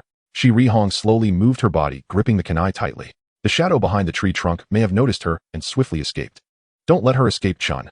Shiri-hong turned to call her companion, but received no response. She turned around in panic to find Zao Yuan-shun squatting on the ground, hugging her knees in despair. You want to? Hong, do I really look like Ultraman wearing these oval green glasses? Zao Yuan-shun, trapped by the hallucination, looked up at her with a pitiful expression seemingly devoid of hope. Ultraman? What is that? In fact, Yamashiro Aoi's sunglasses did resemble swimming goggles a bit, but the design was decent enough. It wasn't that ugly. Zao Yuan-shun was unexpectedly affected by this strange illusion regarding aesthetics. Let's go back first. Shiri-hong grabbed Chun's hand and hurried back. When the two returned to Konoha, the streets and alleys were already in disarray. Those affected by the hallucination were either shouting loudly or walking unsteadily, entangled in illusions. Even the ninjas couldn't dispel them, let alone the ordinary residents. Shiri-hong seemed to have fallen into a strange game. This game's name was, The World's IQ Drops 100-fold While I Remain Unchanged. Is there something else? I still really like that frog vase. Zao Yuan-shun, influenced by the hallucination, had her emotions all over the place, speaking while gazing at her expectantly. How unexpectedly childlike. Detective Chun, please stay in place and wait. Zao Yuan-shun stood there dazed. After Shiri-hong had her fun, she left the scene. She needed to go find Konoha's intelligence department to deal with this matter. Ultraman comes to Earth to deal with monsters, right? Free from constraints, Chun stood on the street, rambling, her chaotic mind not quite clear. Since she was wearing these sunglasses, Ultraman decided to do her job. Anything ugly must be a monster, right? Zao Yuan-shun said, twisting her neck to the right to look at the passing Mizuki. You agree, right? Mizuki. Her consciousness was unclear and her mouth felt as if it had been poisoned. You're the crazy one. You are the monster, acting like a fool every day, and today is no exception. Moreover, don't call others monsters. I am a bona fide teacher of Konoha. Mizuki fluffed up like a cat ready to hiss. However, he soon noticed something was off. Zao Yuan-shun still stared at him blankly, and her emotions seemed out of sorts. He cautiously took a step back, but Chun grabbed his collar and lifted him up. Go buy me 2 pancakes. I'm running low on energy and need a warning light. The overwhelmingly strong lunatic. Although Mizuki gritted his teeth, his hands and feet moved quickly, and he casually bought 2 pancakes to quiet this lunatic down. Today's Zao Yuan-shun was exceptionally bizarre, like a llama ready to spit at any moment. She wasn't doing anything bad, just purely tormenting people. I don't want spicy sauce, if I want sweet and sour sauce on my pancake. Zao Yuan-shun took a couple of bites and returned the pancake to him. Mizuki smiled, biting down on his back teeth only to get a face full of pancake. Years ago, rain season returned once more. The Konoha Memorial Cemetery lay overgrown with wild grass. In this damp, gloomy downpour, Iwado Ken struggled to reclaim a sense of purpose. Just 1 week earlier, every shred of his worth had been obliterated. His Jinin team had been wiped out. 2 students dead, 1 gravely injured, and Ken himself suffered multiple fractures. The fragility of life lies in its fleeting nature. A pale hand entered his field of vision. Unhesitating, it plucked weeds from around the memorial stone. Ken turned to face Jonin Orochimaru, watching as the uprooted grass scattered in the wind, fragmented and adrift. In Ken's mind, Orochimaru was Konoha's most likely future Hokage, not only the 3rd Hokage's disciple, but also an elite Jonin famed for extraordinary talent in ninjutsu. Precisely for that reason, Ken could not fathom Orochimaru's motive in seeking him out. If you cannot step beyond this despair, then train another generation. Orochimaru opened the conversation with practiced benevolence, tossing out a proposition indifferent to morality. For instance, the next cohort, the one after year, the Ninja Academy graduates so many children, we may select anew. Enough. Overwhelmed, Ken clutched his head in anguish and slowly sank to his knees. He wanted nothing, neither Root's title nor Konoha's hollow condolences. Each felt like a blade slicing through his soul, repeating again and again, I killed 2 of my students. Witnessing Ken's profound despondency, Orochimaru's amber serpentine eyes gleamed with sharp calculation. He knew well, this Jonin was a distinguished operative of Root, though Ken himself often insisted he belonged to ANBU. Orochimaru needed this man, a fanatic consumed by obsession, willing to do anything for his fixation. How long then will you remain mired in sorrow? His invitation hung like a devil's covenant. He offered Ken a miraculous promise. Orochimaru would resurrect those 2 fallen genin and return them to him. All Ken need do was procure more specimens for scientific experimentation, repeated trials, relentless refinement. Orochimaru proposed reviving his students through unconventional means. Edo Tensei.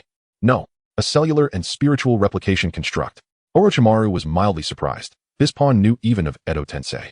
Yet Orochimaru sought something far more extreme, a fusion of forbidden jutsu and cutting-edge science to fulfill Ken's desire. Whether it was a genuine vow or mere deception mattered little. He knew a desperate man like Ken would not care. You finally, a fellow Jonin greeted him with genuine relief. Ken had at last offered a smile, his first in days. For a full week he'd either shut himself inside or sat motionless among the graves, a sight that deeply troubled his friends. Good afternoon. Ken's eyes were shadowed with exhaustion, yet he managed a strained, fragile smile. After parting ways, he walked directly to the Hokage Tower to accept missions. Having completed the formalities, Ken departed from the presence of Danzo. From that day forward, he resumed accepting missions like any ordinary Jonin, earning his keep, providing for his family. His wife, believing he had finally steadied himself, rejoiced. Ken summoned what strength he could, deliberately selecting high-risk intelligence gathering and escort assignments. His comrades performed their duties faithfully. Ken in turn diligently scouted targets, waiting for opportunity. Ken, that Iwanin, a teammate called out from afar. Ken coldly surveyed the terrified shinobi trembling at his feet, then crouched, gripping the man's throat and sealing his mouth. He's already dead. No need to bring him back to the village. Turning abruptly, Ken scratched his head awkwardly and rejoined the escort mission with exaggerated nonchalance. Only after he vanished did Orochimaru's serpents emerge, carrying the Iwanin's body to the hidden laboratory outside the village. Through seamless coordination between official duty and clandestine action, Ken delivered hundreds of captives to Orochimaru, enemy shinobi, and even ordinary Fire Country civilians. Ken never asked when his students would be revived, as if posing the question might shatter the illusion itself. Orochimaru, for his part, followed suit, never broaching the subject unprompted. Such men Orochimaru privately labeled free labor. All he had given a broken soul was a single, sustaining delusion. 2 years later, Orochimaru defected. Ken was imprisoned by the 3rd Hokage. Yet even Orochimaru had to admit, he had covered every trace flawlessly. Ken bore no direct link to the experiments. Upon release, Ken was stripped entirely of his status as a Jonin instructor. On the surface, his life resembled that of any other Jonin, but only he knew he still clung desperately to Orochimaru's promise. Perhaps Orochimaru could never truly restore his students to life. But should that promise crumble, Ken would lose all reason to endure. He needed it, more than breath. During the 3rd Shinobi World War, Ken deployed to the battlefield. His initial assignment was to reinforce the water country front. Yet he had a far more urgent task, delaying that reinforcement by 10 days. In a deep-shadowed gorge, a lone figure wandered along the shallow riverbed at the canyon's floor. Might as well resume old habits, Ken murmured, having received Orochimaru's subtle signal. New experimental specimens were required. He settled in to wait at the gorge's base. Should any reckless enemy shinobi attempt to infiltrate Konoha via the gorge's underbelly, Ken would fulfill his quota. For 3 days, no such intruder appeared. On the 4th day, while following the subterranean river, he discovered 3 bodies sprawled haphazardly across the rocks. The 7 swordsmen of the mist. No, surely not. Eyes wide with disbelief, Ken suppressed his shock and swiftly sealed the 3 elite corpses into a storage scroll. Lord Orochimaru will be most pleased. With sufficient scientific material, resurrection drew one step closer. Regaining his composure, Ken noticed a Konoha shinobi slumped unconscious beside the riverbank. This child, Ken lifted Hayazono Haru without hesitation.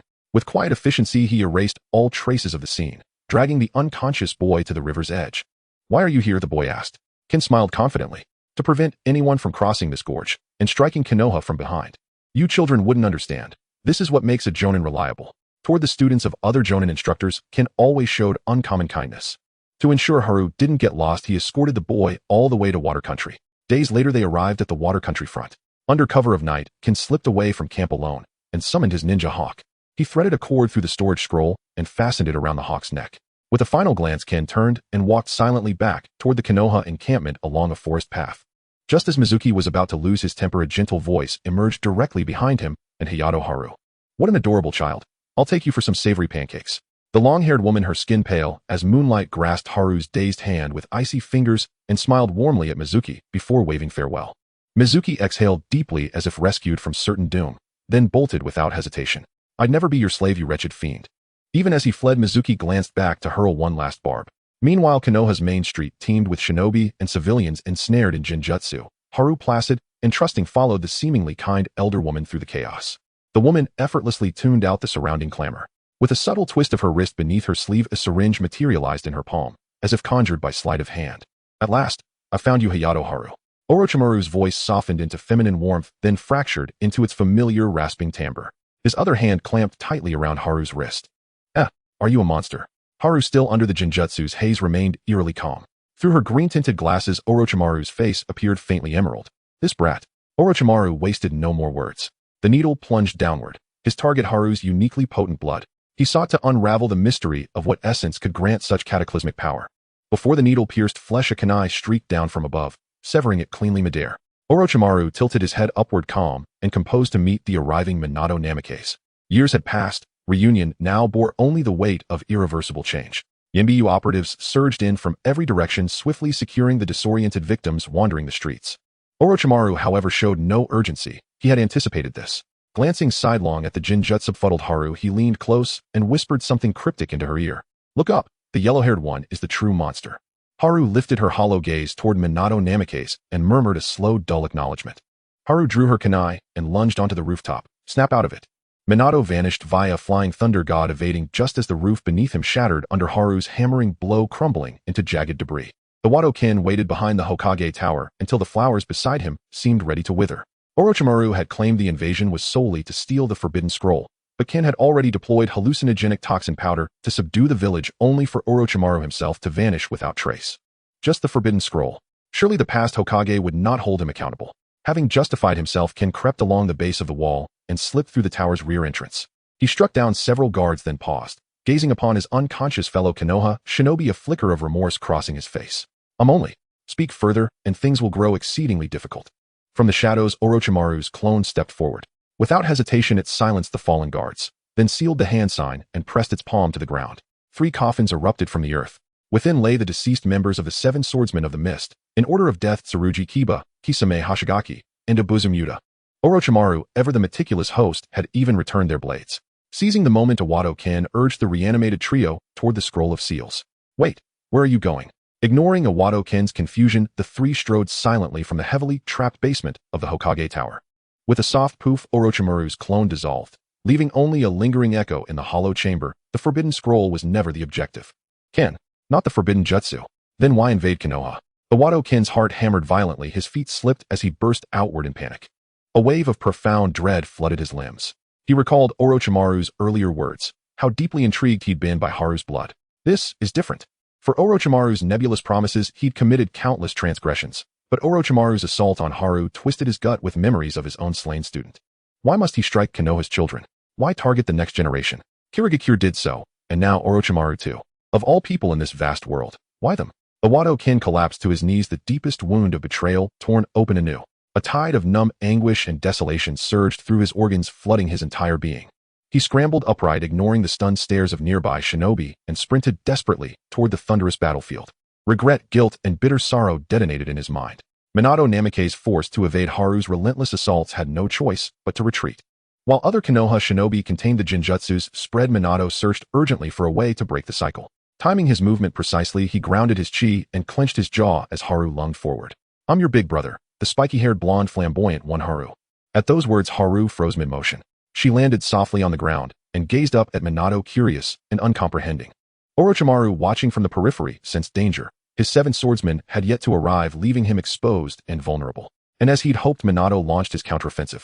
That one's the real monster, the purple-eyed, gaunt-faced, long-haired, venom-tongued freak.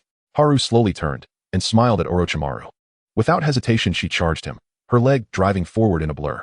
Her fist struck Orochimaru's face with brutal force, sending him hurtling backward over a dozen meters before slamming into a stone wall. Orochimaru wiped blood from his lip, mind sharp and lucid. He was far from defeated, and the grand performance he'd orchestrated had only just begun. As he mused, 3 figures materialized behind him. Konoha shinobi exchanged bewildered glances. Many recognized them instantly, the long-dead 7 swordsmen of the mist. Should we really strike her? Uzumaki Muta hesitated. Fear not. You may shatter into paper-thin fragments, and it won't matter. Orochimaru said nothing, merely sighed inwardly. The fundamental principle of Edo Tensei dictated that reanimated beings at worst might crumble like parchment under overwhelming force. Come back, Haru. A voice pierced the crowd. Yugao Yuhi frantic, calling to Haru at the center of the fray.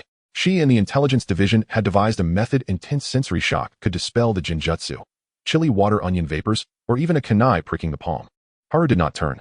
She remained immersed in her fantasy, vanquishing the purple-eyed, slender, pale-faced, long-haired, sharp-tongued serpent. Sunlight blazed overhead, casting shimmering double images across her vision. So tired, Haru raised her hand to shield her eyes from the sun. In that fleeting instant of blindness, Kisame Hashigaki lunged, needle poised to pierce. Blood dripped steadily onto the earth, pooling along the blade's edge. Haru lowered her hand and stared incredulous at the sight before her.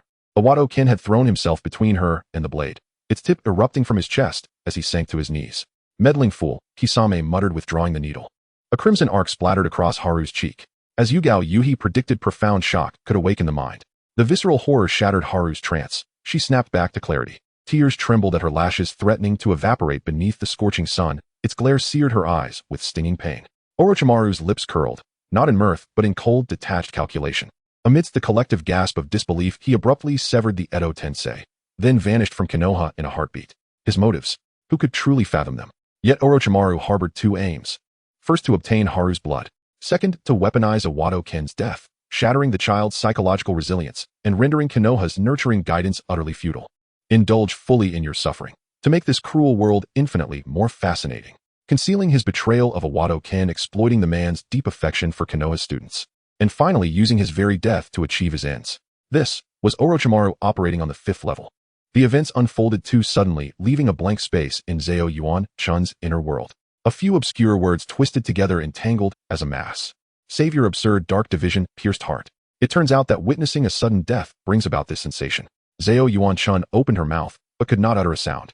Yen Hu Jian, the elite ninja, was pierced through the chest, yet smiled brightly. Why was he smiling so liberally when he was on the brink of death? Chun. Shi Rihong pushed through the crowd and tightly embraced the bewildered Zeo Yuan Chun. We need to leave this place first. Zeo Yuan Chun gently pushed Shi Rihong away. This hopeless ninja world is indeed cruel. No matter how much one tries to disguise it, the fact that bonds and beliefs conquer all is fundamentally impossible. Ultimately, it is the damned cruelty that has become the main theme. To die inexplicably, and to show such a smile inexplicably. I'm fine. A torrent of chaotic thoughts surged in her mind, and Zeo Yuan Chun forced a stiff smile. In the eyes of others, the dark aura surrounding Chun spread uncontrollably. Without lingering, Zeo Yuan Chun slowly departed. An uncontrollable beast seemed to awaken from her heart, and on her way home, she destroyed several utility poles and storefronts with her bare hands.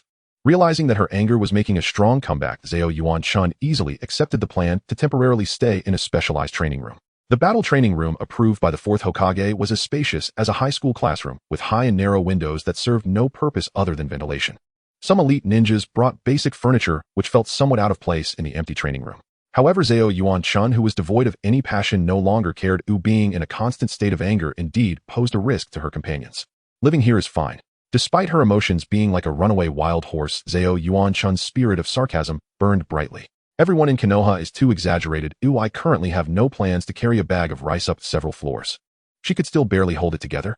The night was cold, and Zeo Yuan Chun placed an oil lamp beside her. Leaning against the cold wall of the training room, she felt too bored being alone and began to talk to herself. Why did Yenhu Jian-senpai appear there? Is it related to Orochimaru? The echo lingered in the air. Zeo Yuan Chun paused for a moment and continued speaking to alleviate her boredom. It's such a strange habit to inexplicably take someone else's blood. Today the night sky is unusually clear. A voice that did not belong to her suddenly sounded, and Zeo Yuan Chun widened her eyes. She sensed an unusual aura. In such a large training room, could there truly be a ghost? No, that's completely impossible. She believed that the ninja world had no such setting. In this situation, Zeo Yuan Chun thought it was her inner self speaking. The angels and demons that usually urged her on might have just resurfaced. Most of the time, these two ideas were unreliable. This crisis has been bizarre from the very beginning. She tentatively spoke to herself, and the unfamiliar voice sighed in response, beginning to complain. Yes, why abandon a good business to return to the Rain Village to visit a deceased mother? In the end, everything. The voice did not come from the training room, but rather from outside the wall. Zeo Yuan Chun confirmed the direction and furrowed her brow. Outside the wall, the battered Obito sat on the grass resting against the side of a building. Having slipped into Konoha using intangibility, Obito had not thought of how to explain his survival and could only remain hidden while seeking another method. However, could this wall actually speak?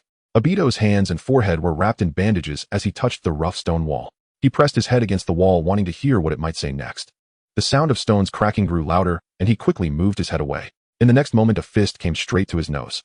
Uchiha Obito and Zeo Yuan-chun both widened their eyes simultaneously. The stone wall had broken a hole, and the sound of the patrolling elite ninja's footsteps approached. Zeo Yuan-chun swiftly pulled the bewildered Obito into the training room, both holding their breath. The elite ninja outside naturally began to repair the hole with a small bucket and bricks. Since the training room was meant for Zeo Yuan-chun to vent her frustrations, the elite ninjas were accustomed to such repairs. Stop laughing, Sho. Sorry for fixing the wall so quickly. Obito glanced around, and the smile that had been forming on his lips faded. This training room was so large, yet it only contained some basic necessities and a few training dummies. How did you end up locked in here? You weren't actually in prison, were you? Just emotionally unstable, Zeo Yuan-chun said, pulling over a nearby wooden training dummy and introducing them one by one. This is number 1, this is number 2, that one in the corner is number 3, and the last one is number 4. No, the last one is called Xiaobai. Even without a detailed understanding, Obito could sense the low pressure surrounding Zeo Yuan-chun, and likewise Zeo Yuan-chun could feel the burdened mental state of Obito. However, he had also come to terms with it. The urgent matter was to find a reasonable excuse to return to Konoha. When this topic arose, Zeo Yuan-chun bit her lip and touched her head awkwardly. What's wrong, great demon? Nothing at all. Everyone in Konoha believed Obito was dead, and the grass around the memorial stone was 3 meters high. Even though she had known during the war that Obito was not dead, she had not revealed any information. This issue could wait for Kakashi and Rin to discover themselves. If people had hoped for Obito's survival from the beginning, knowing that he was alive and dedicated to world destruction would lead to a mental breakdown. Though she did not quite understand why Obito had decided to return to the village. What if we say you rose from the dead, oi? Zeo Yuan-chun's first suggestion was promptly dismissed. Obito shook his head vigorously. He preferred to insist that he had not died at all. For example, I fell off a cliff and met an old man and had to help him cross the road 999 times to escape. So you just escaped? You must be joking. Old stories resurfaced, and Obito became furious. For a moment, neither had a good excuse, and both leaned against the wall sighing.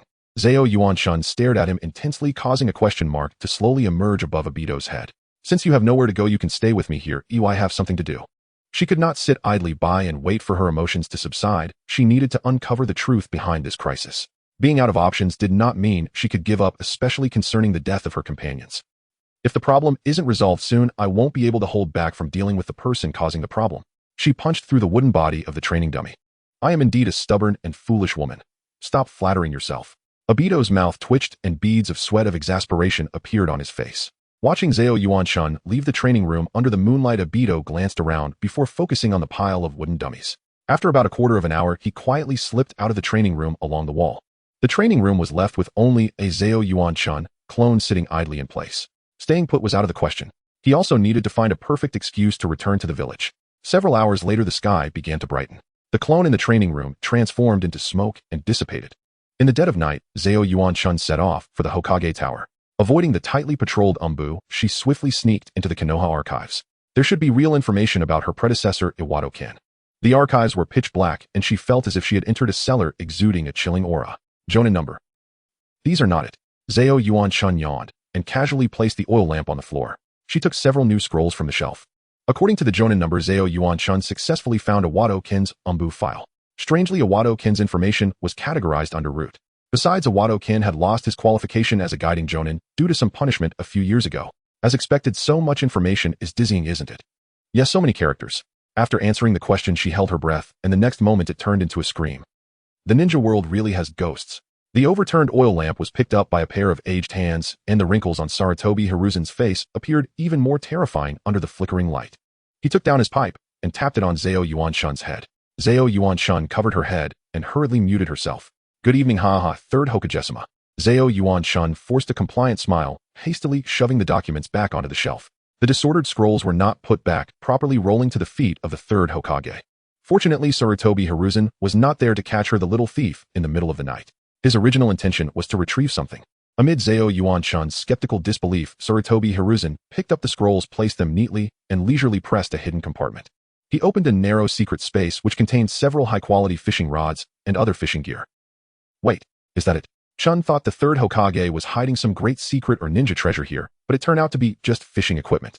Sensing the disappointment in Chun's heart, Sarutobi Hiruzen casually handed her one of the fishing rods, inviting the troubled Zao Yuan-chun to go night fishing together.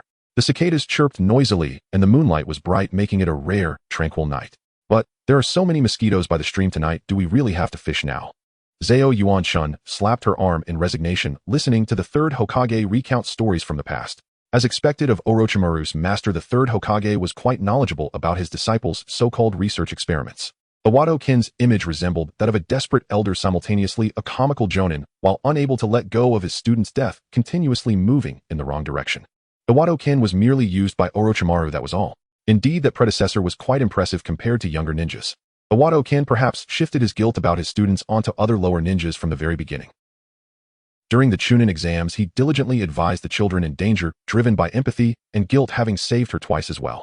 Everyone has their reasons for living, Chun. Like rivers, some are like stones in the riverbed, preferring to stay in place throughout their lives, while others desperately want to be aquatic plants seeking freedom, but are bound, and those who become fish.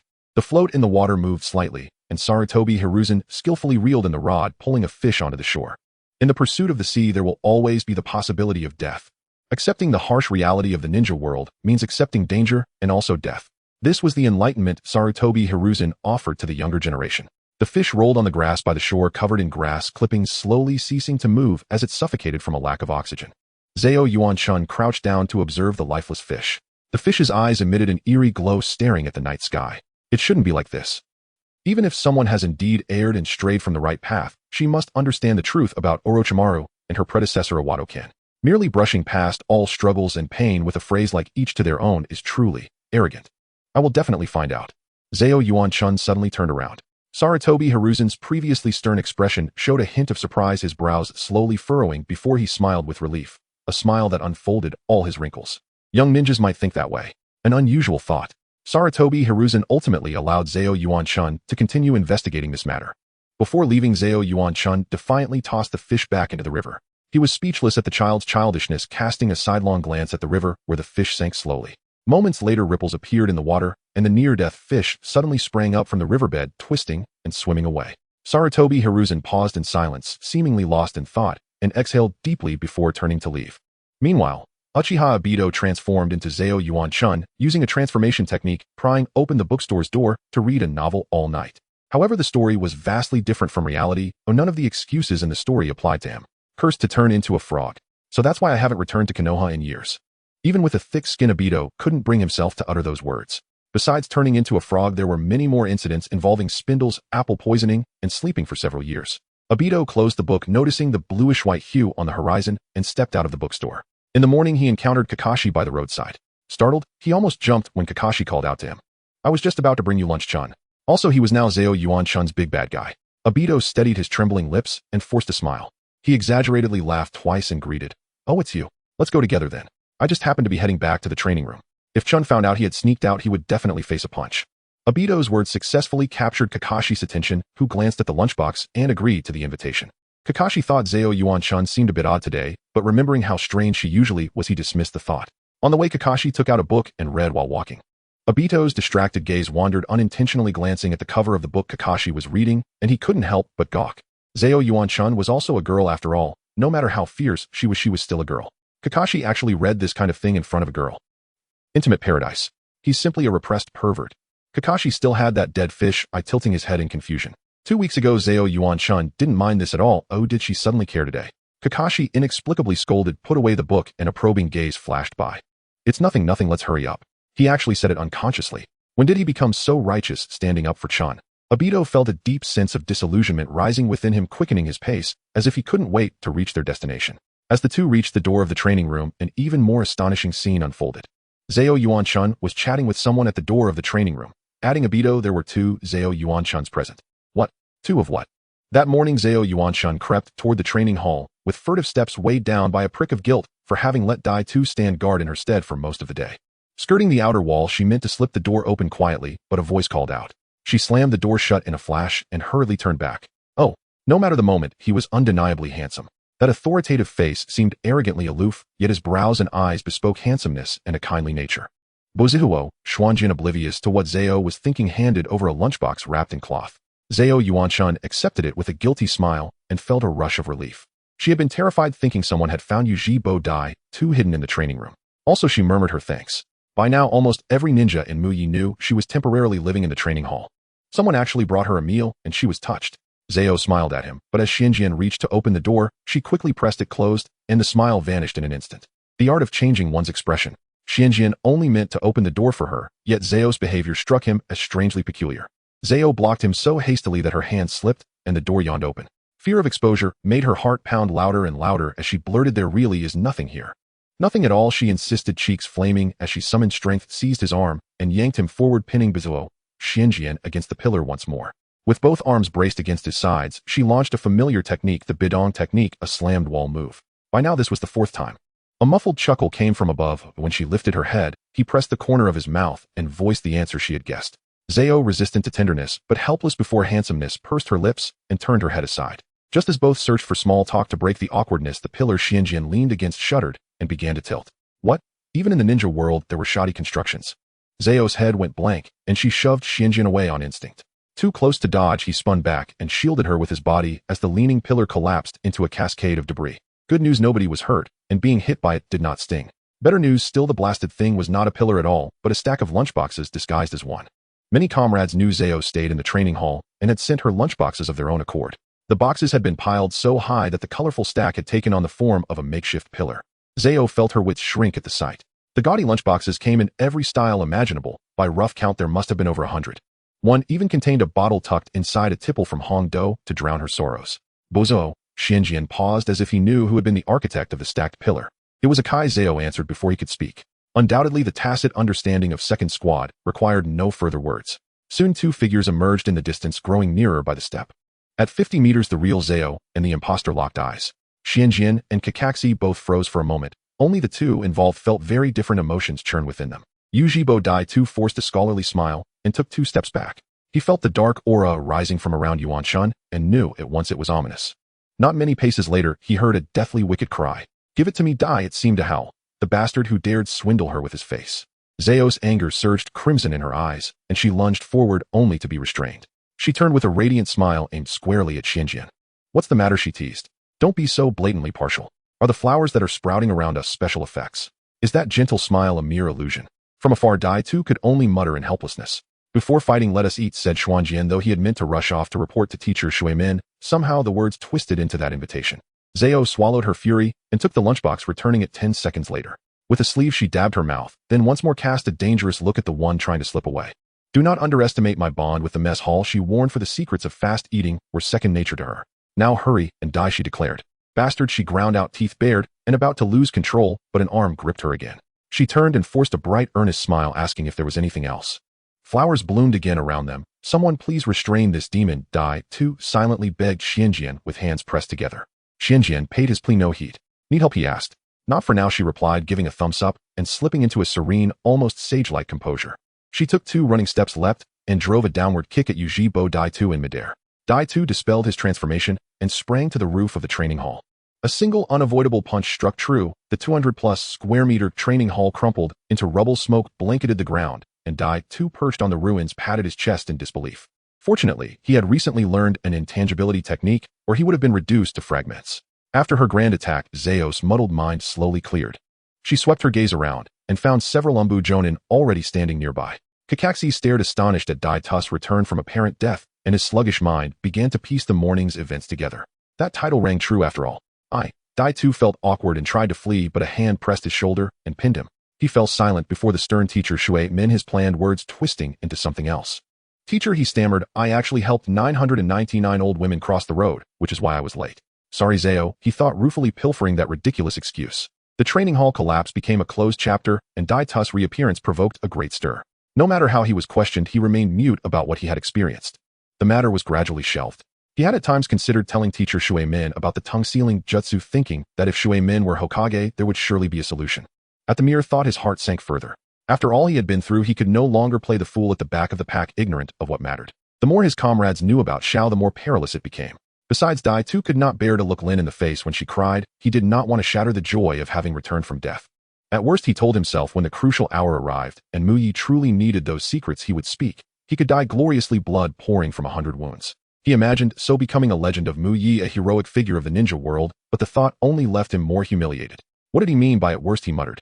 Kakashi stood outside the window and listened to Dai 2 talk to himself. Before he could knock, he heard Dai 2 in the bedroom, chiding his own reflection. You misheard me.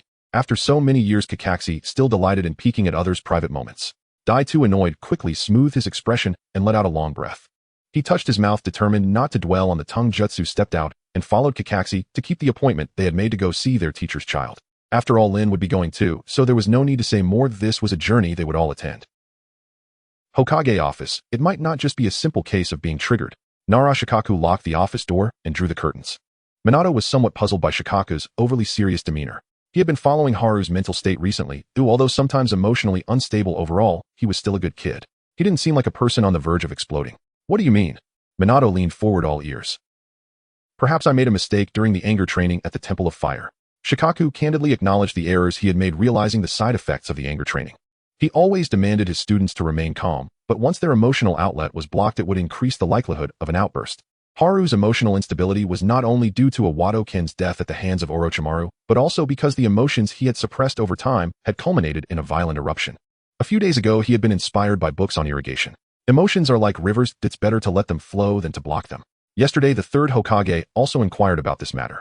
Minato pinched his brow, tentatively proposing a suggestion. The third Hokage believes that allowing Haru to investigate the truth behind Wado-ken's death will help stabilize his emotions once it is clarified. Moreover, Minato's tone hesitated. The third Hokage thinks that Haru, being a child, should be allowed to investigate the Book of Seals. The Book of Seals may have a close relationship with Wado-ken's death. In fact, Minato himself was not sure how Haru managed to persuade the third Hokage, considering that the third Hokage valued the Book of Seals above all. The Book of Seals contains forbidden jutsu documented by successive Hokages. These forbidden techniques either consume one's life force or require extremely high levels of chakra application. In short, the contents within are beyond the reach of ordinary individuals. Absolutely not. Shikaku slammed the table, pacing back and forth with his arms crossed. Although he didn't believe that Haru was clever enough to truly learn any forbidden techniques, he had a foreboding sense of unease. This feeling was persistent and impossible to ignore. It should be fine. After all, the third Hokage would accompany that child to investigate the Book of Seals. The next day, Sarutobi Hiruzen's suggestion was adopted by Minato. He took Haru to the third level of the basement. The silence on the third level was so profound that one could hear a pin drop. In the center of the pitch-black stone chamber was a square platform. On the platform lay a massive scroll half the height of a person covered in dust. Haru, curious, reached out to grab it, but was swiftly smacked by a pipe. Sarutobi Hiruzen, with a headache, glanced at the mischievous child before twisting a mechanism in the shadows to deactivate the chamber's defensive traps. Haru opened the Book of Seals and started looking through it aimlessly. With him watching, there was no way Haru could escape. Haru, unsurprisingly, couldn't comprehend the Book of Seals. Apart from having seen a few wind-release scrolls when she was younger, she had not been exposed to any ninjutsu. Her life motto was that miraculous results come from sheer force. The writing in the Book of Seals bore the marks of time, with many characters faded and the overall appearance dull. Mutual black flying 8 corpse tree pollution. Haru was baffled and shook the dozing Sarutobi Hiruzen awake. Sarutobi Hiruzen reluctantly opened his eyes. Haru, with a serious expression, scratched her head. Mutual black flying 8 corpse tree pollution, what kind of ninjutsu is that? It sounds strange. Sarutobi Hiruzen leaned in to take a closer look, his blood pressure skyrocketing, almost causing him to faint from anger. He pinched his philtrum and answered the foolish question. He had to admit that sometimes, even as an elderly man, he felt quite helpless. You can't read it sideways. The characters in the Book of Seals must be read vertically. What mutual black flying 8 corpse tree pollution? That is clearly the mutual exploding tag, the dark travel technique, flying thunder god, 8 gates of Duinjia, corpse demon, sealing birth of the tree realm, impure world reincarnation, and the mighty iron fist. Could it be that Haru doesn't know how to read ninjutsu scrolls? Oh, Haru stroked her chin and turned to delve into new research. Among so many ninjutsu, the one that sounded the most appealing to her was that mighty iron fist. She wondered who invented it, truly a genius. Sarutobi Hiruzen suddenly felt that it wouldn't matter if he didn't keep an eye on her. Considering the situation, this silly child would struggle to even understand it. He shook his head and leaned against the wall to continue resting. After all, I am an old man. An elder must take more rest. For the next half hour, Haru did not disturb the third Hokage. She couldn't understand it at all when reading vertically, so she persisted in her principle of reading it sideways. Since Wado-ken intended to steal the Book of Seals, could it be that the Book of Seals had some significance to Orochimaru? As she contemplated, she began forming hand seals. Reading sideways, the order of seals became a jumble, but she didn't mind. Whenever she encountered seals that couldn't connect, she simply skipped to the next one. This playful exploration brought her no substantial insights, so Haru simply formed the final seal, the Ein seal. Chakra began to flow through her body, rapidly depleting to a point where she felt overwhelmed. In an instant, a glowing circle half a meter wide appeared beneath Haru's feet, radiating blinding white light. Is this the Flying Thunder God?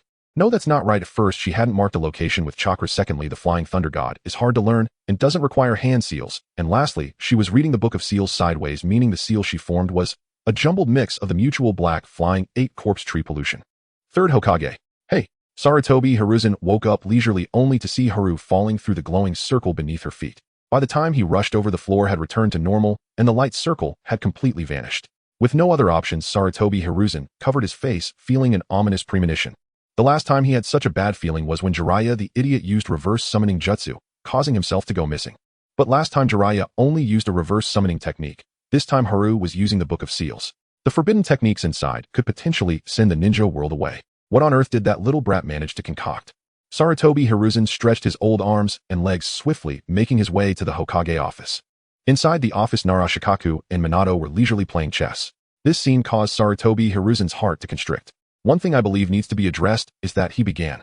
Do not speak while observing the game, third Hokage. Nara Shikaku, in an uncharacteristic moment of leisure, attempted to pacify the serious Sarutobi Hiruzen, but the next second Sarutobi Hiruzen revealed the fact that Haru had gone missing while researching forbidden techniques, causing Shikaku's hand, holding the chess pieces, to tremble slightly. He flipped the chessboard over. What? He had a bad premonition. How could it turn out to be more accurate than a woman's sixth sense?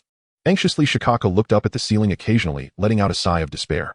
Minato chuckled nervously. He had initially been overly trusting of the third Hokage, and now all his guarantees had turned into boomerangs. Shikaku, the urgent matter is to find Haru. I know that, of course. Nara Shikaku had no more options. After all, that is the Book of Seals. The problem of emotional outbursts had yet to be solved. Oh, where could Haru have gone missing? Atop the Hokage rock, Obito stood with his hands on his hips, gazing down upon the labyrinthine streets below. After the earth-shaking upheaval of his return, his life had gradually settled into quietude. Yet only Obito knew the truth. Unseen eyes watched him constantly, and an unspoken roiling anxiety never truly faded. It merely sank beneath the placid surface. Precisely for this reason, he sternly rejected Kakashi's offer to return his Sharingan. The current Uchiha Obito firmly believed that becoming an unsung hero was the indispensable path to becoming Hokage. As his thoughts drifted, the surrounding chants grew louder, shattering his focus like glass. Stop climbing here. Obito finally snapped, shouting at Might Guy, who was scaling the Hokage rock. Guy accelerated, leaping effortlessly onto its crest. He flashed a radiant grin and thrust up a thumb. Welcome back. The blinding gleam of his teeth nearly seared Obito's retinas. This is my daily training. I'm scaling the rock 20 times consecutively. So fiery. So utterly absurd. Obito felt Guy remained unchanged. His indelible impression of the man remained that of a taijutsu fanatic and a reckless, indomitable warrior. What then was a reckless, indomitable warrior? Simply this: even during their genin days, any sensible person would have steered clear of the terrifying Hayato Haruno, but Guy astonishingly had sought her out, reveling in her chaos. Thinking back, Obito realized he'd long since passed that feverish, impassioned age. He turned to walk away, only to be halted by a voice from behind. Let's have a match. That audacity, daring to suggest a contest, felt like a deliberate provocation. Before him stood that green-clad, spandex-wrapped eccentric, undoubtedly now Kakashi's closest friend. Still daring to challenge me. Guy's insolence was intolerable. Oblivious to Obito's turbulent inner storm, his face shifting 100 times in a second, the ever-earnest Guy simply nodded in agreement. But I have one condition. Absolutely no problem. At Ichiraku Ramen, the contest took shape, ruminating. With competitive fervor burning in his chest, Obito devoured noodles alongside Guy. Childishness could wait for later reflection. This was a battle for the dignity of Kakashi's dearest friend. He would not lose to Guy. Surrender? Never. Youth refuses surrender. For Guy, the match was merely a celebration of Obito's return to Konoha. He remained utterly unaware of Obito's brooding suspicions. Such vibrant energy just from eating noodles. Truly remarkable, murmured Tucci, the ramen master, eyes crinkled with quiet awe. These two young men, devouring bowl after bowl, had single-handedly generated a week's worth of Ichiraku's revenue. After each had consumed over a dozen bowls, both collapsed. Hours later, they staggered out of the shop, leaning heavily on one another. As the setting sun bathed their faces in gold, a familiar figure appeared ahead. What on earth are you two doing? Kakashi blinked, puzzled, observing his two overstuffed comrades. A phrase echoed softly in his mind. Don't fight. You're both my wings. That's not it at all. Stung by Kakashi's knowing gaze, Obito hastily denied it. I was simply hungry. And why exactly do you feel perfectly justified showing Ika paradise to a young woman? Where is your conscience? Your sense of morality? Obito instantly redirected his ire. Huh, didn't catch that, Kakashi drawled lazily, turning his gaze away. As the sun dipped lower, the shadows of the three stretched long and still across the ground. The village of Konoha in that moment breathed with profound serenity. No one knew of Haruno's disappearance. Exhaustion weighed heavy, fury simmered. Around her, forest. She had tumbled into an unknown canyon's windward slope, and Haruno's vision slowly sharpened. Overcast skies, desolation, waterfalls, dense woods, and even birdsong. Where precisely had she landed? Was this still her homeland? After her initial shock subsided, a splitting headache seized her skull, while searing rage surged through her limbs and torso, scorching her very organs. This had never happened before, yet ever since her psyche had fractured under recent trauma, Haruno found her anger increasingly uncontrollable. Team leader Shin betrayed them, joining Akatsuki. Senior Jin and Iwado-kin perished, Uncle Tora also fell, Ichika wandered displaced, and lost. Obito's transformation jutsu had drawn scorn upon Haruno, and her own self-invented technique had hurled her into this alien land. Linking these tragedies, her chest tightened, breath shortened. Her vision blurred, she slumped forward, spine curving, fingers digging deep into the earth. What was that phrase again? Calm your heart, Haruno. In her mind, her teacher's face dissolved into dust. Haruno unfastened her forehead protector and held it silently in her palm, hoping to quell the urge to destroy. At that instant, combat erupted from the canyon's opposite rim. In her berserk state, her senses were razor sharp. Her fragile composure shattered instantly. With a snarl, she crushed the metal plate in her fist. Black chakra swirled violently, lifting her long hair like storm-tossed banners. Who dares disturb the peace so shamelessly? From the canyon's rim down to its depths, a sheer drop of dozens of meters, Haruno surged upward, her expression dark as thunder. At the canyon's peak, wind whipped her hair across her face. Crimson light bled through the strands, fractured and monstrous. You've gone too far. The Uchiha clan is nothing but disgraceful scum. That's called power, retorted a member of the Senju clan, whereupon the Uchiha contingent fell abruptly silent. Their leader's mouth gaped open with suffocating dread, like the gaze of a predator, drenched him in cold sweat. Noticing their hesitation, Senju Sasho stepped forward, taunting further, just as a kunai sliced past his nose and pierced the chest of a clansman beside him. Sasho instinctively touched his cheek. Blood traced a thin line across his nose. Glancing left, he beheld a horror he would carry to his grave. A lion-maned feral figure lunged, fists flying, and sent an Uchiha crashing lifeless to the ground. Not blood, not liquid, but a crimson mist spraying like fine droplets from a spray bottle. The moment one body exploded, every shinobi abandoned grudges and fled in blind panic. Did our battle awaken the subterranean goblins? It's definitely your fault. Even heaven has looked away in disgust. Even as they scattered, hurling barbs at one another, none could fathom how a minor skirmish between Senju and Uchiha had provoked the wrath of the goblins. A shadow darted forward, silent, lightning swift, halting directly before the fleeing shinobi. Haruno's fury ebbed slightly, a sliver of lucidity flickered in her mind. Slowly she raised an arm, pointing toward the canyon's upper rim. Go, to the side where trees grow tall. Capturing these warriors clad in iron-plated armor would reveal where she stood. Her remaining rationality was threadbare, incapable of higher thought or coherent speech. Her berserk state lingered unnaturally long. Every ember of rage had coalesced into a thick, viscous sludge flooding her consciousness. Senju Sasho's eyes darted sideways to the equally terrified Uchiha. An uneasy truce formed. Roughly 20 shinobi found themselves imprisoned together by the wild-haired goblin on the windward slope of valley of the end's far side. Mountains, rivers, forests, yet not a soul dared flee into the woods. Chinsho Fujian, the patriarch of the Chinsho clan, had recently received word that several minor families were offering their allegiance, and his mood was surprisingly buoyant. In recent years, the clan had enjoyed relative stability, and Chinsho Jujian's prowess had advanced by leaps and bounds, becoming a formidable force in his own right. It was his eldest son's 18th birthday banquet, and for once Chinsho Fujian allowed himself a rare moment of relaxation. Years of internecine struggle and the clan's factional ninja system had leached away much of his strength and spirit. A few days later, the celebration was kept simple, but the guest of honor Chinsho Jujian failed to appear. The gathering fell into an awkward silence. Fujian sat with his head bowed, as if the world around him no longer mattered. Where is Jujian? Chinsho Fujian turned the question to his second son. Fujian met his father's irritated gaze, hesitated, and at last gave a concrete answer.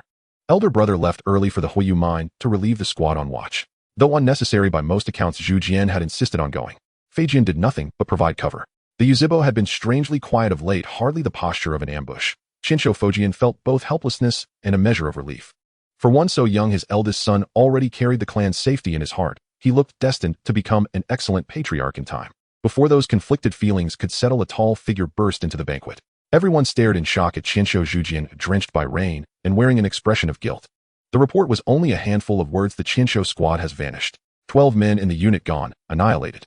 The Yuzhibo had overstepped all bounds. A vein throbbed at Chinsho Fujian's temple. His first thought was that Yuzhibo Tiandao had sent men without honor to slaughter the Chinsho squad.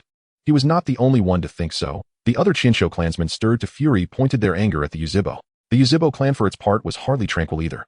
That Yuzhibo Tiandao would dispatch men to strike the Chinsho was no surprise. What the Yuzhibo had not expected was that their own squad would vanish while en route to the Huyu mines, somewhere in the canyon. A moment before receiving the news, Yuzhibo Ban had been instructing Quan Nai and Huiduan. In recent years, as a young prodigy of the Yuzhibo Ban, had had more than a few clashes with Zhu Jian. His strength had leapt forward through constant battle and earned him the clan's favor. 13 people, all wiped out. The patriarch demanded. The clan's informant dared not raise his head. He had found no corpses along the route, only a Qinsho man with his chest pierced and a pool of blood. 11 members of the Qinsho squad and the 13 Yuzhibo were missing without a trace. Father, let me go. No, sit down. Yuzhibo Tiandao refused Ban's plea, so many lives lost in a single day. Tiandao would not let the matter rest. If the enemy had acted with finality, he would not hesitate to wade into the fray. To him, a large-scale clash between the two great clans had become inevitable. From this moment, prepare for war. The command was a signal. There would be further countermoves. Yuzhibo Ban's gaze never left the informant, his mouth set in a hard, thin line. Perhaps he should visit the disappearance site, he thought. Meanwhile, in the forest, the Qinsho and Yuzhibo found an unprecedented, uneasy harmony. They had been driven into a cave. All eyes fixed on the terrifying goblin before them. The creature paid them no heed, crouched by the river beneath the waterfall and washing her face. When she finished, her true appearance was revealed. Qinsho Zhuangshi drew back in horror and nudged the nearby Yuzhibo with his foot. Could this be an aberration from your clan? He blurted. Doesn't look like Xyalunyan. The kicked Yuzhibo clicked his tongue and answered sullenly. The goblin resembled a little girl, yet those red mist-shrouded eyes were certainly not Xyalunyan. Perhaps her eyes are simply bloodshot with rage, someone suggested, and the notion sparked a murmur of debate. Quiet. Qinsho Zhuangshi hastily stifled the noise, afraid any clamor would draw the goblin closer. His fear was not misplaced. Zhao Yuanshan turned her stiff neck and stared vacantly toward the cave entrance. She walked forward step by measured step until she stood before the 20 or so adult shinobi. What is this? Zhao Yuanshan prodded Qinsho Zhuangshi's forehead with alarming force. This is on my head. He stammered, then watched as layers of black chi oozed from her. Cold sweat broke out, and his voice trembled. Wait, just a joke, she said suddenly, as if teasing. The change only made Zhuangshi more unnerved. I am Qinsho Zhuangshi, a squad leader stationed at the mine. My chief pastime is fearing death. I have elders above me and children below, and in between a cat and a dog. If I have offended some spirit of nature or goblin, I beg you spare my life. He blurted out. Qinsho. Under the goblin's uncontrolled state, Zhao Yuanshan groped for thought and vaguely recalled Huing Rock, but could not summon any other useful memory. After all, the portion of her mind available felt no larger than a walnut. A centipede, someone guessed. Not that sort of Qinsho. Zhuangshi cried out, defeated. Zhao Yuanshan paid no heed to the chattering hostages. She rummaged through her pouch of tools and produced a motley collection, at last finding a green scroll, which she handed to Qinsho Zhuangshi. Zhuangshi took it with trembling hands and unrolled it. The scroll contained several recipes. The Chimu Shawarma brand cookbook that Zhao cherished was not inherently terrifying. What unsettled them was that every dish was either a barbecue or some sort of meat course. Whether she was human or some other thing, did she truly intend to eat people? You. He stammered, snapping the scroll shut and forcing a smile that betrayed nothing but his will to survive. Do you want us to catch wild rabbits for you? The other Qinsho wanted to mock their captain for his craven adaptability, yet under the threat of death, they yielded. Qinsho and Yuzhibo alike scoured the vicinity for rabbits. Zhuangshi dutifully roasted them and offered the meat with anxious haste. Someone asked why he had not used the hunting opportunity to flee. This goblin girl moved like thunder and possessed tremendous strength. Attempting escape now would have been the quickest path to death. To live is, in one word, to endure. Zhuangshi had lived a cautious, ordinary life, and it was precisely that clinging instinct that had kept him alive thus far. As a child, some Qinsho had dared to question the patriarch and were purged by the clan. In his youth, when his Jinin squad was to fight the Yuzhibo, he feigned a stomachache and stayed behind. He became the only survivor of that unit. In his young adulthood, someone tried to cajole him into playing a prank on the patriarch's second son, Qinsho Feijian. He had refused with vehemence. Qinsho Zhuangshi was in many eyes a kind of madman. The Yuzhibo watched Zhuangshi's antics in stunned silence for half an hour, then could not help a unified, disdainful sound. TCH. Zhao Yuanshan raised a hand, and at once both Qinsho and Yuzhibo fell mute. To be imprisoned by a goblin. This, they all felt, was perhaps the most hopeless way to die. During the Warring States period, the various ninja clans were in turmoil. The Hyuga clan maintained order through a system of branching families, while the Oil Woman and Inazuka clans consciously distanced themselves from the center of conflict. The Nara Yamanaka and Akimichi clans formed an alliance to protect themselves. Besides them, there were also some peculiar small clans struggling to survive in this chaotic era. In contrast to these clans, the Senju and Uchiha were closer to the eye of the storm. Driven by the disappearance of their clansmen, the tension between the two clans was escalating, and news of an impending large-scale battle spread rapidly. Senju Hashirama did not fear battle, but he disliked this bizarre and unavoidable war. The conflict felt more like a release of hatred than a search for the truth behind the missing clansmen. Perhaps it was a natural disaster, or perhaps the Uchiha were meddling, but right and wrong no longer mattered. He sat on the steps of the courtyard, gazing at the moon in the night sky. The large tree in the yard twisted its branches, its leaves swaying in the wind, casting shadows that danced in the moonlight. Summer nights were never devoid of cicada songs, but tonight their sounds felt particularly grating. What are you thinking about? I want to see the scene for myself. The journey to the Fire Jade Mine from the Senju clan would take them through a canyon, which was the place where the team had gone missing. If the clan had to spill blood, he hoped it would be for a worthy reason, thus, he sought a reason to fight. A flock of crows flew overhead, but Hashirama acted in his usual manner, unfazed by anyone's words. In this matter, he understood his elder brother. Because hatred could easily spark large-scale conflicts, it would likely lead people to overlook critical details. I knew you would support me. This fool, why is he so earnest again? Senju Tobarama's lips curved slightly, as he also looked to the moon hanging in the night sky. 3 days later, the two clans would go to war, so Hashirama set off, that very day. After a day and night of travel, he finally arrived at the base of the natural canyon. The wind-sheltered slope was barren, yet it served as a tactical buffer for battle. As dawn approached, Hashirama ascended to the canyon's peak and spotted a familiar figure. Are you here to seek the truth, or to fight, Hashirama? It seems you have come for the same reason. Hashirama ignored Uchiha Madara's taunting provocation. The two stared at each other from a distance, neither willing to make the first move. Before long, the morning sun cast its rays upon the earth, illuminating both sides' profiles. If possible, this battle can wait until the matter is resolved. Hashirama's tone softened slightly, but before he could receive a response, a kunai shot through the canyon, cutting through the air. Distance became meaningless in the face of such overwhelming force. Hashirama quickly defended himself, but the swiftly passing kunai grazed his arm, leaving a minor wound. The atmosphere grew tense as Hashirama and Madara jumped down into the perilous forest below. The forest was eerily silent, the morning mist still lingering. Zao Yuanshan crouched on a branch, sorting through her chaotic, angry thoughts to form a simple logic: eliminate the troublemakers. She dashed through the forest, suddenly appearing behind the two. Before she could close the distance, she was ensnared by the wood release technique and slammed to the ground, sending up a cloud of dust. It's not over yet. Uchiha Madara's Sharingan tracked the shadow's movement, moving with terrifying speed. This formidable opponent was 3 or 4 years younger than him and was a wild-haired female ninja. As the dust settled, there was indeed no sign of Zao Yuanshan. Collaborating to confront the enemy is solely for the missing clansmen. They should have a reason to die. Holding on to the same reason, the two momentarily reached an understanding. The cold atmosphere in the forest grew heavier, and the mist began to darken. Zao Yuanshan, cloaked in black energy, appeared from the side and kicked out, while Uchiha Madara unleashed the great fireball technique. He had been waiting for her to make a move. This mysterious individual was not very skilled in ninjutsu, which was the only piece of information he had. A fireball with a diameter of over 10 meters surged forth red in color, the heat threatening to evaporate the mist. Zao Yuanshan did not dodge, but charged forward, kicking Madara during his moment of shock. Madara was sent flying a distance, crashing through several trees before finally coming to a stop. Ribs? They actually broke. How could someone charge straight into a fire technique? Zao Yuanshan emerged unscathed from the sea of flames, flicking her hair to extinguish the burning tips. In her berserk state, her body was impervious to blades and bullets. Realizing something was off, Madara switched tactics and attempted to use his Sharingan to cast an illusion. He was astonished. How could someone close their eyes during a battle? The sound of dew dropping, the sound of hair brushing together, all kinds of sounds. The female ninja across from him babbled nonsensically, charging at him with her eyes closed yet maintaining her speed. Zao Yuanshan's reckless physical assault was evaded by Madara through his combat experience. Are you just going to stand there? Turning around, Madara found Senju Hashirama staring blankly. This ninja. Is she surviving like a savage at such a young age? There was no sense of right or wrong. Lord Hashirama. A shout came from behind, and Hashirama turned in shock to see Senjuzashi and several Senju clansmen beckoning him from a cave near the forest. Senjuzashi kept repeating 3 words: reason with her. Reason with her. Hashirama thought to himself, wanting to complain whether Zao Yuanshan could understand human speech, but he still formed hand seals and used the wooden clone technique. With the support of immense chakra, a giant wooden entity took shape, its tightly packed fibers swiftly gathering to form a large hand that grasped Zao Yuanshan, who was emitting black energy. The wooden figure's stout arm held for 5 seconds before a sudden tearing sound echoed from its palm, and in the next moment the entire arm's wooden fibers snapped, losing their power. Zao Yuanshan's iron fist struck Hashirama's arm solidly. Hashirama's arm was crossed to block, but the impact sent a jolt of pain through him. Well, he had to try that reasoning method. Do you want to eat something? Have you lost your mind, Hashirama? Uchiha Madara clutched his side, nearly laughing from frustration.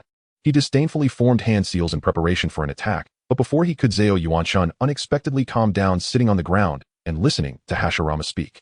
Madara retracted his hand and leaped in front of Zao Yuanshan, scrutinizing this bizarre female ninja. Stop fighting and eat something instead. Hashirama radiated a sacred light, causing the black energy around Zao Yuanshan to wane slightly. Her anger level dropped by 20%. Is there any reason for attacking the Senju and Uchiha teams? Her anger level decreased by another 20%. Zao Yuanshan's chaotic consciousness began to clear, stabilizing her anger level at 60%, enough for communication. The red in her eyes slowly faded, and she finally recognized the two individuals before her.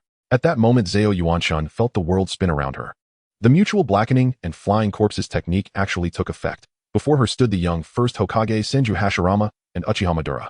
This indicated that she had returned to the Warring States period. When one had no options, it truly made one want to laugh. What a nuisance! Not understanding human speech must be the mark of a savage. Uchiha Madara began to chuckle foolishly as the little girl rambled on, nonsensically arching an eyebrow in disdain. Her anger level increased by 40%. Zao Yuanshan instantly returned to her full berserk state, demonstrating what it meant to change expressions as quickly as flipping a book. Hashirama shot a glare at the meddling Uchiha Madara. A promise is an unwavering oath between companions. Chun's promise is to come celebrate his birthday in a week, while Might Guy's promise is to protect Chun.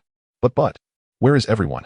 After not seeing Hayakawa Chun for 2 days, Might Guy entered the Hokage office and found the fourth Hokage surrounded by a crowd. Minato and Kushina were calming the chattering crowd. Yahiko Rin, Irika Yumino, Mitarashi Anko, Nara Shikaku, Marino, Ibiki, Yuhi Kurinai, and even the bakery owner and the aunt from the market were all asking about Chun's whereabouts. There's no need to panic. He didn't even know where she had gone.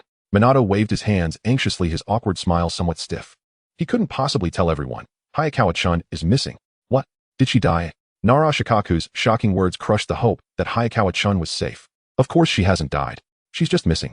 Kushina's temper flared, veins popping on her forehead as she instinctively retorted. She realized too late that she had been trapped.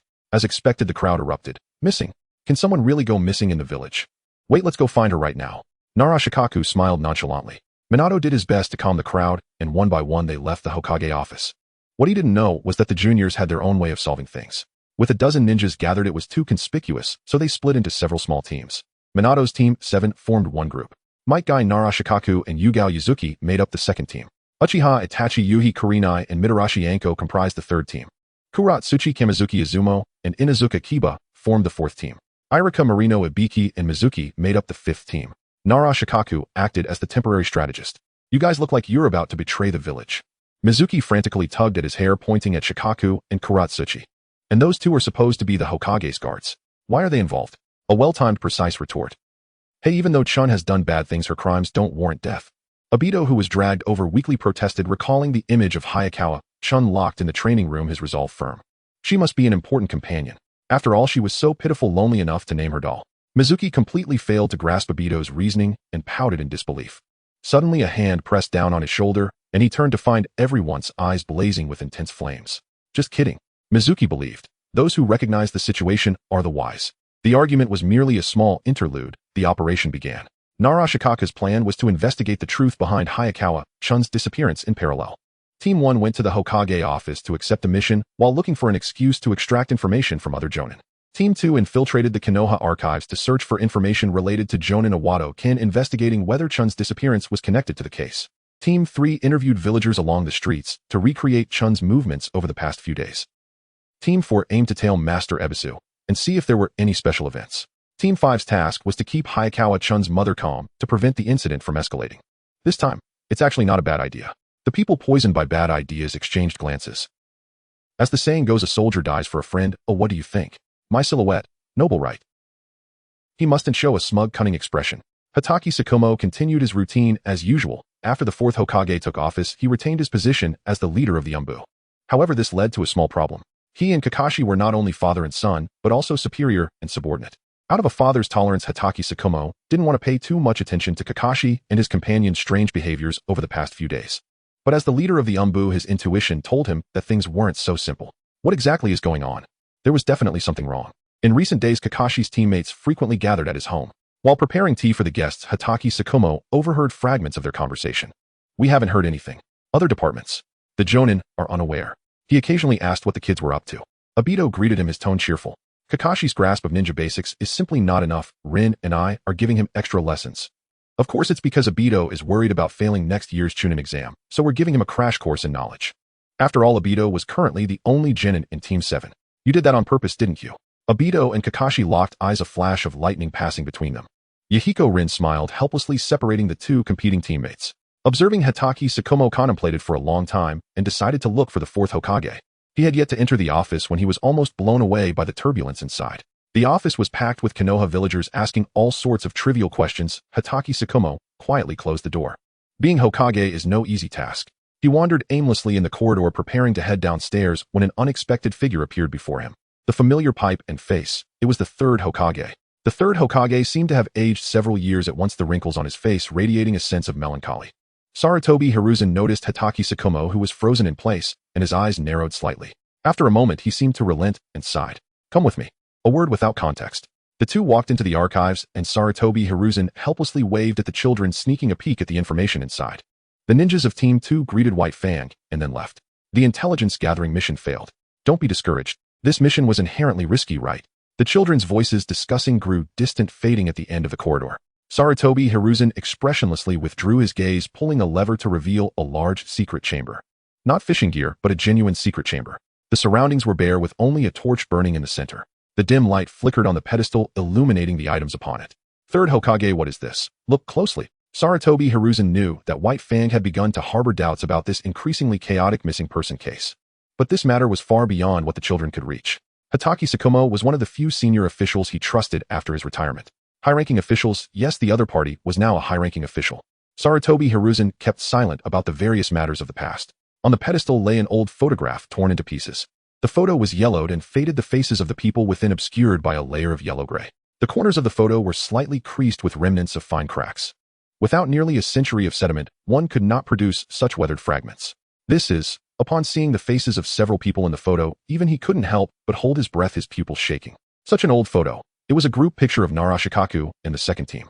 Sarutobi Hiruzen silently drew on his pipe, seeing that he was also shocked, reached out to pick up one of the fragments, and displayed the back of the photo. The back of the photo was so dirty that the base color was unrecognizable, with hasty handwriting scrawling several strings of numbers. After checking the information, Sarutobi Hiruzen could confirm. The back of the photo contained the birth dates of each person. This photo was found in the layers of the Book of Seals. Ever since Hayakawa-chun disappeared, he had personally reviewed the Book of Seals. 2 days had passed, yet Hashirama had still not returned from his unauthorized excursion. Tobirama had already endured multiple interrogations by their father. Tomorrow would bring battle against the Uchiha. Glancing back one last time at the brightly lit compound of the Senju clan, he vanished into the night. If father discovered that fool truly neglecting his duties, Tobirama thought, then stopped himself. Fated to hardship, he resolved to search for his elder brother, that very night slipping away along a secluded forest path. Beyond this ridge should lie the gorge. Tobirama drew his blade and scanned the surroundings with sharp vigilance. A faint, indistinct murmur drifted through the mist-laden dawn, eerie, unsettling, as if whispered by the forest itself. It seemed danger had arrived unbidden, no need to seek it out. A hand seized his arm. "Who's there?" 16-year-old Tobirama Senju whirled about like a white cat startled at its tail, swift and startled. A kunoichi with her hair braided into thick plaits recoiled in equal alarm upon seeing his face, and cried out, "Wait!" No weapons. Silhouettes emerged from the fog in the distance. Hearing the commotion, Hashirama rushed over, at once calming both startled parties with steady reassurance. Through 2 days of quiet observation, Hashirama Senju had finally discerned how to coexist with the creature.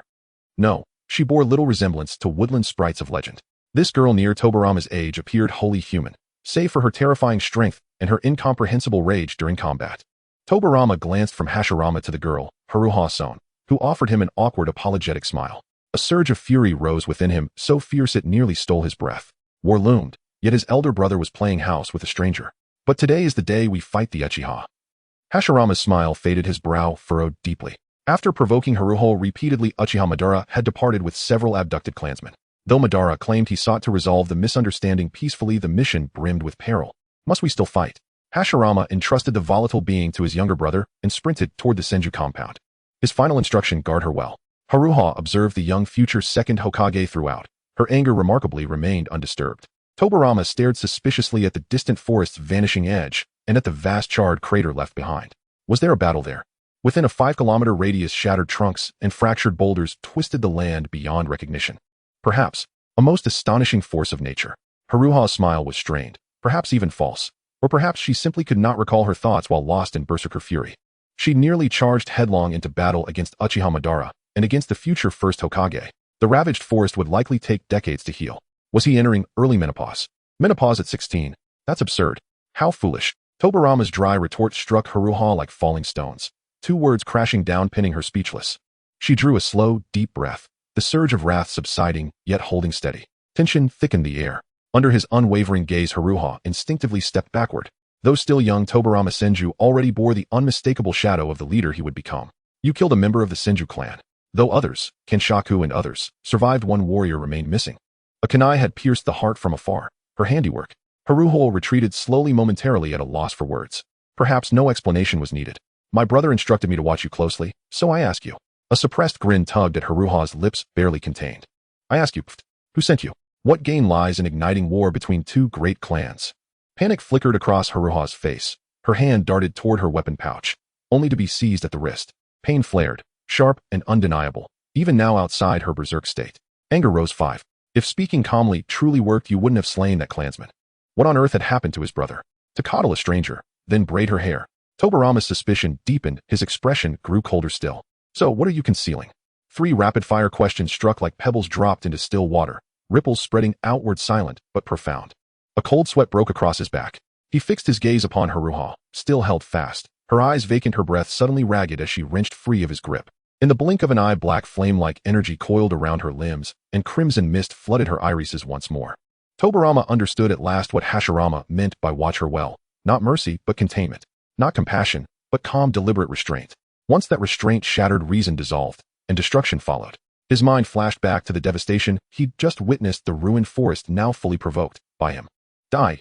A sonic boom erupted from his right side. Without hesitation, Tobarama executed the body replacement technique. The wooden log standing in his place splintered into fine dust. The seemingly delicate kunoichi now stood wild-haired, a feral combatant unleashed. Tobarama clenched his molars, centering himself. He swept his gaze across the terrain, his lips curving in a subtle, almost imperceptible arc. A waterfall surged beside the forest. He would lure her there. Berserk Haruho pursued relentlessly, indifferent to location, until she found herself trapped in a water prison. She scoffed at Tobarama, then stomped hard, shattering the technique with sheer force. HSS, could she really do that? Undeterred, Tobarama deployed every possible jutsu and trap. Yet strategy crumbled before brute force charges, rendering tactics futile. Astounding, even explosive tags failed to wound her. Was she truly a shinobi? Or some primordial earth spirit punishing humanity's endless strife? As the battle dragged on, his stamina and chakra dwindled dangerously low. In that moment of distraction, a fist sent him hurtling backward, slamming hard into the cliff face. A massive fissure split the stone wall, debris rained down onto Tobarama's face. A thin, winding crimson line, like a serpent, traced down his temple and dripped onto the ground. Blood seeped drop by drop into the soil. In broad daylight, stars swam before his vision. Swallowing the coppery tang in his mouth, he caught sight, out of the corner of his eye, of scattered objects strewn across the battlefield. Haruho's assault had hurled more than kunai and explosive tags, scrolls, odd tools, and a photograph. As her iron fist descended again, Tobarama rolled desperately forward, his right hand brushing the photo on the ground. At the instant Haruho lunged close, Tobarama raised the photo, trembling, breathless, and thrust it directly before her eyes. Birthday. Her voice, clear, grounded, broke the silence. It worked. The murderous black aura receded. Gasping, Tobarama lowered the photo, slowly turning it over. On the reverse, dates were inscribed in careful script. This birthday belonged to someone dear to her. Whatever the truth, the crisis had stabilized, for now. Tobarama held the photo motionless. Haruho stared at it, equally still. Stay calm. Hold steady. He edged backward, when suddenly from across the gorge war cries erupted, clashing steel shouts and slaughter filling the air. Haruho's fury surged skyward. Abandoning the wounded Tobarama, she bounded up the canyon wall, racing straight into the heart of the Senju Uchiha battlefield.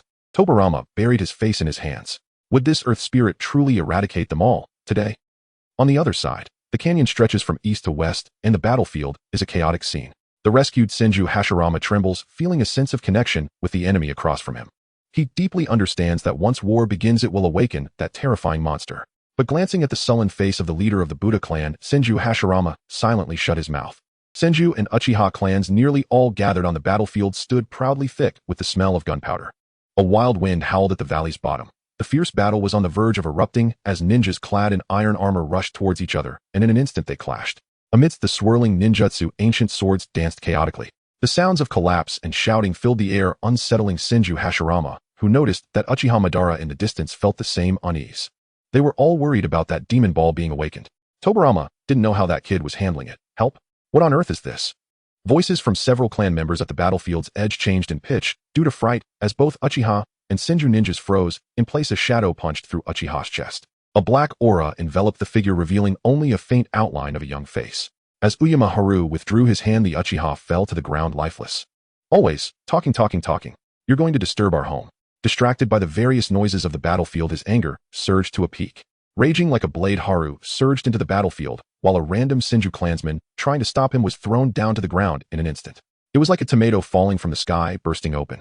Seeing the Senju die so tragically, Uchiha Taijima felt a moment of dark glee, but soon he could not smile any longer.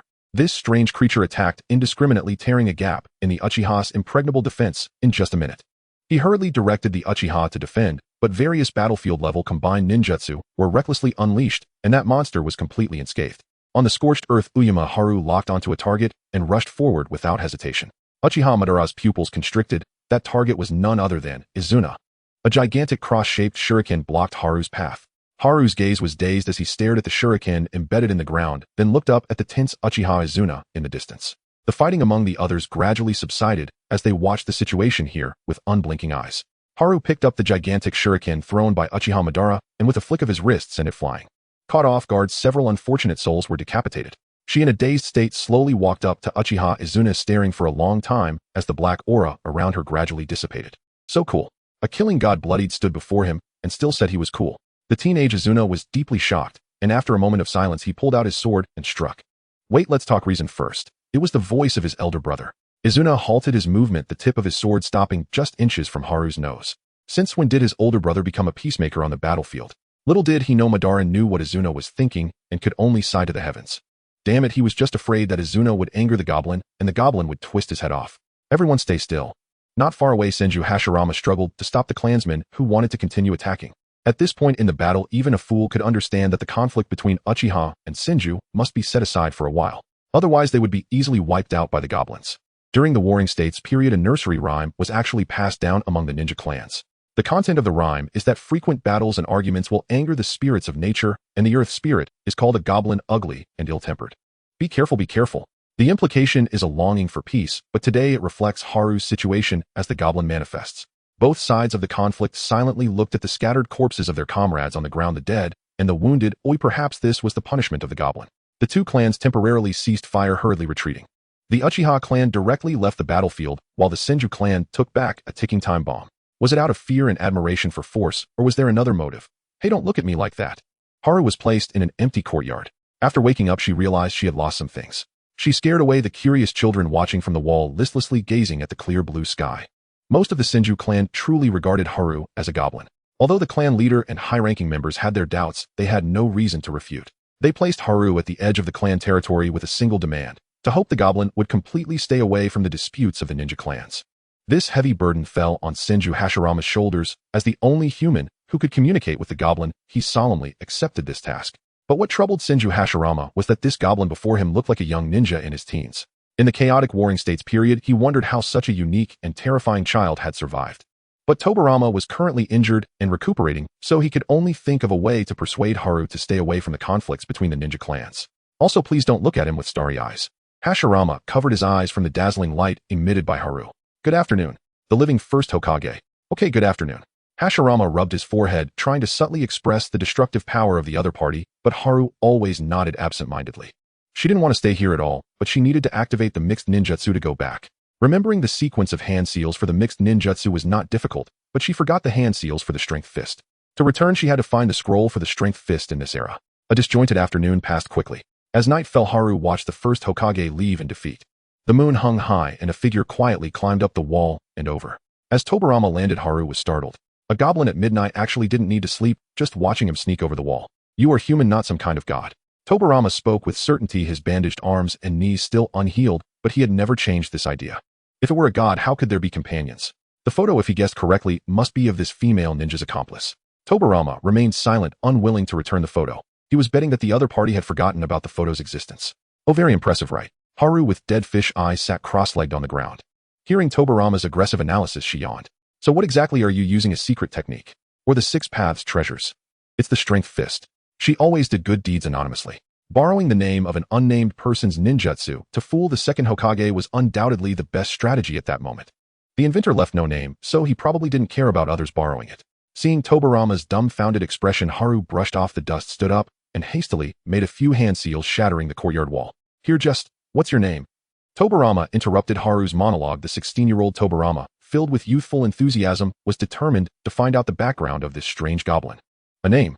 Haru hesitated, the words tangled in her throat before falling back into her stomach. A name seemed too superfluous for someone she would never see again. Moreover, she had to return to the correct timeline and name. Not telling could it be nameless. Nameless. Nameless. Nameless. Just without a name. The scene rapidly rewound, and she suddenly grasped the details of the time. She browsed the ceiling book. That nameless person, Haru. It seemed she had misheard. Haru, what's wrong with you? The overlapping, ethereal voice swirled around, making it difficult to discern. Haru's auditory hallucinations became increasingly severe. At dusk in the warm embrace of home, a green-clad figure hummed softly while preparing dinner for his son. Today marks Might Guy's 17th birthday, and he has prepared everything with quiet devotion. No one ever comes, not for any birthday, and today was no exception.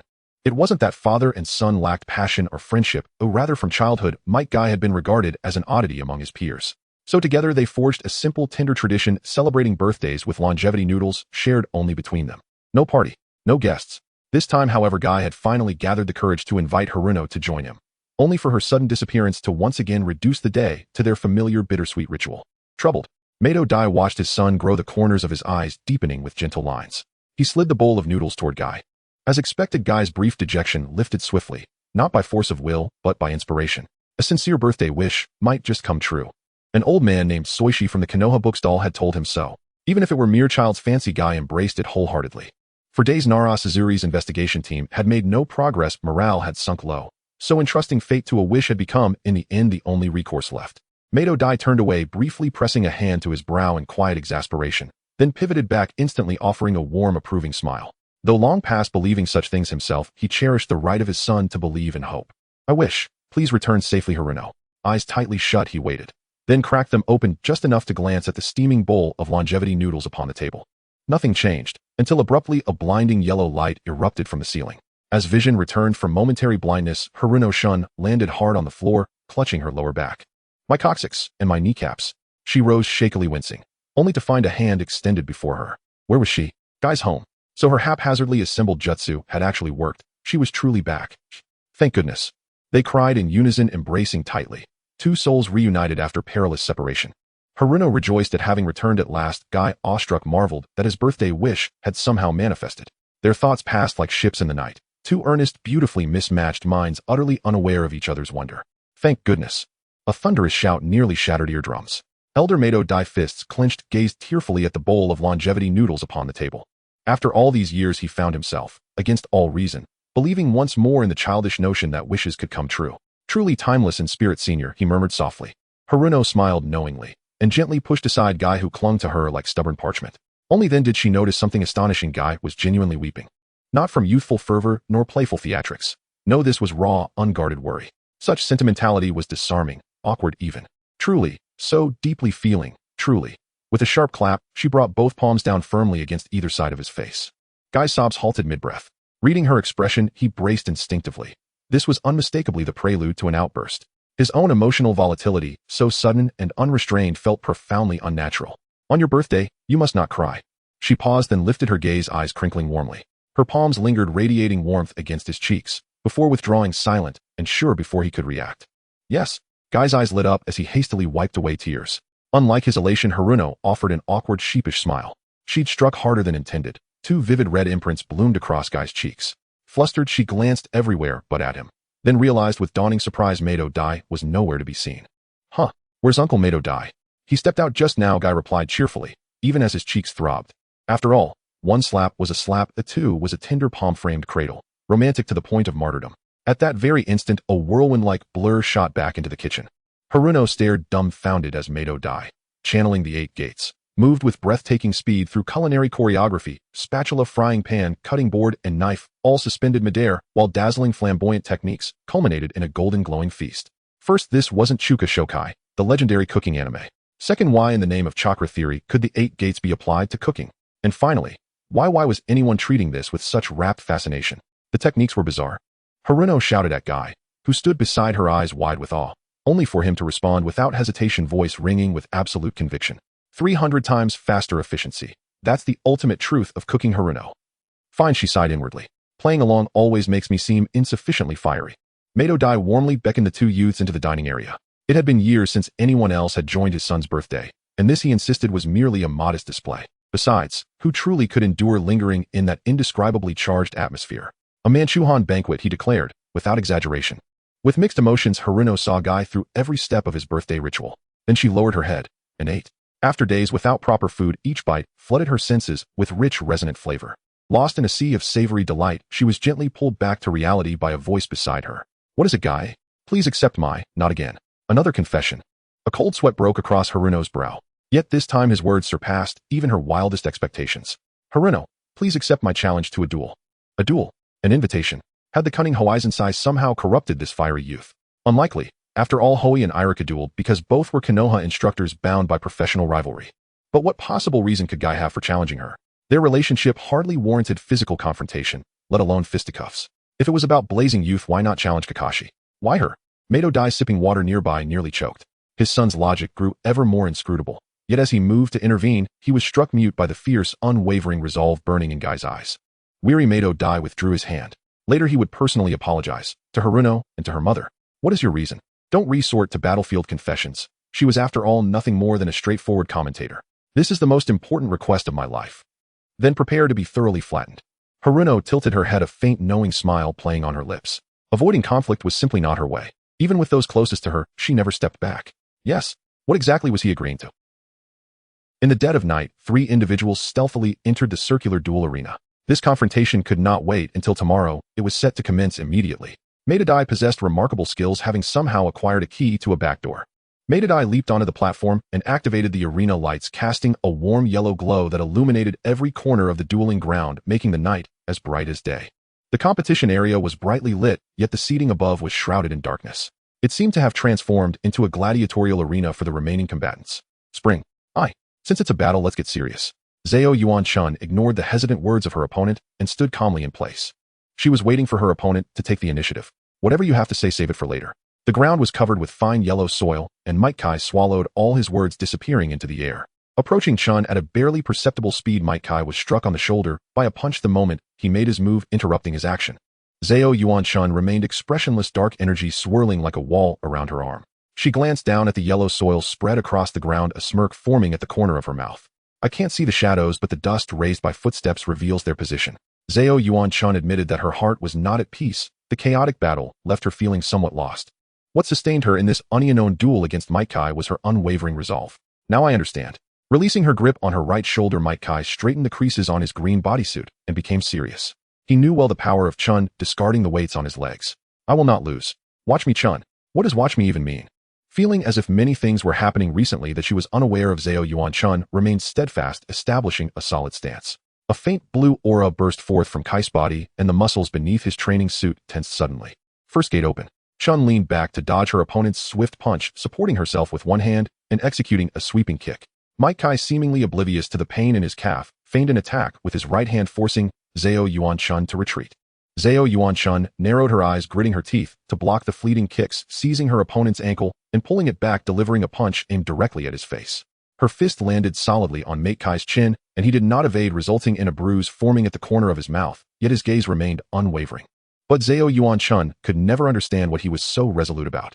Faith, beliefs, or courage? Struggle. What burned in his eyes? Second gate, rest gate open. Shut up. Annoyed, Chun shouted back, leaping into the air and stomping down heavily. The ground cracked and crumbled, rocks flying. A swift green blur leaped from stone to stone in the air, executing a sweeping kick using the lotus technique. Chun was kicked against the arena wall, debris falling on her head as she shook it off. Chun, what kind of insane match is this? You need to stop now? Hongdo scolded loudly.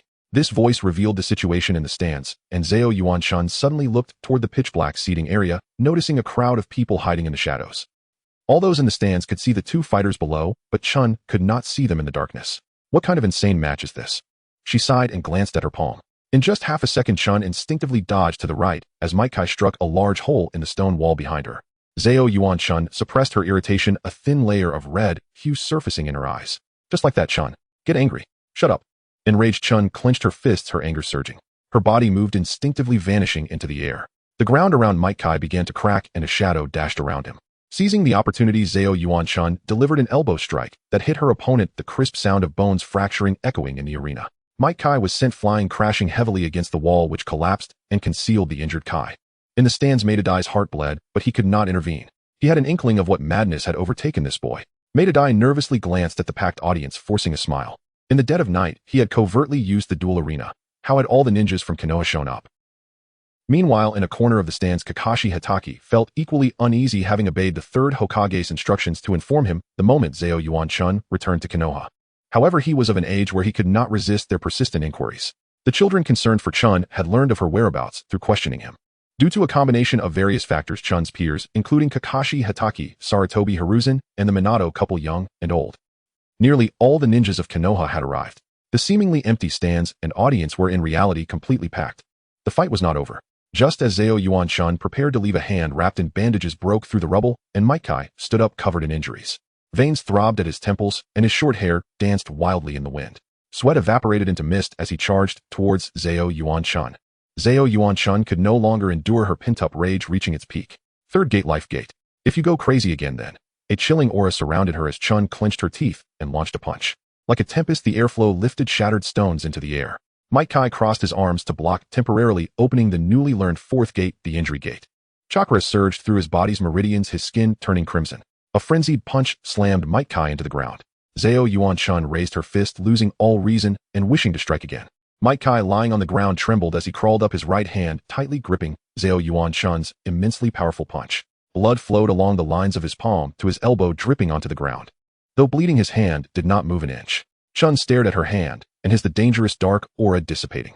Perhaps she was imagining things as she heard the battered Mike laugh. He said, "This time I caught it, Chun. I caught it, Chun." The dual arena and lights vanished entirely, and Zao Yuan-chun's consciousness fell into a dark corner. She ran wildly in the darkness, catching sight of a glowing window. Through the narrow window, she saw Kai's true heart. "Good child, you have such great strength, very commendable." 6-year-old Chun, still chubby, raised her hand to strike the talkative Hebe. Maedai blocked the irrational Zao Yuan-chun. Unlike Thin, this time she saw Mike secretly watching everything from behind a tree. And his thoughts: if she attacks irrationally, something will happen that will make Chun regret it. "Well, I almost killed Hebe." Zao Yuan-chun felt a bit embarrassed. Moments later, the scene at the window changed several times, colors blending into new shapes. At the training room entrance, Mike counted the lunchboxes piled on the steps, and as he counted, he bit down on his lower lip. Konoha, fearing they could not withstand Chun's punches, had actually confined her. A new thought emerged. Why must one close their heart and be alone, provided they do not harm others? He straightened up, stacking all the lunchboxes neatly. Seeing this colorful pillar, Chun would surely feel good, right? The window gradually shattered into pieces, and Chun fell silent. I'm just too stupid." A child's voice in the darkness broke her thoughts. She slowly moved forward. The child crouched in the corner, growing taller, his voice gradually becoming the steady and vigorous tone of a young man. "There are many forms of protection, but I will definitely protect you, it's a promise." That figure stood up, turning to smile at Zao Yuan-chun. The scene before her grew increasingly blurry while the voice in her ears became clearer. Zao Yuan-chun shook her head, returning from fantasy to reality. Meikai's training suit was torn with bruises decorating his face. He smiled relaxedly, finally saying the opening line that had been overlooked. "Please take this seriously. Oh, I will be your shield, Chun." In the time to come, there would be no fear, no regret, no sadness. To block Chun from destroying everything and to protect her. Take it seriously. Was this sudden confession perhaps a case of Stockholm Syndrome? No, could it be the bridge effect? It doesn't seem like it. Hey, let's finish the task first, and we can talk about this later. Don't say things like that. Look, what is that? Aha, seems like I misread it. There's nothing. Her thoughts in disarray, her gaze focused on Kai's face, pulling a faint smile. Under the illumination of the lights, a glimmer of moisture appeared in Chun's eyes, quickly wiped away by her fingers. "Alright, I understand." Zao Yuan-chun turned her back, waved, and left directly. The people in the audience and the stands had complex emotions, and Maedai shed tears of gratitude. Kakashi Hatake twitched his mouth, offering a tissue to the emotional figure. Mizawa, a seasoned elite jonin of the mist-shrouded Kirigakure village. After years abroad, the once youthful prodigy had become a rogue ninja. He could hurl scathing taunts with reckless bravado, or sink to his knees in abject apology. What else could this be but sheer versatility? Failure once is no calamity. After leaving Kirigakure, Mizawa and Doihira attempted to assassinate Rashi of Sunagakure, and failed. The two parted ways. Mizawa returned to the land of water, determined to rebuild his fortunes by founding a new organization. Talent was paramount. Perhaps he could recruit loyal subordinates. Fools abound across the world, surely one or two powerful, yet guileless souls would follow him. His first recruitment attempt, before even establishing his faction, targeted Konan of the Akatsuki. Konan ignored the figure leaping from the grass and bombarded him with explosive tags. Failure twice is still no calamity. True resilience lies not in victory, but in unshaken composure. Through repeated setbacks, Mizawa learned of the Akatsuki's existence. To evade their scrutiny, he traversed numerous minor nations. In the grass country's Kusagakure village, he encountered two extraordinary youths. Kusagakure was a ramshackle, impoverished hamlet. Mizawa infiltrated it effortlessly. Crouching low, he parted the tall grass and observed twin brothers drawing water from a well. his eyes narrowed thoughtfully. Crimson hair, tooth marks marring arms and legs, filthy, disheveled bodies. A flicker of realization crossed Mizawa's face, flushed then pale, before settling into quiet understanding. The Uzumaki twins were named Uzumaki Hako and Uzumaki Zo. Their names were plain, but their origins were not. They had fled here with a remnant of the Uzumaki clan refugees escaping devastation. In Sunagakure, they lived under suffocating restrictions, watching helplessly as fellow clansmen were hunted down and bitten to death by village shinobi. For the villagers, biting Uzumaki blood offered rapid chakra replenishment, a grotesque clandestine atrocity. As the last two Uzumaki, males the brothers, served dual roles, living blood banks and menial laborers hauling water for the village. Aside from avoiding confinement in the basement, there's not a single benefit. Zo grumbled, bitterly straining to crank the wooden bucket up from the well's depths. Rust-stained iron shackles encircled his ankles, raw, inflamed, and agonizingly painful. It's all right, Hako muttered, swallowing the curse rising in his throat. He scanned the surroundings warily, then slipped a razor blade into his younger brother's palm. Caught you red-handed. A strange, exuberant voice rang out. The twins turned in unison, and relaxed, relieved to see a stranger rather than a Sunagakure shinobi. At least they hadn't been discovered by the village's own. Don't worry. I hold no prejudice against you, Mizawa declared, adopting the air of an elder brother as he draped an arm over each twin's shoulders. Join me, won't you? Prejudice. They were merely stateless outcasts. The twins exchanged a glance. Hako spoke first. Judging by your appearance, you dye your hair, you've run away from home, and Mizawa raised an eyebrow. Here. Red hair was exceedingly rare in the shinobi world, 9 times out of 10 it was dyed. Their ragged garments signaled a love-fueled flight from home. Those inexplicable bite marks. Clearly lovers. Hey, I told you I don't care about any of that. Why such grim faces? Mizawa found himself flanked front and back by the furious twins. They formed hand seals and launched a fiery fire-release great fireball technique. Mizawa countered instantly with a water-release water wall, deflecting the blaze back with cool precision. He clicked his tongue, ready to scowl, only for the twins to feign injury instead. Hako and Zo collapsed onto the ground, pounding their shins in exaggerated agony. Too spent even to argue. Listening closely, Mizawa sensed something amiss. He knelt and touched Zo's ankle shackle, then recoiled, sharply stung by its searing heat. Wait, this device. He'd seen identical restraints in Sunagakure. These specialized metallic bindings heated violently upon detecting chakra flow within the captive. Severing the chain linking the cuffs would render them inert. Someone's coming. Hako dragged himself forward, then shoved Mizawa hard. Startled, Mizawa snapped out of his daze and vanished into concealment.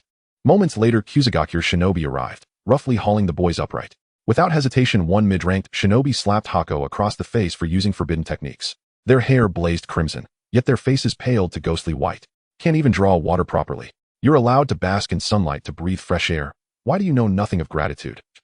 The lead shinobi, a Chūnin, yanked Hako's hair upward, forcing his head back. Crouched nearby, Zo bit his trembling lip until blood welled, tears spilling freely, heavy and hot. His gaze fell upon the discarded well rope. He lunged to seize it. A boot stomped onto his hand, grinding it into the dirt, crushing both dignity and pain beneath its soul. Let's go. Yeah, back to the basement with these brats. As the shinobi bantered, they shoved the twins forward. A cicada shrieked from a nearby tree, startling them all. They laughed awkwardly, then resumed their march. The water bucket balanced atop Hako's head trembled violently. Suddenly, without warning, its contents spilled forth like a living thing. Water release water fong blade. The airborne water surged and coalesced into gleaming blades, striking the earth with surgical precision, cleanly severing both twins' shackles. The spilled water rippled, rising into a towering humanoid figure. Mizawa landed gracefully on one knee, his entrance commanding, deliberate, undeniable. The Sunagakure shinobi froze, torn between flight and futile resistance. Shinobi from a minor village stood no chance against a former elite jonin of one of the 5 great shinobi countries. Yet surrendering outright felt humiliating. Fine. Consider yourself spared. 2 Chūnin abandoned all honor, sprinting away in undignified panic, their shouts absurdly comical. In that instant, Mizawa's cunning silhouette loomed colossal and heroic before the awestruck twins. Even a veteran rogue like Mizawa felt a quiet, smoldering pride ignite within him. With a grand sweep of his arm, he strode toward the underground chamber to liberate the oppressed Uzumaki survivors from their torment. Good news, the enslaved Uzumaki were freed. Bad news, his water release misfired catastrophically, killing every shinobi and every Uzumaki trapped in the basement. Hako and Zo clutched each other, quaking uncontrollably. What? Call me boss. Mizawa covered his face, feigning nonchalance, but turned away, unable to bear the sight.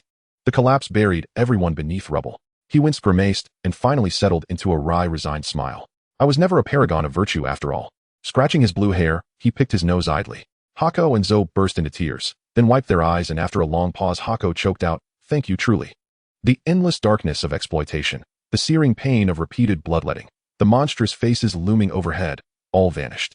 Overwhelmed by grief and relief, the brothers' minds faltered, and gratitude, illogical yet sincere, escaped their lips. That unexpected thanks struck Misawa deep in the chest. Then, a faint, frail child's voice echoed from the ruins. Seizing it like a lifeline, he rushed forward and pulled a grime-caked 4-year-old Karen from the wreckage. Tiny Karen clung desperately to Misawa's collar, trembling, refusing to let go. She simply wanted to live, and to leave this place forever. Misawa lifted her high above his head, proudly presenting her to the twins. Behold, I didn't accidentally obliterate every last Uzumaki after all. Thus, almost by accident, a most peculiar organization came into being. Deeply indebted to Haru of Sunagakure, who had once saved him, Misawa named the group the Rin-e Society, Society of Benevolence and Righteousness. Its total membership, 3.5. Karen, lacking combat ability, counted as half a member. Every initiate embodied benevolence and righteousness, except Misawa himself, whose defining trait remained cunning. A deceiver's nature, after all, is inherently deceptive. Misawa betrayed his oath, leading the Uzumaki twins into battle against Konoha shinobi in the Land of Waves. Though he owed Haru a debt he could never repay, he had no intention of repaying it. Defeated once more, Misawa was rescued by the twins, and the tale of Rin-e continued, unwavering, unresolved. If this were a cliché idol drama, she would now be screaming and running away, letting the complex misunderstandings fester, disappearing for years before returning home. However, all of this was merely the imagination of Zao Yuan-chan in a fleeting thought. Leave? No, she had other plans. As soon as Zao Yuan-chan left the duel arena, she tucked away all her emotions. Chun crouched in the shadows, observing the audience, leaving in groups, a trace of desolation rising in her heart. Why were there so many spectators at the duel site? She had to capture a certain mastermind behind the scenes. People left the audience area in pairs and trios, and with each person that departed, Chun would jump out from the shadows to crouch by them. Sorry, I crouched at the wrong person. The first couple she crouched near were the Mizukage couple. She awkwardly smiled and sent the kindly and subtly expressive pair away. The second time, third time, fourth time. Heaven does not disappoint those who persevere. She finally crouched near Nara Shikaku. Jenkins' gaze roughly sketched across Chun's face, and after a moment of thought, he turned his gaze away. He smoothly sidestepped Chun's determined gaze. After all, he knew that once Chun displayed that expression, someone would inevitably suffer. It seemed that this time that someone was him. But this time it was not a whimsical fantasy or a prank from the other side. It was an interrogation. In the moment they brushed past each other, Zao Yuan-chan cheerfully grasped his wrist, a vein slightly throbbing on her forehead. How to describe it? Right now she might be nothing but a reluctant and stubborn shell. No matter what, you really came to watch, didn't you? Regardless of the justifications, you watched everything like a bystander and left as if it had nothing to do with you. Chun's expression was tightly wound, her bright eyes harboring a questioning sword. The streetlight's glow was insufficient, casting a hazy light on the people. The name Chun was not a silent flower or rain, but a brave and beautiful beast. Like a bystander, as if it had nothing to do with him. Would he really think that way? Listen, you must not bully teammates who are not skilled in ninjutsu. Chun twirled a kunai with her right hand, hopping through the forest path. Her voice was neither loud nor soft, just right for two people's distance. Nara Shikaku casually replied, turning to glance at Akai, who was lagging at the back of the group. This journey is quite long. Do you intend to keep repeating this phrase? The task of escorting the merchant convoy was quite simple. The three members of the second squad took turns guarding the goods at the front, middle, and back of the convoy. Chun deliberately slowed her pace to emphasize this to him. Hey. Chun, perhaps tired, sighed helplessly. Her round eyes, like those of a feline, scanned the surroundings and suddenly pointed at a cloud in the sky. That one, doesn't it look like a seesaw? Shikaku looked up and suddenly his shoulder was embraced. As he turned his head, he met Chun's triumphant eyes. The spring breeze was gentle and Chun smiled as she uttered the most philosophically significant statement. People are like seesaws. They always lessen their weight in others' hearts, pushing themselves further away from others. At that time he might have understood. In the second squad, applying the lever principle, both he and Akai were weights while Chun was the fulcrum. The lighter the weight, the farther it would be from the fulcrum. What are you thinking about? You must be fascinated by my talents, right? In the moment of his daze, the owner of that smile ran far away. Chun patiently waited at the back for Akai to catch up. It was from that day on that he had a more accurate impression of the team. What are you thinking? Speak. Zao Yuan-chan shook the distracted Nara Shikaku. Shikaku pulled himself out of his memories, slightly bent down, and gently pressed his forehead against Chun's. Zao Yuan-chan was stunned and extinguished in confusion. Welcome back. And it's great that there was no death. This response made her impulsive questioning seem even more unreasonable. How infuriating. In the pitch-black grass, Nara Yen observed the situation between Chun and Shikaku. Suddenly his collar was yanked, pulling him out of the grass. He coughed while holding his neck, frowning as he glanced sideways at the four female ninjas blocking his path. Wait a minute, what offense have I committed against you? Yahira Rin, Yuhi Kurinai Mido Kurinai Yuzuki Yuyas. If I must say that brat Tsukikid Shippu shouldn't have participated and infiltrated the enemy camp. What are you spying on? Kurinai said helplessly. Now you've been caught, come with me to the interrogation department, you pervert. Kurinai pulled on the other's arm to drag him away while Rin and Yuyas advocated for a gentle resolution and hurriedly stopped them. Seeing the commotion growing, Nara immediately surrendered, signaling for silence. Everyone instinctively glanced at Chun and Jinkin in the distance, lowering their voices. The female ninjas from the Strength Alliance finally explained their intentions. They remained after the event solely to catch this pervert. Many versions of news were circulating in Konoha recently. One version was about Chun and Gunkan, another about Chun and Isekai'd, and yet another was about Nara and Chun. This kind of public opinion was not looking good. Nara rolled his eyes, gaining a new understanding of the troubles with women. He took a deep breath and cleared his throat. Let's cut to the chase. I'll be serious. Chun and I are truly inseparable best friends. This answer was utterly absurd. Nara casually made it up to escape the Strength Alliance's relentless pursuit. Unexpectedly, he went too far, causing a counter effect. The four female ninjas all wore dark expressions, sizing up the confident Nara. Best friends. This was more nonsensical than a rooster laying eggs or Uncle Yao changing to sell pancakes. Wait, I misspoke. Don't chase me. I just said it casually. I didn't mean to provoke. I should leave the martial world quietly. Nara accurately stepped on a landmine and ran away without looking back. Drawn by the commotion, Zhao Yuan, Chun, and Jinkin both looked at the crowd, while everyone stared at the sky, the ground, and the air. Is there anything more embarrassing than being caught by the main character? What did they just say? Kurenai lowered her voice, slightly turning her face. I don't know, I was too focused on that pervert. Yuya smiled helplessly. It seemed like they were forehead to forehead just now. The observant Rin was keenly aware of everything. What a pity I didn't hear anything. How disappointing, Kurenai said. The atmosphere was chillingly tense when a stooped figure leisurely walked through the ninjas. The background character Tsukikid Shippu recognized that the old man was the owner of the Konoha bookstore. The old man moved swiftly, but he was indeed of high age. I'll please be careful while walking, Grandpa Zhuangshi. Tsukikid Shippu quickly made way. Upon hearing this name, Zhao Yuan Chun's tense spirit finally snapped after several days of fatigue. She stammered, tugging at the collars of those nearby, pointing at the old bookstore owner. 82-year-old Senju Zhuangshi turned around and smiled kindly. Chun, what? Is it a hidden weapon? Zhao Yuan Chun immediately felt dizzy and fell backward to the ground. Nora Jinkin caught the fainting Chun looking incredulously at the innocent Grandpa Zhuangshi. Senju Zhuangshi stroked his white beard and shrugged his shoulders. Young people really lack manners. That goblin lord too. He had bought books at the bookstore since childhood, but he had never seriously greeted him. Chisho Sasho's life had known no grand upheavals, only a quiet, unremarkable endurance. He did not die. Hashirama Senju founded Konoha and became the first Hokage. He did not die. Tobarama Senju succeeded him as the second Hokage. He did not die. When Tobarama II perished, the Senju clan was disbanded and absorbed into other lineages. The Senju bloodline gradually thinned. He did not die. Hiruzen Sarutobi rose to become Hokage. In secret, Konoha conducted experiments on would-release cells. Still, he did not die. He witnessed the succession of Hokage after Hokage, while Chisho Sasho himself grew ever more frail and aged. If one were to name a single extraordinary deed he ever accomplished, it would be this. In his youth, he tirelessly spread the goblin's prophecy that the world would soon be destroyed. His proclamation reached not only every shinobi clan, but even beings beyond humankind. A true loudspeaker. So be it. Let me live out my days in quiet obscurity. By his 70s, Chisho Sasho stood utterly alone. No kin remained, and the Senju's former glory had long since vanished into the river of history. He scraped by running a modest bookstall in Konoha until one day he met an unusual child. Gazing into her mischievously bright eyes, and at her long flowing hair, a floodgate of memory seemed to wrench open within him.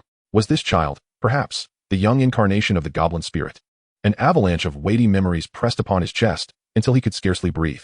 With trembling, withered fingers, Chisho Sasho touched his own weathered face. Yes, he had long been abandoned by time. Even if old friends reappeared, it would change nothing.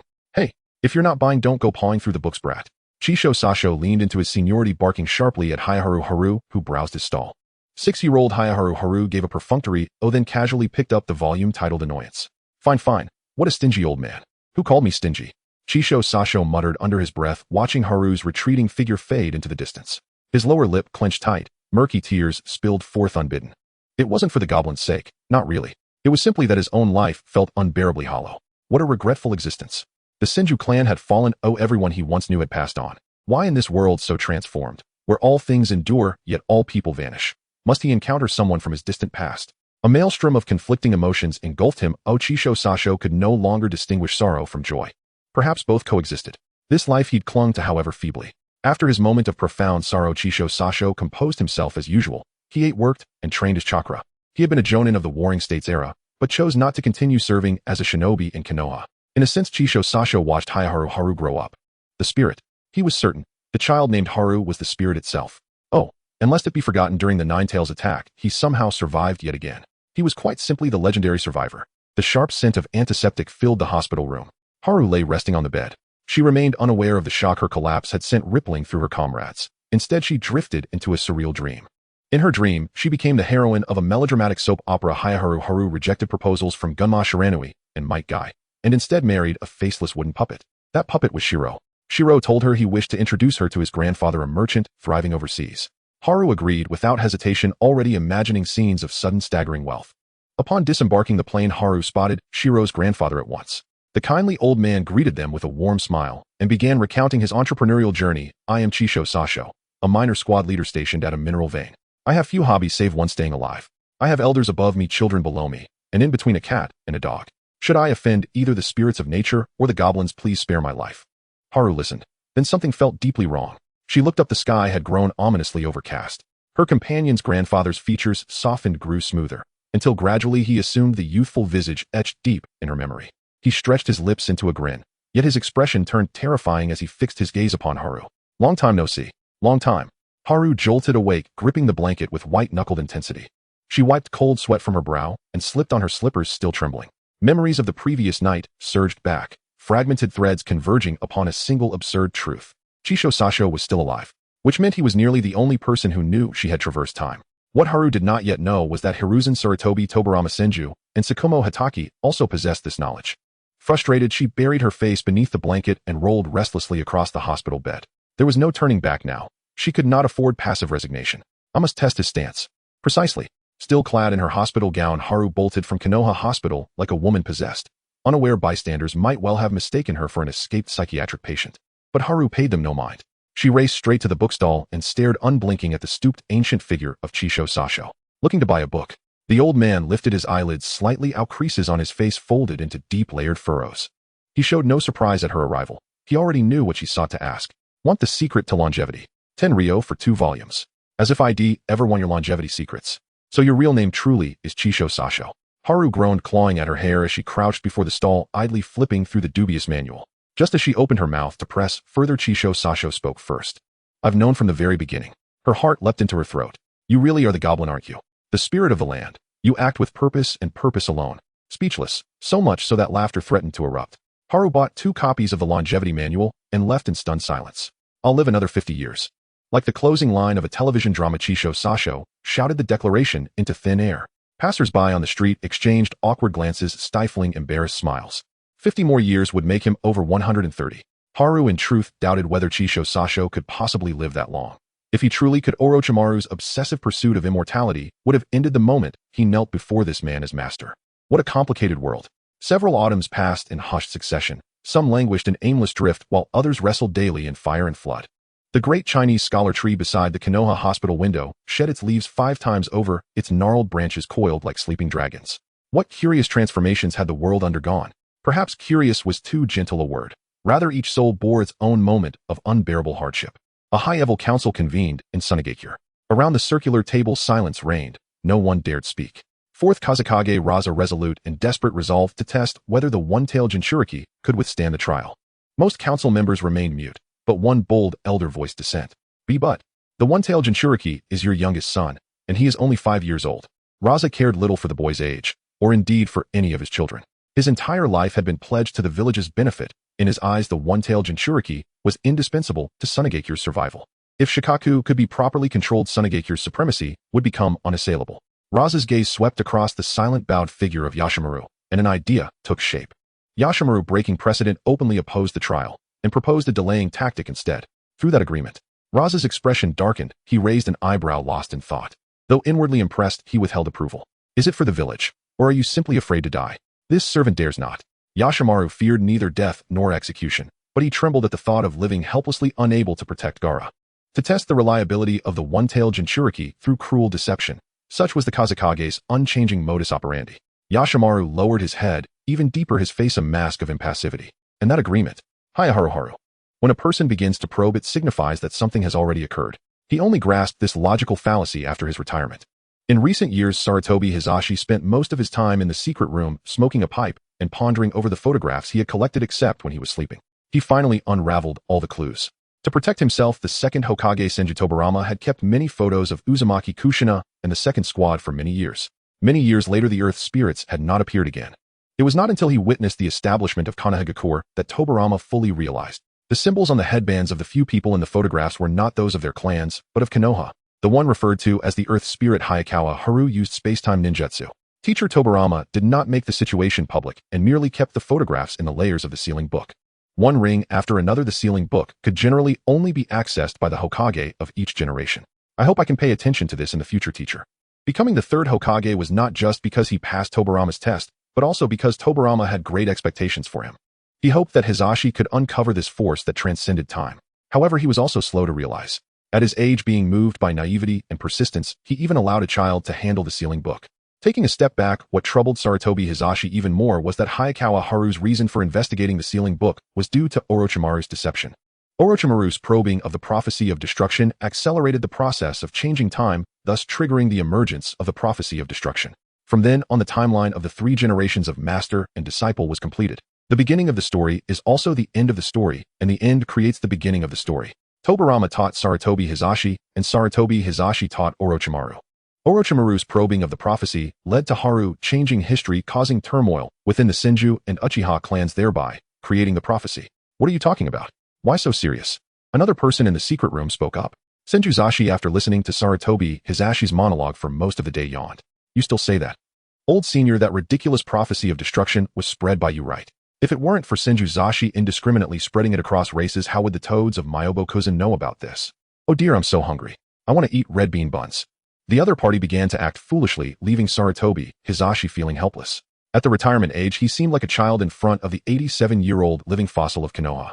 He had no way to counter Senjuzoshi's age-related arrogance. So why can some people live so long? It was just another ordinary workday, and Minato, with dark circles under his eyes, was reviewing documents. He discovered an urgent communication report. Sunagakure had issued an Shrank mission requesting Hayakawa Haru and other Konoha ninjas to head to Sunagakure to become tutors for the son of the Kazekage. Tutors? Huh. Isn't the most authoritative one in this area that ninja named Ebizo? Minato was puzzled and went through the details of the report once more. No, there are no flaws in the format or content. Hokage-sama. Minato looked up at the Umbu kneeling in the office. Sunagakure not only brought communication reports, but also sent a messenger. The messenger is currently waiting in the Hokage building's waiting room. Minato became even more confused and got up to go downstairs. He opened the door to find a brown-haired ninja from Sunagakure. The other party introduced himself as Yashimaru, here to escort Hayakawa Haru and other ninjas to Sunagakure. Namizumi Minato sat in the main seat, while Yashimaru sat in the guest seat. An unspoken conflict began. The son of the 4th Kazekage is only 5 years old. Isn't it a bit early for a tutor? What the Hokage-sama said is very true, but excellent education must start from a young age. Yashimaru gently deployed the tiger parenting theory. It's too early to start now. It's not early at all. Konoha has produced many talents because of education. Yashimaru launched a skillful argument. How about sending special Jonin Ebizo to tutor the child? Minato tactfully shifted the topic. That's just a joke. Sunagakure doesn't want someone unattractive. Yashimaru, with a guilty conscience, launched a personal attack on appearance. Namizumi Minato pinched the bridge of his nose, his expression turning cold. As a leader of the village, he had a good grasp of the other party's intentions, no matter how naive he tried to be. The tutoring was not the focus was on Hayakawa Haru, this devastating weapon. Sunagakure wants to control the tailed beasts. Exactly. Both parties changed their expressions simultaneously, invisible currents shooting from their eyes. The atmosphere was tense, then suddenly relaxed. Before long, Minato and Yashimaru stepped out of the waiting room with smiles on their faces. Minato bid farewell to the elated Yashimaru and sighed deeply. Suddenly, a hand landed on his shoulder. When Minato turned around, he found Nara Shikaku, who had appeared out of nowhere. Since becoming Hokage, he and Shikaku had been working together, sharing both gains and losses. Did you agree? No, only if the messenger from Sunagakure can persuade Hayakawa Haru. As if all his strength had been drained, Minato faded into the background, a mere outline. Nara Shikaku nodded in satisfaction, giving him a thumbs up. Training ground no. 6. The wind howled through the trees and autumn leaves covered the ground. At 22 years old, Hayakawa Haru had reached the average height of a ninja. In the future, if Senjuzashi calls her short and ugly again, she will definitely deal with that guy. Friendship and love are all distractions. Deciding to go with the flow, Hayakawa Haru had not troubled herself with these emotions in recent years and focused on cultivating her strength. The Strength Alliance was a dream from her childhood and the goal everyone strived for. But it's been a whole 5 years and there's really been no progress at all. What is this feeling of defeat? She gazed silently at the sky, slowly calming her mind. Hayakawa Haru now enjoyed practicing Tai Chi, relying on the muscle memory formed during her physical exercises, as she still remembered the movements from her past life. Keep calm, Haru. The voice in her mind echoed again. Haru closed her eyes, feeling the flow of the wind. Although it was called Tai Chi, what Haru practiced resembled more of a take-your-life style. Each move was terrifyingly powerful, with the airflow from her palms stirring up a pile of fallen leaves slowly floating in the air, breaking away from rage-mastering power. This was the purpose of her cultivation. Welcome back, it's so nice to see you again. Please take me seriously, I will become your shield, Haru. Good friend indeed. I must eliminate Orochimaru. Hayakawa Haru suddenly opened her eyes while practicing her physical techniques, focusing her gaze on the child only an inch away from her palm. Unknowingly, she almost harmed him. The leaves dancing in the sky lost their leverage and fell down. 6-year-old Niji struggled to stay upright, not succumbing to her deadly move. He originally came to training ground no. 6 to train, but today encountered a legendary figure. Long hair. All right, no more talking. Haru covered the child's mouth, and after several threats released her hand. Hyuga Niji was dressed in the family's gray attire, his forehead wrapped in bandages.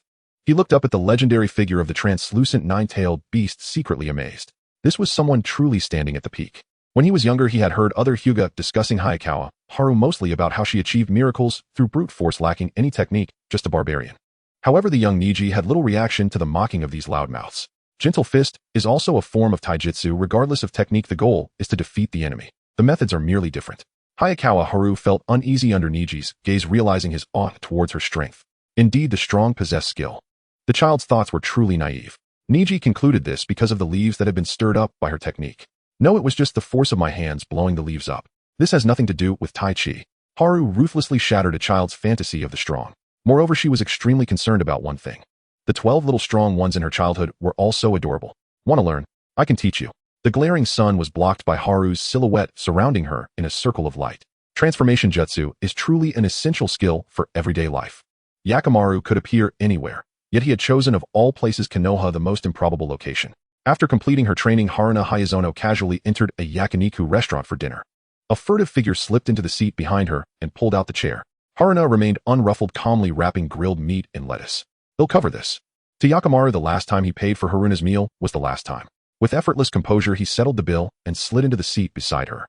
Haruna narrowed her eyes. After so many years apart, his androgynous beauty remained as arresting as ever. Yakimaru watched her every movement with quiet intensity, then delivered the prearranged passphrase in an utterly mundane tone. Wasabi-flavored braised cherries dipped in fermented soybean paste, garlic ice cream, spicy natto jelly, scallion pancakes wrapped around watermelon and jackfruit, salt-baked red flesh dragon fruit, chili oil noodles paired with ice cream, Oreo, with chocolate beans flavored like scallion chicken nuggets. Stop, please. Such a vicious utterance. This time it was Haruna who looked utterly drained, her spirit crushed by the sheer grotesquerie of her own long-forgotten passphrase. She'd never imagined anyone from Sunagakure would actually show up to claim it. Yet Yakimaru had arrived, and recited that absurd litany of culinary abominations until she nearly retched. How with that face of celestial gentleness could he speak such revolting words? Had Yakimaru heard Haruna's inner monologue, he would have replied without hesitation for the child's sake. To spare Gaara a lifetime shackled by suffering, he must intervene before the Kazekage's brutal trial begins. If Haruna could successfully teach Gaara to master the One-Tails chakra, Yakimaru would no longer need to lie, or test the boy's resolve through deception. Haruna rubbed her eyes. Why did she suddenly perceive maternal radiance emanating from this man? Could she truly be hallucinating? Just then Rin Noera passed by the yakiniku shop and called out to Haruna. Haruna, over here. Here. Rin. Haruna's eyes lit up and she hurried over. Rin carried a stack of sealed scrolls, evidence that the Fuinjutsu Division's days were far from idle. Rin tugged gently at Haruna's sleeve and whispered, asking whether the unfamiliar shinobi seated nearby was some kind of pervert. She'd just walked past the restaurant and felt her ears assaulted by sheer auditory violence. He is strikingly beautiful, isn't he? Now is hardly the time to swoon. Haruna insisted repeatedly that the man posed no threat. Rin reluctantly accepted the explanation. She stood rooted for a moment, her expression settling into a weary world-weary resignation. Then she patted her friend's shoulder and departed. If you truly wish to eat them, I'll learn to make them. Rin walked away without looking back, her face so ashen that a dark cloud seemed to gather above her head. Remember, a gentle Rin is precisely what this bizarre, unforgiving world has driven to the brink of madness. A cloud, oi. It's perfectly normal for someone to have a cloud hovering over their head. Haruna countered Yakimaru's query.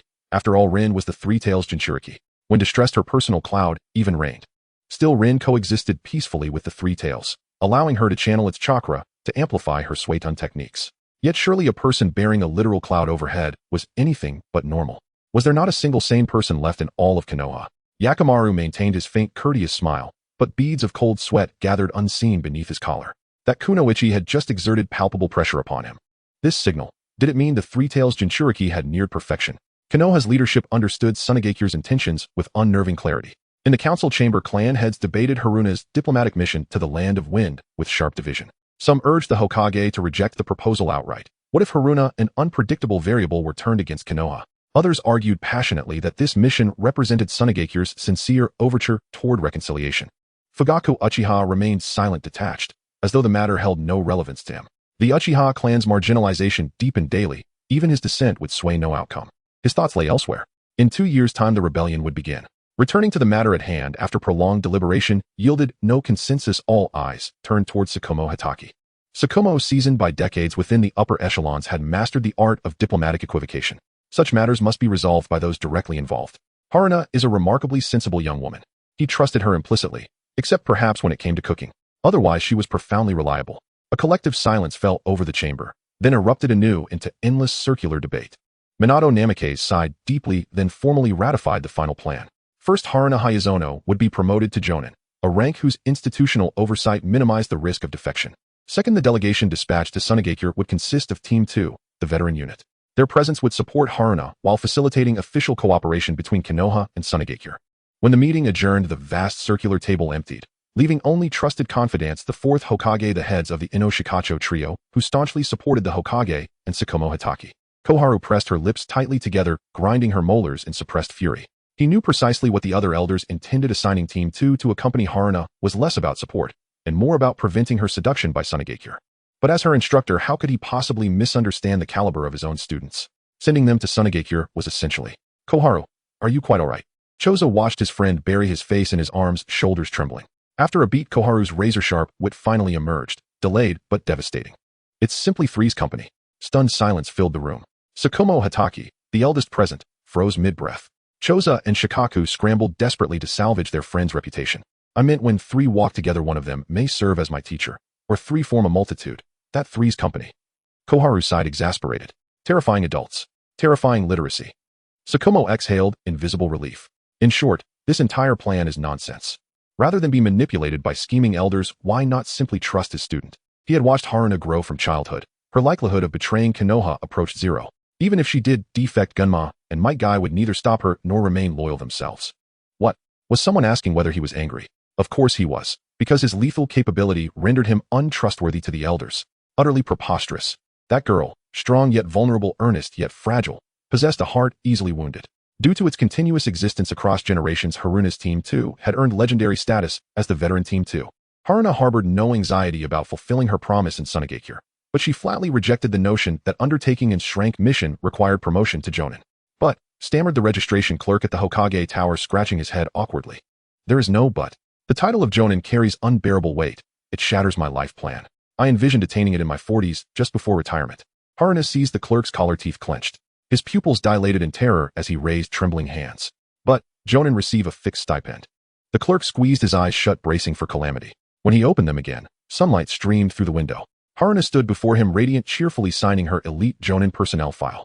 Veteran Team 2 assembled, departing for Sunagakure. The clerk glanced down at the dossier on his desk. 1 special Jonin, 1 standard Jonin, 1 elite Jonin. 3 Jonin dispatched to Sunagakure. Was this an assassination mission? "You've truly inherited my essence." Something black stirred beneath the desk. "Ebisu, where in the world did you spring from now?" The poor clerk fainted, startled awake by Ebisu emerging from under the desk. The second class gathered and set off. Out of respect for the Shrank mission, Zao Yuanshan and her teammates were fully prepared. All the tools were packed into space scrolls for easy carrying. The 4th Hokage had informed the team that the purpose of the Shrank mission was to control Gar's One Tail. The team was prepared with Zao Yuanshan's iron fists for the peace of the ninja world, to prevent the world from being destroyed. Noara Kurinai instinctively took a step back, suddenly feeling both arms restrained. His shoulders were tightly tense, and a rare flush of red appeared on his face, his voice trembling slightly. "We cough are the messengers of love and justice." Amidst his lines there were coughs reminiscent of a moonlight breeze, and Shinjian barely managed to pass. He was also tenacious. Despite being tormented by the second class for so long, he still hadn't become a fool. Moreover, why did Zao and Kai not show any embarrassment after making those shameful middle school remarks? Yakimaru watched the whole scene, smiling and applauding. "You all have a great bond. Too much praise, too much praise." Zao smiled, steering the conversation back to serious matters. When discussing how to control Shikaku and Sunagakure, Yakimaru simply believed that training the Jinchuriki and Shikaku's synergy was sufficient. The higher-ups of Sunagakure believed that Zao Yuanshan should beat Shikaku until the tailed beast was gradually tamed into submission. Absolutely not. Before she could finish speaking, Yakamaru was the first to refute the higher-up's viewpoint. If they were to beat the tailed beast, Gaara being so young would also be hurt.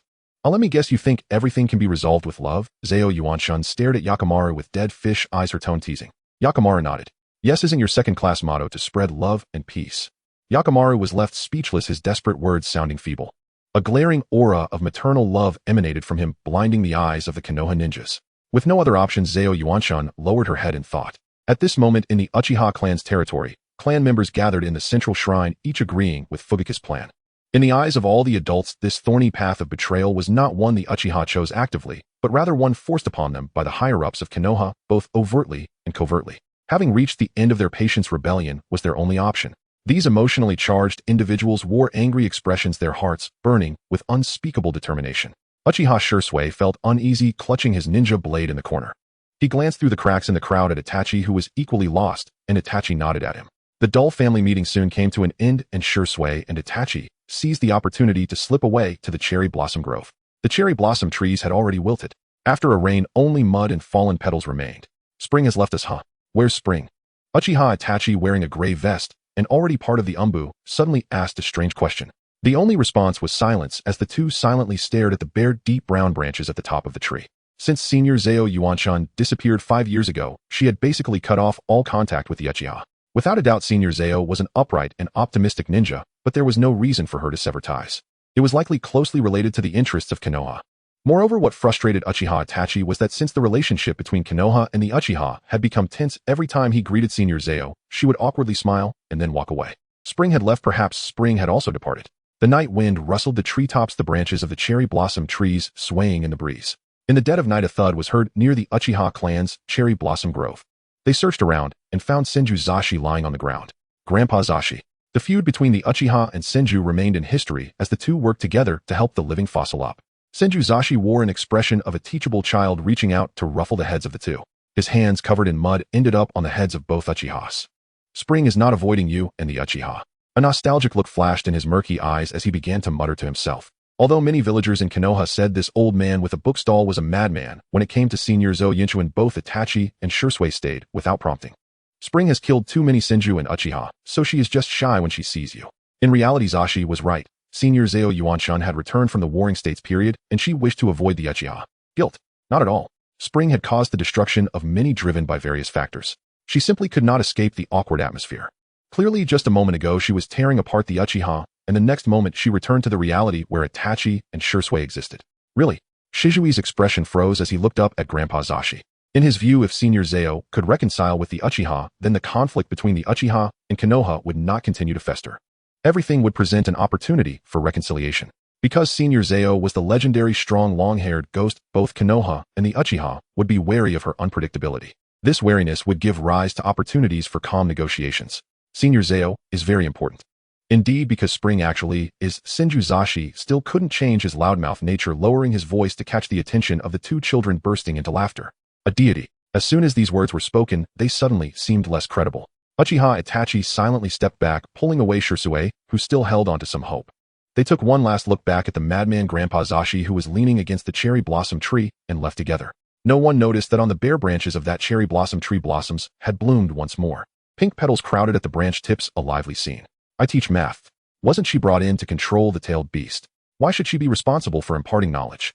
The higher-ups of Sunagakure provided the reason that this rank mission was to assist Gaara in controlling the tailed beast. The mission required disguise to avoid other forces prying into the village's true intentions. He teaches physical education. Zao Yuanshan pointed at Noara Kurinai. The ninjas of Sunagakure nodded. Zao Yuanshan took a deep breath and looked at the last item. The last requirement was for Might Guy to teach literature. This level of absurdity is simply unbearable. Don't you have any normal people? In the afternoon, Zao Yuanshan and a little panda with dark circles around its eyes stared at each other. Gaara held a small bear, looking confusedly at the strangers. Let's play together. Zao drew a warm smile with small flowers even floating in the background. Gaara quickly agreed and ran to the square to build sandcastles with Zao. Zao Yuanshan dropped her smile, sensing the dangerous aura within the child, and reached out towards Gaara's back. A streak of sharp yellow sand struck, but she caught it in her hand, crushing the attacking sand. Gaara turned back, curiously seeing only his smiling tutor. He shyly smiled back. Hey, let's build a castle together. Teaching math is absolutely impossible.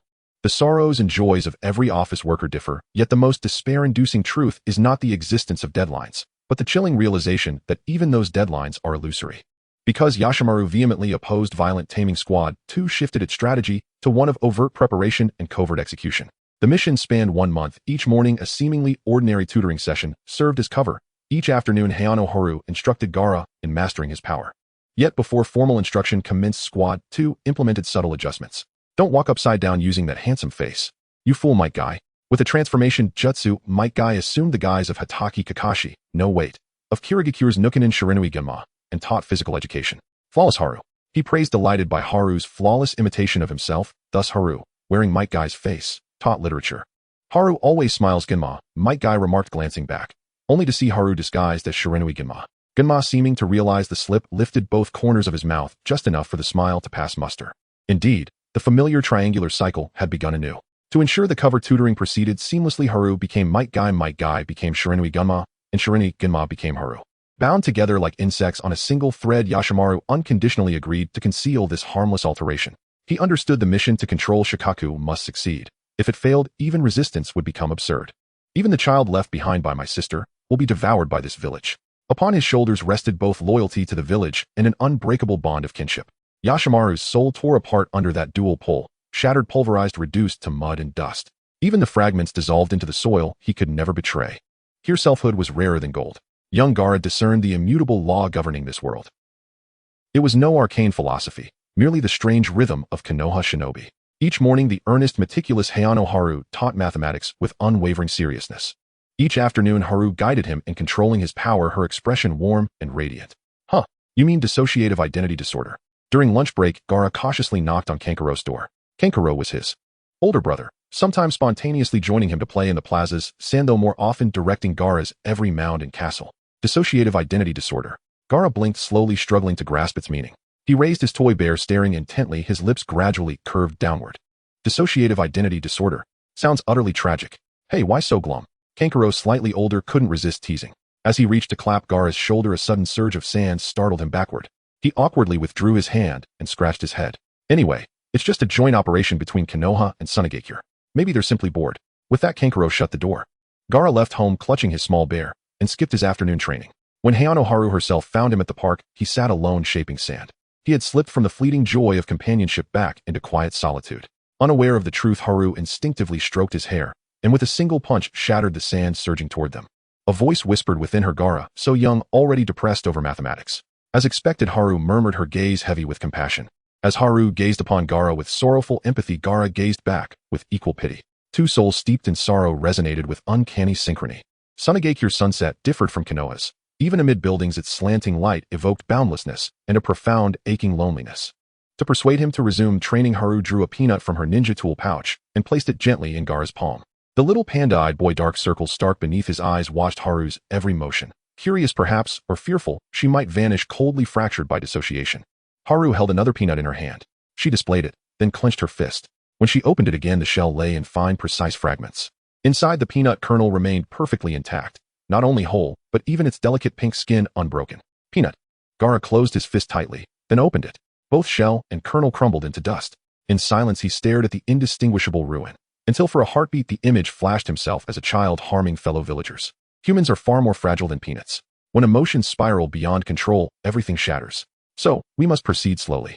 A wistful echo of memory softened Haru's voice as she placed the unbroken kernel into Gaara's palm. Competing and suffering has no floor. Thus humanity strives ever upward. In this child, she glimpsed her own reflection. Yet their powers diverged. Hers stemmed not from tailed beast chakra, but from innate extraordinary strength. If possible, Haru longed to witness a truly happy Gaara, not the one-tailed Jinchuriki of canon, whose relief came only after enduring relentless pain. Senior. For a moment, Haru mistook the voice for Itachi's, or even Shirsue's. But swiftly she recognized the illusion. So many called her senior, for an instant she felt disoriented. Never mind, just call me Sister Haru. She wondered briefly how Chika was faring. Gaara nodded vaguely, perhaps buoyed by that single peanut, and offered for once a shy, tentative smile. Can you give me a smile tomorrow morning? Haru nearly collapsed. A thunderbolt struck her crown, searing and absolute. Of course, how had she forgotten? The Haru of mornings was Gunma in disguise, likely already detected by the child. A child's pure crystalline heart was nothing short of a demon-revealing mirror. She looked at Gaara, hesitated, then lifted her lips into a gentle, resolute smile. Of course I can. Even if it meant overnight training, Gunma would smile. Sorrows and joys vary among people. and Sunagakure merely deemed those Konoha shinobi noisy. 4 squad, 2 diligently guiding Gaara's cultivation time flew. But for Sunagakure's anxious elders time crawled, interminable.